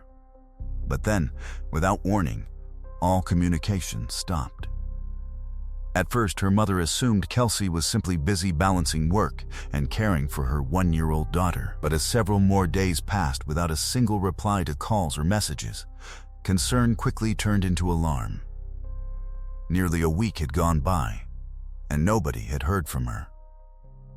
Worried, Kelsey's mother contacted her son, hoping perhaps Kelsey had spoken with him instead.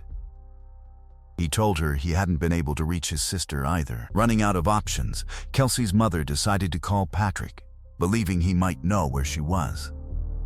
Instead, his explanation only deepened the mystery.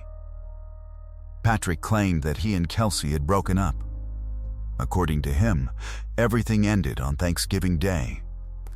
He said Kelsey had told him she needed time alone and wanted to end their relationship. He also claimed she had dropped off their daughter at his ranch that same day, gathered some of her belongings, and left. He insisted he hadn't heard from her since. Kelsey's mother found the story almost impossible to believe.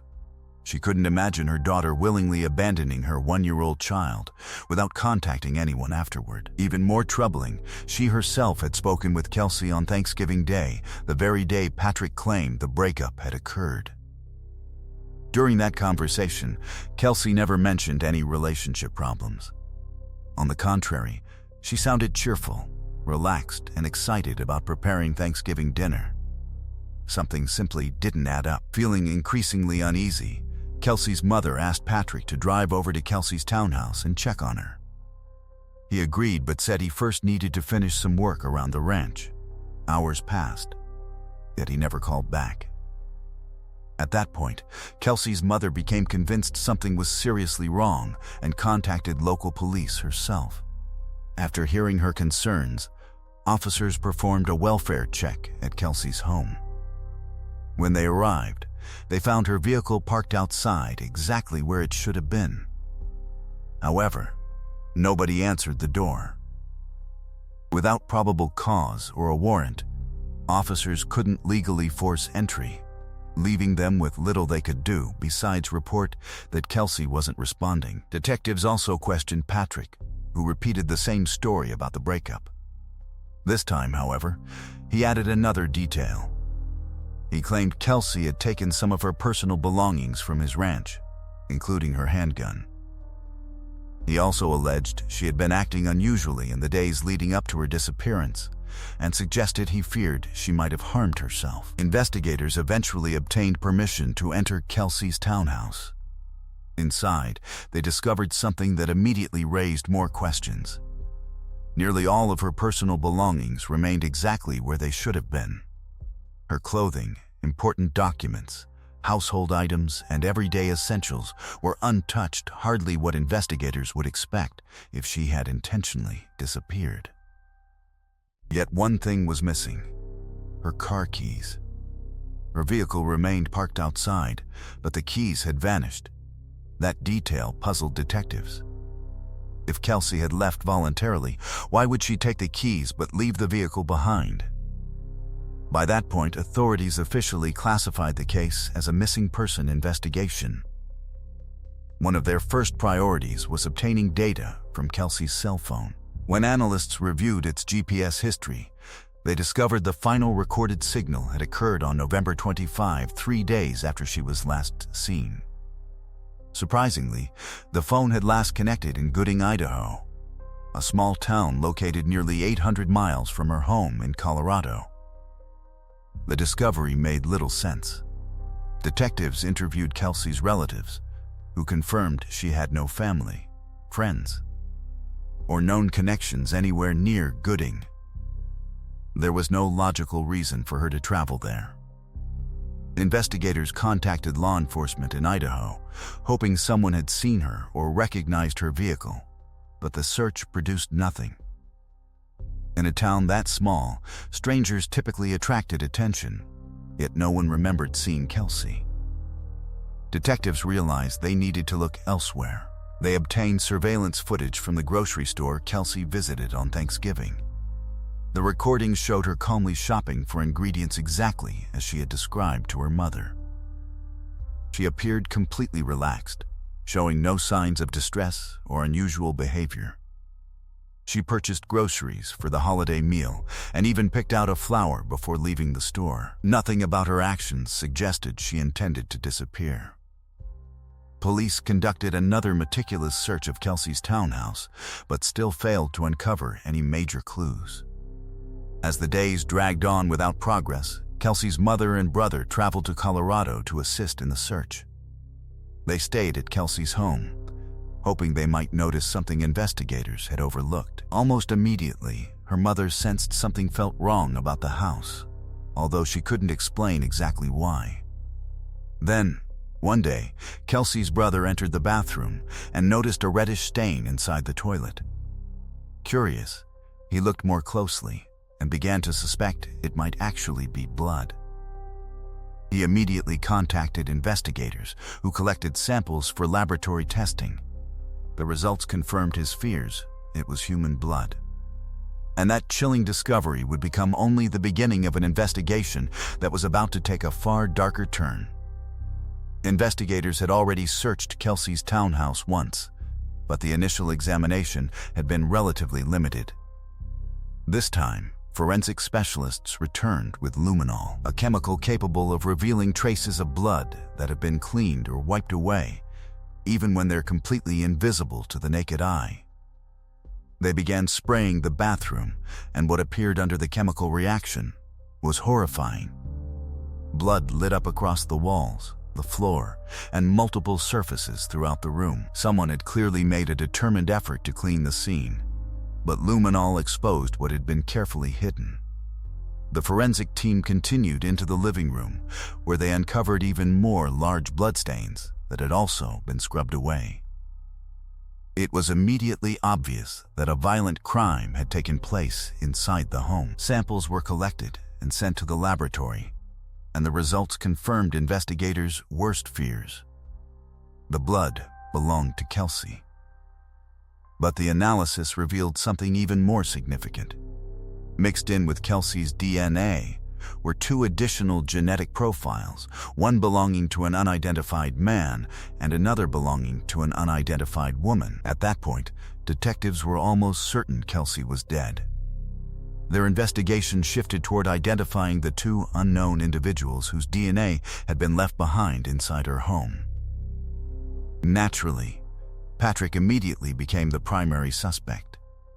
Detectives had already questioned his version of events, but now that forensic evidence strongly suggested Kelsey had been murdered, their suspicions grew even stronger. After obtaining Patrick's cell phone records, investigators discovered that he had continued calling and texting Kelsey until November 25, the very day she stopped communicating with everyone else.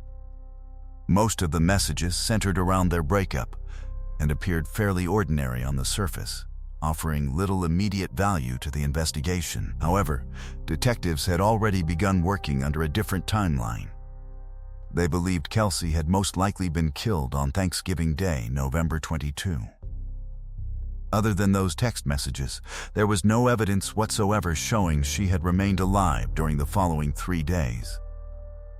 That raised a chilling possibility. If Kelsey had been murdered shortly after returning home from the grocery store, then someone else must have been using her phone afterward to send those messages and create the illusion that she was still alive. While reviewing Patrick's phone records, detectives noticed something else that immediately caught their attention. He had repeatedly communicated with a phone number carrying a Gooding, Idaho area code, both before and after Kelsey disappeared. Curious about the connection, investigators traced the number and discovered it belonged to a woman named Crystal. Detectives contacted her and asked how she knew Patrick. Crystal explained that they were simply business partners who jointly owned several horses together. When investigators asked when she had last seen Patrick, she initially claimed she couldn't remember. After pausing for several moments, however, she admitted they had planned to meet shortly after Thanksgiving. According to Crystal, she had driven from Idaho to Colorado because the two intended to purchase another horse together. She claimed she turned around and drove home after learning Patrick didn't have enough money to complete the purchase. Detectives found the explanation difficult to believe.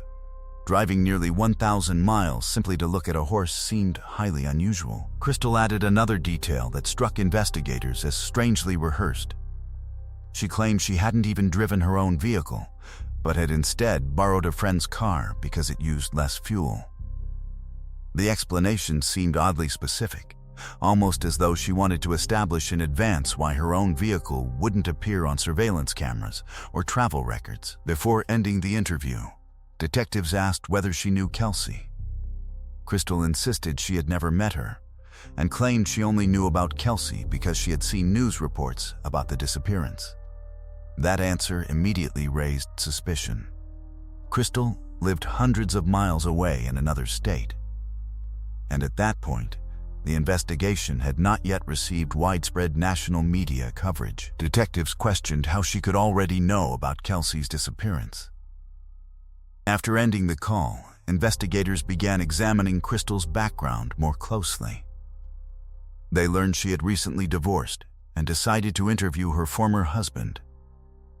When detectives asked whether he knew Patrick, his answer completely contradicted everything Crystal had told them. He explained that Crystal and Patrick had known each other since 2006, and that Patrick had actually been Crystal's first serious love. Although their relationship had ended years earlier, the two had remained in close contact. According to her ex-husband, their affair never truly stopped, not even after he married Crystal. He claimed she was still romantically involved with Patrick during 2017, the very same year Patrick became engaged to Kelsey. Detectives uncovered another troubling inconsistency. Crystal had lied to her ex-husband about where she had been following Thanksgiving. She initially claimed she had spent November 24 and 25 visiting friends, but after police contacted her, she admitted she had actually traveled to Colorado. Investigators also learned that on December 4, Crystal asked her ex-husband to accompany her while she purchased a brand new cell phone, claiming she had somehow lost her previous one. Detectives immediately recognized the significance of that date. December 4 was the exact same day investigators had seized Patrick's phone for forensic examination. Armed with all of this information, detectives obtained a warrant to collect Crystal's DNA. They traveled to Idaho, where she willingly provided a sample but refused to answer any additional questions. While waiting for laboratory results, investigators interviewed the friend who had loaned Crystal the vehicle she used during her trip to Colorado. The woman allowed detectives to inspect the car and mentioned she normally kept a handgun inside. When investigators examined the firearm, they made an alarming discovery. One round was missing from the magazine. The owner insisted the weapon had been fully loaded before she lent Crystal the vehicle and had no idea what happened to the missing bullet. But that discovery was only the beginning. Detectives then interviewed another close friend of Crystal's named Michelle, and what she revealed completely changed the direction of the case. Michelle told investigators that in late October, roughly 1 month before Kelsey disappeared, Crystal had called her in tears and confessed something deeply disturbing. According to Michelle, Crystal admitted that Patrick had asked her to murder his fiancée. Patrick allegedly claimed Kelsey was abusing their daughter, drinking heavily and using drugs. He supposedly told Crystal he couldn't commit the murder himself because suspicion would immediately fall on him, so he wanted someone else to do it instead. Michelle said she urged Crystal to contact police immediately, but Crystal never reported the conversation. That revelation dramatically shifted the investigation. Detectives were now convinced that Patrick and Crystal had likely been working together. Even so, they still lacked direct evidence proving exactly what had happened to Kelsey. As investigators continued searching for additional proof, the case took yet another dramatic turn. Crystal contacted detectives herself and informed them that she had hired an attorney and was finally ready to cooperate. When investigators met with her, she wasted no time revealing an explosive confession. Crystal admitted that Patrick had murdered Kelsey and said she had personally helped clean the crime scene afterward. According to her statement, Patrick had been planning Kelsey's murder for months. From the very beginning, however, his intention had been for Crystal to carry out the killing herself. Just as Michelle had previously described, Patrick repeatedly convinced Crystal that Kelsey was abusing their daughter, using drugs, and drinking excessively. He portrayed Kelsey as an unfit mother and insisted their daughter would only be safe if Kelsey was gone. Eventually, Crystal agreed to help him. About 2 months before Kelsey disappeared, the pair came up with their first murder plan. Their idea was to secretly poison Kelsey's favorite coffee by mixing medication into it, hoping it would kill her without raising suspicion. Since Crystal worked as a nurse, she had no trouble getting access to the drugs needed for the plan. But there was one major obstacle she and Kelsey had never actually met. To solve that problem, she and Patrick invented a story. Crystal would pose as a friendly new neighbor who had recently moved into the area and wanted to introduce herself. In September, she put the plan into action. She bought Kelsey's favorite coffee, drove to her house, and knocked on the door. After chatting for a few minutes, Crystal handed over the drink, wished her well, and left. But there was one thing Patrick didn't know: Crystal had never poisoned the coffee. At the last moment, she couldn't bring herself to do it. She simply wanted to meet Kelsey face to face, and with that, their first murder attempt quietly fell apart. Patrick's next idea was much more violent. Crystal was instructed to drive nearly 1,000 miles to his farm, collect a metal pipe he had left for her, go to Kelsey's house, and kill her. She made the exhausting drive, picked up the weapon, and even parked outside Kelsey's home. But once again, she froze. After sitting in her car for a while, she drove away without ever stepping outside. Refusing to give up, Patrick tried again. His third plan was almost identical, except this time he replaced the pipe with a baseball bat. Once again, Crystal drove the long distance, collected the weapon, and arrived at Kelsey's house. And once again, she couldn't go through with it. After 3 failed attempts, Patrick realized that if Kelsey was going to die, he would have to do it himself. According to Crystal, everything happened on Thanksgiving afternoon. Patrick arrived at Kelsey's house carrying out a chilling plan. He told her he had bought several holiday-scented candles and suggested they play a guessing game where she would wear a blindfold and identify each scent. Completely unaware of his true intentions, Kelsey agreed. The moment Patrick tied the blindfold over her eyes, he grabbed the baseball bat and brutally killed her. Even more disturbing was the fact that their 1-year-old daughter was in the next room during the entire attack. Afterward, Patrick placed Kelsey's body inside a large plastic container, loaded it into the trunk of his car, and then acted as though nothing had happened. He picked up his daughter and drove to his family's Thanksgiving celebration. While relatives laughed, talked, and shared dinner inside, Kelsey's body remained hidden only a few yards away in the trunk of his vehicle. Once the gathering ended, Patrick drove to a small town called Coal Creek, where he had rented a barn and stored Kelsey's body there for several days. That same night, he called Crystal and told her it was time to clean up the mess. She immediately understood exactly what he meant: Kelsey was dead. Hoping to distance herself from the crime, Crystal borrowed a friend's car, believing it might mislead investigators if they ever traced her movements. She gathered a large supply of cleaning products and headed toward Colorado. While she was driving, Patrick called again with one disturbing warning. He told her to be especially careful because he couldn't find one of Kelsey's teeth. He feared it might be discovered somewhere it shouldn't be, especially by Kelsey's family. When Crystal entered the house, she found an unimaginable scene. Blood covered the walls, the floors, and even the ceiling. She spent more than 4 hours scrubbing every surface, but some stains simply wouldn't come out, no matter how strong the chemicals were. In the end, she collected everything stained with blood, including towels, rags, and other items, stuffed them into garbage bags, and loaded them into her car. After finishing the cleanup, together, they stopped at a gas station where Patrick filled a container with gasoline. They then drove to the barn, retrieved Kelsey's body, and brought it back to Patrick's farm. There, They built a fire and burned her remains. As the flames rose, Patrick's mother came outside and watched them for a while, although it has never been confirmed whether she knew what was actually happening.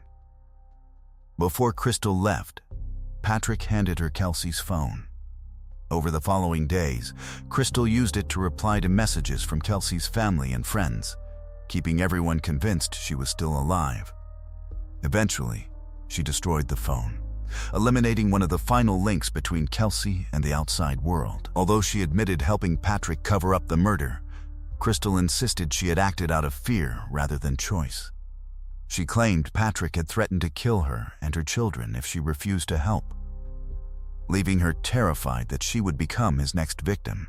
She also insisted she had secretly tried to help investigators by intentionally leaving behind a few bloodstains during the cleanup, hoping police would eventually find them. Detectives, however, found that explanation hard to believe. Crystal had multiple opportunities to report Patrick before the murder ever happened. Instead, she had agreed to 3 separate murder plots, helped dispose of the evidence after the killing, and actively deceived Kelsey's family and friends. Investigators ultimately concluded that her confession wasn't driven by remorse at all. The reality was that her attorney had negotiated a plea agreement that reduced the case against her to a single charge of evidence tampering for destroying Kelsey's phone. Even with Crystal's detailed confession, prosecutors still needed physical evidence strong enough to convict Patrick. Detectives had previously searched his farm without finding anything significant, but with Crystal guiding them, they returned once more. She showed investigators the exact location where Kelsey's remains had been burned. Patrick had covered the site carefully, forcing forensic teams to dig through layers of dirt and ash. Eventually, they recovered traces of burned human remains. Unfortunately, almost nothing was left that could provide usable DNA. The only significant piece of evidence was the tooth Crystal had recovered while cleaning the crime scene, but it had been so badly damaged by the fire that experts couldn't definitively prove it belonged to Kelsey. Even so, investigators were about to receive one crucial breakthrough. By that point, the DNA samples collected from Kelsey's home had finally been analyzed. Results eventually came back, and they confirmed exactly what investigators had suspected from the beginning. The 2 unknown DNA profiles recovered inside Kelsey's home were identified as Patrick and Crystal. That discovery gave detectives the final piece of evidence they needed to move forward. Patrick was arrested and formally charged with first-degree murder. Over the next several years, he remained in jail while prosecutors prepared their case, all the while insisting he was completely innocent. Prosecutors argued that Patrick had more than one reason to want Kelsey gone.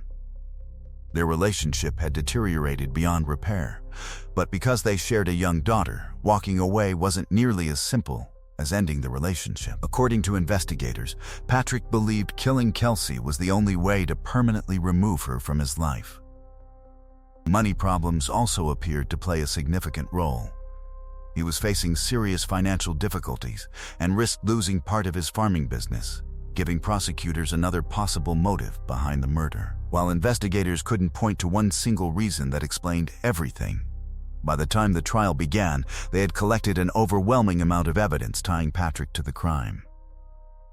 One of the most important pieces came from his cell phone data.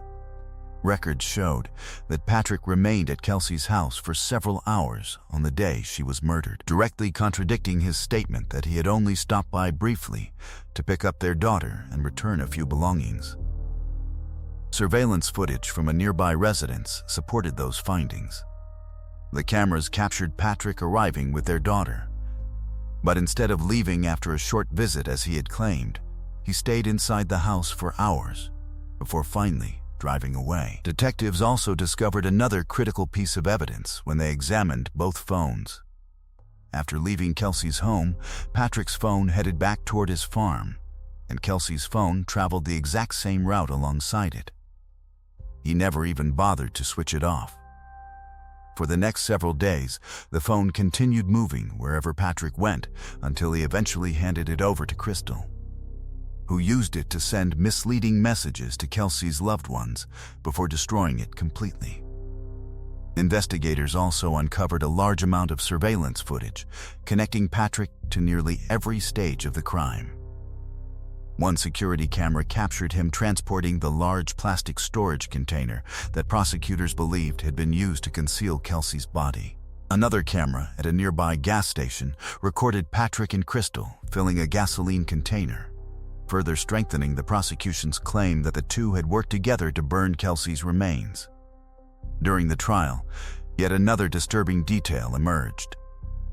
An employee from a cell phone carrier testified that on the very day police seized Patrick's phone, he had visited the store asking how he could remotely erase everything stored on the device. But perhaps the most devastating testimony came from someone who had shared a jail cell with Patrick. The former inmate told jurors that Patrick had written a hit list while waiting for trial. According to his testimony, the list contained 3 names: Crystal, her ex-husband, and Kelsey's mother. Patrick allegedly wanted every one of them dead. By that stage, the evidence left virtually no room for doubt.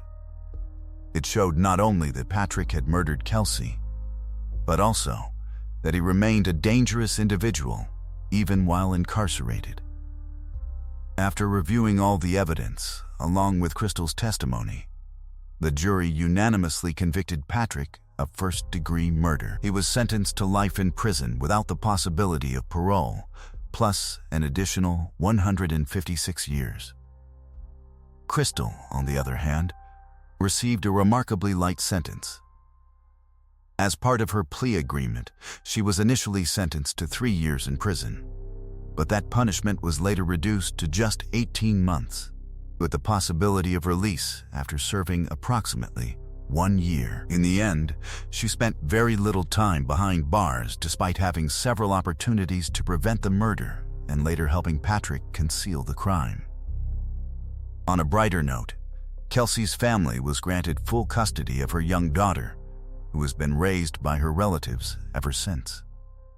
To preserve Kelsey's passion for aviation, her parents also established a nonprofit organization that helps aspiring pilots achieve their dreams, allowing her legacy to continue inspiring others. I'd love to hear your thoughts about this case, so let me know in the comments below.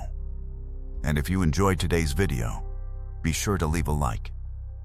Let's move on to the next case. A woman was discovered dead inside her own home under mysterious and deeply disturbing circumstances. There were no obvious clues, no usable forensic evidence, and almost nothing for detectives to work with. At first, it seemed the case was destined to remain unsolved. But then, an unexpected phone call completely changed the direction of the investigation, and a single unusual clue led detectives to uncover a truth no one had ever anticipated. Kathy Blair was born on May 31st, 1961, in California. She grew up in a close-knit family alongside her parents, a brother, and a sister. From a young age, she had a strong love for the arts, but music quickly became the center of her life. Singing wasn't just something she enjoyed, it was her greatest passion. So when the time came to choose a career, the decision was easy. Kathy enrolled at the University of Texas, where she studied vocal performance before moving to Austin. After graduating, she built a career as a music teacher and Christian choir director. She poured her heart into every lesson, and her students admired the enthusiasm and dedication she brought to music every day. Throughout her life, Kathy was married twice, but both marriages eventually ended in divorce. She raised 2 children, a son and a daughter, as a single mother. In 2013, at the age of 52, Kathy purchased a home in a quiet neighborhood on the outskirts of Austin. It was the house she had always hoped to own, and after years of hard work, she had finally found the perfect place. By then, both of her children were adults living on their own, while Kathy continued teaching music and leading her church choir. In December 2014, her 23-year-old son, Joe, came home to spend a few weeks with her before returning to military service for his next deployment. On the evening of December 5, Joe went out with friends and didn't return until just before noon the following day.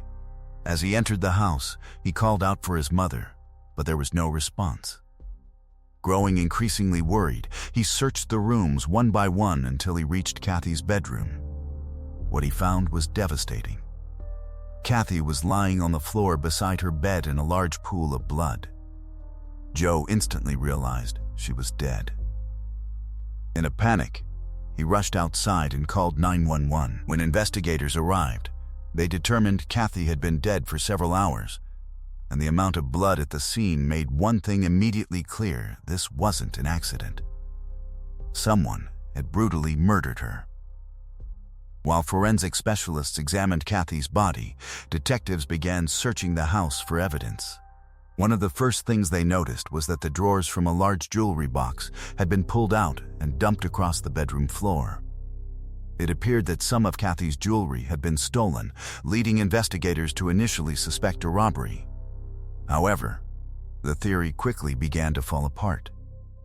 The intruder had ignored several valuable items, including Kathy's laptop, cell phone, and other expensive belongings that were left sitting in plain sight. The rest of the house showed no signs of being searched or ransacked, suggesting the killer had only focused on the jewelry. The timing also seemed unusual. Most burglaries happen during the daytime when homeowners are away at work, not late at night while someone is inside the house. To make things even stranger, Kathy lived in one of the safest neighborhoods in the area, where violent crimes were extremely rare. Detectives also noticed something unusual about the sequence of events. Bloodstains found on the jewelry box drawers indicated that Kathy had already been attacked before anyone began searching through her belongings. That suggested the killer entered the bedroom with the intention of attacking her immediately, and the theft may have been staged afterward to make the crime look like a robbery. Investigators found no signs of forced entry through the front door, although the back door had been left unlocked. When they asked Joe about it, he explained that his mother often left that door unsecured. With that information, detectives began questioning whether the robbery had simply been a cover story. If the killer's true goal had always been to murder Kathy, then perhaps the person responsible knew her personally and possibly even knew about the unlocked back entrance. Despite an extensive forensic examination, investigators came up empty-handed.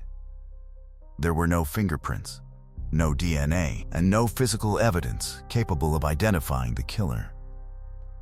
The only trace they recovered was a partial shoe print left in Kathy's blood on the bedroom floor. The autopsy revealed that Kathy had suffered multiple stab wounds and had also been strangled.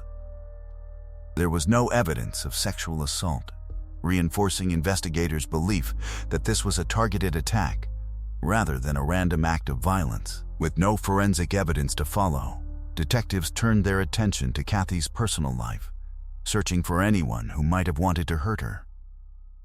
Naturally, her son Joe was investigated first because he had been staying at the house. However, detectives quickly confirmed his alibi. He had spent the entire night with friends, and multiple witnesses verified his whereabouts, eliminating him as a suspect. Investigators then interviewed Kathy's friends, co-workers, and members of her church, hoping to uncover hidden conflicts or personal disputes. Instead, everyone described Kathy the same way. She was kind, well-respected, avoided arguments, and devoted most of her time to teaching and leading the choir. Just when the investigation appeared to have reached another dead end, detectives uncovered an interesting lead. Several of Kathy's closest friends mentioned that she had often spoken about her second ex-husband, whom she had divorced 4 years before the murder.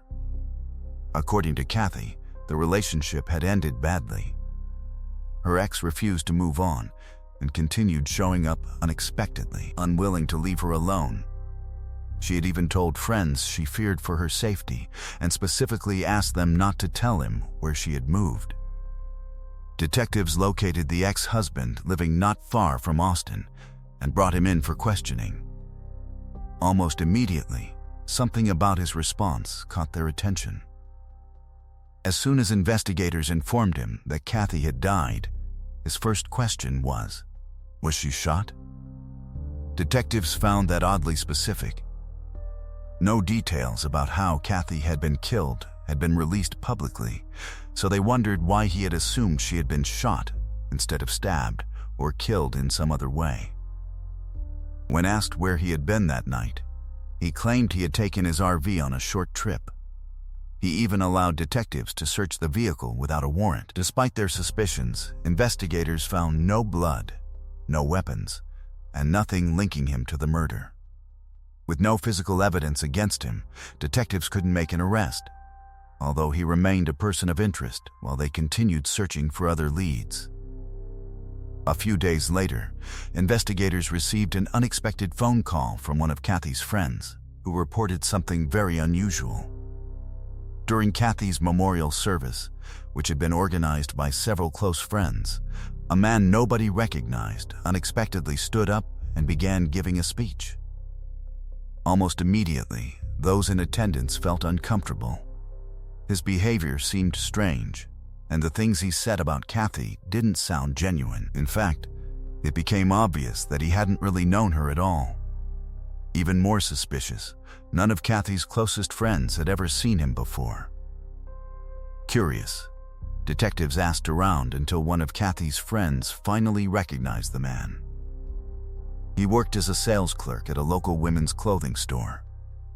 Police tracked him down and questioned him. He admitted he had never met Kathy and claimed he had simply read about the murder in the news, felt sorry for her, and decided to attend the memorial service. Although his explanation struck investigators as unusual, they found no evidence connecting him to the crime and had no choice but to let him go.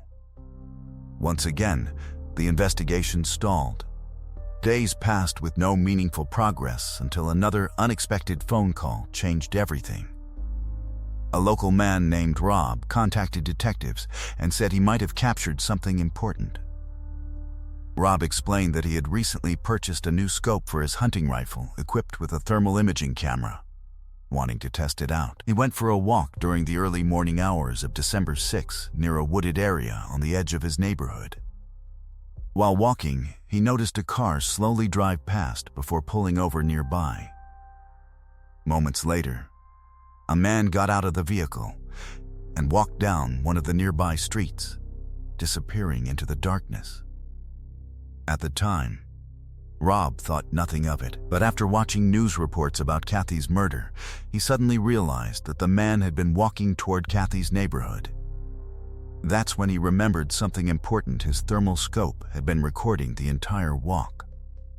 Curious, he went home, reviewed the footage, and what he found would give investigators a completely unexpected new lead. There it was. The footage clearly showed a man walking away from his parked car. Detectives were immediately intrigued, but there was one major obstacle. The video had been recorded using a thermal imaging camera, meaning it captured only the suspect's heat signature rather than any recognizable facial features. Identifying him from the footage alone would be nearly impossible. Even so, the recording provided several important clues. The man appeared to be tall, broad-shouldered, and had a distinctive gait. More importantly, the camera had also captured the vehicle he had arrived in. Investigators hoped they could at least narrow down the make and model of the car. They compared the suspect's height, build, and walking style to their two primary persons of interest: Kathy's ex-husband and the mysterious man who had spoken at her memorial service. Neither one matched the silhouette, and neither drove a vehicle resembling the one seen in the footage. That discovery only strengthened detectives' belief that both men were likely uninvolved, leaving them back at square one. Over the following days, investigators repeatedly reviewed the thermal footage, hoping to uncover even the smallest overlooked detail while continuing to search for new suspects. Despite their efforts, the investigation stalled once again. Then, on December 15, everything changed. That morning, police received an emergency call from a caretaker who had gone to check on an elderly couple, Billy and Sydney Shelton. As she approached the house, she immediately realized something was terribly wrong. The front door was standing wide open, and the lock showed obvious signs of being forced. She cautiously stepped inside and walked toward the bedroom, where she made a horrifying discovery. The couple was lying motionless in a large pool of blood. Without wasting a second, she called 911. Medical examiners later determined that both victims had been stabbed multiple times, the exact same cause of death as Kathy. Detectives also noticed another chilling similarity. The drawers from the couple's jewelry box had been pulled out and dumped across the room, with the jewelry missing. Yet, just like Kathy's case, nothing else of value had been taken. Investigators couldn't ignore the striking resemblance between the two crime scenes. Both attacks had taken place during the night while the victims were asleep. Both homes were located only about 15 minutes apart, and in each case the killer appeared interested only in jewelry while leaving everything else untouched. At first, detectives believed Kathy's murder had likely been personal, committed by someone she knew. But after discovering the Sheltons had been killed in almost exactly the same way, they were forced to completely rethink the case. What if this wasn't revenge at all? What if the victims had been selected at random based on a pattern no one had yet identified? Detectives searched for any possible connection between Kathy and the Sheltons, shared friends, common workplaces, churches, businesses, or places they had visited, but they found absolutely nothing. Their lives had never crossed paths. That realization led investigators to a terrifying conclusion. They might not be hunting a single murderer anymore, they could be dealing with a serial killer.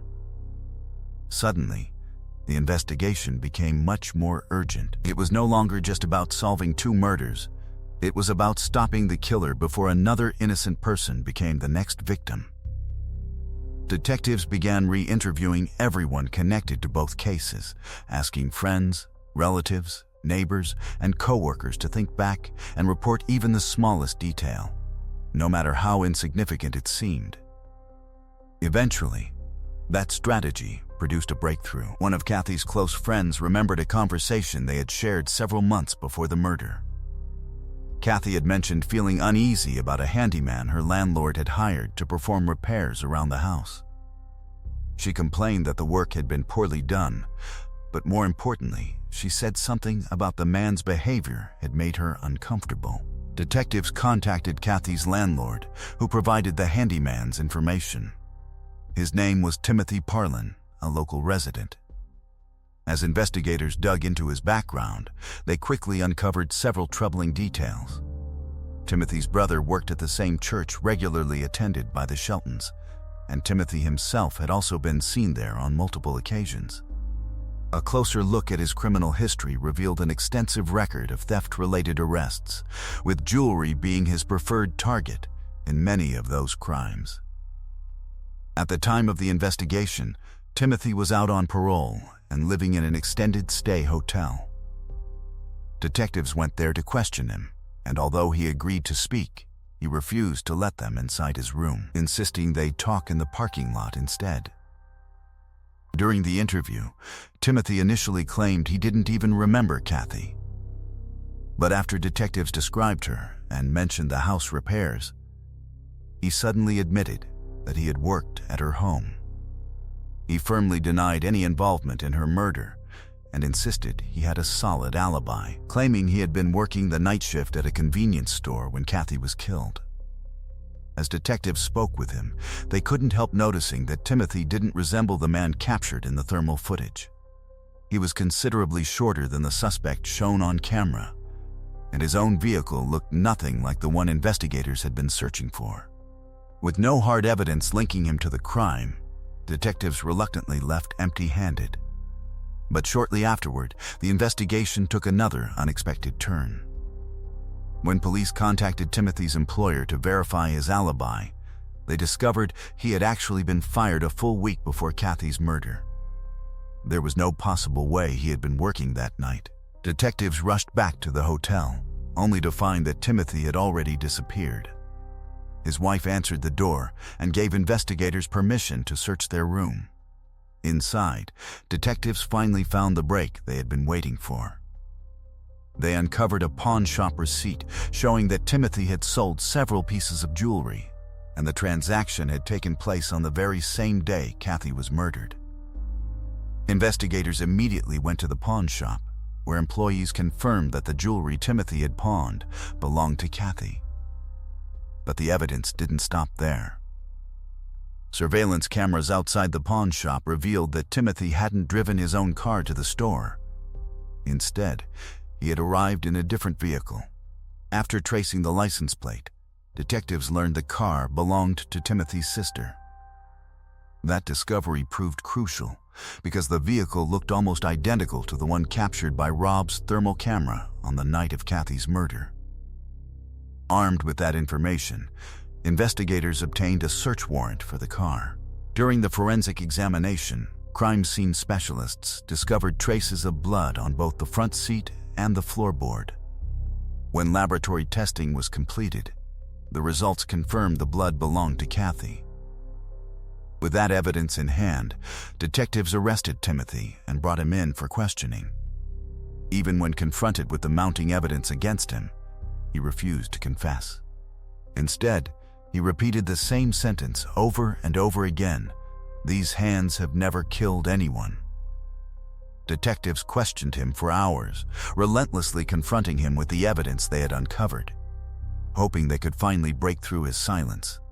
Eventually, Timothy began to crack under the pressure, but not in the way detectives expected. He still refused to admit that he had killed anyone. Instead, he claimed he knew exactly who had. According to Timothy, the real murderer was a man named Sean. Investigators were naturally skeptical. The evidence against Timothy was already substantial, and blaming someone else seemed like nothing more than a last-ditch attempt to avoid responsibility. Even so, detectives couldn't ignore the possibility, so they decided to investigate Sean. At first glance, nothing about him suggested he was capable of murder. Sean Gant Ben-El-Khazar, 30, was a former science teacher with a degree in microbiology. He had no criminal history whatsoever, and he lived several hundred miles away from Austin, making his involvement seem highly unlikely. Still, detectives traveled to question him. Sean admitted that he had met Timothy a few months earlier, but described him as suspicious and claimed they hadn't spent much time together. Then, almost casually, he revealed something that immediately caught investigators' attention. He admitted he had been in Austin on the nights of both murders. Even more surprising, he said he had been staying with Timothy during that time. As the interview continued, Sean's story became increasingly inconsistent. At first, he claimed Timothy had left the house alone on the night Kathy was killed and returned sometime later without explaining where he had been. But only minutes later, Sean changed his account completely. This time, he admitted they had driven to Kathy's house together. According to Sean, Timothy got out of the car alone and returned carrying a bag covered in blood. Sean claimed he later looked inside the bag and found jewelry, realizing Timothy must have done something terrible. Even so, he insisted he had no idea a crime was about to happen and had never intended to be involved. During the interview, Sean asked to use the restroom, and detectives allowed him to leave the room. As one investigator watched him walk away, something immediately stood out. His posture, the way he carried himself, and especially the way he walked, looked remarkably similar to the silhouette captured on the thermal camera the night Kathy was murdered. In that instant, detectives began questioning everything Sean had told them. They no longer believed he had simply witnessed the crime. Instead, they started to suspect that Sean himself was the killer. The problem was they still had almost no physical evidence connecting him directly to the murder. Unlike Timothy, who had been tied to the crime through stolen jewelry and forensic evidence, the case against Sean relied mostly on suspicion. When Sean returned from the restroom, detectives changed their strategy. They challenged his version of events, suggesting that perhaps Timothy had forced him into Kathy's house against his will, or threatened him into participating. It was a calculated bluff designed to make him talk, and it worked. After a long pause, Sean admitted that he had entered the house by himself. He claimed his only intention had been to steal valuables while Timothy waited in the car outside. According to Sean, he slipped through the unlocked back door and quietly searched the house until he reached Kathy's bedroom. There, he spotted the jewelry box while Kathy was still asleep. At first, Sean insisted he had simply stolen the jewelry and left without hurting her. He even suggested that Timothy might have gone back inside afterward and committed the murder without his knowledge.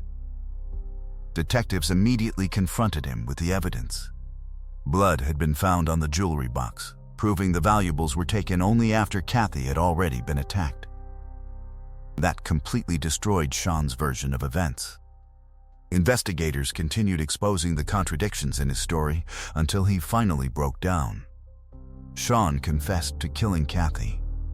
He claimed that after entering the bedroom, Kathy suddenly woke up and lunged toward him. Panicking, he pulled out a knife and stabbed her multiple times. Once she was dead, he grabbed the jewelry, rushed back outside, and climbed into the waiting car. Detectives remained skeptical about parts of his confession. They found it difficult to believe Kathy had immediately attacked an intruder in the dark, but regardless of the exact sequence of events, Sean had admitted to the murder. To strengthen their case, investigators seized his shoes and compared the soles to the bloody footprint recovered from Kathy's bedroom. The match was exact. Despite solving Kathy's murder, detectives still faced another major obstacle: the killings of Billy and Sydney Shelton. The moment they questioned Sean about the elderly couple, his attitude changed completely. He immediately requested a lawyer and refused to answer another question. Without a confession or physical evidence linking him to those murders, investigators hit another dead end. Their attention then shifted back to Timothy.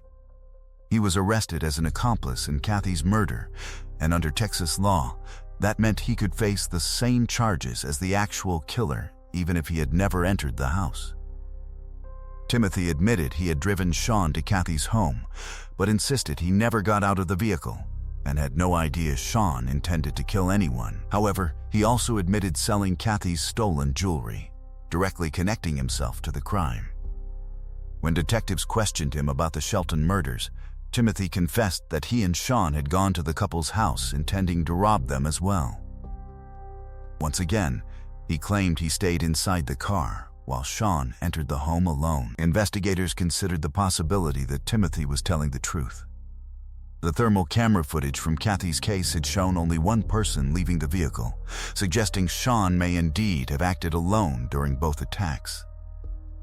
Even so, because Timothy had knowingly participated in the robberies and helped facilitate the crimes, prosecutors charged him in all 3 murders despite not being accused of personally committing the killings. Sean, meanwhile, was formally charged with Kathy's murder, although detectives still lacked enough evidence to prosecute him for the deaths of Billy and Sydney Shelton. The court ordered that the 2 men be tried separately. Throughout his trial, Timothy maintained that he had never expected anyone to be killed and insisted he had no involvement in the murders themselves. But the jury focused on the undeniable facts. He had driven Sean to both crime scenes and had profited by selling Kathy's stolen jewelry. In the end, he was found guilty and sentenced to life in prison without the possibility of parole. Sean's trial proved far more difficult. Unlike Timothy, there was very little physical evidence directly linking him to Kathy's murder. Prosecutors relied heavily on his confession, the matching shoe print, and the thermal camera footage. His defense attorney argued aggressively that detectives had pressured Sean into confessing and claimed the remaining evidence was entirely circumstantial. The strategy nearly worked. The jury was unable to reach a unanimous decision, forcing the judge to declare a mistrial. Prosecutors, however, refused to give up. A few months later, Sean stood trial again. This time, the prosecution successfully convinced the jury that he was responsible for Kathy's murder, and Sean was sentenced to life in prison without the possibility of parole. Despite investigators strongly believing he had also murdered Billy and Sidney Shelton, there simply wasn't enough evidence to prove it beyond a reasonable doubt, so he was never formally convicted for those killings. Although both men ultimately faced justice, many questions were never answered. Detectives never discovered why Sean chose to kill his victims. Even if Kathy had awakened while he was burglarizing her home, she likely wouldn't have been able to identify him in the darkness, meaning he could have fled instead of attacking her. As for Timothy, investigators believed they understood why Kathy had been selected. Months before the murder, she had complained to her landlord about Timothy's poor workmanship, a complaint that reportedly affected his income. Detectives suspected he may have held a grudge against her ever since, although they could never prove whether that resentment ultimately led to the robbery. In the case of the elderly couple, investigators never established a clear motive. They considered the possibility that Timothy had encountered them through church and perhaps developed some personal resentment. But there was no evidence to support that theory. When it came to Sean, detectives couldn't rule out an even more disturbing possibility that he had no motive at all and simply enjoyed killing. If that theory was true, investigators believed there was every chance he would have continued murdering had he not been caught. One final detail from Sean's second trial stood out above everything else. Prosecutors placed enormous importance on the thermal camera footage recorded by Rob during his late-night walk. That single recording became one of the most influential pieces of evidence presented to the jury. If Rob had never decided to test his new thermal scope that night, or if the camera hadn't captured the exact moment Sean walked away from his car, the prosecution's case might have fallen apart entirely, and Sean could have escaped justice. Let me know your thoughts on this case in the comments below, and if you enjoyed the video, don't forget to leave a like. Thanks for watching.